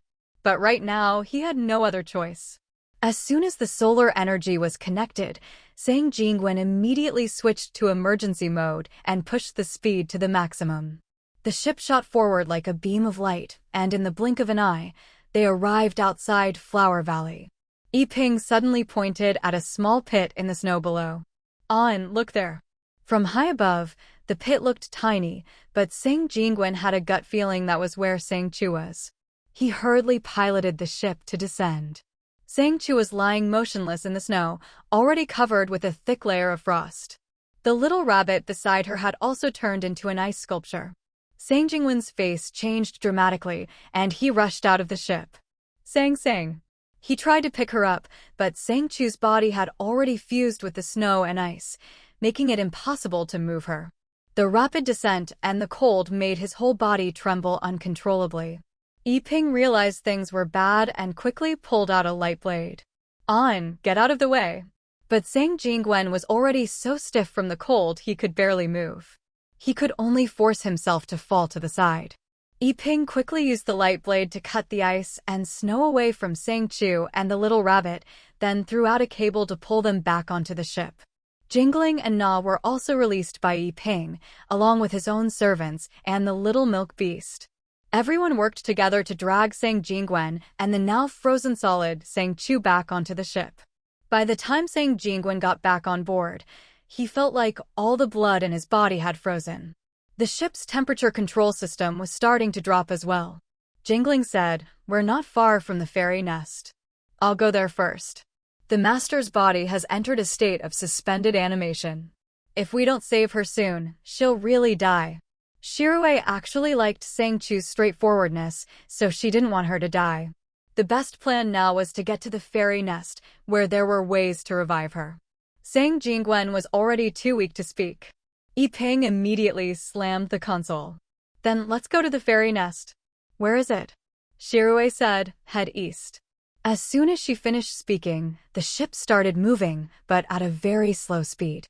Yiping was burning with anxiety, but there was nothing he could do. The ship's energy warning was already orange, and it couldn't handle any more consumption. At least this speed didn't use up solar energy, and he could resist some of the cold. Damn, how strong is this cold snap? Na was holding Sang Chu's frozen body, her eyes red with tears. The wild cold snap is really strong. Even the fastest one won't let up until around 10 o'clock tonight. Shit. Yiping was so anxious he was about to explode. Jingling glared at him and said coldly, "Can you calm down a bit? Once we get to the fairy nest, things will be fine. Your so-called nest was discovered by others long ago. Who knows if there's anyone inside now? If we had any other way, I wouldn't trust you fairies. I'm risking my life here, so you'd better not lie to me." Shirue snorted coldly. "You don't know the real fairy nest. Only my kind can open the true core. Outsiders can only use it as a shelter from the cold. If it weren't for saving your master, I wouldn't even tell you this." Yiping glared at her, then sat down hard on the couch, rubbing his head and trying to control his emotions. "So, what do we do now? Can your fairy nest really save her?" "It can. The master isn't dead, just all her blood has been frozen by the cold. As long as we extract the ice from her body before the cold snap ends, she'll survive. But this is risky, so I'll need the help of my people. That's why we have to go to the fairy nest." Yiping fell silent. Shirue's words didn't sound like a lie. She just kept staring at Sang Chu, afraid she'd never wake up. Na knew how terrifying the cold snap was. Tears welled up in her eyes as she looked at Shirue. "Is it really dangerous?" Shirue didn't answer. Yiping also stared at her, while Na hugged Sang Chu's frozen body, trembling. Sang saved me." Without her, I would have died back there. I can't just watch her die." As she spoke, her hands slowly tightened, and just as she was about to do something drastic, Shirue grabbed her. "Don't go that far." Yiping suddenly thought of something. "Nah, can human blood dispel the cold snap?" Shirue, no. "Nah, yes." The two gave different answers, but their expressions made the truth clear. Yiping ignored Shirue and started searching Sang Chu's body, but her storage ring was locked. He looked at Na. "Can you get into Sang Chu's storage ring and see if there's anything from the witch hospital? From what I know, there are a lot of humans there, and based on Sang Chu's personality, she wouldn't go out unprepared." Na's eyes lit up. "Yes, I can. I'll go check." She darted into Sang Chu's storage ring and started searching, but there were just too many rings, making it hard to find anything. Shirue said, "I'll go help her look." Yiping was also thinking about Shirue, but reason told him that Sang Chu had many spatial rings and many storage rings too. Searching through them all would be a huge task, so he could only watch silently as she disappeared. "Grandma?" Na ran out, holding a card and a storage ring, and looked at Yiping curiously. "Who are you calling?" Na handed the card to him. "This is my C-clan grandma, but why is she in Sang Sang's hand?" "Grandma? Then can she save Sang Sang?" "She definitely can. Grandma knows a lot.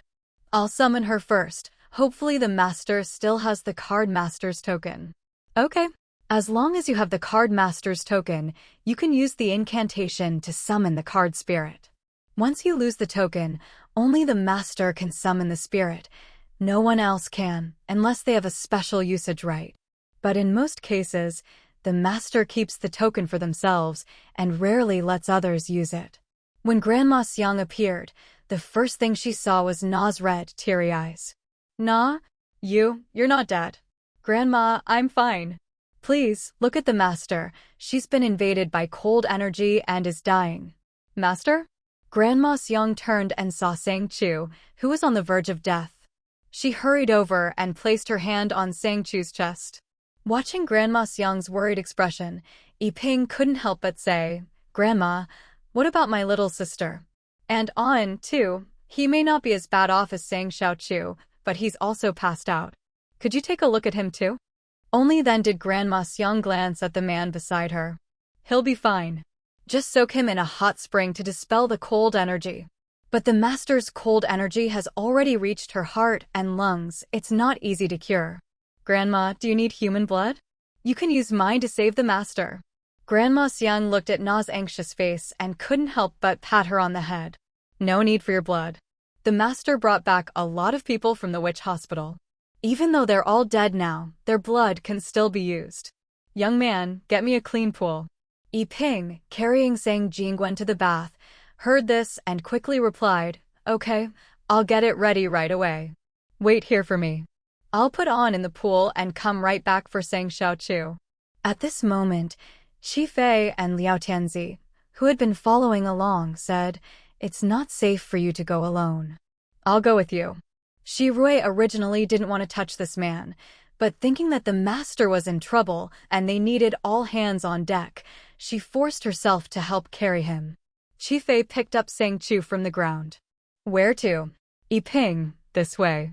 A group of people followed Yiping in a grand procession. Although they were all curious about this strange child, no one said much, just walked in silence. After putting Sang Jingwen in a clean pool and draining the water, Yiping asked, "Grandma, will this do?" Grandma Xiang nodded. "Yes, but there might be a smell. If you can't stand it, step outside." "Grandma, it's fine. I want to watch over my sister." Seeing Yiping's determined look, Grandma Xiang didn't say anything more. She entered the pool, bit her fingertip, plucked a scale from her tail, dipped it in blood, and carved a magic symbol at the bottom of the pool. Liao Tianzi was more and more amazed as he watched. This magic was so mysterious. Grandma Xiang ignored everyone's stares. After finishing the spell, she poured all the human blood she had brought into the pool, filling it to the brim. A faint red light shimmered and a strong, fishy stench rose from the blood pool. Yiping couldn't help but cover his nose and mouth, almost throwing up. Grandma Xiang said, "Human blood smells like this. "Young man, if you can't take it, step outside for now." But Yiping couldn't leave Sang Chu alone with this group. He pinched his nose and forced himself to stay. After a long soak, the rabbit hiding in Sang Chu's clothes was the first to wake up. As soon as he woke, he was hit by the overpowering stench and felt awful. Bleh. The rabbit couldn't help but bend over and retch. Yiping reacted quickly, grabbing him and scolding, "Don't throw up in here. Sang Chu is still soaking in the pool." "What? You?" After saying that, Yiping couldn't help but want to throw up too, and the rabbit joined him. One person and one rabbit quickly ran outside, finally feeling like they were alive again. The others couldn't see the rabbit, so they just thought Yiping was overwhelmed by the smell and acting strangely. The rabbit looked at Yiping. "Why are you here? We're not Chu and I outside." "Are you kidding? What happened to you? If An and I hadn't arrived in time, you'd be dead by now." The rabbit thought for a long time before slowly recalling, "I remember now. When Chu and I escaped, we destroyed everything inside the witch hospital. I took the chance to bury a bunch of explosive beads I bought in the demon world, but after I set them off, I used up all my energy and went into hibernation, returning to the light core. That's how we ended up being thrown out together." "But how did you find me?" Sang told on before that if I disappeared, it was probably because something happened. "I was originally heading for the small courtyard, but the light core's speed was too slow. Even at full speed, it would take hours. No matter how hard An and I tried, we couldn't catch up to Sang. In desperation, I had to activate emergency mode. Now the light core's energy is almost used up. After this, it probably won't work anymore. Once the light core's energy is used up, it's basically finished." The rabbit could only sigh, "Good thing you found me in time. After I meet up with Lu Ming and the others, I'll just find a place to rest. I'll leave that puppet body behind. This cold energy is too scary, no need to risk my life for a puppet body." He was truly terrified of this cold energy now. He'd never experienced anything so horrifying, he really thought he'd die there. "I agree. You don't know how scared I was when I saw you frozen like that. Luckily you're okay. Anyway, after you escaped, the hospital director didn't come after you, right?" "No, Achu's puppet body is still in there. For a while, no one will realize Achu is missing. Once I leave Lisan City, even if he reacts, it'll be too late." "That's good. Now we just have to wait for Sang Chu to wake up." Now that the rabbit was awake, Yiping felt a bit more at ease. At least he could be sure that Grandma Xiang's method worked. When Sang Chu and Sang Jingwen finally opened their eyes, the cold had already faded. Looking at herself soaking in a pool of blood, Sang Chu instinctively covered her nose against the stench, only to realize her hands were also covered in blood, smearing it all over her face. Granny Xiang, seeing Sang Chu's blood begin to recede, hurried over to wipe it away, but Nana had already rushed over. Sang, are you all right?" A soft handkerchief gently wiped Sang Chu's face. Facing Nana, Sang Chu tried to open her mouth, but her throat felt sticky and her lips wouldn't part. She couldn't utter a single word. At that moment, she saw Sang Jingwen in another pool, staring blankly with wide eyes. Worried something had happened to him, she tried her best to call out, but her voice was hoarse and low, barely making a sound. "My brother, what happened to him?" Jing, who had been watching from the side, couldn't help but smile faintly when she saw Sang Chu awake. Though her words were a bit slurred, at least her mind was clear. "He risked his life to save you and was almost frozen solid. Luckily, his willpower is strong, so he doesn't need a bloodbath to recover. Once he regains consciousness, he should be fine." "Okay." Sang Chu nodded, suddenly remembering Tu. She immediately looked around, but saw nothing. Tizzy? Rabbit? I'm right here, Achu. Why are you always so careless?" Tu, wearing a mask, floated in midair. Jing, startled by the sudden appearance of a flying rabbit mage, instinctively raised her guard, gripping her bow tightly.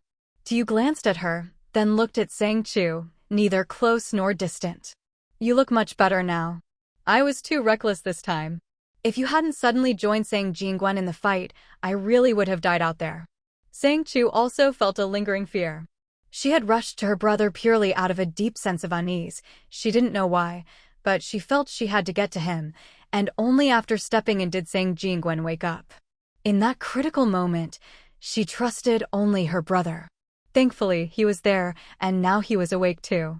Sang Chu tried to get up with Nana's help, but her whole body was so stiff she couldn't move. Granny Xiang pressed her back down by the shoulders, keeping her in the blood pool. "Master, you can't get out yet. You need to soak for at least 3 days. Even though the cold has faded, your body still carries traces of the ice. If you leave the blood pool now, when the cold returns at night, the ice will reappear in your body, and by then, not even a blood bath can save you." Hearing this, Sang Chu frowned. "This cold can enter my body directly." Granny Xiang had long suspected Sang Chu wasn't from this world. Though she didn't know how she got here, all the signs pointed to her being unfamiliar with the dangers of the magical world. "Master, once this cold enters your body, it's like a curse. No matter where you run, as soon as night falls and the cold returns, it will find you and invade you again. Anything cursed this way, even if hiding within a magical barrier, will still be eroded. It's just not as fast as outside, but over the years, the constant erosion will eventually kill you, and it's a painful process." Nana, seeing Sang Chu's confusion, gently explained, "Actually, the magic barrier here is meant to block the Snow Demon King who hides in the ice and snow. The Snow Demon King feeds by this method. Once you're infected, even a tiny bit, you're cursed and marked, and it's very dangerous." "What about my brother?" Granny Xiang smiled. "Your brother doesn't have any ice inside him, so he hasn't been cursed. He was just frozen and his body entered a protective state. A soak in the hot spring will cure him. I don't know how he avoided the curse, but he's fine, so you don't need to worry." Hearing this, Sang Chu finally breathed a sigh of relief. Just then, Yi Ping, who had rushed over, said, Sang, you're finally awake. You really scared your brother and me this time. Don't ever do something so reckless again." E.g. "Hey, calling me G won't help. You were way too reckless. Here, drink some soup to warm up." Yi Ping handed her a bowl of soup. Sang Chu blinked, not sure how to react. The smell of blood was overwhelming. She felt like she'd throw up if she ate anything here. Yi Ping noticed her expression and couldn't help but laugh. Now you know fear, huh? Granny Xiang said you need to eat something good, but you can't leave the blood pool, so this is the best we can do. Come on, don't dawdle. I spent a long time making this." Granny Xiang, seeing Sang Chu hesitate, lifted her old hand and tapped her on the nose. "Don't worry, it doesn't smell now, does it?" Sang Chu sniffed. Seemed like the smell was gone. "Yeah, I don't really notice it anymore." Yi Ping smiled and handed her the spoon.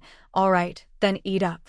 Her hands could barely move, so stiff and clumsy that she couldn't even hold the spoon properly. Yi Ping couldn't stand it anymore and took the spoon himself. "Forget it, I'll feed you. Open up." Cough, cough. This Yi Ping was going to be the death of her. He just poured the soup straight into her mouth, making her cough and spill it everywhere. Nana couldn't watch anymore and took the bowl. "Let me do it, you go check on the other one." Yi Ping shrugged. "All right, I'll go check on the lonely bachelor Sang Jingwen." At this point, Sang Jingwen was technically awake, but still mostly unconscious. Yi Ping glanced at him. He didn't even blink, then turned and left, still simmering soup for when Sang Jingwen woke up. With the cold gone, everyone's spirits lifted. Meanwhile, back at the base, Lu Minlang was getting anxious since Sang Jingwen and Yi Ping had been gone so long and weren't replying to his messages. "E.g.? Wenji? Why aren't either of you answering?" He'd been messaging Sang Jingwen, but after getting no reply, he tried Yi Ping, only to find he was out of contact too. Finally, when Yi Ping saw the message, he took a long time before replying. "I went to find Sang because Wenji was worried about her. I originally planned to search near you, but he kept messaging Sang Chu and got no reply, so he insisted on going to check. Luckily, I went with him." "What happened?" "Yi Ping, I don't really know what happened to Sang. She was lying in the snow, nearly dead. Now she's soaking in a blood pool. The person who saved her said she can't leave for at least 3 days." Lu Minlang jumped up when he read this. "Is she okay?" "Yeah, she's fine. Anyway, I'll talk later." Wait for me at the base. I'm going to make some soup for Wenji. He almost froze to death too. Alright, got it. Go ahead. WL, what happened to brother Jingwen? Seeing the anxious Lin Muxue, Lu Minli said from the side, Sang Chu is injured, and so is brother Jingwen. I'm afraid we'll have to stay here for 3 more days. Sang and brother Jingwen are both hurt? How did that happen? E.g. just said, brother Jingwen isn't too bad, but Sang Chu's injury is a bit more serious. The good thing is her fever's gone down. I'll go gather more of the mutated plants nearby. After that, we'll be able to make more medicine. Sang Chu's wound is a bit smaller. Alright, I'll go now. Mushue's attention was diverted, and Lu Minli let out a sigh of relief, hoping she wouldn't overthink things for now. After EP finished dealing with things, he couldn't help but curse. What the hell is all this? We just got out of that place, and now that we're back in the apocalypse, everyone's gone their own way. EP's familiar was a burly big guy, his whole body wreathed in flames. The little fire spirit was lazily curled up on the big guy's shoulder, while Na-hen was preparing food for him. Na-hen, don't spoil him too much. The little fire spirit, hearing this, couldn't help but spit out a tiny fireball. EP flicked it away with his finger. Na-hen said, Master, fire needs a lot of food to grow. These foods contain a lot of magical energy, which is exactly what he needs. The others wanted to eat too, but since Master hadn't given permission, they didn't dare. The little fire spirit only got what Master specifically set aside for him. EP didn't realize that what seemed like normal food to him was actually a source of magical energy for these non-humans. So when he saw Na-hen, he was briefly stunned, then quickly regained his composure and said, Since you want to eat, go ahead and give it to him. Take whatever you want to eat. I'm not a stingy person. As long as you don't betray me, as long as I have it, you can have it too. Na-hen hadn't expected to be included, and hurriedly knelt down and bowed, saying, Thank you, Master. Na-hen swears to the Demon King, I will never betray you. Demon King? EP was curious what this Demon King was, and why everyone swore by him. But he knew he couldn't show it, so he just said, Alright, I'm going to make some soup. Eat whatever you want, but remember, don't eat everything at once. Of the group, only Sang Chu was a wood-type ability user, and without her, they couldn't grow more plants. Na-hen replied, Don't worry, Master, I know what to do. EP sat down in a chair, watching the meat stew bubbling in a stone pot, unable to stop worrying about what to do next. The more he thought, the more frustrated he got, and he scratched his head hard. Alright, enough thinking. Just then, Tiu came in and saw him messing up his hair and teased, What, you think you have too much hair? EP said, Why are you here? Is Sang alright? There are plenty of people with Ah Chu, she doesn't need me. So I came to hang out with you, a fellow loner. Besides, you look like you could use some company. EP didn't want to talk to him about Lin Muxue. He felt like Muxue was acting a bit strange, but couldn't quite put his finger on it. Talking to Sang Jingwen felt like he was being tested. Lu Minli liked Muxue, and Tuyu was on Sang Chu's side. It felt like he didn't fit in with any of them. Tuyu seemed to see right through him. Thinking about Lin Muxue? How did you know? Tuyu laughed. You can't even read her mood, but Ah Chu can. She's so sharp. Ever since Lin Muxue came out of her training room, she's been acting weird. Ah Chu noticed, but didn't say anything. I asked her why, and she said, Some things you have to figure out for yourself. Besides, Xiaoxue is clear-headed. She knows exactly what to do and when. Even if she's confused or has doubts, she won't drag everyone down. Once she figures things out, she'll talk about it, and then it'll be resolved. After saying that, he looked at EP. See? She's got it all figured out, and Ah Chu knows her through and through. So stop worrying over nothing. EP hadn't expected Sang Chu to say that. She really doesn't care at all? Tia replied, Of course she cares, but what's the use? Nothing's happened yet. Ah Chu always puts the most urgent problems first. As long as things are under control, she doesn't see it as a big deal. EP sighed, Forget it, I'll never understand how those siblings think. I'm just overthinking. Anyway, I made extra soup. Want some? Yeah. They each took a stone bowl of soup and drank together. When Jingwen came out with a bowl of soup, he saw EP and a big rabbit sitting together drinking. Master, I'd like a bowl too. Jean swallowed a little, thinking no one noticed, but EP had sharp eyes and ears, and caught it all. Here, this one's Achu's, this one's yours, take them both. On the fire, several stone pots were simmering, sending out a mouth-watering aroma. Looking at the bowls and smelling the delicious scent, Shirue gave him a deep look. Thank you. Seeing Shirue's expression, EP felt a bit awkward. No need to thank me, these were meant for everyone anyway. They're just at different stages of cooking, so some are ready sooner. The ones that are done, go ahead and eat. If you don't like the smell, you can eat outside, or in the cafeteria. Whatever you like. Okay, I got it. After Shirue left with her bowl, EP stared after her, grinning like an idiot. Tsu came over and got pushed aside. What's wrong with you, acting all lovesick? Tsu rolled his eyes. Just checking if you've lost your mind. Nope, not yet. EP said, alright, eat up. After we're done, come with me. Luminli said after the cold snap, a lot of wild monsters died on the road.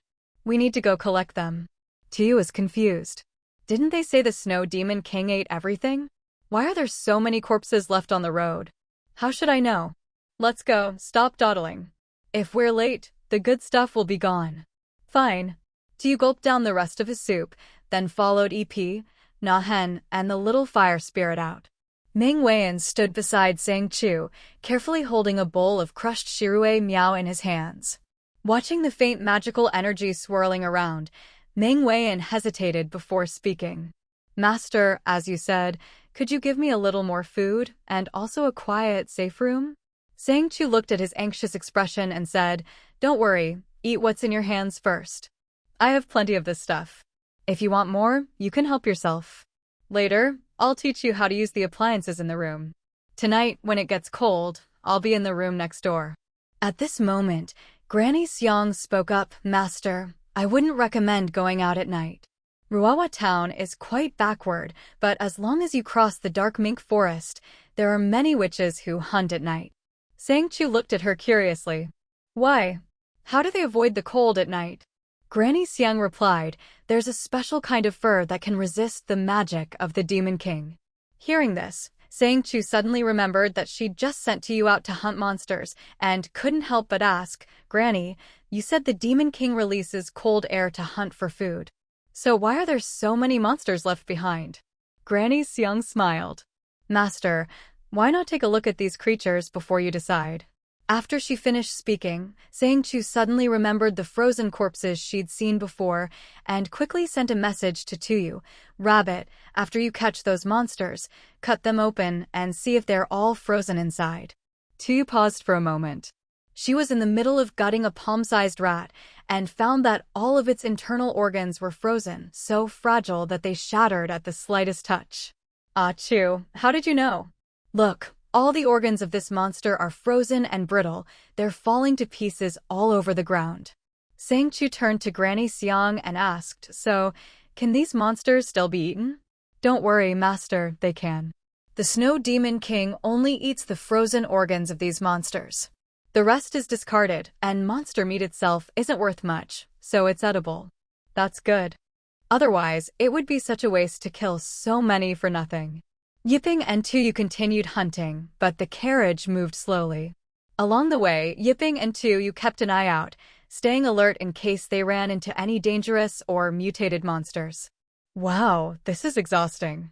Is this how you and Sang Sang used to hunt? Yipping asked. Tsu lay on his back and nodded. Pretty much. But Chu is quick-witted, so most of the time she can minimize the danger.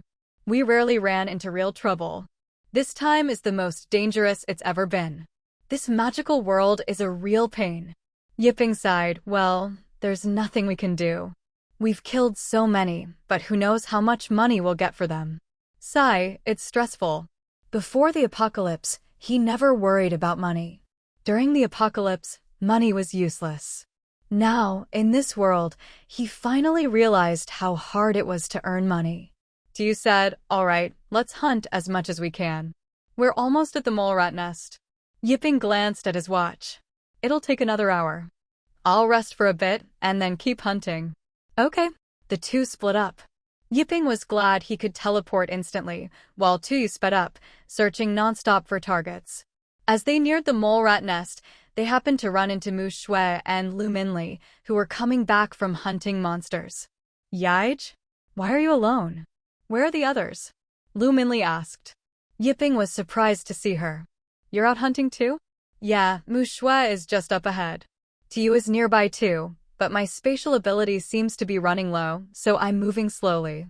Also, Sang Chu can't leave the blood pool right now, so she has to tough it out. Are you waiting outside for the carriage to arrive so we can go back together? Let's go back together. There's not much left to hunt around here anyway. Alright, let's wander around nearby and wait for the carriage. After a while, Mu Shui and Tuyu returned. Tuyu didn't say much, just flopped onto Yiping's shoulder and fell asleep. Mu Shui kept her head down in silence.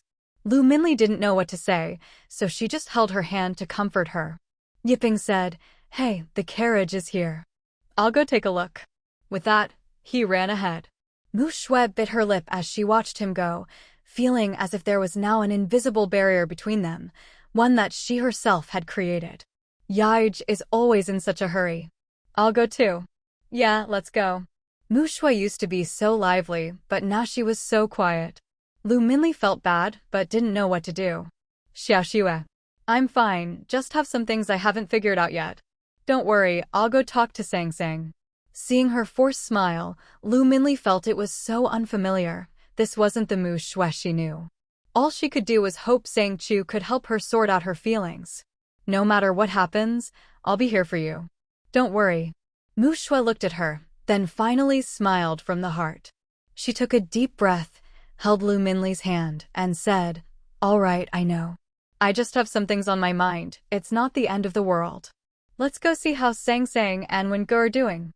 When they got to the carriage, they realized just how slow Yiping had been. He was almost late. Sang Jingwen was much better now. At least he was awake and able to talk. Yiping sat by the pool, watching him drink soup spoonful by spoonful, and couldn't help but laugh. Haha, Sang Jingwen, you've fallen too. Yeah, idiot. Sang Jingwen's voice was weak, but that didn't stop him from retorting. Sang Chu sat beside them, eating some fruit. Her body was still stiff, but at least her voice was clearer than when she'd first woken up. Jade, if you're ever paralyzed, I can feed you like this too. Hey, no need for that. My hands are still working. Wait until I'm old and can't move, then you can feed me. At this, Yiping suddenly leaned in and whispered in Sang Chu's ear, "Sis, is he coming back to the apocalypse with me?" Sang Chu nodded. Yeah, but if he doesn't want to, I can let him go. All right, you decide when the time comes. Although he really wanted to bring everyone back to the apocalypse, after all, this wasn't their world. Forcing people to leave their home didn't seem right. It was just a pity about his little Hua. He hoped Hua would be willing to come back with him. What Sang Chu didn't tell him was that she would never free these monsters, but as for the slaves, if they didn't want to leave their homeland, she could let them go. Sang Sang? Are you okay?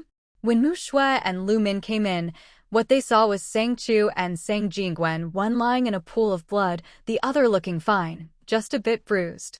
But Sang Chu's condition was truly alarming. Mu Shui asked, "Are you all right? Why are you soaking in this blood pool?" Sang Chu looked at Mu Shui, whose eyes were wide with worry, and explained, "When the demon flower was blooming, Wu Qi cast a spell. His magic level was too high, he almost trapped me. I had no choice but to run at full speed to escape. In the end, I ran out of energy and passed out in the light corridor. The rabbit and I ended up here in the blood pool. If my brother hadn't found me in time, I'm afraid I'd be in real danger. If he'd gone looking for me, I might not have made it back." Even though Mu Shui hadn't experienced the full horror of the cold domain, she'd heard enough from the spirits to know just how terrifying it was. That was so dangerous. What would we do if something really happened to you? Mu Shui couldn't help but scold her, and Lu Min quickly chimed in, "All right, let's not get too worked up. I'll go make you something to eat. You're hurt, you need to eat something good." Yipeng immediately raised his hand. Yes, yes, yes. I want to eat too. I really want some big buns and meat dishes right now. Lu Min glanced at him. Then come help in the kitchen. With that, he turned and left. Yipeng looked at Sang Jingwen and Mu Shui, then grinned. I'll go help them. Wait, E.g. What is it? Sang Chu looked at him and said, you just got back from the wild. Go keep Wei in company and make sure she feels safe, okay? Alright. Then he turned to Na and Shirue, are you two coming? If you're not staying in the safe room, why not come to the kitchen with me? Grandma Xiang, realizing he wanted to talk privately, took Na's hand and said, I'll go with you. Na, if you're scared to sleep alone, you can stay with Grandma. Na glanced at Sang Chu, who nodded slightly. Only then did Na reluctantly let Grandma Xiang lead her out of the blood pool. Sang, you rest up. I'll go with Grandma now. Go ahead. Shirue gave Sang Chu a deep look, said nothing, and followed Grandma Xiang out. The servant girl also left. In an instant, only Sang Chu, Sang Jingwen, and Mu Shui were left in the bath. Sang Chu said, Xiao Shui, is there something you want to talk to me about? Lin Mu Shui glanced at Sang Jingwen, then after a long silence, finally spoke, Sang, are you raising the infected in the base? Sang Chu's heart skipped a beat. Was it Lu Min who told her? But on second thought, that didn't seem likely. Yes, I am. I've kept the infected near the base in the underground breeding pens, feeding them with the dead poultry from the base. Didn't I say before, there might be a way to cure the infection in another world? I've found it now, it's at the Magic University. The reason I insisted on coming here was because I could make the antidote. Sang Jingwen, what? Mu Shui, really? After the shock, Sang Jingwen stared at Sang Chu. Sang, how did you know for sure? Sang Chu replied, I experienced it myself. Back in Qinglu City, when I was attacked by the infected, I asked the system administrator where I could find a cure. He said maybe in the magic world, but he wasn't sure. That's why I worked so hard to bring everyone here. If I couldn't cure the infection, at least you could train here, and when we go back, you'd all be stronger and not limited to just Qinglu City. Sang Jingwen shouted angrily, Sang Chu, you were infected, why didn't you tell us? Mu Shui, Sang, how could you keep that to yourself? Sang Chu said, at the time, I didn't know if it could be cured. If I told you, you'd all just worry. Now that I've recovered and know how to make the antidote, isn't that a good thing? Mu Shui, unable to contain her anger, stood up and yelled, good? You were infected and didn't tell anyone. You just bore it all alone, Sang Xiao Chu. Are you stupid or what? Sang Chu was startled, and Sang Jingwen swallowed back what he was about to say. Sang Chu said, I know, it was my fault. I won't do it again next time. No, it's my fault. Mu Shui was so upset she was almost in tears. She said, when I was training in that little house, I saw you raising the infected in the base. I saw myself coming back to Qinglu City, and you were raising a strange plant underground. After that, ordinary people in the base kept disappearing. I told you about it, and you said you'd look into it, but nothing ever came of it. Sang Chu frowned slightly. So, you're afraid I'm using ordinary people to feed the infected? I know you wouldn't, but what I saw in my vision was so real, like a warning. I kept hesitating whether to tell you. I didn't know if it was real or not. Later, when your brother gave Na the talisman and said to use it if she was in danger, I remembered it again. I don't want to believe you'd do that, but deep down, there's a voice telling me, if you weren't the one doing it, why couldn't you find out why people were disappearing? Maybe I shouldn't have gotten involved at all. Sang Jingwen was shocked by Mu Shui's words. Xiao Shui, you can see the future? I don't know if it's the future, but the scenes are so clear, like they're happening right in front of me. Sang Chu, Xiao Shui, are you saying that after I left Qinglu City, I started raising that plant? Yes. And after that, people in the base kept disappearing? Mu Shui nodded, and Sang Jingwen said, doesn't that sound just like what's happening in Qinglu City now? Could it be that the plant you saw is the same one that's causing the trouble in Qinglu City? Mu Shui's eyes widened. It could be. Why didn't I think of that? Sang Chu said, unless absolutely necessary, I would never use it. It's too dangerous and uncontrollable. But according to your vision, I did use it, and after people started disappearing, you didn't intervene or even care. That's not like me at all. So, what you saw and guessed isn't wrong. In that vision, I really did go along with that plant. Mu Shui, what? She'd seen it herself, but couldn't believe it. Yet she had seen it, so she was caught in a dilemma. Later, when Sang Chu said to use Na's talisman, she knew it wouldn't cost Na her life, but she still felt uneasy and afraid that Sang Chu was no longer the Sang she knew. But she never expected Sang Chu to admit it so directly. Suddenly, Sang Chu thought of something terrifying and hurriedly said to Mu Shui, Xiao Shui, "Go find Meng Weian and Grandma Xiang right now. My infection might not be fully cured yet." "What?" I'll go right now." Hearing this, Mu Shui panicked and rushed out the door. "Master, there is indeed a hidden virus in your body, but I don't know what kind it is yet."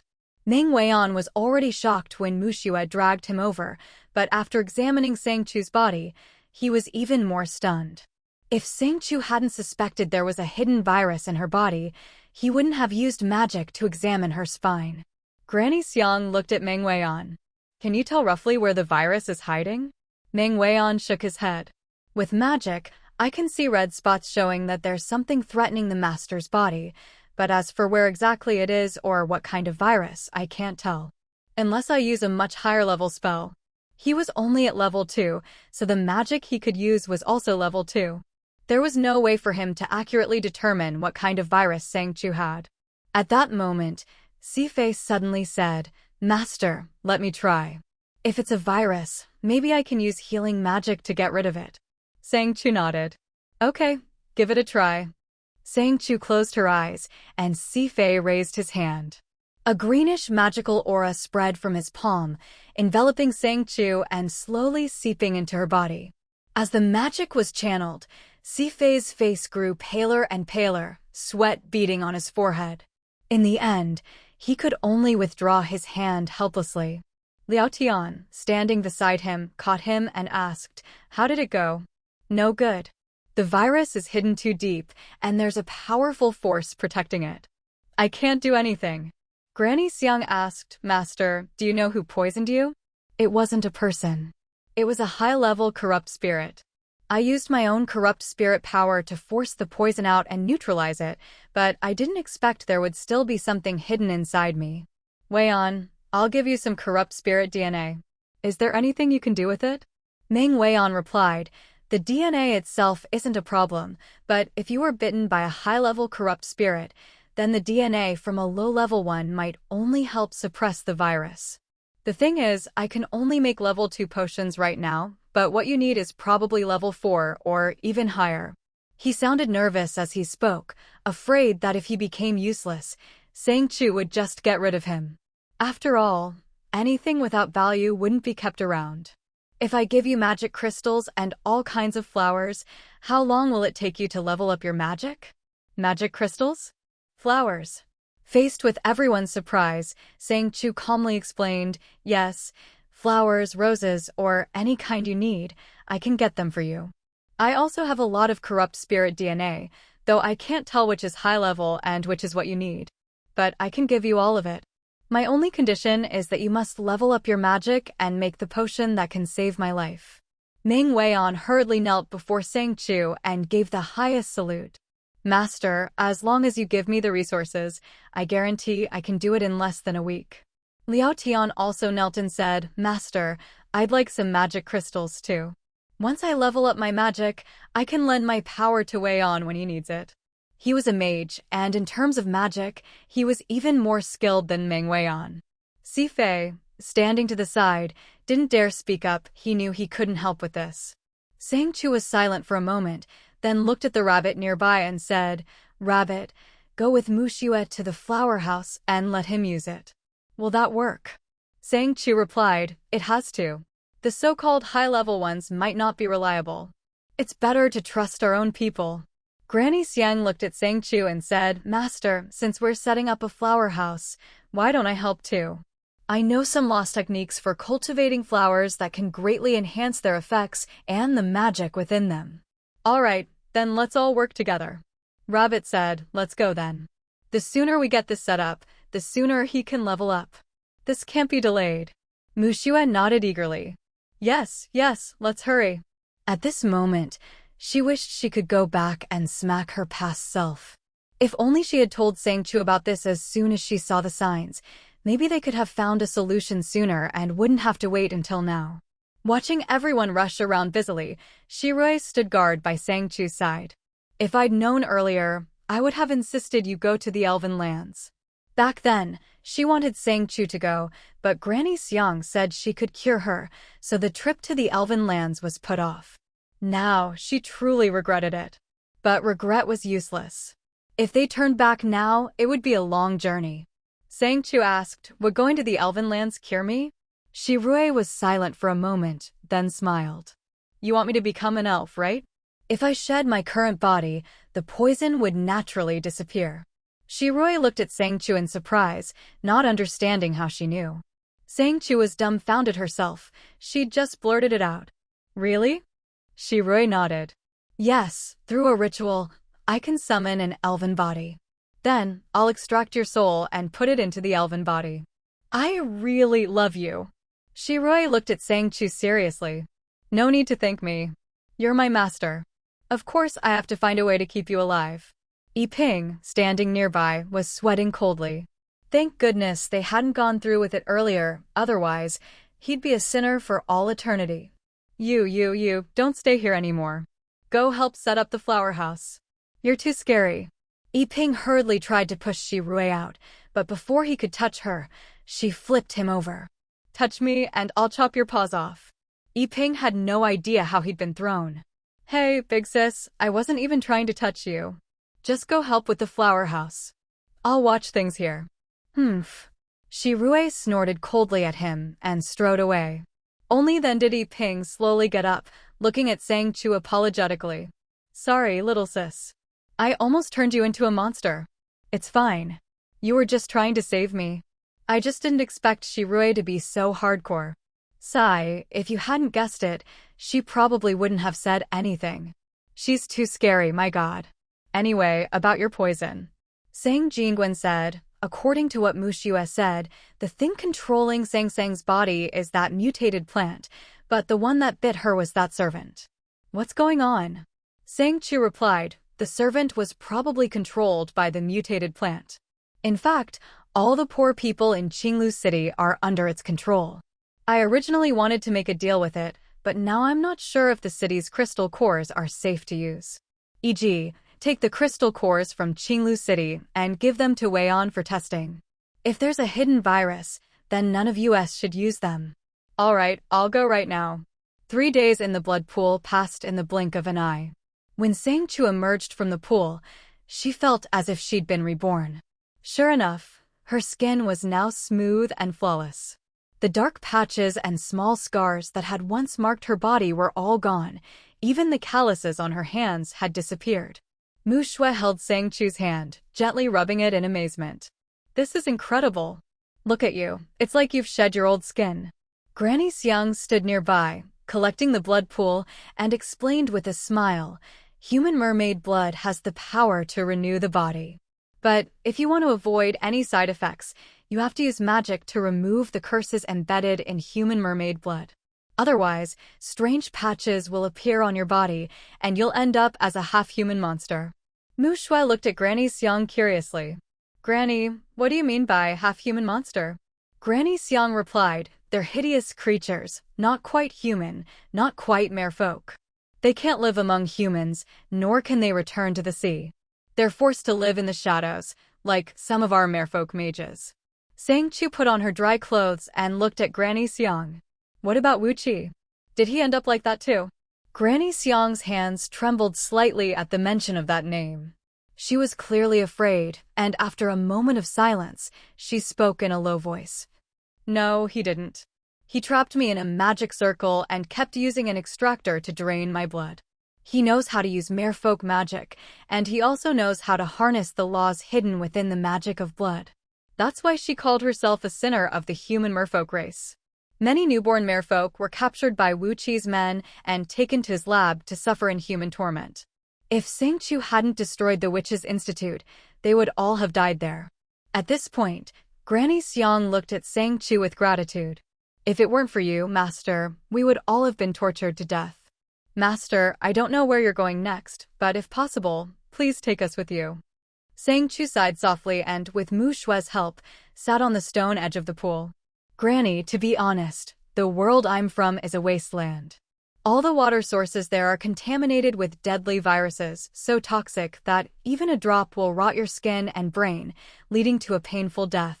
If you want to follow me, you can, but you'll probably have to stay in the card world." Granny Xiang seemed to understand that Sang Chu had another world. "Master, the human merfolk race isn't afraid of any pollution. I can purify water sources." Mu Shue's eyes lit up at this. If Granny Xiang could really do that, wouldn't there be hope for the apocalypse?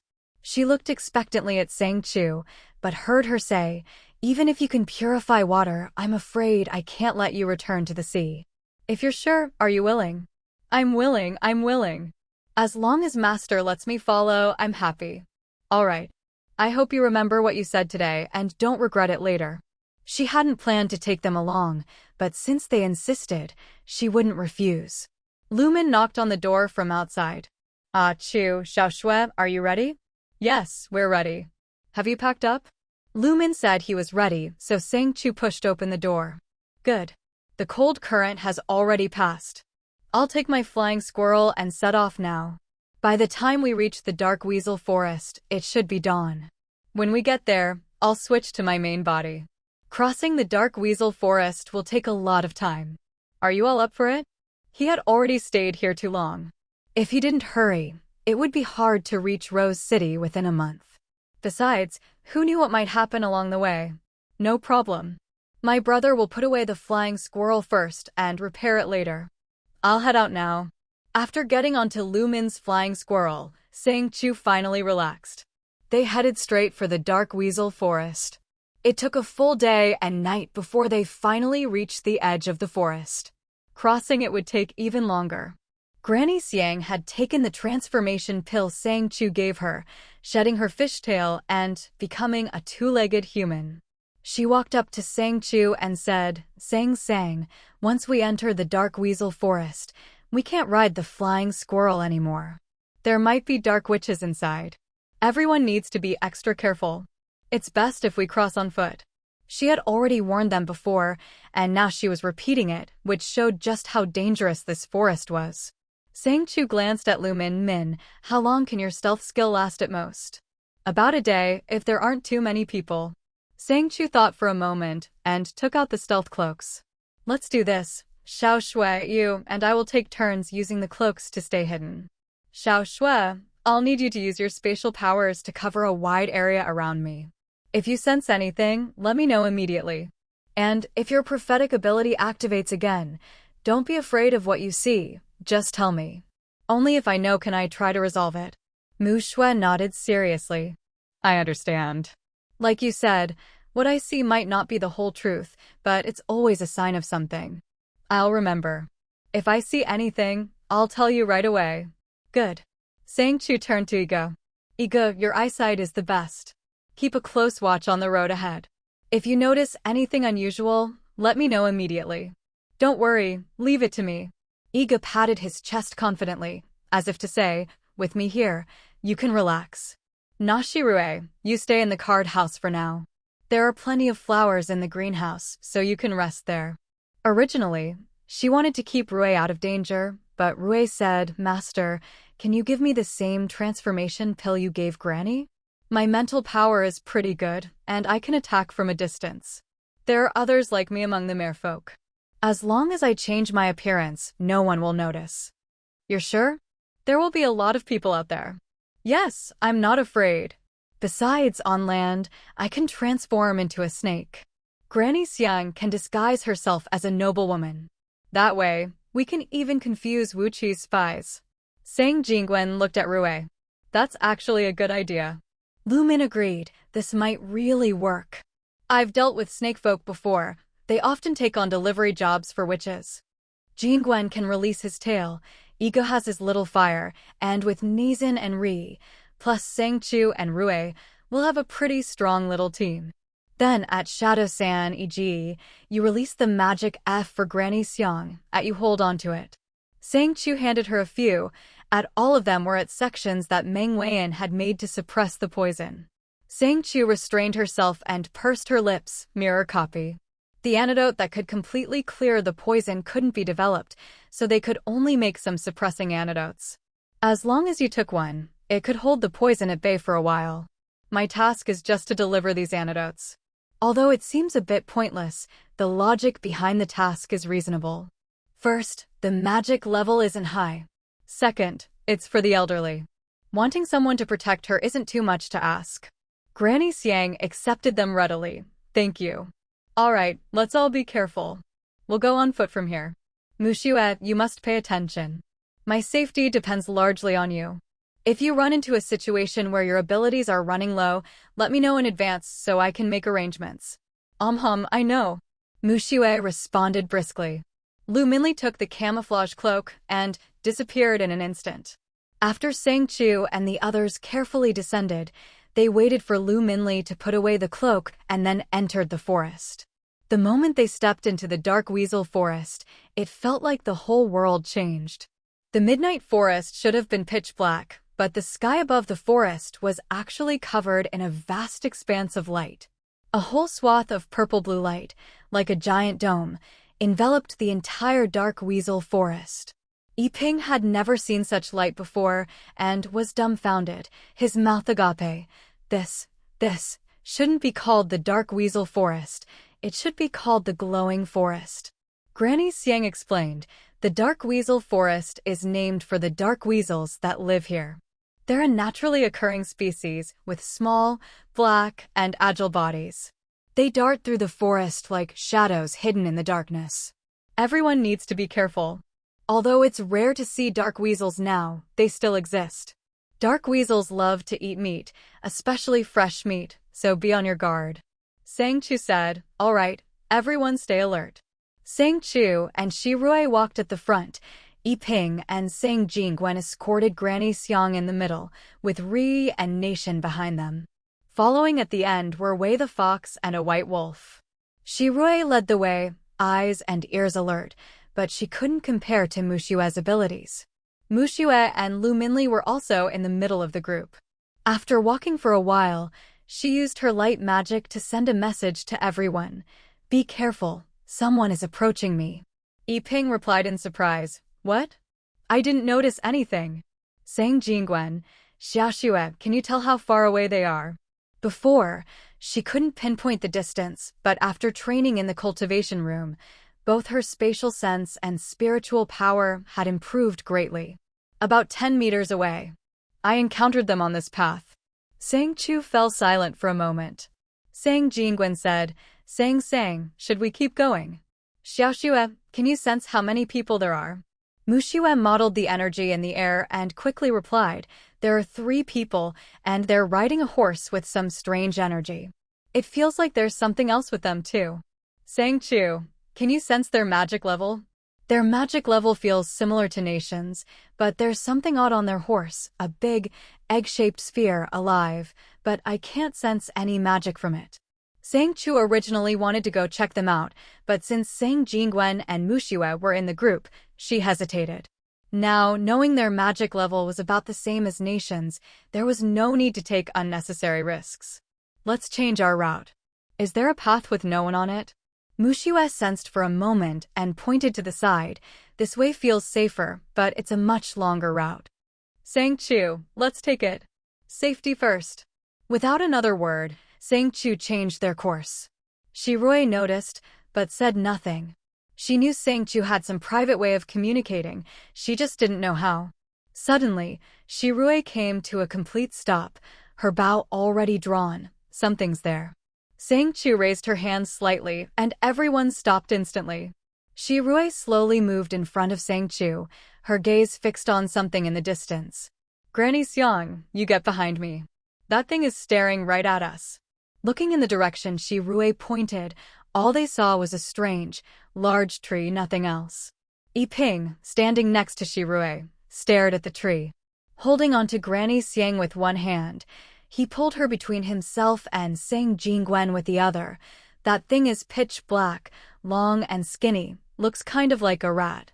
No matter how hard Sang Jingwen and Sang Chu looked, they couldn't see what he was talking about.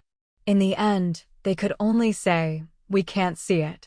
Shi Rui, is that a dark weasel? Shirue said, I'm not sure, but from the description, it seems likely. It's crouched on a branch, staring at Sang Chu with a strange look. Mushue, floating in the air, didn't sense any threatening aura and couldn't help but say, there's nothing dangerous there. Shirue ignored her. She only knew that the thing was crouched right in their path, watching them intently. Sang Chu asked Mushue, Xiaoxue, are you sure? I'm sure. If there was any danger, I would have sensed it already. But I didn't, which means it's not hostile, and there's no magic on it. Shirue seemed momentarily dazed.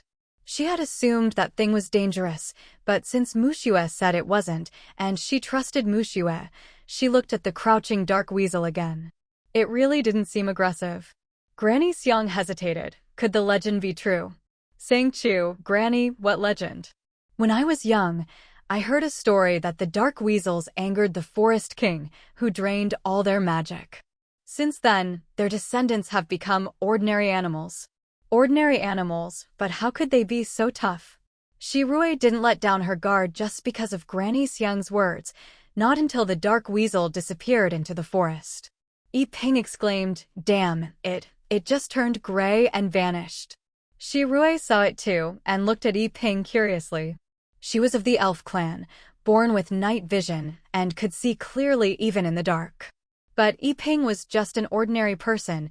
Even if he was a shaman, he couldn't possibly see better than an elf, yet he seemed to see it even more clearly than she did. You're not coming? Then I'll go on ahead. Everyone, be careful. Sang Chu and Shirue pressed forward, but the further they walked, the more uneasy they felt, as if something was lurking nearby. Sang, something's not right. Shirue tensed up, standing in front of Sang Chu. Iga also moved up beside Shirue, but he didn't see anything. The little snow fox on his shoulder whispered, Master, I think something is getting close to me. Iga asked, Xiaoxue, what's getting close? I don't know what's getting close. Mushue was confused as well, but she didn't dare speak loudly. She quickly expanded her senses as much as she could. The surroundings were eerily quiet. Shirue wasn't sure if it was just her nerves, but she instinctively pulled Sang Chu back with her, retreating slowly. It feels like a plant, but also not quite. Normal plants don't attack people, but I can sense something here that's not right. Granny Xiang followed Shirue's lead, slowly backing away. When she realized what it might be, she quickly searched her memory. Is it a man-eating vine? Man-eating vine? Shirue's expression changed slightly, and she retreated even faster. Sang Chu looked at her in confusion. What's so dangerous about a man-eating vine? Man-eating vines aren't that scary by themselves, but they always appear in groups. If you see one, there are bound to be hundreds or thousands nearby. Mu Shue's face went pale, but she truly hadn't sensed any danger around. Mu Shue's voice trembled slightly. Then what do we do? I didn't sense anything at all. Is it already really close to us? Shirue didn't answer, but her bow was already drawn, a cold, icy arrow shimmering in her hand, ready to fire. The presence of man-eating vines is very faint. If I weren't a plant spirit, I probably wouldn't have noticed it either. It's right in front of me. Whoosh! A sharp sound pierced the night. Suddenly, the vine lashed out, whipping towards Shirue. Shirue shoved Sang Chu aside and rolled to dodge, drawing her bow at the same time and firing straight at the base of the vine. But just then, a huge blood-red flower suddenly opened wide, swallowing the arrow whole and even smacking its lips as if savoring the taste. It grew larger and larger, its demonic appearance both enchanting and terrifying. Shirue narrowed her eyes at it, knocking another magic arrow. Iga, you and Hui use fire attacks. I'll look for a chance to shoot its root. Got it. Iga quickly gave Xiaohua command, and the two launched their assault. Go, burn it. The flames in his hand instantly turned into a fire dragon, roaring toward the man-eating flower. Xiaohua, not to be outdone, spat out a fireball, but when it saw that Yi's magic was even more powerful, it put all its effort into spewing a massive fireball. Shirue was surprised by Yi's display, but there was no time to dwell on it. The man-eating flower used its vines to block the flames as they came. The little snow fox clung to Yi's shoulder, trembling in fear, while Shirue squinted, waiting for the perfect opportunity. With the boost from his spiritual power, EG's fire quickly burned through the vines, creating a huge opening in the man-eating flower's defenses. Now's the time. Shirue fired 5 arrows in quick succession. The man-eating flower couldn't dodge in time and was struck by one. It shook with rage, and countless small flower buds burst open, each one swallowing up EG's flames. One flower devoured an entire fireball in an instant. Iga cursed, "Damn, this thing can just keep eating our attacks. We'll run out of energy before we kill it." Sang Chu stood calmly to the side. "If that's the case, then let's wear it down." "Shirue, how many arrows can you conjure at once?" 12. "Good. Conjure all 12 now and set them aside. Jingwen, you control those arrows and send them behind the flower to attack its roots. Shirue, keep up the feint from the front. Iga and Hua, alternate your attacks. Ignore the flowers, just go for the vines." "Understood." Shirue conjured 12 arrows and placed them on the ground, then drew her bow and continued attacking from the front. Sang Jingwen used her spiritual power to control the arrows, sending them behind the man-eating flower. If any were blocked, she would maneuver them around and keep going. Shirue, focused on drawing her bow, was momentarily distracted, and one arrow flew off target. But to her surprise, the next moment, the stray arrow corrected its own course. Sang Chu helped Shirue up, noticing her pale face. She handed her a demon pearl. "Hold this in your hand and absorb the energy inside. It'll help you recover quickly." Shirue didn't know what Sang Chu had given her, but she didn't hesitate. As soon as she started absorbing it, she felt a surge of power she'd never sensed before. With the demon pearl in her hand, Shirue closed her eyes and absorbed the energy. Demon power flowed into her body, instantly replenishing her depleted magic and even making her stronger than before. Shirue's eyes snapped open, shining with new light. She nodded at Sang Chu, turned, drew her bow, and fired a thunderous arrow. The vine was pierced clean through. The man-eating flower tried to escape, but Sang Jingwen, waiting behind it, instantly controlled the arrows to stab into its root. Thick, green blood gushed everywhere. Hidden in the shadows, Tiu immediately dipped her magic card in the blood.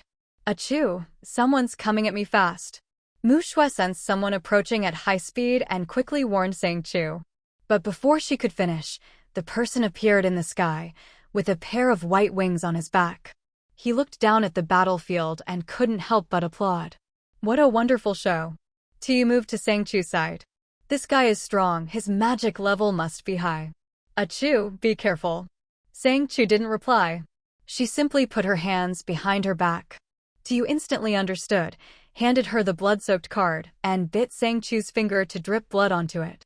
Sang Chu looked up at the man in the sky and said, "Honored sir, thank you for your praise. However, we need to be on our way, so we won't keep you. Goodbye." Even though she was on guard, Sang Chu didn't immediately collect the man-eating vine and flower. They still lay sprawled across the ground. But as Sang Chu's group began to retreat, the man in the sky called out, "Don't leave so soon. My people haven't arrived yet. You were following me before, so why did you suddenly change direction? It took me a while to find you. I wonder, sir, what business do you have with me?" "Of course, I'm here to chat with you." Ka's wings behind him trembled for a moment, then instantly shrank into a small tuft of white feathers perched on his shoulder. "I was hoping you'd run into me slowly, but I didn't expect you little mice to actually run away. So I had no choice but to intercept you myself. No rush, my companions will be here soon." Hiding under someone's cloak, Mushue couldn't help but shiver. "Achu, this person's aura is strong, at least stronger than Weian. And there are 3 people coming straight at me. Aishue, you're only sensing this person? Not the one in front of you." Mushue, "No, just him, and 3 others with magical strength equal to Weian." That triangular object Mushue sensed ahead was probably his hiding place. Sang Chu looked at Ka, calmly controlling the man-eating vines and flowers to set up an ambush underground. Tiu had already slipped under Sang Chu's cloak and was restraining Meng Weian. As soon as Sang Chu gave the order, they would attack together. "Sir, I'm just a messenger." The old lady here has a magical artifact in her hand. If you like it, I can give it to you as long as you spare my life. SSS. The reinforcements arrived, a dark mage in a black robe embroidered with black roses. Little mouse, I'll take the thing you're offering, and you as well. At that moment, a withered hand lifted the curtain and a woman, her whole body tightly wrapped, stepped forward. Her eyes were beautiful, a crystal violet like glass. The more you looked, the more enchanting they became. Sang. Shirue quickly covered Sang Chu's eyes and pulled her back, bumping into Shirue's sharp gaze, which instantly turned white. A burst of energy exploded in the air like a flower. Rueji's lips curled slightly under her veil. She didn't speak, but her determined expression made it clear her goal was within reach. The reinforcements leader said coldly, "We've finally found Sang and the others." Sahi sat above, lazily saying, "Don't worry, I've already set up traps all around. Anyone who comes close will be dragged underground. Boss wants them all dead, right? No rush, let's take our time." Sang. Yiping and Sang Jingwen had both arrived, anxiously watching Sang Chu. But her eyes were vacant, and no matter how they called her, she didn't respond. Shirui handed Sang Chu to Granny Xiang for support. "Granny, watch over Sang. Yiping, Sang Jingwen, use your magic to hold off the one who attacked me. Naishin Ri, the three of us will take down the witch. Once she's dead, Sang's soul can be retrieved." The dark mage ignored the woman with a bow and arrow, laughing, "Little mouse, did you forget about me?" Shirue snorted coldly, "Attack." Yiping and Sang Jingwen, one controlling fire, the other arrows, attacked Ka. But he only lazily lifted his hand, and the magic in his palm flared, blocking all attacks. "Overestimating yourselves. Go." Ka flicked his wrist, and the fire and arrows were instantly redirected back at Yiping and the others. "Damn. What the hell is this?" Yiping rolled aside to dodge the arrows, while Sang Jingwen tried to regain control over them. Meanwhile, Shirue led the charge. Rueji stood calmly in place, and as the arrows reached her, a massive black door appeared, swallowing them all. Gate of the Underworld. Granny Xiang broke out in a cold sweat at the sight of the black door. Sahi leapt down from above, her fitted white dress accentuating her perfect figure. Her waist-length wavy hair and red lips gave her a seductive charm. Sahi's slender fingers, tipped with blood-red nails, gently stroked the black gate of the underworld. She said with a mocking smile, "Didn't expect there'd be someone else with this power. What a pity, I can't send you all to the underworld to keep my little pets company." She suddenly turned to Ka, "Boss, why don't you let me have a go? My little darlings haven't eaten anyone in a long time. They're getting hungry. One person isn't enough to fill the gap. Keep going, the more you feed them, the stronger they get." Sahi played with her beautiful nails, shrugging, "Fine, you're the boss. I'll listen to you." As time ticked by, Shirue, Sang Jingwen, and the others gradually revealed their exhaustion. Even with all their tricks, they couldn't break through. Anxiety crept in. Sahi glanced at Rueji, frowning in confusion. "What's wrong with you today? Why so quiet? When can you control that woman?" Rueji looked up at her without a word, slowly stepping forward. Sahi, puzzled, asked Rueji, "What's gotten into you?" "SSS. You." Rueji's withered hand pierced Sahi's neck, blood gushing out. Before she could react, Ka had already noticed something was wrong. "Damn it, Rueji's been controlled." He struck Rueji with his palm, sending her flying, blood pouring from her mouth. "Sahi, be boss." Sang Chu, having returned to her body, immediately drew a magic card, pressed it to her palm, and performed a blood contract. Sahi, unable to control herself, was forced to cast spell after spell, summoning one gate of the underworld after another. Her face turned deathly pale, and her skin visibly withered. "Stop. Please stop." She screamed and begged, but Sang Chu continued to control her, forcing her to summon more gates of the underworld. "Sahi." Ka glared at Sang Chu, instantly summoning his own magic. All around, man-eating vines surged up, and Meng Weian and Liao Tianyang broke free, attacking him. Rue fired arrows in quick succession. The dark mage was distracted by the attacks, but behind him, a gate of the underworld silently appeared. A 3-meter-tall underworld beast lunged out and bit him in half, swallowing him whole. Seeing the underworld beast, Ka roared, "You're crazy. Do you know what that thing is? If you let it out, everyone in the fortress will die." Sang Chu smiled, "No, not everyone, just you." As her words fell, the underworld beast lunged at Ka. He hurried to fuse with his wings and tried to escape. But Sang Chu saw through his escape route, opening a gate of the underworld right above him. Ka tried to dodge, but 3 beasts pounced, devouring him in an instant. Sci-H watched as the 4 earth giants emerged, trembling uncontrollably. Even though she had just boasted that she would unleash her anger, in reality, she was just putting on a front. She couldn't control these things at all. Master, if you summon them here, I'll die." Sci-H was terrified. She watched in horror as the 4 giants devoured Rue on the ground, then started lumbering towards her. She staggered backward in panic. Sang Chu stepped forward. Tiu crouched on her shoulder and said, Sang, just give him some flowers. Go check on that little fox." After swapping souls with me, she was abandoned and badly injured. Okay. The moment Rue absorbed her soul, the little fox had already swapped souls with Sang Chu. That's why Sang Chu didn't need to spend much mental energy to control Rue. She could counteract her easily. But there was a price. The little fox was now listless again. The 4 towering earth giants lumbered forward, looking menacing. Just as Sci-H thought she was doomed, Sang Chu casually took out 4 fresh roses and waved them. "Want some flowers?" The earth giants stopped in their tracks, their eyes lighting up as drool dripped from the corners of their mouths. Sang Chu smiled and tossed the roses to them. "As long as you behave, I can give you even more roses." As she spoke, she took out 4 more. Sci-H's eyes widened. Wait, even this works. Roar. After the earth giants happily devoured the flowers, one of them walked up to Sang Chu and rubbed against her obediently, just like a family dog. Seeing this, Sci-H's scalp tingled. What kind of person had she provoked? She could even use roses to tame these terrifying creatures? The earth giants were indeed scary, but compared to the value of roses, they were nothing. "Master, look at this." Ming Weian handed over a pitch-black token. Sang Chu took it and looked at Sci-H. "What is this?" Sci-H looked as if she'd aged 80 years, her voice trembling.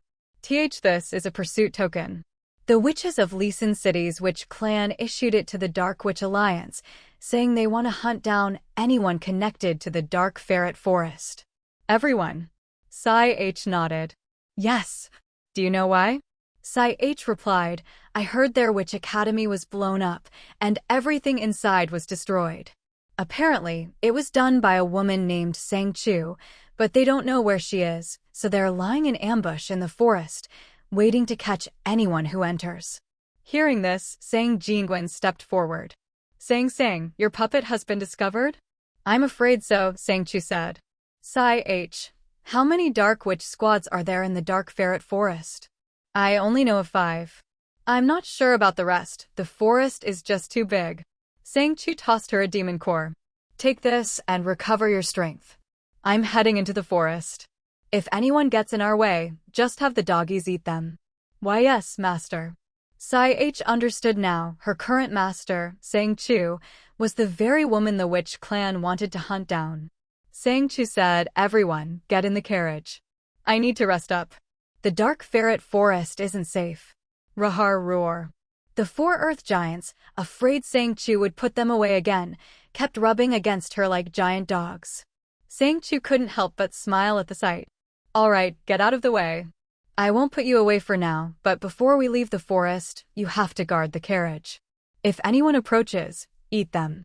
When I come out, I'll reward you with a whole basket of flowers. Rahar roar. The giants grinned, baring their teeth, and one even gently nudged Sang Chu with his head, lifting her onto his back and carrying her to the carriage. Sci-H was stunned by how dog-like these earth giants were. But right now, she didn't dare defy anyone. Sang Chu had just forced her to keep casting spells, draining her life force. All she wanted now was to recover as soon as possible. She crushed the demon core in her hand, and a surge of power instantly restored her youth. She went from looking like an 80-year-old to a stunning beauty in a flash. "Thank you, Master." "You're welcome. You lead the way." "Unless there's a fork in the road, the doggies will guard the carriage." Sci-H had originally wanted to ride in the carriage, but now she didn't even have the right to do so. She was the only one without a clear allegiance, so she was made to lead the way. The others followed Sang Chu into the carriage. The carriage looked ordinary from the outside, but inside it was surprisingly spacious, with plenty of guest rooms. As soon as Lu Ming and Mu Shui boarded, they removed their enchanted clothing. "What's wrong with you?" Yiping collapsed onto a lounge chair, his face pale. "Not good. I suffered backlash. Now, whenever I use my power, it hurts like hell. This is the first time I've ever felt pain like this. It's unbearable." His body wasn't healed yet.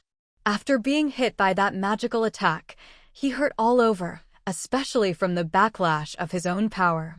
Sang Jingwen was the same. Once inside the carriage out of sight, he could no longer hold back the blood in his mouth. Mu Shui hurried over. "Brother, you." Sang Jingwen weakly shook his head, signaling that he was fine, but he couldn't speak anymore.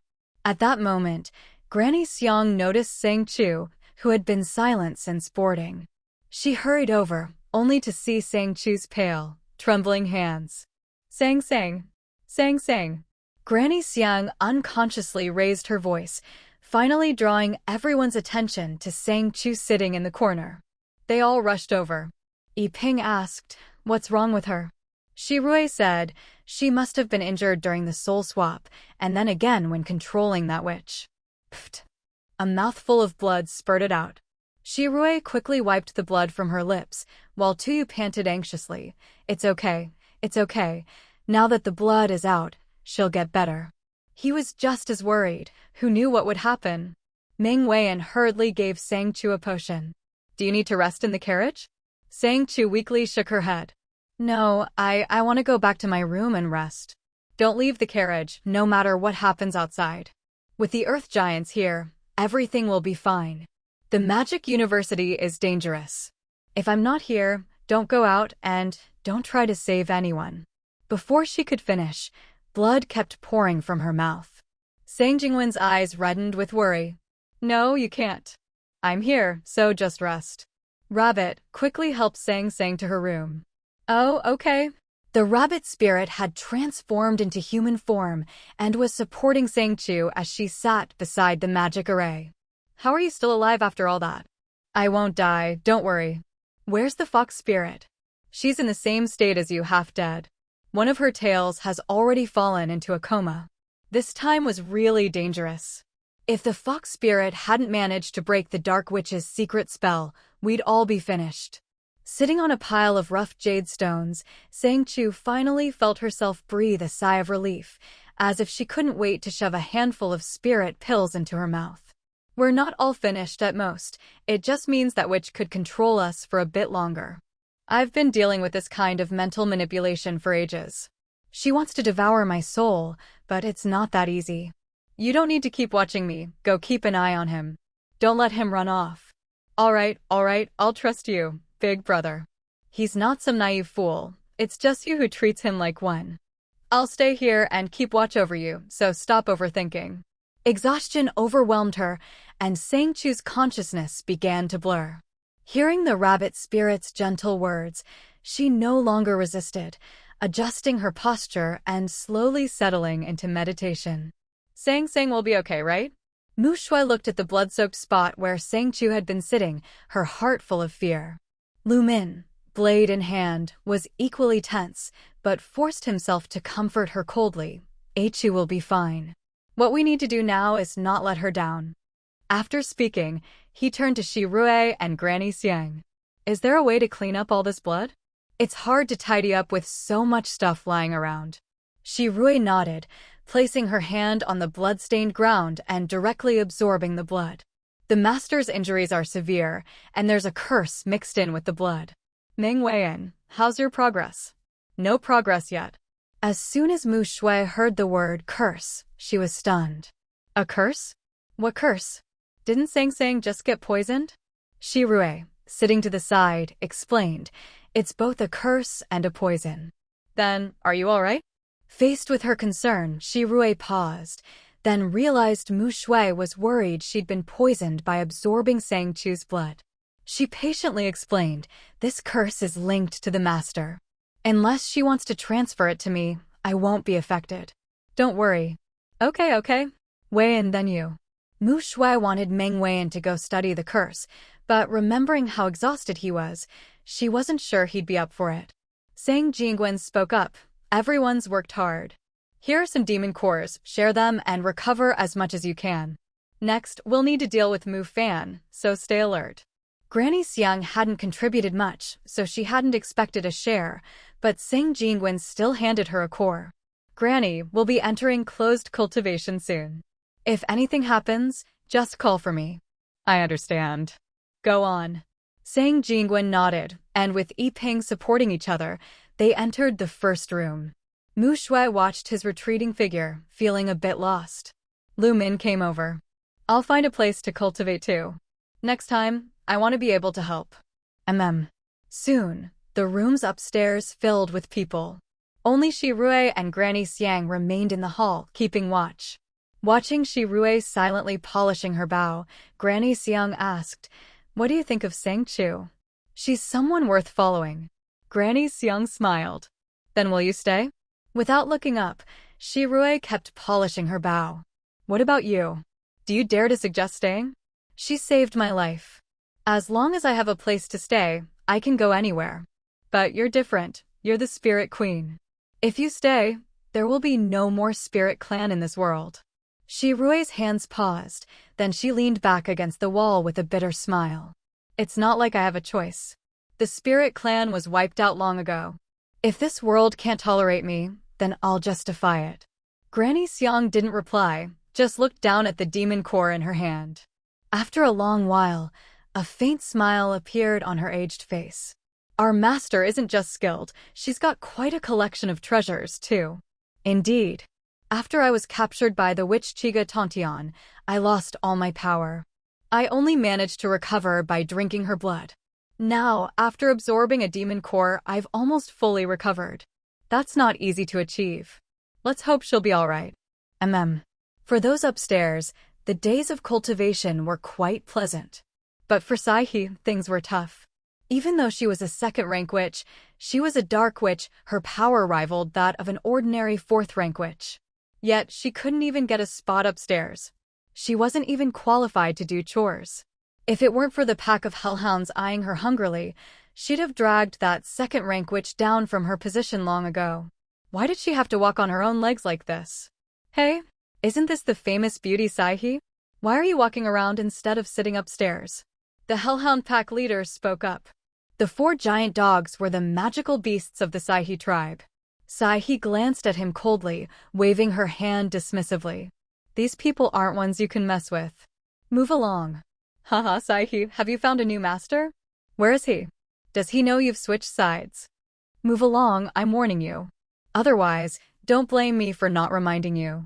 The pack leader was a third-rank dark witch, and even together with Ka, they weren't a match for the hellhounds, so he backed off. Well, I'll thank you then. But you know, I just love. He hadn't finished speaking when the hellhound, having eaten and drunk its fill, grew even more powerful. In a flash, it pounced on him. Just as it was about to bite down, Saihi heard Sang Chu's voice and quickly shouted at the hellhound, wait. The master said to keep him alive. Drool dripped from the hellhound's mouth onto the man, its eyes flashing with a strange light. Saihi said, the master wants to form a contract with him. When someone brings out a magic card, don't eat him. And if you encounter a third-rank magician, don't eat them either, just hold them down. The hellhound hesitated, torn between eating and not eating, but in the end, reason won out, and it lazily lay down on the man without biting.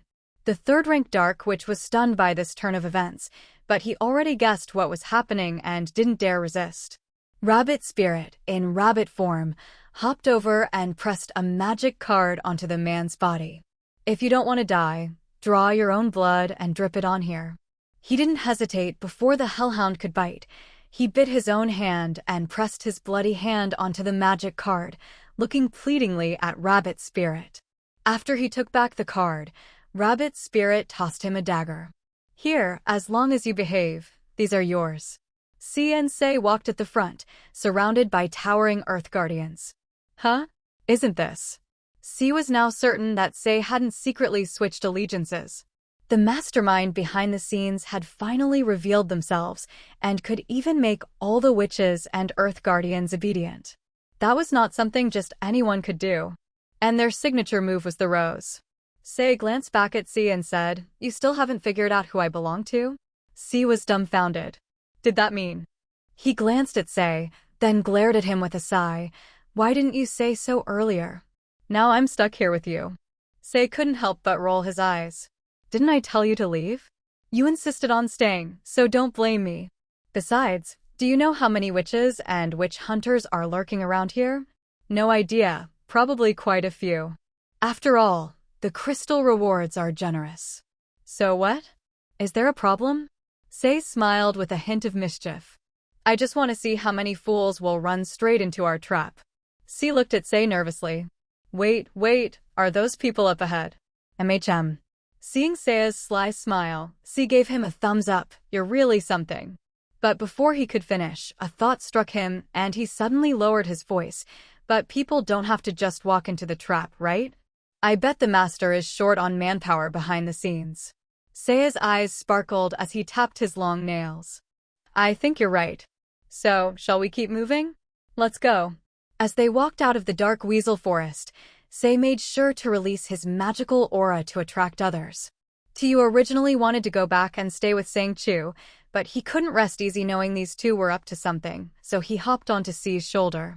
I need to catch orcs_dark weasels in the forest, so if you're going to cause trouble, make sure it doesn't delay my business. Si patted his chest confidently. Don't worry, boss. I guarantee it. Tiu rolled his eyes. If you were really reliable, you wouldn't have run into trouble alone. But he didn't say anything more. After all, he didn't trust Sang Jingwen, but with Sang Chu around, Si had at least hitched his wagon to her. She was short on muscle, especially strong muscle. Be careful, Si. Chu is in closed-door training. If you get her involved, Si was startled by Tuyu's warning. He valued his life. Even the Earth Guardians were obedient now. He wouldn't dare mess around. Don't worry, boss. I absolutely won't mess with the master's people. Sei felt he couldn't even look at Si anymore. He walked on in silence, when suddenly, there was a commotion up ahead. Si's eyes lit up and he smirked. Wait here, I'll go see which idiot dares ambush me. Sei grabbed him. Are you stupid? The master wants everything to go smoothly. If you die, it's no big deal, but don't delay the master's business.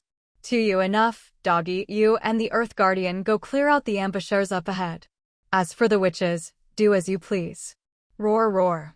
The Earth Guardian on the left charged ahead, and in the blink of an eye, the ambushers were all trampled underfoot. Si, a little disappointed, followed Tuyu forward. All the witches were pinned under the Earth Guardian, unable to move. Si looked at their sorry state and couldn't help but wonder, is the master really going to take all the dark witches under her wing? Tuyu was satisfied, but unfortunately, he didn't have many magic cards left, only about 10. Hey, Si, do you have any blank magic cards on you? Si said helplessly, dark witches can't buy from proper shops. On the black market, magic cards are sky-high. I can't afford them. Fine, then I'll just take the 5 strongest ones. You and your buddies can have the rest. No, I have cards. Don't eat me. I'll give you all my cards. The captured witch hurriedly pleaded, terrified that if he was too slow, the Earth Guardian would eat him. Tu stretched out his chubby little hand. Hand over the cards. You have to promise not to let it eat me. That depends if your cards are high level. If you give me low-level cards that can't contract witches, I'll lose out. The Dark Witch fell silent, head bowed. The Earth Guardian, afraid Tu would change his mind and let it eat people, gulped them all down in one bite. Tu, seriously, you're hopeless. All you know is eat. Even if his cards aren't high level, they're still useful. What's your rush? You think I'm starving you? Roar. The Earth Guardian was suddenly scolded, froze for a moment, then roared at Tию in rage. A huge wave of magical power surged from its mouth, shaking the mountains. C was blown away by the blast, tumbling until he clung to a big tree, looking like a rag doll, completely disheveled. Tию narrowed his eyes, flicked his whip, and lashed it across the Earth Guardian's back. Awa. The Earth Guardian shivered in pain, looking at Tию in terror. When Tию transformed into his human form, dressed in white with bells at his waist, the Earth Guardian was even more terrified. It shrank in fear, its huge body curling into a ball. Tию, don't do it again. If you mess up next time, I'll whip your soul into oblivion. You won't even make it to the underworld. The Earth Guardian nodded frantically, not daring to meet Tiu's gaze. Only when Tию put away his whip did it crawl over and prostrate itself at his feet. Tiu's heart ached as he realized he was a bit out of sorts. He quickly turned back into a rabbit and hopped onto C's shoulder. Let's go back. The Earth Guardian watched Tию leave, then returned to its post, looking like a devout servant. C stared at the whip marks on the Earth Guardian's back in shock. Were the ambushers up ahead really that strong? They even managed to hurt the Earth Guardian. The Earth Guardian glared fiercely at C, then returned to its place, looking like a pious servant. C looked at the battered C. What happened to you? Seriously, what was up ahead? Nothing. Let's just get on with our business. Our boss is not to be trifled with. That whip mark, was it from that rabbit? Seiya's question made the Earth Guardian glare at her again. She shrank back, but the Earth Guardian stayed put, so she quietly sidled up to C. Seriously? Yeah, it just ate someone, and the boss got mad. She pulled out a weird whip, and after one lash, the Earth Guardian wilted. Even things that scare the Earth Guardian aren't something you or I can handle. If you're thinking of messing with Sang Chu, you'd better not. Say, caught out, muttered. I wasn't thinking anything. You'd better not be. Dark Weasel Forest. Master, we've arrived at Dark Weasel Forest, row FAWS. Would you like to get off now? Sang Chu looked up and down, seeing only the dense forest. Beyond that, the cliff below was invisible, and further out was the vast, endless sea. Sei, seeing Sang Chu's expressionless face, worried she might think he was deliberately misleading her, hurried to explain. Master, Dark Weasel Forest surrounds the entire Xinjiang. To leave, you must pass through it. The forest is encircled by the Luoxiang Sea, so no matter which direction you go, you must cross the sea. This is the closest point to Yapping Ridge. Sang Chu, What we need to figure out now is how to cross this stretch of sea. Luminelle also got off, and as she walked over, she said, My beast can carry people. But Sei immediately rejected the suggestion. No, your beast would attract the water demons in the sea. But if you use its wings after merging, that should be fine. Luminelle was taken aback, not having thought of this possibility. Shiroi looked at Sang Chu and said, Master, you can merge with me. You'll be able to use my spirit wings. Sang Chu, that's tempting. Mu Shui can merge with the azure butterfly, and Ego can merge with fire. But my brother's magic beast is a fox, he doesn't have wings. Sang Jingwen stood to the side, feeling a bit awkward. It had taken them nearly 4 days to get here, a day longer than expected, and now they were in the middle of nowhere, which made him a little anxious. Mu Shui looked at Sang Jingwen and suggested, Can we ride the armpit beast? Granny Xiang, best not. To locals, the armpit beast is a strange creature. I can see through all its functions at a glance, it can't hide. If you use it, you might attract something terrifying. The sea monsters only like to eat spirit beasts, but if something strange suddenly appears, who knows what deep sea monsters might be lured out. If that happens, it could be disastrous. Well, Master, if you don't mind, my brother can use my tail sparrow. It's just, the look is a bit undignified. Sang Jingwen, no problem as long as it works. Looking at the fluffy white tail that had grown from his own, Sang Jingwen instantly regretted his earlier words. Meanwhile, EP held his card, initially envious of Sang Jingwen's successful fusion, but when he saw the long tail growing from his behind, he burst out laughing. Ha, that tail of yours is quite something. Sang Jingwen stood with his arms crossed, giving him a cold look. Even people who can't fuse have the nerve to laugh. The laughter stopped abruptly. EP sighed helplessly. Why is it so hard for me to fuse? He had the magic, he had the card, but he just couldn't fuse. After Sang Chu merged with the spirit wings, her ears became pointed, and the transparent wings on her back fluttered beautifully. Mu Shui had blue butterfly wings, also very pretty, but among the group, only EP still couldn't fuse. Say, maybe it's because fire has never been merged with before, so it's resisting? At this, Sang Chu suddenly thought of a possibility. She said to Sang Jingwen and EP, brother, swap cards with Ego. EG's spiritual power isn't as strong as yours, so maybe he can't fully connect with the beast and can't fuse. EP's eyes went blank. Really? Yeah, here, you can have the tail sparrow. Sang Jingwen walked over with a smile, handed him the tail sparrow card, and took the card from EP's hand. But seeing EP's name on the card, he said, you have to change the card's owner. To use someone else's card, you have to erase your own name and transfer ownership. Only then can you use it freely. Say explained, that's right. C is master servant, so he can't let anyone else use his card. You have to transfer ownership to use it, but both you and C are recognized, so you can use each other's cards. Once C became a card servant, the card automatically recognized him as the second authorized user, with Sang Chu as the first. So his cards can't be given to anyone else. A card can have no more than 3 users. After understanding, Sang Jingwen nodded and began his first fusion attempt. Failure. Is there really a problem? His fusion with the tail sparrow went smoothly, but EP's fusion with the little fire beast was extremely difficult. It feels like something is blocking me from merging with it. On the other hand, EP, though not very smooth, managed to fuse. But the tail was so long that he had to drag it behind him when walking. So what do? We can't stay stuck in the little beast forever. Suddenly, a loud "Z" sounded. Sang Jingwen was suddenly lifted uncontrollably into the air. Luckily, Lu Minel, who was nearby, reacted quickly and grabbed him. Sang Jingwen finally snapped out of it. Damn, this little fire beast's power is really hard to control. Almost killed me. Sang Jingwen's voice was hoarse.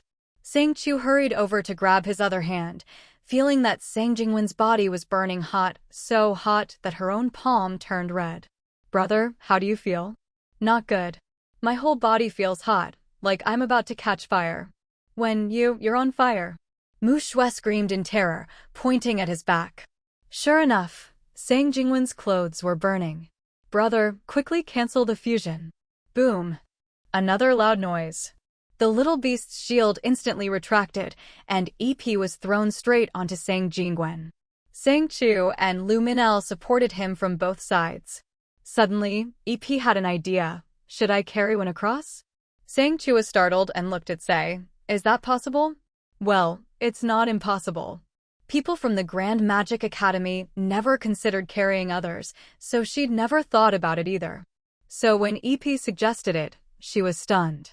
When Sang Chu asked, she wasn't sure either. Granny Xiang, in theory it's possible, but no one's ever tried it, so I can't say for sure. Sang Chu, then I'll go with Minel. The rest of you wait here. If anything happens, attack from here and I'll take the chance to run back. Mu Shui and Si both nodded. Okay, be careful. Sang Chu and Lu Minli were flying at the flattest and most stable altitude. Even Sang Jingwen didn't dare to fly too high, only sticking to the safest spots. Brother, are you okay? No, not really. Sang Jingwen was being carried by Shanxi, feeling weightless and constantly dropping downwards due to gravity. It was a very uncomfortable experience. It felt completely different from when he was flying on his own earlier. Lu Minli noticed his discomfort, glanced at Sang Chu, then used her other hand to wrap around his waist and hold him up. Hang in there, we'll be there soon. Sang Jingwen. It's really not that bad. Sang Chu said, then just bear with it for a bit, brother Sang. If you're tired, let's hurry up and cross this sea area. Okay. Nothing much happened on the return journey. It was only when they were about to put away the summoned creatures that some of the earth weasels started to resist. They all scattered, clearly not wanting to be forcibly returned to the summoning space. Sai looked at Sang Chu and said, Master, I can't control them anymore. Sang Chu looked at her curiously. Aren't they your contracted magical beasts? Of course not, Master. How could you think that? I'm a witch. I can connect to another dimension, and these earth weasels are creatures from that other dimension. The stronger a witch is, the more earth weasels she can attract into her own dimensional space. Earth weasels are especially drawn to witches and magical beasts. Normally, they only exist in a witch's dimensional space and aren't let out, because once they're released, they're hard to control. Cool, and I let them out before just for fun. Besides, after I lost my fire staff, I can't control them at all. Originally, I wanted to summon them under the influence of the staff to eat my enemies, but I didn't expect. Sang Chu said, but you let them out, and you can't escape yourself either. I never planned to escape.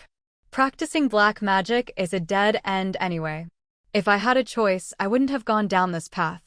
I just thought I'd die together with Orange. Sai didn't really expect Sang Chu to sympathize with or pity her. She had already resigned herself to Sang Chu sending the earth weasels back. But since even the earth weasels could be subdued, she considered herself lucky to be alive and didn't think about anything else. She had released them herself, but didn't expect Sang Chu to ask, "Where are your enemies?"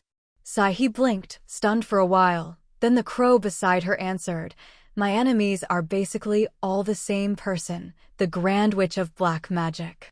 He's the founder of the Black Magic Alliance, and most of us were forced to join after being framed by him. If we didn't join, we wouldn't have survived." Sang Chu fell silent, hesitating for a moment. She looked at the earth weasels rolling on the ground and said, "I won't send you back to the dimensional space for now, but I need to cross the sea. If you don't want to go, you can't cross either. So, Brother Sang, I'll put you all in another place for now. Once we've crossed the sea, I'll let you out." The one who had been beaten by two looked nervously at the rabbit on Sang Chu's shoulder, quickly nodding for fear of being hit again. With a wave of her hand, Sang Chu put them all into her storage space.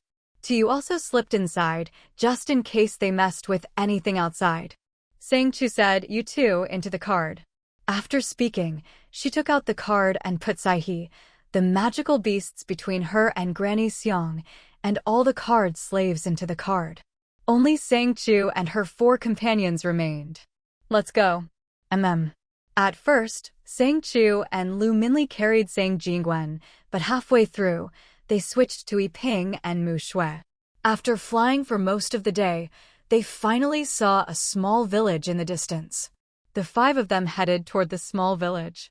"Mu Shui, I'll take on a male form with you, it'll be much more convenient. Brother, you and I should also disguise yourselves as men."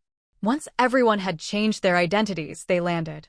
As soon as they landed, they saw a large stone by the roadside, with the words Haiyu Village carved into it.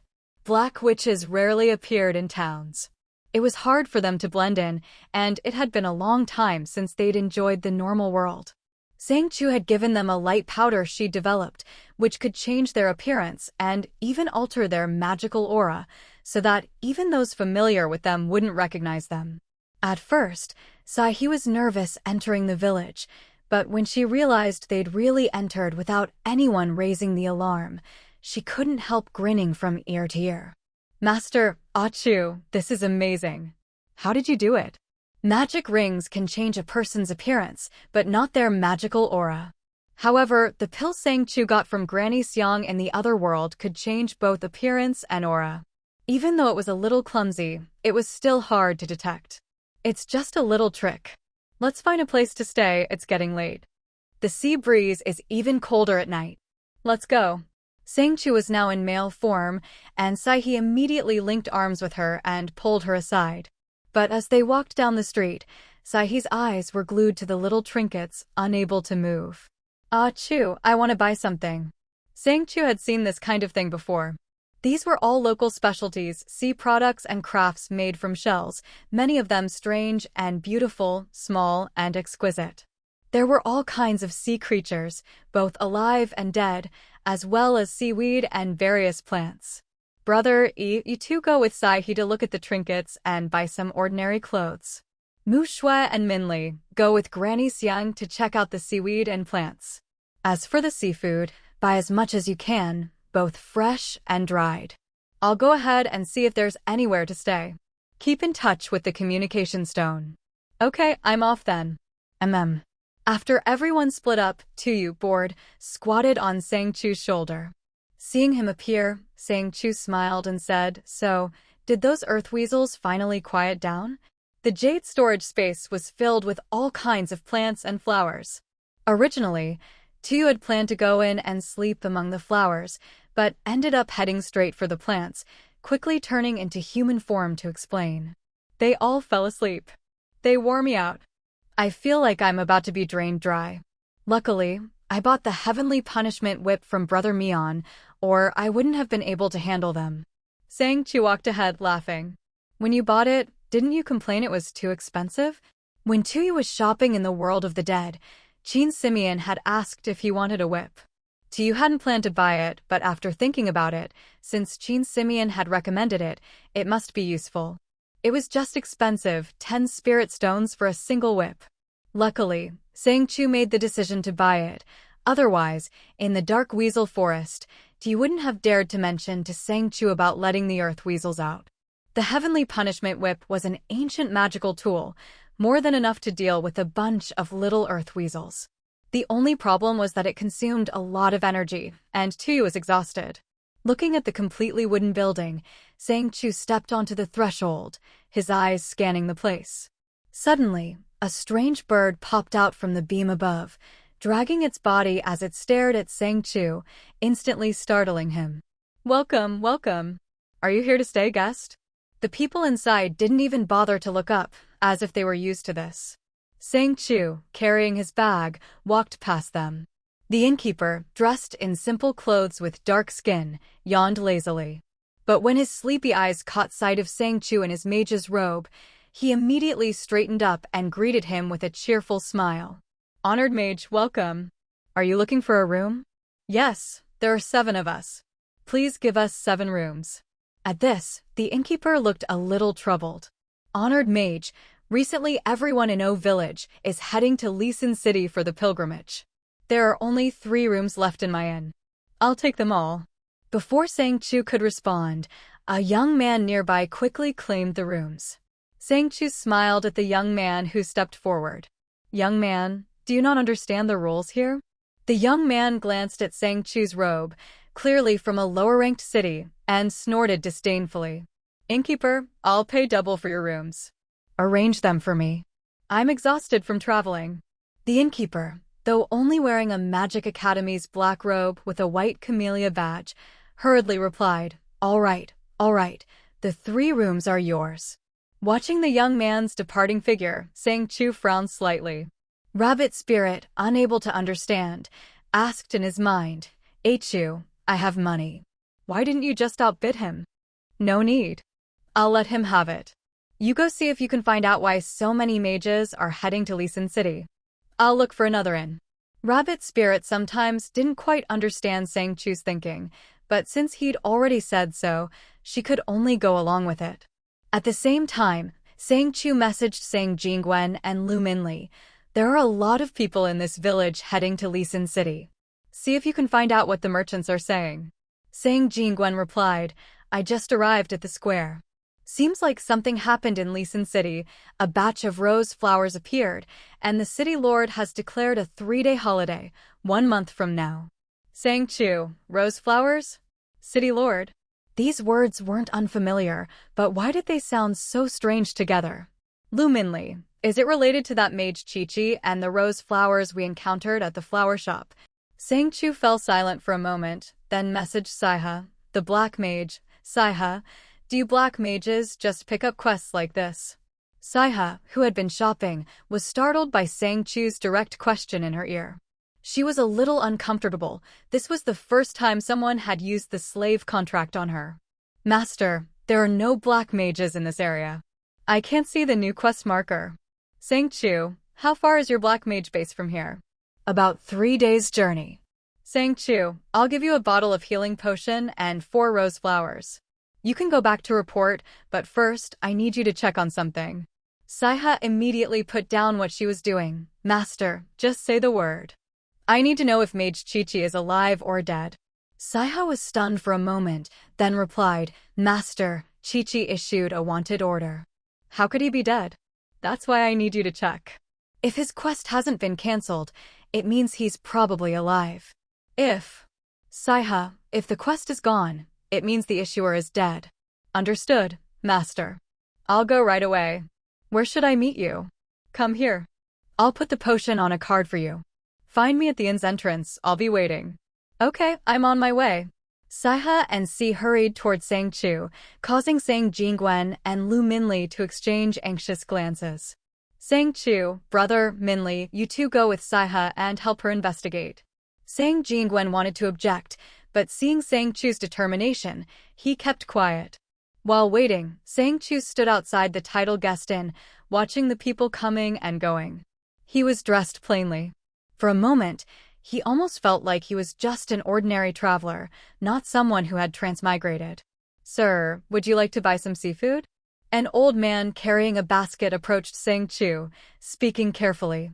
His basket was filled with all sorts of dried fish and shellfish, as well as 3 or 4 small jars of medicinal herbs.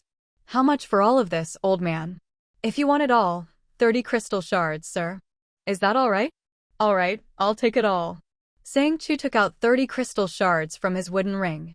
The old man's eyes widened at the sight of the sparkling crystals, and he hurriedly handed over the basket's contents. But then he realized he didn't have a storage ring to hold the items. Seeing his embarrassment, Sang Chu smiled and said, Here, old man, you keep the crystal shards. I'll put the items away myself. Thank you, sir. The old man wiped his hands clean before accepting the crystals. When he looked up again, all the items from his basket had already disappeared. Sir, are you from out of town? Yes. Do you know if there are any inns nearby? The old man glanced around nervously, then pulled Sang Chu aside and whispered, Sir, you seem like a good person, so I'll be honest with you. Tonight isn't safe. If you have somewhere to go, you'd best leave. Oh? Why do you say that? The old man seemed very frightened, his voice trembling. The cold mist here is terrifying. Even in a place with magic, people have been eaten by the Demon King. Many mages have died. Sir, you'd best leave. All the dead were mages? The old man nodded, his face full of fear. Chu. Saiha called out as she ran over. When the old man saw Saiha and her group, he quickly picked up his basket and left. Chu, who is that man? Just a peddler. Si stared after the old man, lost in thought. Sang Chu asked, Is there something strange about him? Saiha and Si hesitated for a long time, then finally whispered in Sang Chu's ear, Master, that old man is also a black mage, a level 5 summoner. Sang Chu's head snapped up to look at the old man's retreating figure. Didn't you say black mages can't enter the city? Si, yes, but summoners are an exception. They can summon wandering souls from outside the city, possess them, and become entirely new people. It's very hard to catch them. So how did you figure him out? Since he was a completely new person, it should have been hard to identify him. But both Sei and Si seemed to recognize his new identity right away. Sei replied, I recognized him because he carried a unique aura of earth magic. Sei was a witch, and she was especially sensitive to earth magic. That's why she immediately realized he wasn't an ordinary person. And with such a rare and sinister magic, there were even fewer people who could wield it, so she quickly confirmed his identity. Si, standing to the side, just touched his own ear and said a bit sheepishly, I'm also a death knight, just not as powerful as him. But I could sense a bit of it.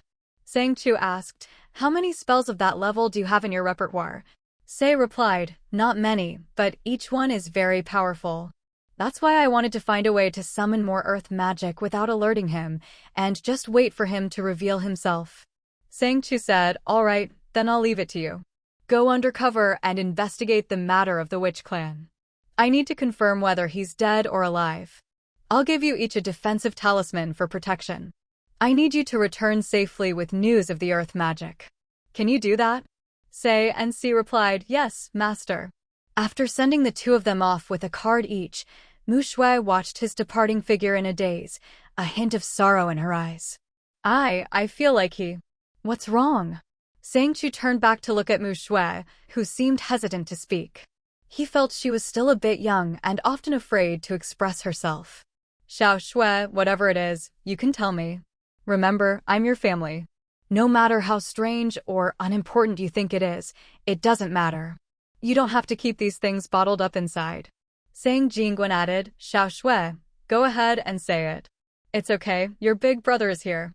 Lin Mu Shui was afraid she'd say something wrong, but seeing everyone's trusting eyes, she smiled shyly, her eyes reddening as she clung to Sang Chu's arm. I feel he's very dangerous. I saw a strange black shadow on him. That's why I was so scared in the village and didn't dare say anything. The shadow has been following him, holding a large knife, kind of like a miniature Grim Reaper. A Grim Reaper? Seeing everyone's surprised expressions, Mu Shui bit her lip and said, I don't know if that's what it was, but it looked like one. I feel he's dangerous, but not fatally so. I just don't know what that thing is. It kept staring at me, and I was too scared to say anything. I was afraid it was just my imagination. Seeing Mu Shui's lack of confidence, Sang Chu felt a bit helpless. He gently patted her back. You're always like this, overthinking things. Just remember to protect yourself. But next time, if you encounter something like this, whether you think it's real or just your imagination, you can always tell me. If it's real, then great, we're prepared. If it's not, then at least we're on alert, and I can make arrangements in advance. But what if it's not real? Wolf Fong, who was listening, knew exactly what she meant. She was afraid she'd seen too many illusions and would make everyone worry for nothing, only for nothing to happen in the end. That was what she feared most. She felt her abilities were weak and she couldn't help with anything, only add trouble. She didn't want to be a burden. Sang Jingguan said, Xiao Shui, if nothing happens, it just means we avoided danger because you warned us in advance. Yi Ping, who was standing next to him, asked, is that really true? Lu Minli said, Xiao Shui, people are afraid to speak up because they worry what they say might be wrong, but it's usually true. I'm not afraid, though. On the contrary, knowing in advance and preparing is best. Isn't it great to speak up? At least it lets us prepare. Yeah, I guess that makes sense. Sang Chu looked at Mu Shui's confused and hesitant expression and gently ruffled her hair. Remember, next time just tell me directly. No matter what you say, I'll always believe you, okay? And then, Mu Shui nodded, but then remembered how she'd hesitated before. She hugged him tightly and said, I'm sorry. Last time I really should have told you. It's okay. If you really didn't care, you wouldn't have kept it from me. You were just torn between your conscience and me. Let's just let it go and not bring it up again. I'll go find us a place to stay. If I can't, I'll just sleep outdoors tonight. Sleeping outdoors was possible, but it would be better to find an inn. After searching around, he found there was only one inn left. At that moment, they ran into that old man again, Old L.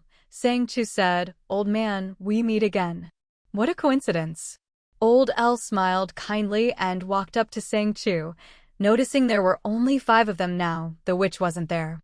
I came here especially to wait for you, sir. If you can't find a place to stay, why not come to my house? The sun is about to set, and the cold will soon set in. If you don't find a place, it won't be good. All right, thank you, sir. You're welcome, not at all. Following behind Old L, Lin Mu Shui clung to Sang Chu, a bit scared. Achoo, he's really scary. There are 4 or 5 black shadows with knives around him. Sang Chu, you mean the same kind of shadow you saw with Say and Si? Yeah. But the ones with Old L don't seem to have any hostility, more like they're protecting him. Still, it's creepy. Brother E.G. Minli, can you see the shadows Xiao Shui is talking about? Sang Jingguan replied after thinking, I can't see them. Just as Mu Shui was starting to doubt herself again, Sang Chu said, Everyone, focus your spiritual energy on your eyes and look again. Lu Minli tried and said, I can see a faint shadow, but it's blurry and hard to make out. Sang Jingguan said, I can see a little, but it's very vague. Xiao Shui, you're amazing. If it weren't for you, I wouldn't have noticed. It seems your spiritual power is higher than mine. Mu Shui blushed and buried her head in Sang Chu's shoulder. As long as it's not fake, that's good. Just as they were discussing what these things were, Yi Ping suddenly interjected, so I'm the only one who can't see anything. Sang Jingwen paused, then laughed at his dejected expression. Yeah, you're the only one who can't see. Don't you feel like your spiritual power is useless? I never said it was useless. Who knew it would be so important? I'll definitely train harder from now on. Xiao Shui, you'll have to look out for me in the future. Mu Shui, then I'll have to think about it. The awkwardness finally faded, and Sang Chu and Lu Minli exchanged a smile. This was the Mu Shui they knew so well. This is my home now, come in. The house was shabby, but magic runes were carved all around. The rabbit seemed to sense something and suddenly cried out, Jingwen, where are you? Why does this place feel so weird? Sang Chu took a few steps away and replied softly, I'm in the house of a high-ranking summoner. This place is a bit unusual. You stay put for now, I'll go take a look. I've left the rabbit and the others with you, so you should be safe for the night. Just then, Elle was already walking toward Sang Chu, frowning. Why aren't you coming in? Right under Elle's nose, Sang Chu casually put her hands behind her back and, without anyone noticing, tossed all the used-up cards and some other things out. Then she turned to Elle with a bright smile. I just wanted to take a look at the magic in this old house. I didn't expect that, though it looks run down. The magic here is actually quite new, and it seems to be the work of a master. I wonder if you could explain it to me? I'm really curious about these spells. Elle was stunned for a moment, then smiled and said, My lady, this magic was all set up by the high mage of our village. I don't know any powerful spells myself, you're joking with me. Come in quickly, it's cold outside. All right. The servant cards Sang Chu had thrown out were swept away by some magical force in a place she couldn't see, but she didn't notice.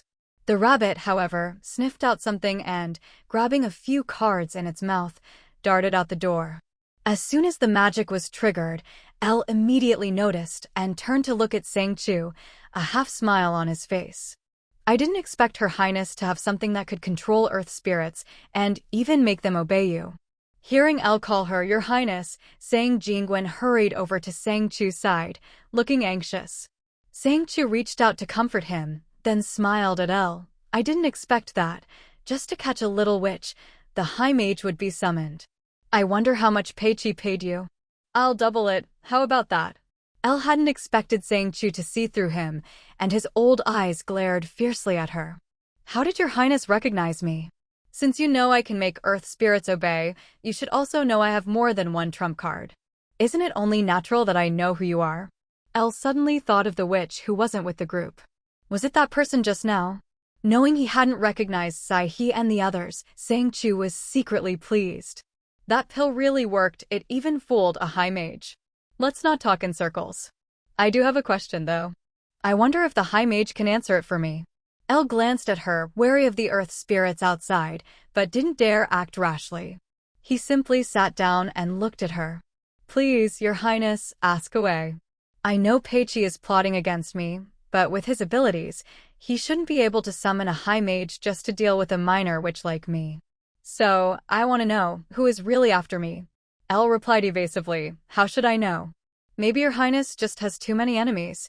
Sang Chu walked over to the sofa and smiled. Is that so? Then I must be quite something. But I heard that the Lord of Lachine City is planning to hold a grand rose festival. I wonder where those roses came from?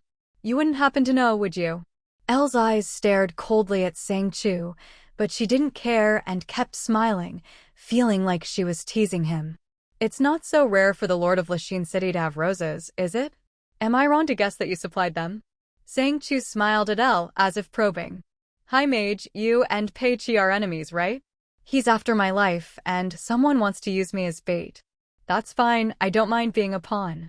But since Peiqi is dead, I suppose this plot is over. So, Hi Mage, your goal must be related to the roses, right? You want to get them before the Lord of Lachine City does. Elle realized he was being led by the nose, but didn't care. All he wanted was the roses. Since Your Highness already knows, why not be generous and hand them over? Sang Chu said, roses aren't such a big deal to me. Besides, you're a black mage, you can't grow flowers in the sun. So, You need me to cultivate them for you, right? But I'm not one to be threatened. If you want something from me, you have to ask nicely. What do you want then? Nothing much, just the roses. I don't really care about them. As long as I have the seeds, I can give you as many as you want. But these seeds are very rare and I don't have many left. I already gave most of them to someone else in exchange for help. The roses I have now are all that's left. I can give them all to you, but the Lord of Lachine City, the leader of your Black Mage Alliance, won't let you go so easily, will he? Carrying so many roses alone is dangerous. Sang Chu spoke slowly, and Elle didn't notice the trap in her words. He replied directly, I'm not afraid of him. However many you have, I can take them all. Sang Jingwen was stunned beside her, thinking, is this guy an idiot? Didn't he just admit that the Lord of Lachine City is the mastermind behind the Black Mages? Sang Chu turned her hand and took out a small pouch. I only have a few left, but I think I'm worth more than a few roses, right? Hi Mage, how about spending the night here? Elle immediately put away the roses and said, don't worry, Your Highness. The monsters outside won't dare come near. Just rest here for the night. After speaking, he turned and left, muttering under his breath, isn't he an idiot? Luminel, he really thinks highly of himself, Ah Chu. What should I do next?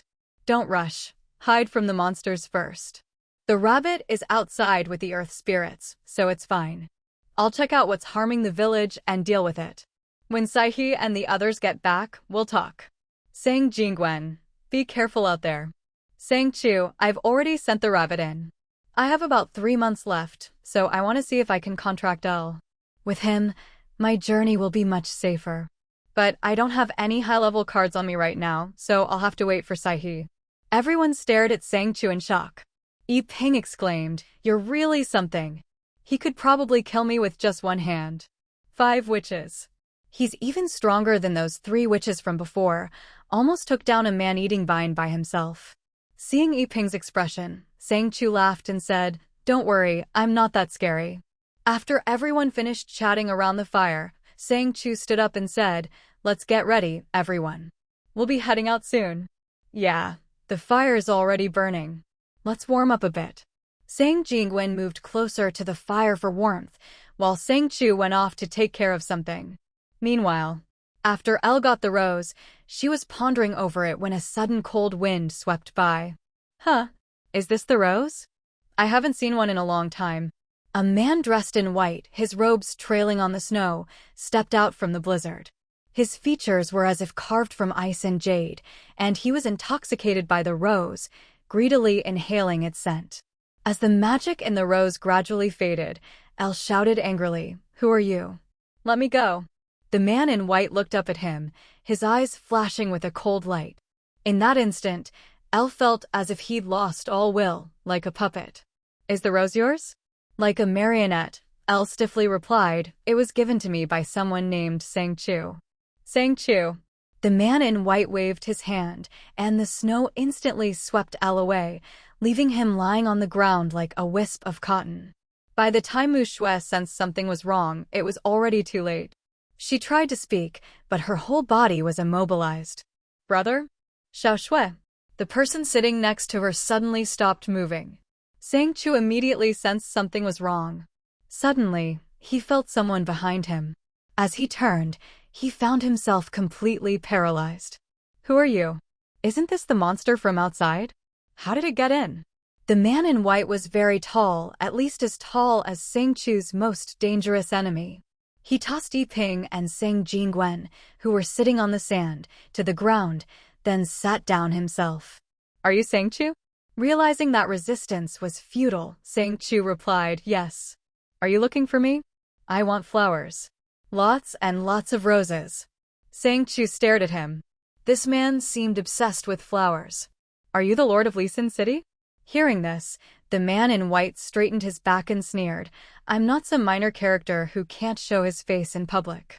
Suddenly, his expression changed.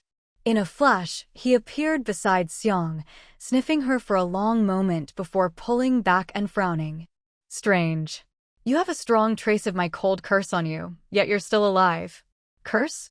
Wait, this man is. Sang Chu swallowed hard. The Demon King? Shui, snow ghost, let out a cold laugh, his icy hand slowly reaching for Sang Chu's neck. Do you know why my cold curse doesn't kill people? And no, I don't. The chill from his hand spread from Sang Chu's neck throughout his body. His blood seemed to freeze, and he shivered uncontrollably. Shui said, "Go to the underworld and find the answer yourself." His voice was slow and calm, but the cold was overwhelming. The entire space was filled with ice and snow. The temperature plummeted, and even the fire was instantly covered in frost. With the last of his strength, Sang Chu managed to release Xiang Granny from her seal. "Please, Granny Xiang, help me." I didn't hurt him. It was Xiang Granny's first time seeing the true form of the Snow Demon King. She hurriedly knelt and pleaded, "Demon King, my master never harmed me. The blood on her that carries the cold curse was stolen from your palace to save me. If you're angry because of the blood on her, you can use your magic to see the truth for yourself." Shui looked at Xiang, who was unaffected by the cold curse, and frowned slightly. "You're a merfolk?" "Yes. My master gave me a special pill so I could walk freely on land and hide my tail without any side effects." Shui glanced at her, waved his hand, and the ice and snow instantly vanished. Sang Chu, barely surviving, clutched his neck and curled up on the ground, shivering from the cold. "Demon King, I swear my master never harmed the merfolk." Shui said, "Then break the contract." "All right." Sang Chu didn't say much, simply agreed and immediately released Na from the contract. As soon as Na was free, she saw the imposing man and hurriedly hid behind Sang Chu, clutching her tightly. Sang, what happened? Are you abandoning me?" Normally, Sang Chu wouldn't release her like this. She gently patted Na's hand and said, "It's okay. Once our contract is broken, you'll be free." Na's eyes widened, tears welling up. Sang, you don't want me anymore? I'm useful, really. If you want, you can drink my blood." "My blood?" Before she could finish, Shui yanked Na over, glaring at her in disgust. "You're a noble merfolk, yet you beg a human witch so pathetically. Don't you have any dignity?" "I don't." Na didn't know where she found the courage, but she clung tightly to Sang Chu's arm and refused to let go. "When I was being abused by those monsters, I lost all dignity. If Sang hadn't saved me, I don't know how much longer I would have been trapped. You know nothing, so don't judge my choices or my life. I don't need dignity, I just want to stay with Sang. With her, I don't have to be afraid. I can do what I like, walk in the sunlight openly. These are things I never had before, and I don't want to lose them." Xiang Granny added, "Demon King, the merfolk are not what they once were. My magic is weak, I can't even protect myself. The merfolk disappeared 100 years ago. Now, we can only hide in the deep sea, but even there, the high-level witches hunt us. If not for my master, I wouldn't have survived. The few merfolk left are all here, and we followed our master willingly. Please don't blame her." Shui's eyes flickered, and his voice unconsciously softened a bit. "The merfolk are gone?" Xiang Granny didn't know what relationship Shui had with the merfolk, but it seemed he truly didn't wish them harm. "Yes, they disappeared 100 years ago." Without another word, Shui turned into a swirl of frost and vanished on the spot. The cold spell ended instantly. "Brother? Xiaoxue Minao? How are you, Ingjun?" He didn't respond. Granny Xiang, standing to the side, said, "Master, he's fine. He'll be okay once his blood circulation slowly recovers." Sang Chu looked at her. "The Demon King is the real problem." Granny Xiang immediately understood what she meant and nodded. "Yes. You keep an eye on him here. I'll go upstairs and check things out." Sang Chu stood up slowly, her legs still numb and making it hard to walk. Nana hurried over to support her. Sang, let me go with you." "Okay, let's hurry." It took even longer to untie Elle, and although the cold had faded, he was still unable to move. Since Sang Chu didn't have a high-level card that could contract him, she simply tied him up with the binding immortal rope. Even Elle's tongue was tied up, so he could only open and close his mouth, unable to speak. Sang Chu smiled at him and tossed him straight into the storage ring, then placed a few more sealing talismans on him. Nana said, Sang, use a magic stone to seal him." "A magic stone?" "Okay." She used the same set of magic stones that had previously been used to restrain Nana.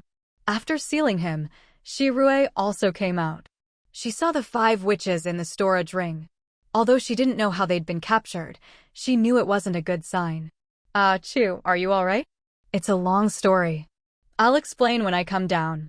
Yiping, who was slowly recovering, was squatting in front of the fire, wishing he could hug the flames. My god, what was that? That was insane. Granny Xiang said, the Snow Demon King, the one who created the cold domain. We're lucky to have survived. Shirue looked at Sang Chu, who didn't seem injured, just a bit unsteady on her feet. The Snow Demon King broke through the magic barrier? Sang Chu replied, yes. At first, he was holding a rose. Do you know what that means? Shirue said, I only know that the 12 Demon Kings and the Witch Clan have an alliance. As long as there's a magic barrier, outsiders can't enter. But outside of magic, it's every man for himself. How did he get in? Granny Xiang was also puzzled. Yiping shivered and said, maybe it's because the magic here is too weak. Sang Chu asked, Jade, how did you figure that out? You said it yourself, where there's magic, the Demon Kings can't enter. But he still got in. He doesn't look like some ancient monster, otherwise I'd be dead by now. So it must be a problem with the magic. Yiping spoke freely, but Sang Chu was worried. If it really was a problem with the magic, then this place wouldn't be safe for long. Sure enough, as soon as Sang Chu thought that, Tu started shouting from below. Chu, are you alive? I'm here. What's wrong? There are monsters, lots of monsters. Just like Granny Xiang said, half human, half beast things. They're eating people. Luckily, they're afraid of the earth dog and don't dare come close. But now, some of them have red eyes and are breaking into people's houses to eat them. Sang Chu, is the cold domain outside still sealed? At this, Tu finally realized something. She looked at her own little body and pointed outside with a tiny finger. You're right. The cold domain isn't sealed anymore. Why did it disappear so quickly today? Because we ran into the Snow Demon King.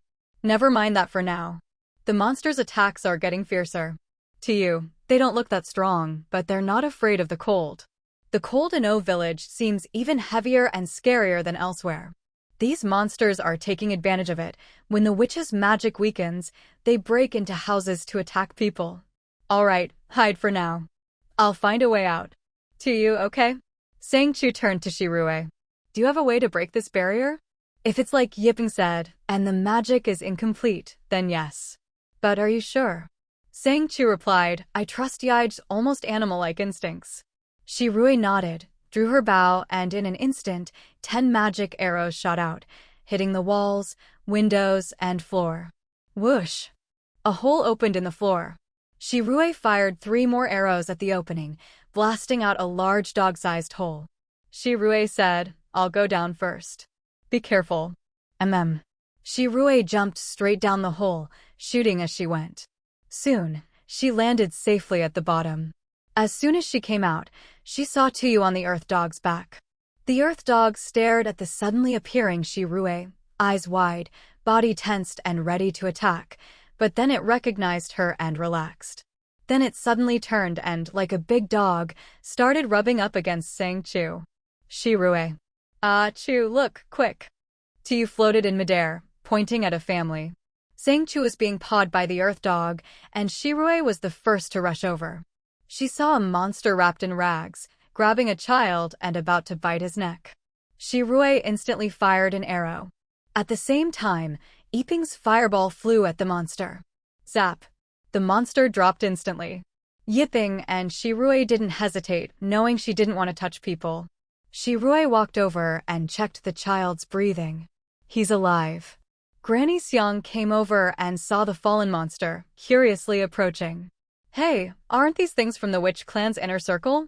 Sang Chu wanted to get the earth dog to move, but it suddenly blocked her path, refusing to let her get closer. Tu said, Chu, the dog says this thing is disgusting. Don't get close, it has those tumors all over its body. Yiping was startled and quickly jumped away. Damn, why didn't you say so earlier? Tu shrugged. That's what the dog said. How was I supposed to know? Then what do I do now? I don't want to catch something weird. Granny Xiang couldn't help but laugh. Don't worry, these curses aren't that serious. As she spoke, she patted Yipping and cast a spell. A holy light flashed, and the black filth on his body was instantly cleansed. These are monsters cursed from eating human flesh, Master. Do you want these things? Yipping looked at the monster's appearance and shuddered. I'm definitely going to have nightmares tonight. Sang Chu asked, Granny, are these things valuable? Yes. They're all monsters that have eaten human flesh. In some places, they can be recycled for a good price. Sang Chu handed her an empty storage ring. Then collect them all. The monsters here aren't that strong. Everyone, spread out and look for more. Try not to let them get close. If you run into a strong one, call for help right away. Okay. Today's cold snap is so strange. Why did it disappear so quickly?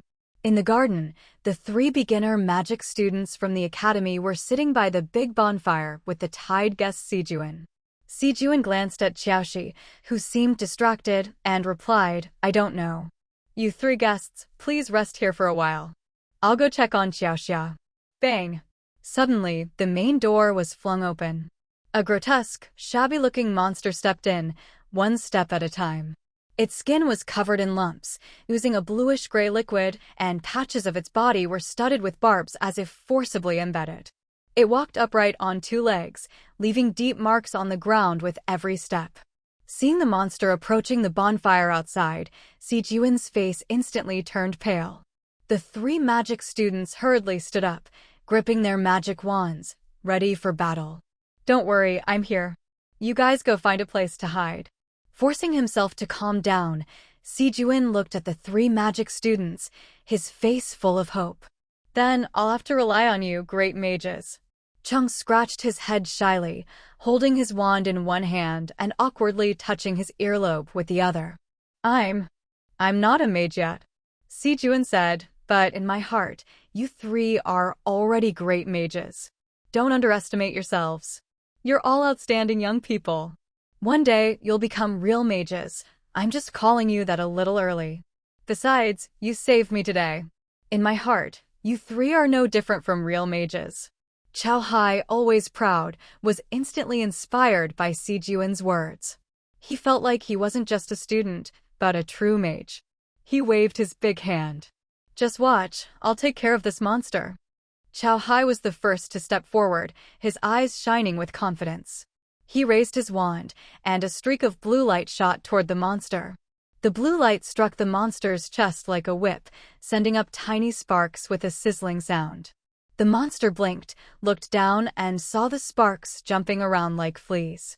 Just as it was about to react, Chao Hai shouted, It's working. Everyone, use thunderfire spells to attack. The monster stared blankly at the young man on the ground. Chao Hai really thought it was working and quickly called his friends to use thunderfire spells. Sijuan, who had been clutching his hands nervously, slowly relaxed. With a fierce roar, the monster slapped Chao Hai, who had rushed forward, sending him flying. Then it slowly brushed the ashes off its shoulder. Tian Meng and Qing were terrified, stumbling backward. Just as the monster charged at them, a small flame shot out, wrapping around its waist and yanking it away. Father! Sijuan turned pale and rushed over, unleashing his magic without hesitation to help extinguish the small flame. Chung stared blankly at Tian Meng. Who was shouting just now? Tian Meng said, Not sure. Maybe the monster? Chao Hai said, What are you thinking? It must be the person who just saved me. How could an old man call a monster father? Idiot, hurry up and help me out. I want to see how that old man tames the monster. Oh, right. The 3 boys helped each other up and walked outside. Outside, the small flame was perched heroically on someone's shoulder. The monster was on the ground. Sijuan knelt before him. Please, let my father go. I beg you. Sang Chu walked over, looking at the dying monster. He's your father? So, he's also a merfolk. Sijuan suddenly looked up. How did you know? I'm asking you now. Tell me honestly, how many people in this small village are like him? Tian Meng and the others recognized Sang Chu. Remembering how she had subdued so many people and the monster, they shrank back, hoping she'd forget about them and their lodging. Sijun collapsed to the ground, watching as his father was instantly defeated by the little flame. He gritted his teeth and said, "Not many." Sang Chu smiled. "I've caught 10 so far. With your father, that makes 11. So, not many? Are you planning to keep hiding him, or are you saying the rest of the villagers are also like him? So what if they are? If it weren't for you high and mighty mages, my father, my mother, and my aunt wouldn't have ended up like this. Don't act like you're doing us a favor." Sijun shouted in anger. Chao Hai was startled by his outburst. "Hey, what does this have to do with mages?" "Haha, what does it have to do with mages?" "Everything." Sijun's eyes were bloodshot as he laughed bitterly, struggling to stand up. "You know he's a merfolk, but do you know why he became like this?" Sang Chu said, "Tell me." "Fine, I'll tell you. Years ago, my uncle caught a young merfolk while fishing at sea. He thought it was pitiful and let it go. But he got contaminated by the merfolk's curse. At that time, a mage was staying at our house as a guest. That mage pretended to be friendly, found out where the merfolk was caught, and after the cold snap, immediately went out to sea. He actually caught one." Sang Chu asked, "Was that Mage Chi?" Sijun glanced at her, as if she knew about Mage Chi, but it didn't matter anymore. He continued, "No, just one of Mage Chi's people. He brought the merfolk back, cut her up, and carefully packed the meat into storage rings. My uncle didn't know, he just thought he'd caught something magical. There are all sorts of strange creatures in the deep sea." Everyone stared at him, waiting for him to go on, but he fell silent for a long time, like a storyteller pausing for effect. Sang Jingwen asked, "Did he turn the merfolk meat into ordinary fish and feed it to your family?"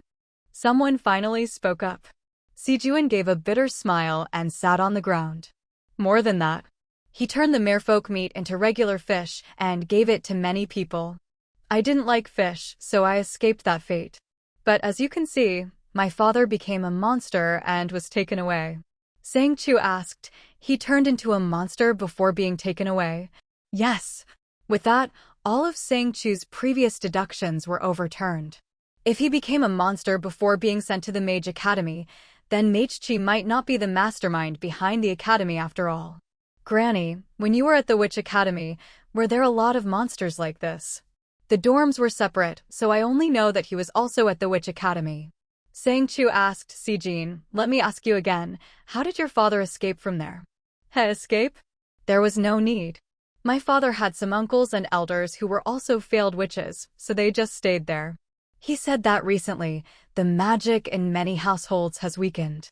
Everyone made a hole in the magical barrier, and when magic was at its weakest during the coldest time of the night, they let the monsters out. As long as they ate enough, they could recover their original strength." Hearing this, everyone was stunned. Someone stared wide-eyed and said, This is the work of our own people." Sijin gave a bitter laugh. "Of course I know it's our own people, but what can I do? Other than trusting him, what else could I do? In O Village, almost every family has someone who became a monster. Everyone has a connection to this. That's just how it is." Sang Chu asked, "Elle is one of your people?" Sijin looked at Sang Chu for a long time before nodding. "Yes." "Weian, is there any way to save these people?" Meng Weian walked over to the monster, examined it for a while, then shook his head at Sijin's hopeful gaze. "If they had just turned into monsters, or if there was some method, maybe.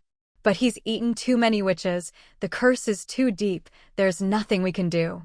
Even if Granny Xiang was willing to cleanse the curse from the monster's flesh, it would be useless. The curse left by the witches before death had already seeped into the bones. There was no saving them." Hearing this, Sijin seemed to lose his soul and slumped to the ground. Chao Hai said, Then, maybe I can help? I'm a level 5 after all. Why don't you come with me to White City? I'll do my best to save him." Sang Chu looked at the proud young man who had shared a guest room with her before. Chao Hai met her gaze, involuntarily took a step back, but still raised his chin stubbornly and said, "Don't look down on me. What I said is true. I know, but even if you're a level 5, you can't cure the witch's curse." Looking at Sijin, Sang Chu said softly, "You have 2 choices now. 1, hand all these monsters over to me. I'll handle everything here, and no one else will know. 2. I'll kill everyone here, ordinary people and monsters alike, and then leave. That's the end of it. Someone exclaimed, You're going to kill us all? Tianming said, yeah. It's one thing to kill the monsters, they deserve it. But what crime have the ordinary people committed? Qiao Hai ran over to Sijin, grabbed his hand and shouted, don't listen to her. The Witch Academy exists to protect ordinary people, to protect the weak. You can't use magic to do evil. You're not worthy of being a witch. Sang Chu ignored him, looked directly at Sijin and said, what's your choice? You're really going to kill them all? Sijin knew very well that these monsters had already lost all reason. The remaining witches were no match for them. Other than being eaten, they had no power to resist. And his father no longer recognized him. During the day, the monsters could only hide at home. At night, they came out to hunt. After all the witches were killed, the ones being eaten would be ordinary villagers. He didn't care if he lived or died, he had nothing left. But there were still so many ordinary people in O Village. Qiao Hai said, how can you do this? He's your father. Don't you want to save him? I told you I can save him. I'm from White City, a second-tier city. Sang Chu said, since you've made your decision, let's begin. Okay. Sijin crawled to the side, his eyes never leaving his father. At first, Sang Chu thought Qiao Hai would give up, but the stubborn boy kept shouting at Sijin, how can you call yourself his son if you're going to kill your own father? I look down on you. Sang Chu's eyes narrowed. In a flash, she grabbed him by the back of the neck and forced him to look closely at the monster. Look carefully. Is this still a person? Can you see any trace of humanity left? You say Sijin is heartless, but what right do you have to judge him? You're just an outsider who only sees the monster, who lives apart from them, who knows nothing. What gives you the right to speak for him? The hardest choice is his, between his father and the villagers. You're just a bystander who only sees the monster's side. Qiao Hai stammered, I. The monster's stench was overwhelming. Just getting close made him nauseous. Sang Chu pressed him even closer. If my group hadn't come here today, you and your friends would have been eaten by this monster too. Do you still think he's innocent? Do you think Sijin's choice is wrong? Monsters eat people and leave nothing behind. Even your parents and siblings wouldn't know where you went. They'd just know you disappeared and wouldn't even know where to collect your remains. This is happening every day. Young man, kindness and goodwill should be given to the living, not to monsters. The moment he became a monster, he was already dead. No matter what he was in life, that's not a get-out-of-jail-free card. If you really want to do something, then bring him to justice, let him pay for his crimes, not plead for him here and let him keep making the same mistakes. Qiao Hai was left speechless by Sang Chu's words. He had never thought about it this way before. He only knew he was from a big city, and once he returned, he could take the magic exam again. He felt sorry for the monster, thinking it was pitiful that he had become like this, and that Sijin was cruel for wanting to kill him. But he had never considered whether he could actually control the monster if he took it to White City, or stop it from hurting others. He had never thought about how many people the monster had already harmed, how many families had been destroyed. Even if it wasn't intentional, as the others said, he was already a monster. Enough with your stories. Even the elders of my city can't do anything. Do you really think a second-tier city like White City has a solution? You. Tianming stared at him, dumbfounded. Qiao Hai was also stunned. No way. The status Qiao Hai had always prided himself on meant nothing in front of Sang Chu. Luxin City was just a small, remote place, barely considered a fifth-tier city. But Baiqing was a second-tier city, so he'd always thought himself high and mighty. He never expected someone from Rose City to show up. The top city of the Magic Academy is Rose City. Rose City is 7 or 8 times bigger than Baiqing. Qiao Hai's legs went weak, and he stammered, I am sorry, I didn't mean to be rude. Seeing Sang Chu put on the Rose City mage's robe, Qiao Hai apologized profusely. Sang Chu waved his hand dismissively. All right, let's just forget about what happened today. Like I said to Stun, once we leave this little village, everyone forgets about it. You wouldn't want me to go to Baiqing and make sure everyone who knows about this gets silenced, would you? At that, Qiao Hai's face instantly turned as pale as a sheet. No, I swear, I won't tell anyone. Tianming said, Don't worry, sir. I, Tianming, swear by the Demon King, if I let slip even a word, may the Wild King drag me to the underworld, and no magic will be able to protect me. Qingmin was naturally afraid to swear by the Demon King, but since Tianming had already sworn, he couldn't back down. Otherwise, if these people really did come after him, what could he do? Roar. A thunderous roar shook the ground, stopping those who were eyeing Sang Chu with ill intent. He stood on the sea, the water beneath his feet frozen solid, and behind him was a world of ice and snow. Shuiyu stared at Sang Chu, her gaze unwavering. She hadn't expected this person to have such a creature at his command. Put your dog away. Sang Chu was wary of the Earth Drinker, so he quickly released the other one as well. Sure enough, Shuiyu's expression darkened even more. Brother, put your monster away first. All right, you be careful. Sang Chu nodded, and with the Earth Drinker escorting him, he walked forward and stood between the water and Shuiyu. Demon King, didn't you leave? Why are you back? Demon King. Qiao Hai, Tianming, and Jun stared at Sang Chu in terror, then looked at the man standing in the swirling snow, trembling. That's the Demon King? Sang Jingwen put away his things and looked at them. If you don't want to die, you'd better find somewhere to hide from the cold. He's about to unleash a cold wave, and it won't last long. Qiao Hai was terrified, shaking like a leaf, but his eyes were bright. I'm not leaving. I swore by the Demon King, and the Demon King himself is here. Even if I die, it's worth it to see the Demon King.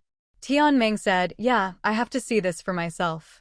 Seeing the three kids' eyes shining like little deer, Sang Jingwen couldn't say anything, so he just walked to the side, found a corridor, and sat down to wait.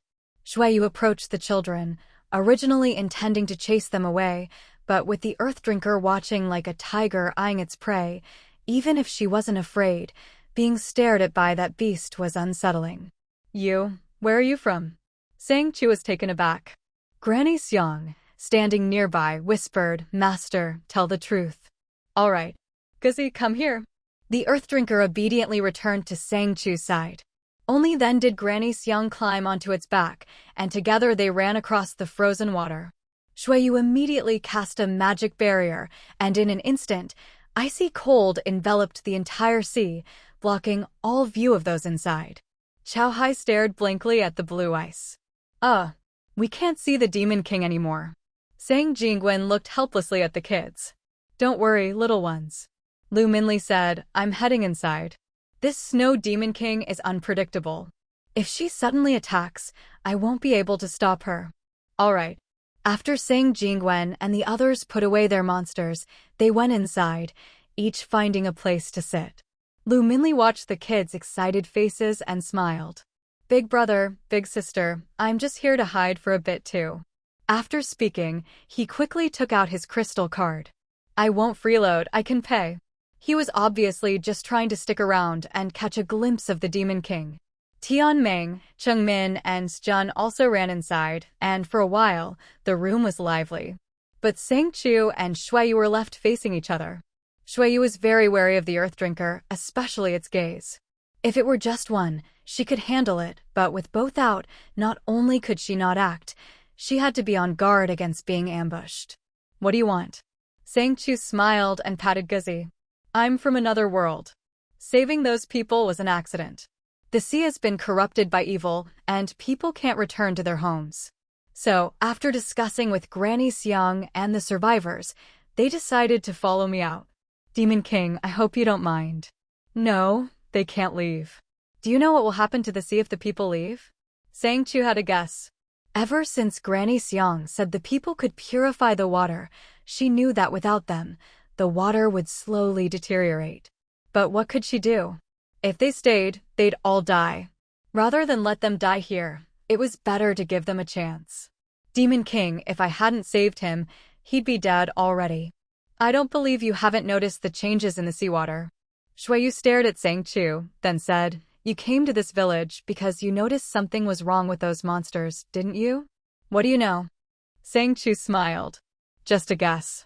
If I'm wrong, please correct me. I think the witch wants to use the people's flesh and blood to make imitation purification products to replace the real ones. But these imitations not only can't purify the water, they actually contaminate it. The source of the pollution is this sea village, so you came ashore to investigate. Self-righteous. Demon King, whether I'm overthinking it or not, the reason you showed up is because the water source was contaminated by those monsters, right? I'm not just making things up, am I? Shuiyu snorted coldly. I didn't come here because of those rumors. I only arrived when I sensed the living magic power of the rose. It's because the seal isn't complete that the monsters were able to appear, right? Shuiyu just looked at her without saying anything. Sang Chu secretly thought, looks like the magic in this little village is even worse than I imagined. They can't even cover up such a glaring flaw. If he really was that clueless, he would have known about the monsters long ago and just stood by watching, which would actually be even better for me.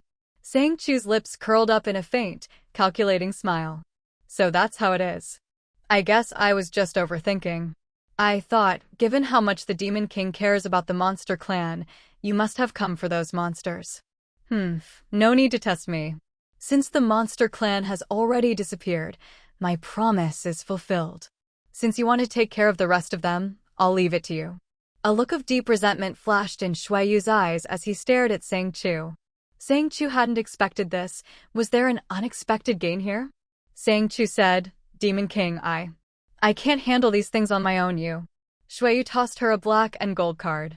This is a black gold card, the highest level magic card.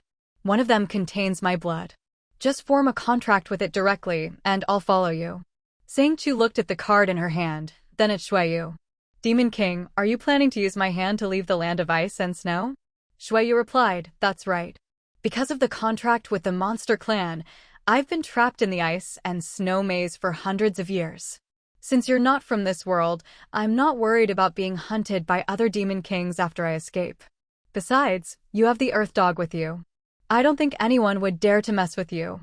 Sang Chu, damn, you're really something. Demon King, if you want to leave the magic continent, I'll need to go to the Rose Castle's small rose garden first. It'll take some time. Are you sure you want to come with me? Shuiyu, of course. Wherever the monster clan is, I'll be there. Let's hurry, or those old guys might notice something. Sang Chu wasn't afraid of trouble. With Shuiyu backing her up, that mutated plant from the apocalypse was nothing to worry about. All right, since the Demon King thinks so highly of me, I'll gladly accept.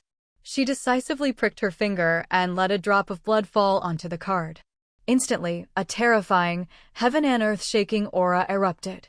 Shuiyu hurriedly tried to suppress it. Earth dog, eat it. Shuiyu's voice was urgent. Sang Chu didn't hesitate, patting the earth dog on the head. Go. In a flash, the earth dog lunged forward and bit down on the thing binding Shuiyu. Crunch, crunch. After a few chews, Sang Chu finally realized that Shuiyu was covered in chains, and those chains were all made of magic stones. These were the same things that had bound Na before. Shuiyu had them on his hands, feet, neck, and waist, and who knows where else. The overwhelming aura just now had come from these chains. Now, with the chains bitten through, Shuiyu was instantly free. He smiled coldly. Old man, this is the price for deceiving me. You failed to guard my home, causing the monster clan to be wiped out. Today, I'll settle both old and new scores. As he finished, he raised his hands and summoned a massive spell. In the midst of the magic, an old white-haired man appeared, his body ravaged by the backlash of the chains, covered in blood. Shuiyu, dressed in white and barefoot, strode over with an air of nobility. The old man looked at him in terror. Shuiyu, you can't do this. Old fool, why not? You chained me up, used the contract with the monster clan to imprison me. I, the great ice and snow demon king, was humiliated by you for so many years. Now, I'll not only take your life, but grind your bones to dust. Shuiyu slowly reached out, and ice and snow formed into razor-sharp blades, slicing the old man to pieces, flesh and bone separated. In the end, not even ashes remained. The earth dog, seeing the dissipating magic power, looked at Sang Chu with sparkling eyes, as if it had just seen a pile of juicy bones. Go ahead, Sang Chu said. She thought the Earth Dog would just run over, but to her surprise, the other three also rushed over, using magic to absorb the lingering magic power in the air. Shui watched the dog's behavior but said nothing. He simply walked into his cave, took out a bunch of storage rings and a pile of crystals. Here, these are all for you. Consider it my thanks for setting me free. Even though he was now bound by a contract, Shuiyu still had the pride of a king. If Sang Chu tried to use him without restraint, he would let her know what it meant to be a king, even while imprisoned. Sang Chu understood his proud nature. She accepted what he gave her, then handed over the rose. This is for you. The black gold card can contract with 5 witches. Nonsense. The black gold card can contract with demon kings like me. Why waste it on 5 pieces of trash? At least use it to contract with a demon king level magic beast. Alright, so where do you want to be stored in the card? The place where the Earth Dog lived before. As soon as Sang Chu said this, the Earth Dog barked wildly at Shuiyu, as if afraid he'd take its place. Shuiyu was very curious. This Earth Dog wasn't the type to submit easily. Even the Demon King's Earth Dogs didn't impress it, and it would run away from anything it didn't like. But now it was so agitated over a place. Interesting. I'll go in and take a look first. If it's not good, you can give me a space like the one you gave the Monster Clan. I'll follow you in human form. Alright, I'll let you in after I check it out. Okay. After Sang Chu and the Earth Dog passed through the portal, she released Shuiyu into the space. As soon as he entered, he looked at the roses with disdain, instantly feeling that the treasures he'd just received were worthless in comparison. No wonder those people were so obsessed with living here. Shuiyu pretended to be calm as he said to Sang Chu, "Well, I'll stay here. You're my master now, so you can dissolve the contract at any time. Just walk out when you want to leave." "Alright, whatever you prefer. I'll be off then." Holding Shuiyu's magic card, Sang Chu finally breathed a sigh of relief. She now had 4 Earth Dogs and a Demon King with sky-high power. She could walk the magic continent without fear. With the Earth Dogs following her, Sang Chu strolled out of the rose garden. Sang Jinwen hurried over and asked, "Sang Chu, are you all right?" "I'm fine. Things here are settled. I'm going to take a good rest now." Can I go with you, Lord RX _?" Zhao Hai looked at Mu X's departing figure, his eyes full of pleading. Now that he was one of the Demon King's people, he just wanted to go home. He had no interest in seeing any stupid roses. "Sang Chu, weren't you going to Letter City?" "Tianming, I'm going home." "I'm not stupid. There's clearly something fishy going on over there.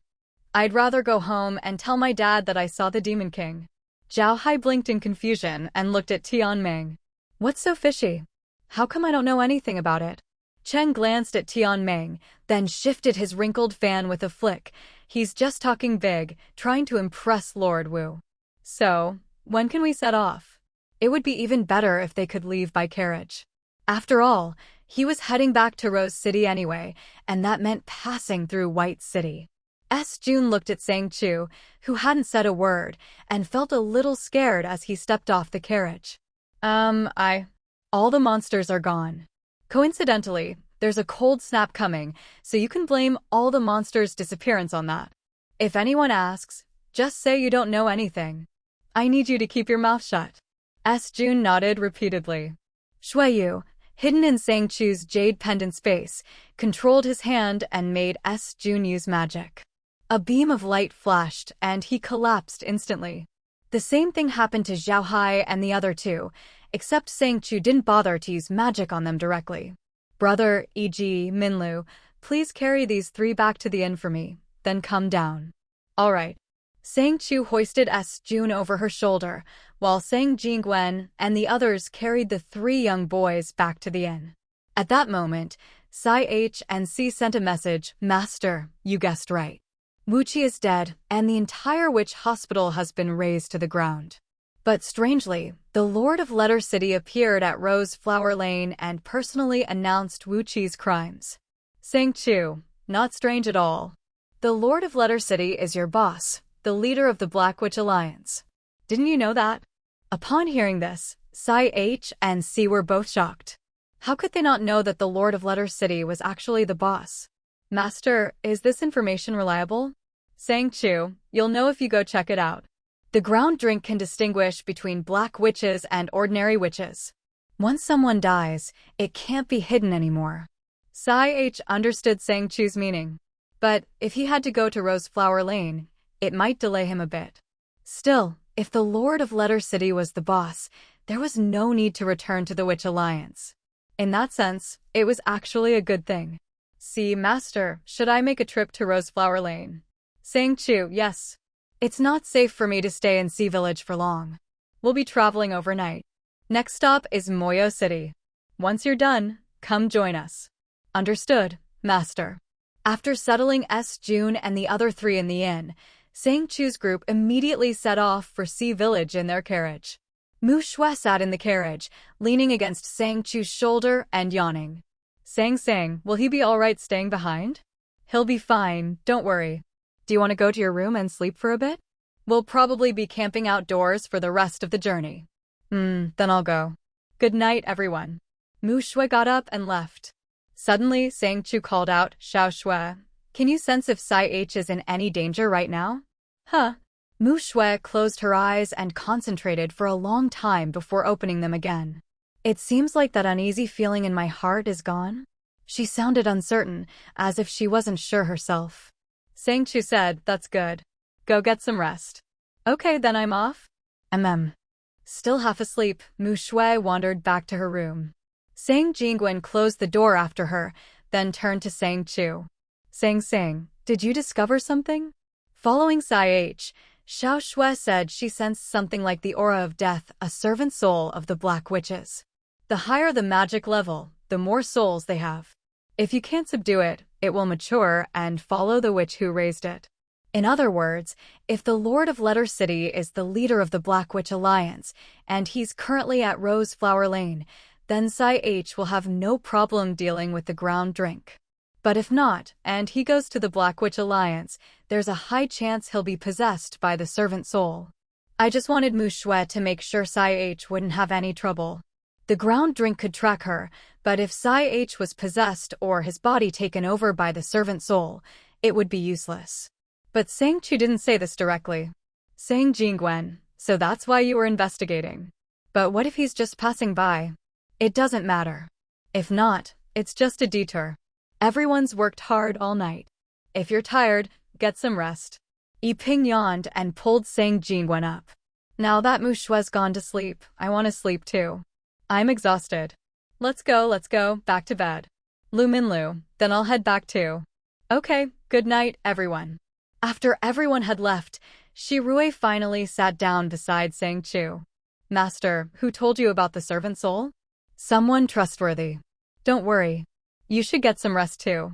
I'm not in a hurry.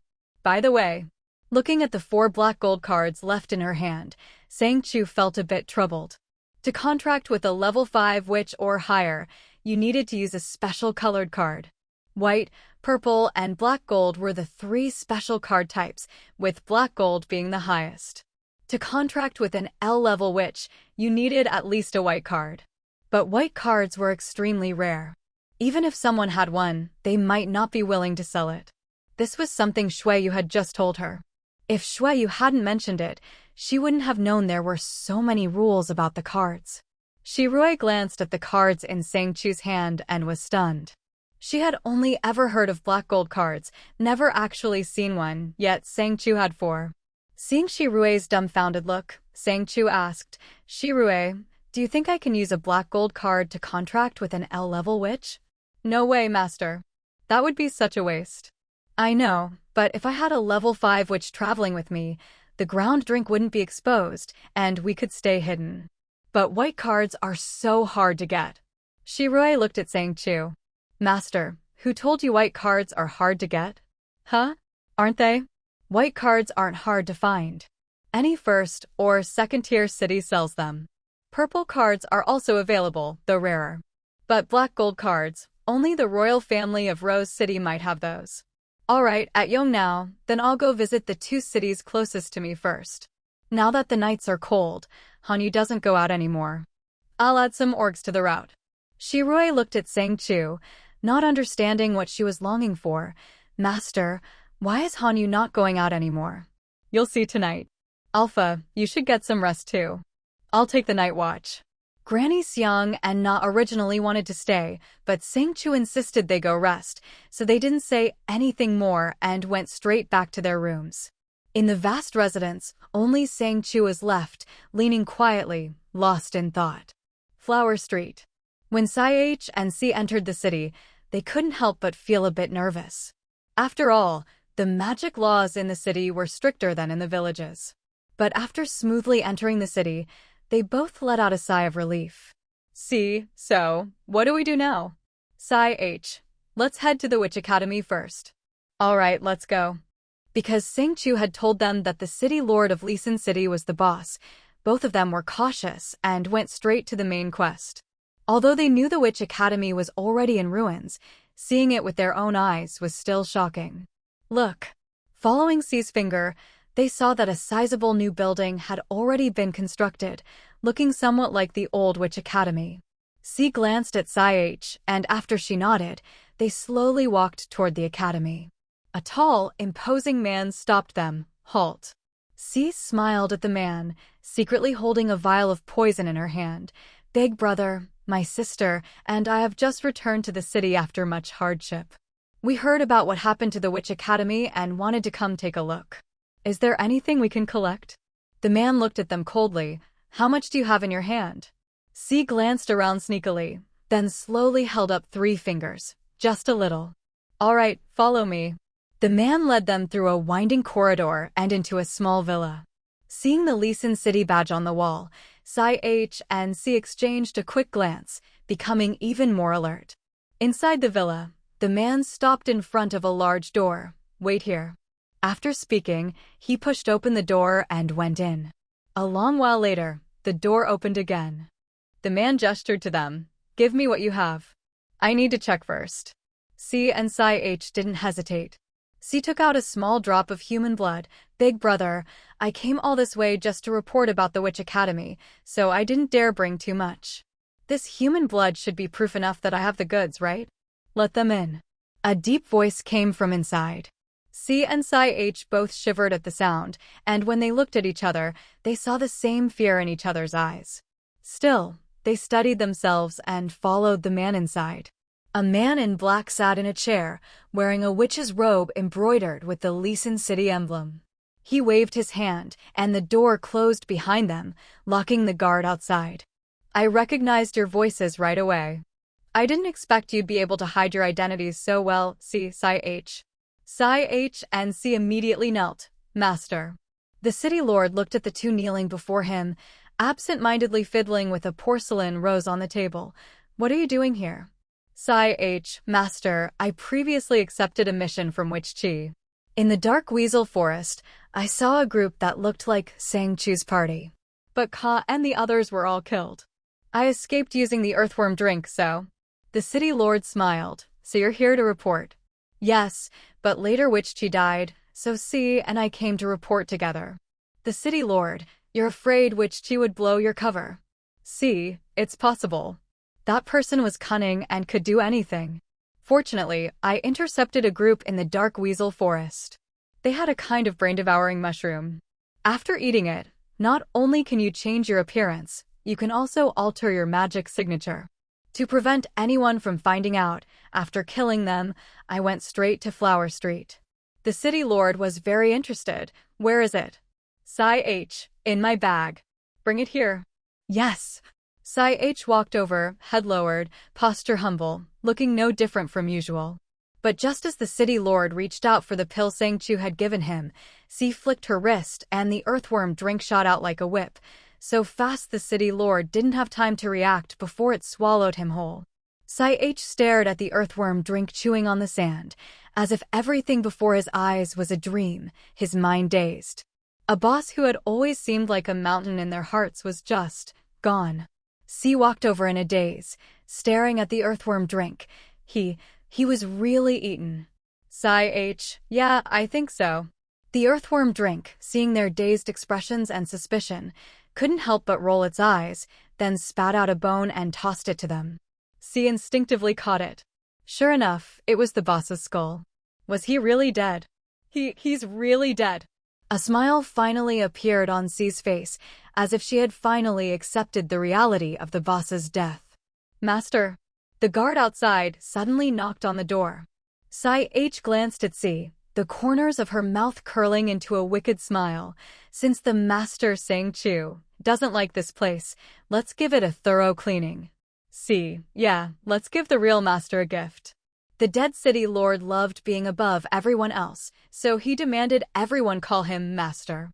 Sci-H, go on, let the big guys out and give this new academy to Sang Chu. With a groan, all the earthworm drinks were released. Roar. The earthworm drinks roared, bursting through the door. The guard was the first to be eaten. In no time, the entire new academy was thrown into chaos. Sci-H and C found the newly built lab. Inside, they saw many unfinished specimens, lots of half-human, half-demon monsters, looking even more human than the demon beasts they'd seen before. These don't seem like demon beasts. C slowly approached the magic circle, looking at the tail growing from a human body, the skin smooth and unbroken, the tail's barbs embedded in the flesh without bleeding. The half-human, half-demon form was so well integrated it was hard to tell where one ended and the other began. How did they make these? So strange. Sci-H pointed at a nearby bed. Look at that. On the bed was a corpse, apparently bitten to death by an earthworm drink. Lying next to it was a man whose chest had been cut open and both legs gnawed off. Next to the magic circle were severed demon tails, demon wings, and other body parts. So, they just took parts from demon beasts and attached them to people. I'm afraid it's just as we suspected, C said, looking at Say, momentarily at a loss for words. These things are beyond my understanding. Even though human life means little at the Grand Magic Academy and people can be disposed of at will, this is the first time I've seen something like this. Say reached out to check the breath of the person on the bed. This one's dead. I don't know how the witch managed to fuse the limbs of the dead and the living, but the methods must have been extremely cruel. Let's not leave anyone behind. Even if we can't root out the cancer completely, at least we can reduce the harm by a good amount. After making up their minds, Sean gathered the witches and mages she trusted and released them, while the rest were dealt with by Say and her team. Standing outside the hospital, blending into the crowd, he watched as the building suddenly collapsed, exposing the basement. At that moment, he felt a pang of guilt. He only knew that the witch hospital was involved in human trafficking, but to many people, this was normal. Most slaves were sent out from places like this, but using people as materials for magical experiments was not normal at all. What's more, among these people, some were even his own family. Haishian. An elderly woman suddenly cried out, clutching a young man whose body was half buried in the dirt, his money pouch exposed. He was the same man with broken legs that he had seen earlier in the room. The young man was in his 20s or 30s. Who knew why he had been locked up in that room? Now, reunited with his family, it was already too late. Scenes like this played out again and again. Even Say couldn't help but close her eyes. C tugged at her gently and whispered, "Let's go. I need to go meet up with my master." Sean straightened her back, the cries and wails of grief rising and falling behind her. But no matter how much they mourned, the dead would never return. See, before. Don't think about it.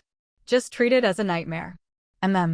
Sean led the group out of the crowd, their ears filled with curses and sobs, the grief growing harder to bear. After discussing things with the local black market, Sean and her group left quickly.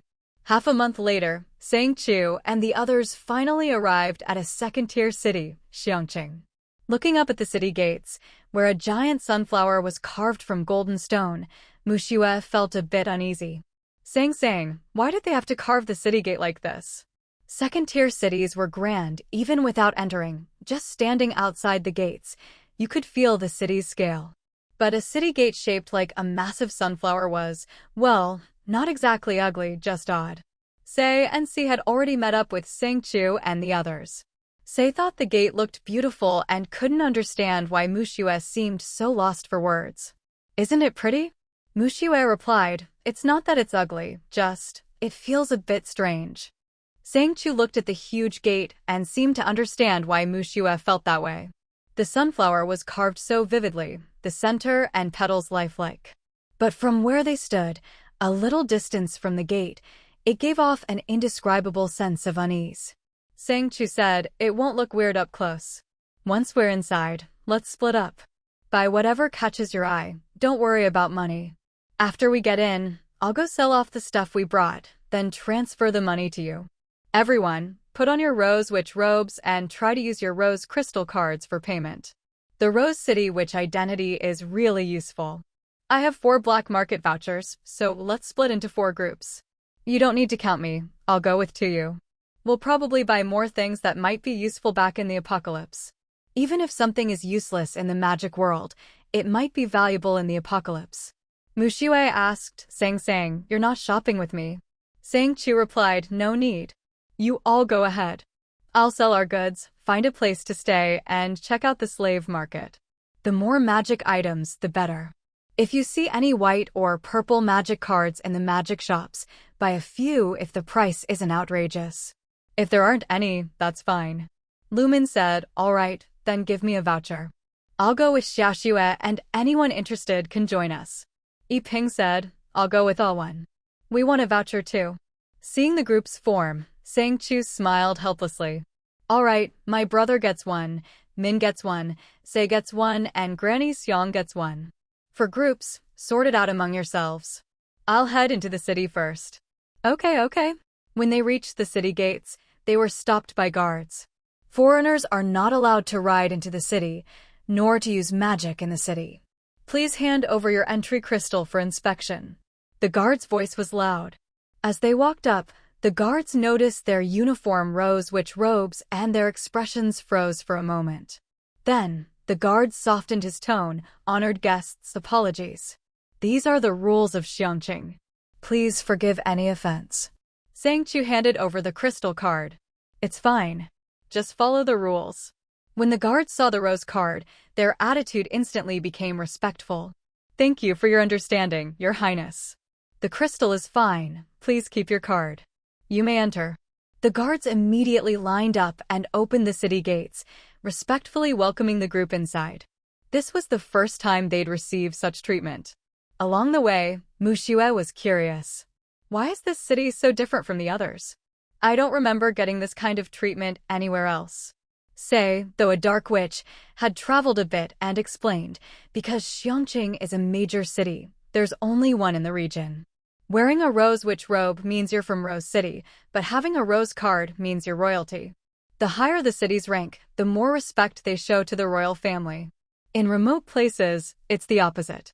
Mushue said, "Oh, so it's like that saying, the mountains are high and the emperor is far away. Right, Sang?" Sei nodded slightly. "Exactly. There are 13 second-tier cities, and Xiangqing is ranked last. I'm heading toward Rose City, and I'll have to pass through all 13. If every city treats us like this, my journey will be much smoother." After walking for 20 minutes down a wide corridor, they finally officially entered Xiangqing. The architecture of Xiangqing was magnificent and luxurious. Every building soared high, with their exteriors inlaid with sparkling crystals. Lifelike artificial vines and sunflowers spiraled up the walls, the sunflower centers precisely set on the magical crystal stones, radiating a dazzling glow under the light. The ground was entirely paved with smooth marble, engraved with magical runes. Stepping on it, one could feel a refreshing, invigorating energy flowing through, making people feel comfortable and relaxed. As Mushue stepped onto the floor, she was suddenly chilled and shivered. This feels like suddenly stepping into a fridge in the middle of summer, after a night in there. Wouldn't you catch a cold? She looked at Sai, realizing this was beyond her knowledge. It had been a long time since she had entered any city. At that moment, a group of 11 or 12-year-old girls in slightly faded dresses approached. One of them said politely to Mushue, "Honorable Witch, greetings. Is this your first time in Xiangqing? All the streets here are engraved with runes, and the runes are enchanted. When it gets cold at night, the ground becomes very warm, as if the whole city is bathed in light. Even if you don't light a fire at home, you won't be chilled by the cold. You can sleep soundly at night, and even in the coldest winters, you can go out and play without worrying about the cold. Although the nighttime chill wasn't as terrifying as when Shueo was around, it still existed, just much weaker. Mushue crouched down and looked at the little girl. "Little sister, are you a guide?" "Yes, I'm very affordable, just 1 crystal coin and I can show you around. I know Xiangqing very well, so wherever you want to go, I can take you." Mushue turned to look at Sang Chu and Lu Minli, waiting for them to decide. Sang Chu had already noticed when they entered that Xiangqing didn't have any signposts, and it was huge. Since he needed to go to Rose City, he had to pass through Xiangqing. The city walls enclosed almost all the land in the area, with only one large gate as the entrance and exit. "Let's hire her. I saw there are places to rent carriages up ahead. I want to take a look. This place is too big to walk everywhere. Walking would take forever." The girl, Beixin, was delighted to have gotten the job. She smiled sweetly and said, "Honored guests, instead of renting a carriage from just anywhere, why not go to Aunt Jing's shop up ahead? Her carriages are comfortable and affordable." Sang Chu nodded. "All right, let's go. Lead the way." Mushue watched the little girl skip ahead and couldn't help but grab Sang Chu's hand. "Sang, what if she tries to scam us? Shouldn't we compare a few shops first?" Sang Chu patted her hand and smiled. "If you hire someone, trust them. Besides, we're strangers here. If she's not good, we just won't use her next time. And if she tries anything funny, we don't have to be polite. Just a little show of force will scare most people off." Lu Minli added, "Don't worry. Even if she's working with someone, we're not afraid. Let's go find a magic shop first, so Sang Chu can buy a white card. There aren't many witches in the second city." Sang Chu said, "Relax. I have a trump card up my sleeve. We don't look for trouble, but we're not afraid of it either. Just pay what's fair." Mushue nodded. "Okay." Since Sang Chu said there was nothing to worry about, she felt at ease. In her heart, Sang Chu was not someone who spoke lightly. If he said he had a trump card, then it must be something big enough to protect everyone. After another 20 minutes or so, following Beixin, they arrived at a street lined with carriage rental shops of all sizes. "Honored guests, do you want to rent a carriage? Try my family's. Ours are beautiful, fast, spacious, and comfortable, perfect for sightseeing. Customers, the carriages at that shop are all old models, not suitable anymore. Try ours instead, they're all the latest bird-drawn carriages." As soon as Sang Chu and his group entered the street, they were surrounded by shop assistants from the carriage shops. Beixin, worried that Sang Chu would be pulled away, hurriedly pushed him toward Aunt Jing's shop. "Aunt Jing's is up ahead. I'll take you there, let's go quickly." Just then, a sharp, loud voice rang out. A woman holding a whip strode out, her voice booming, "Hey, these are my customers." At her appearance, the other shop assistants scattered. Only then did Sang Chu see Aunt Jing. She was nearly 1.8 meters tall, muscular, holding a whip, looking like she was ready for a fight. Seeing her, Beixin quickly waved. Auntie, put your whip away." Aunt Jing glanced over and hurriedly put the whip back into her card, then stuffed her hands into her pockets and walked over with a big smile. "Sorry about that, everyone. I was just working on the awning, so I had my whip out. Come on in and take a look at the carriages." Sang Chu said, "Boss, I need 5 carriages." Aunt Jing was stunned. Most people only rented one, but he wanted so many. "Sir, 1 carriage is already very spacious." Mushue immediately understood Aunt Jing's concern. If it were another shop owner, they might have tried to push them to rent fewer. She took Sang Chu's arm and said, "I know, but we want to split up and explore, so we need several carriages. Do you have any recommendations?" Aunt Jing replied, "Of course. Come inside and take a look." The shop looked simple, with no carriages on display outside. To be continued.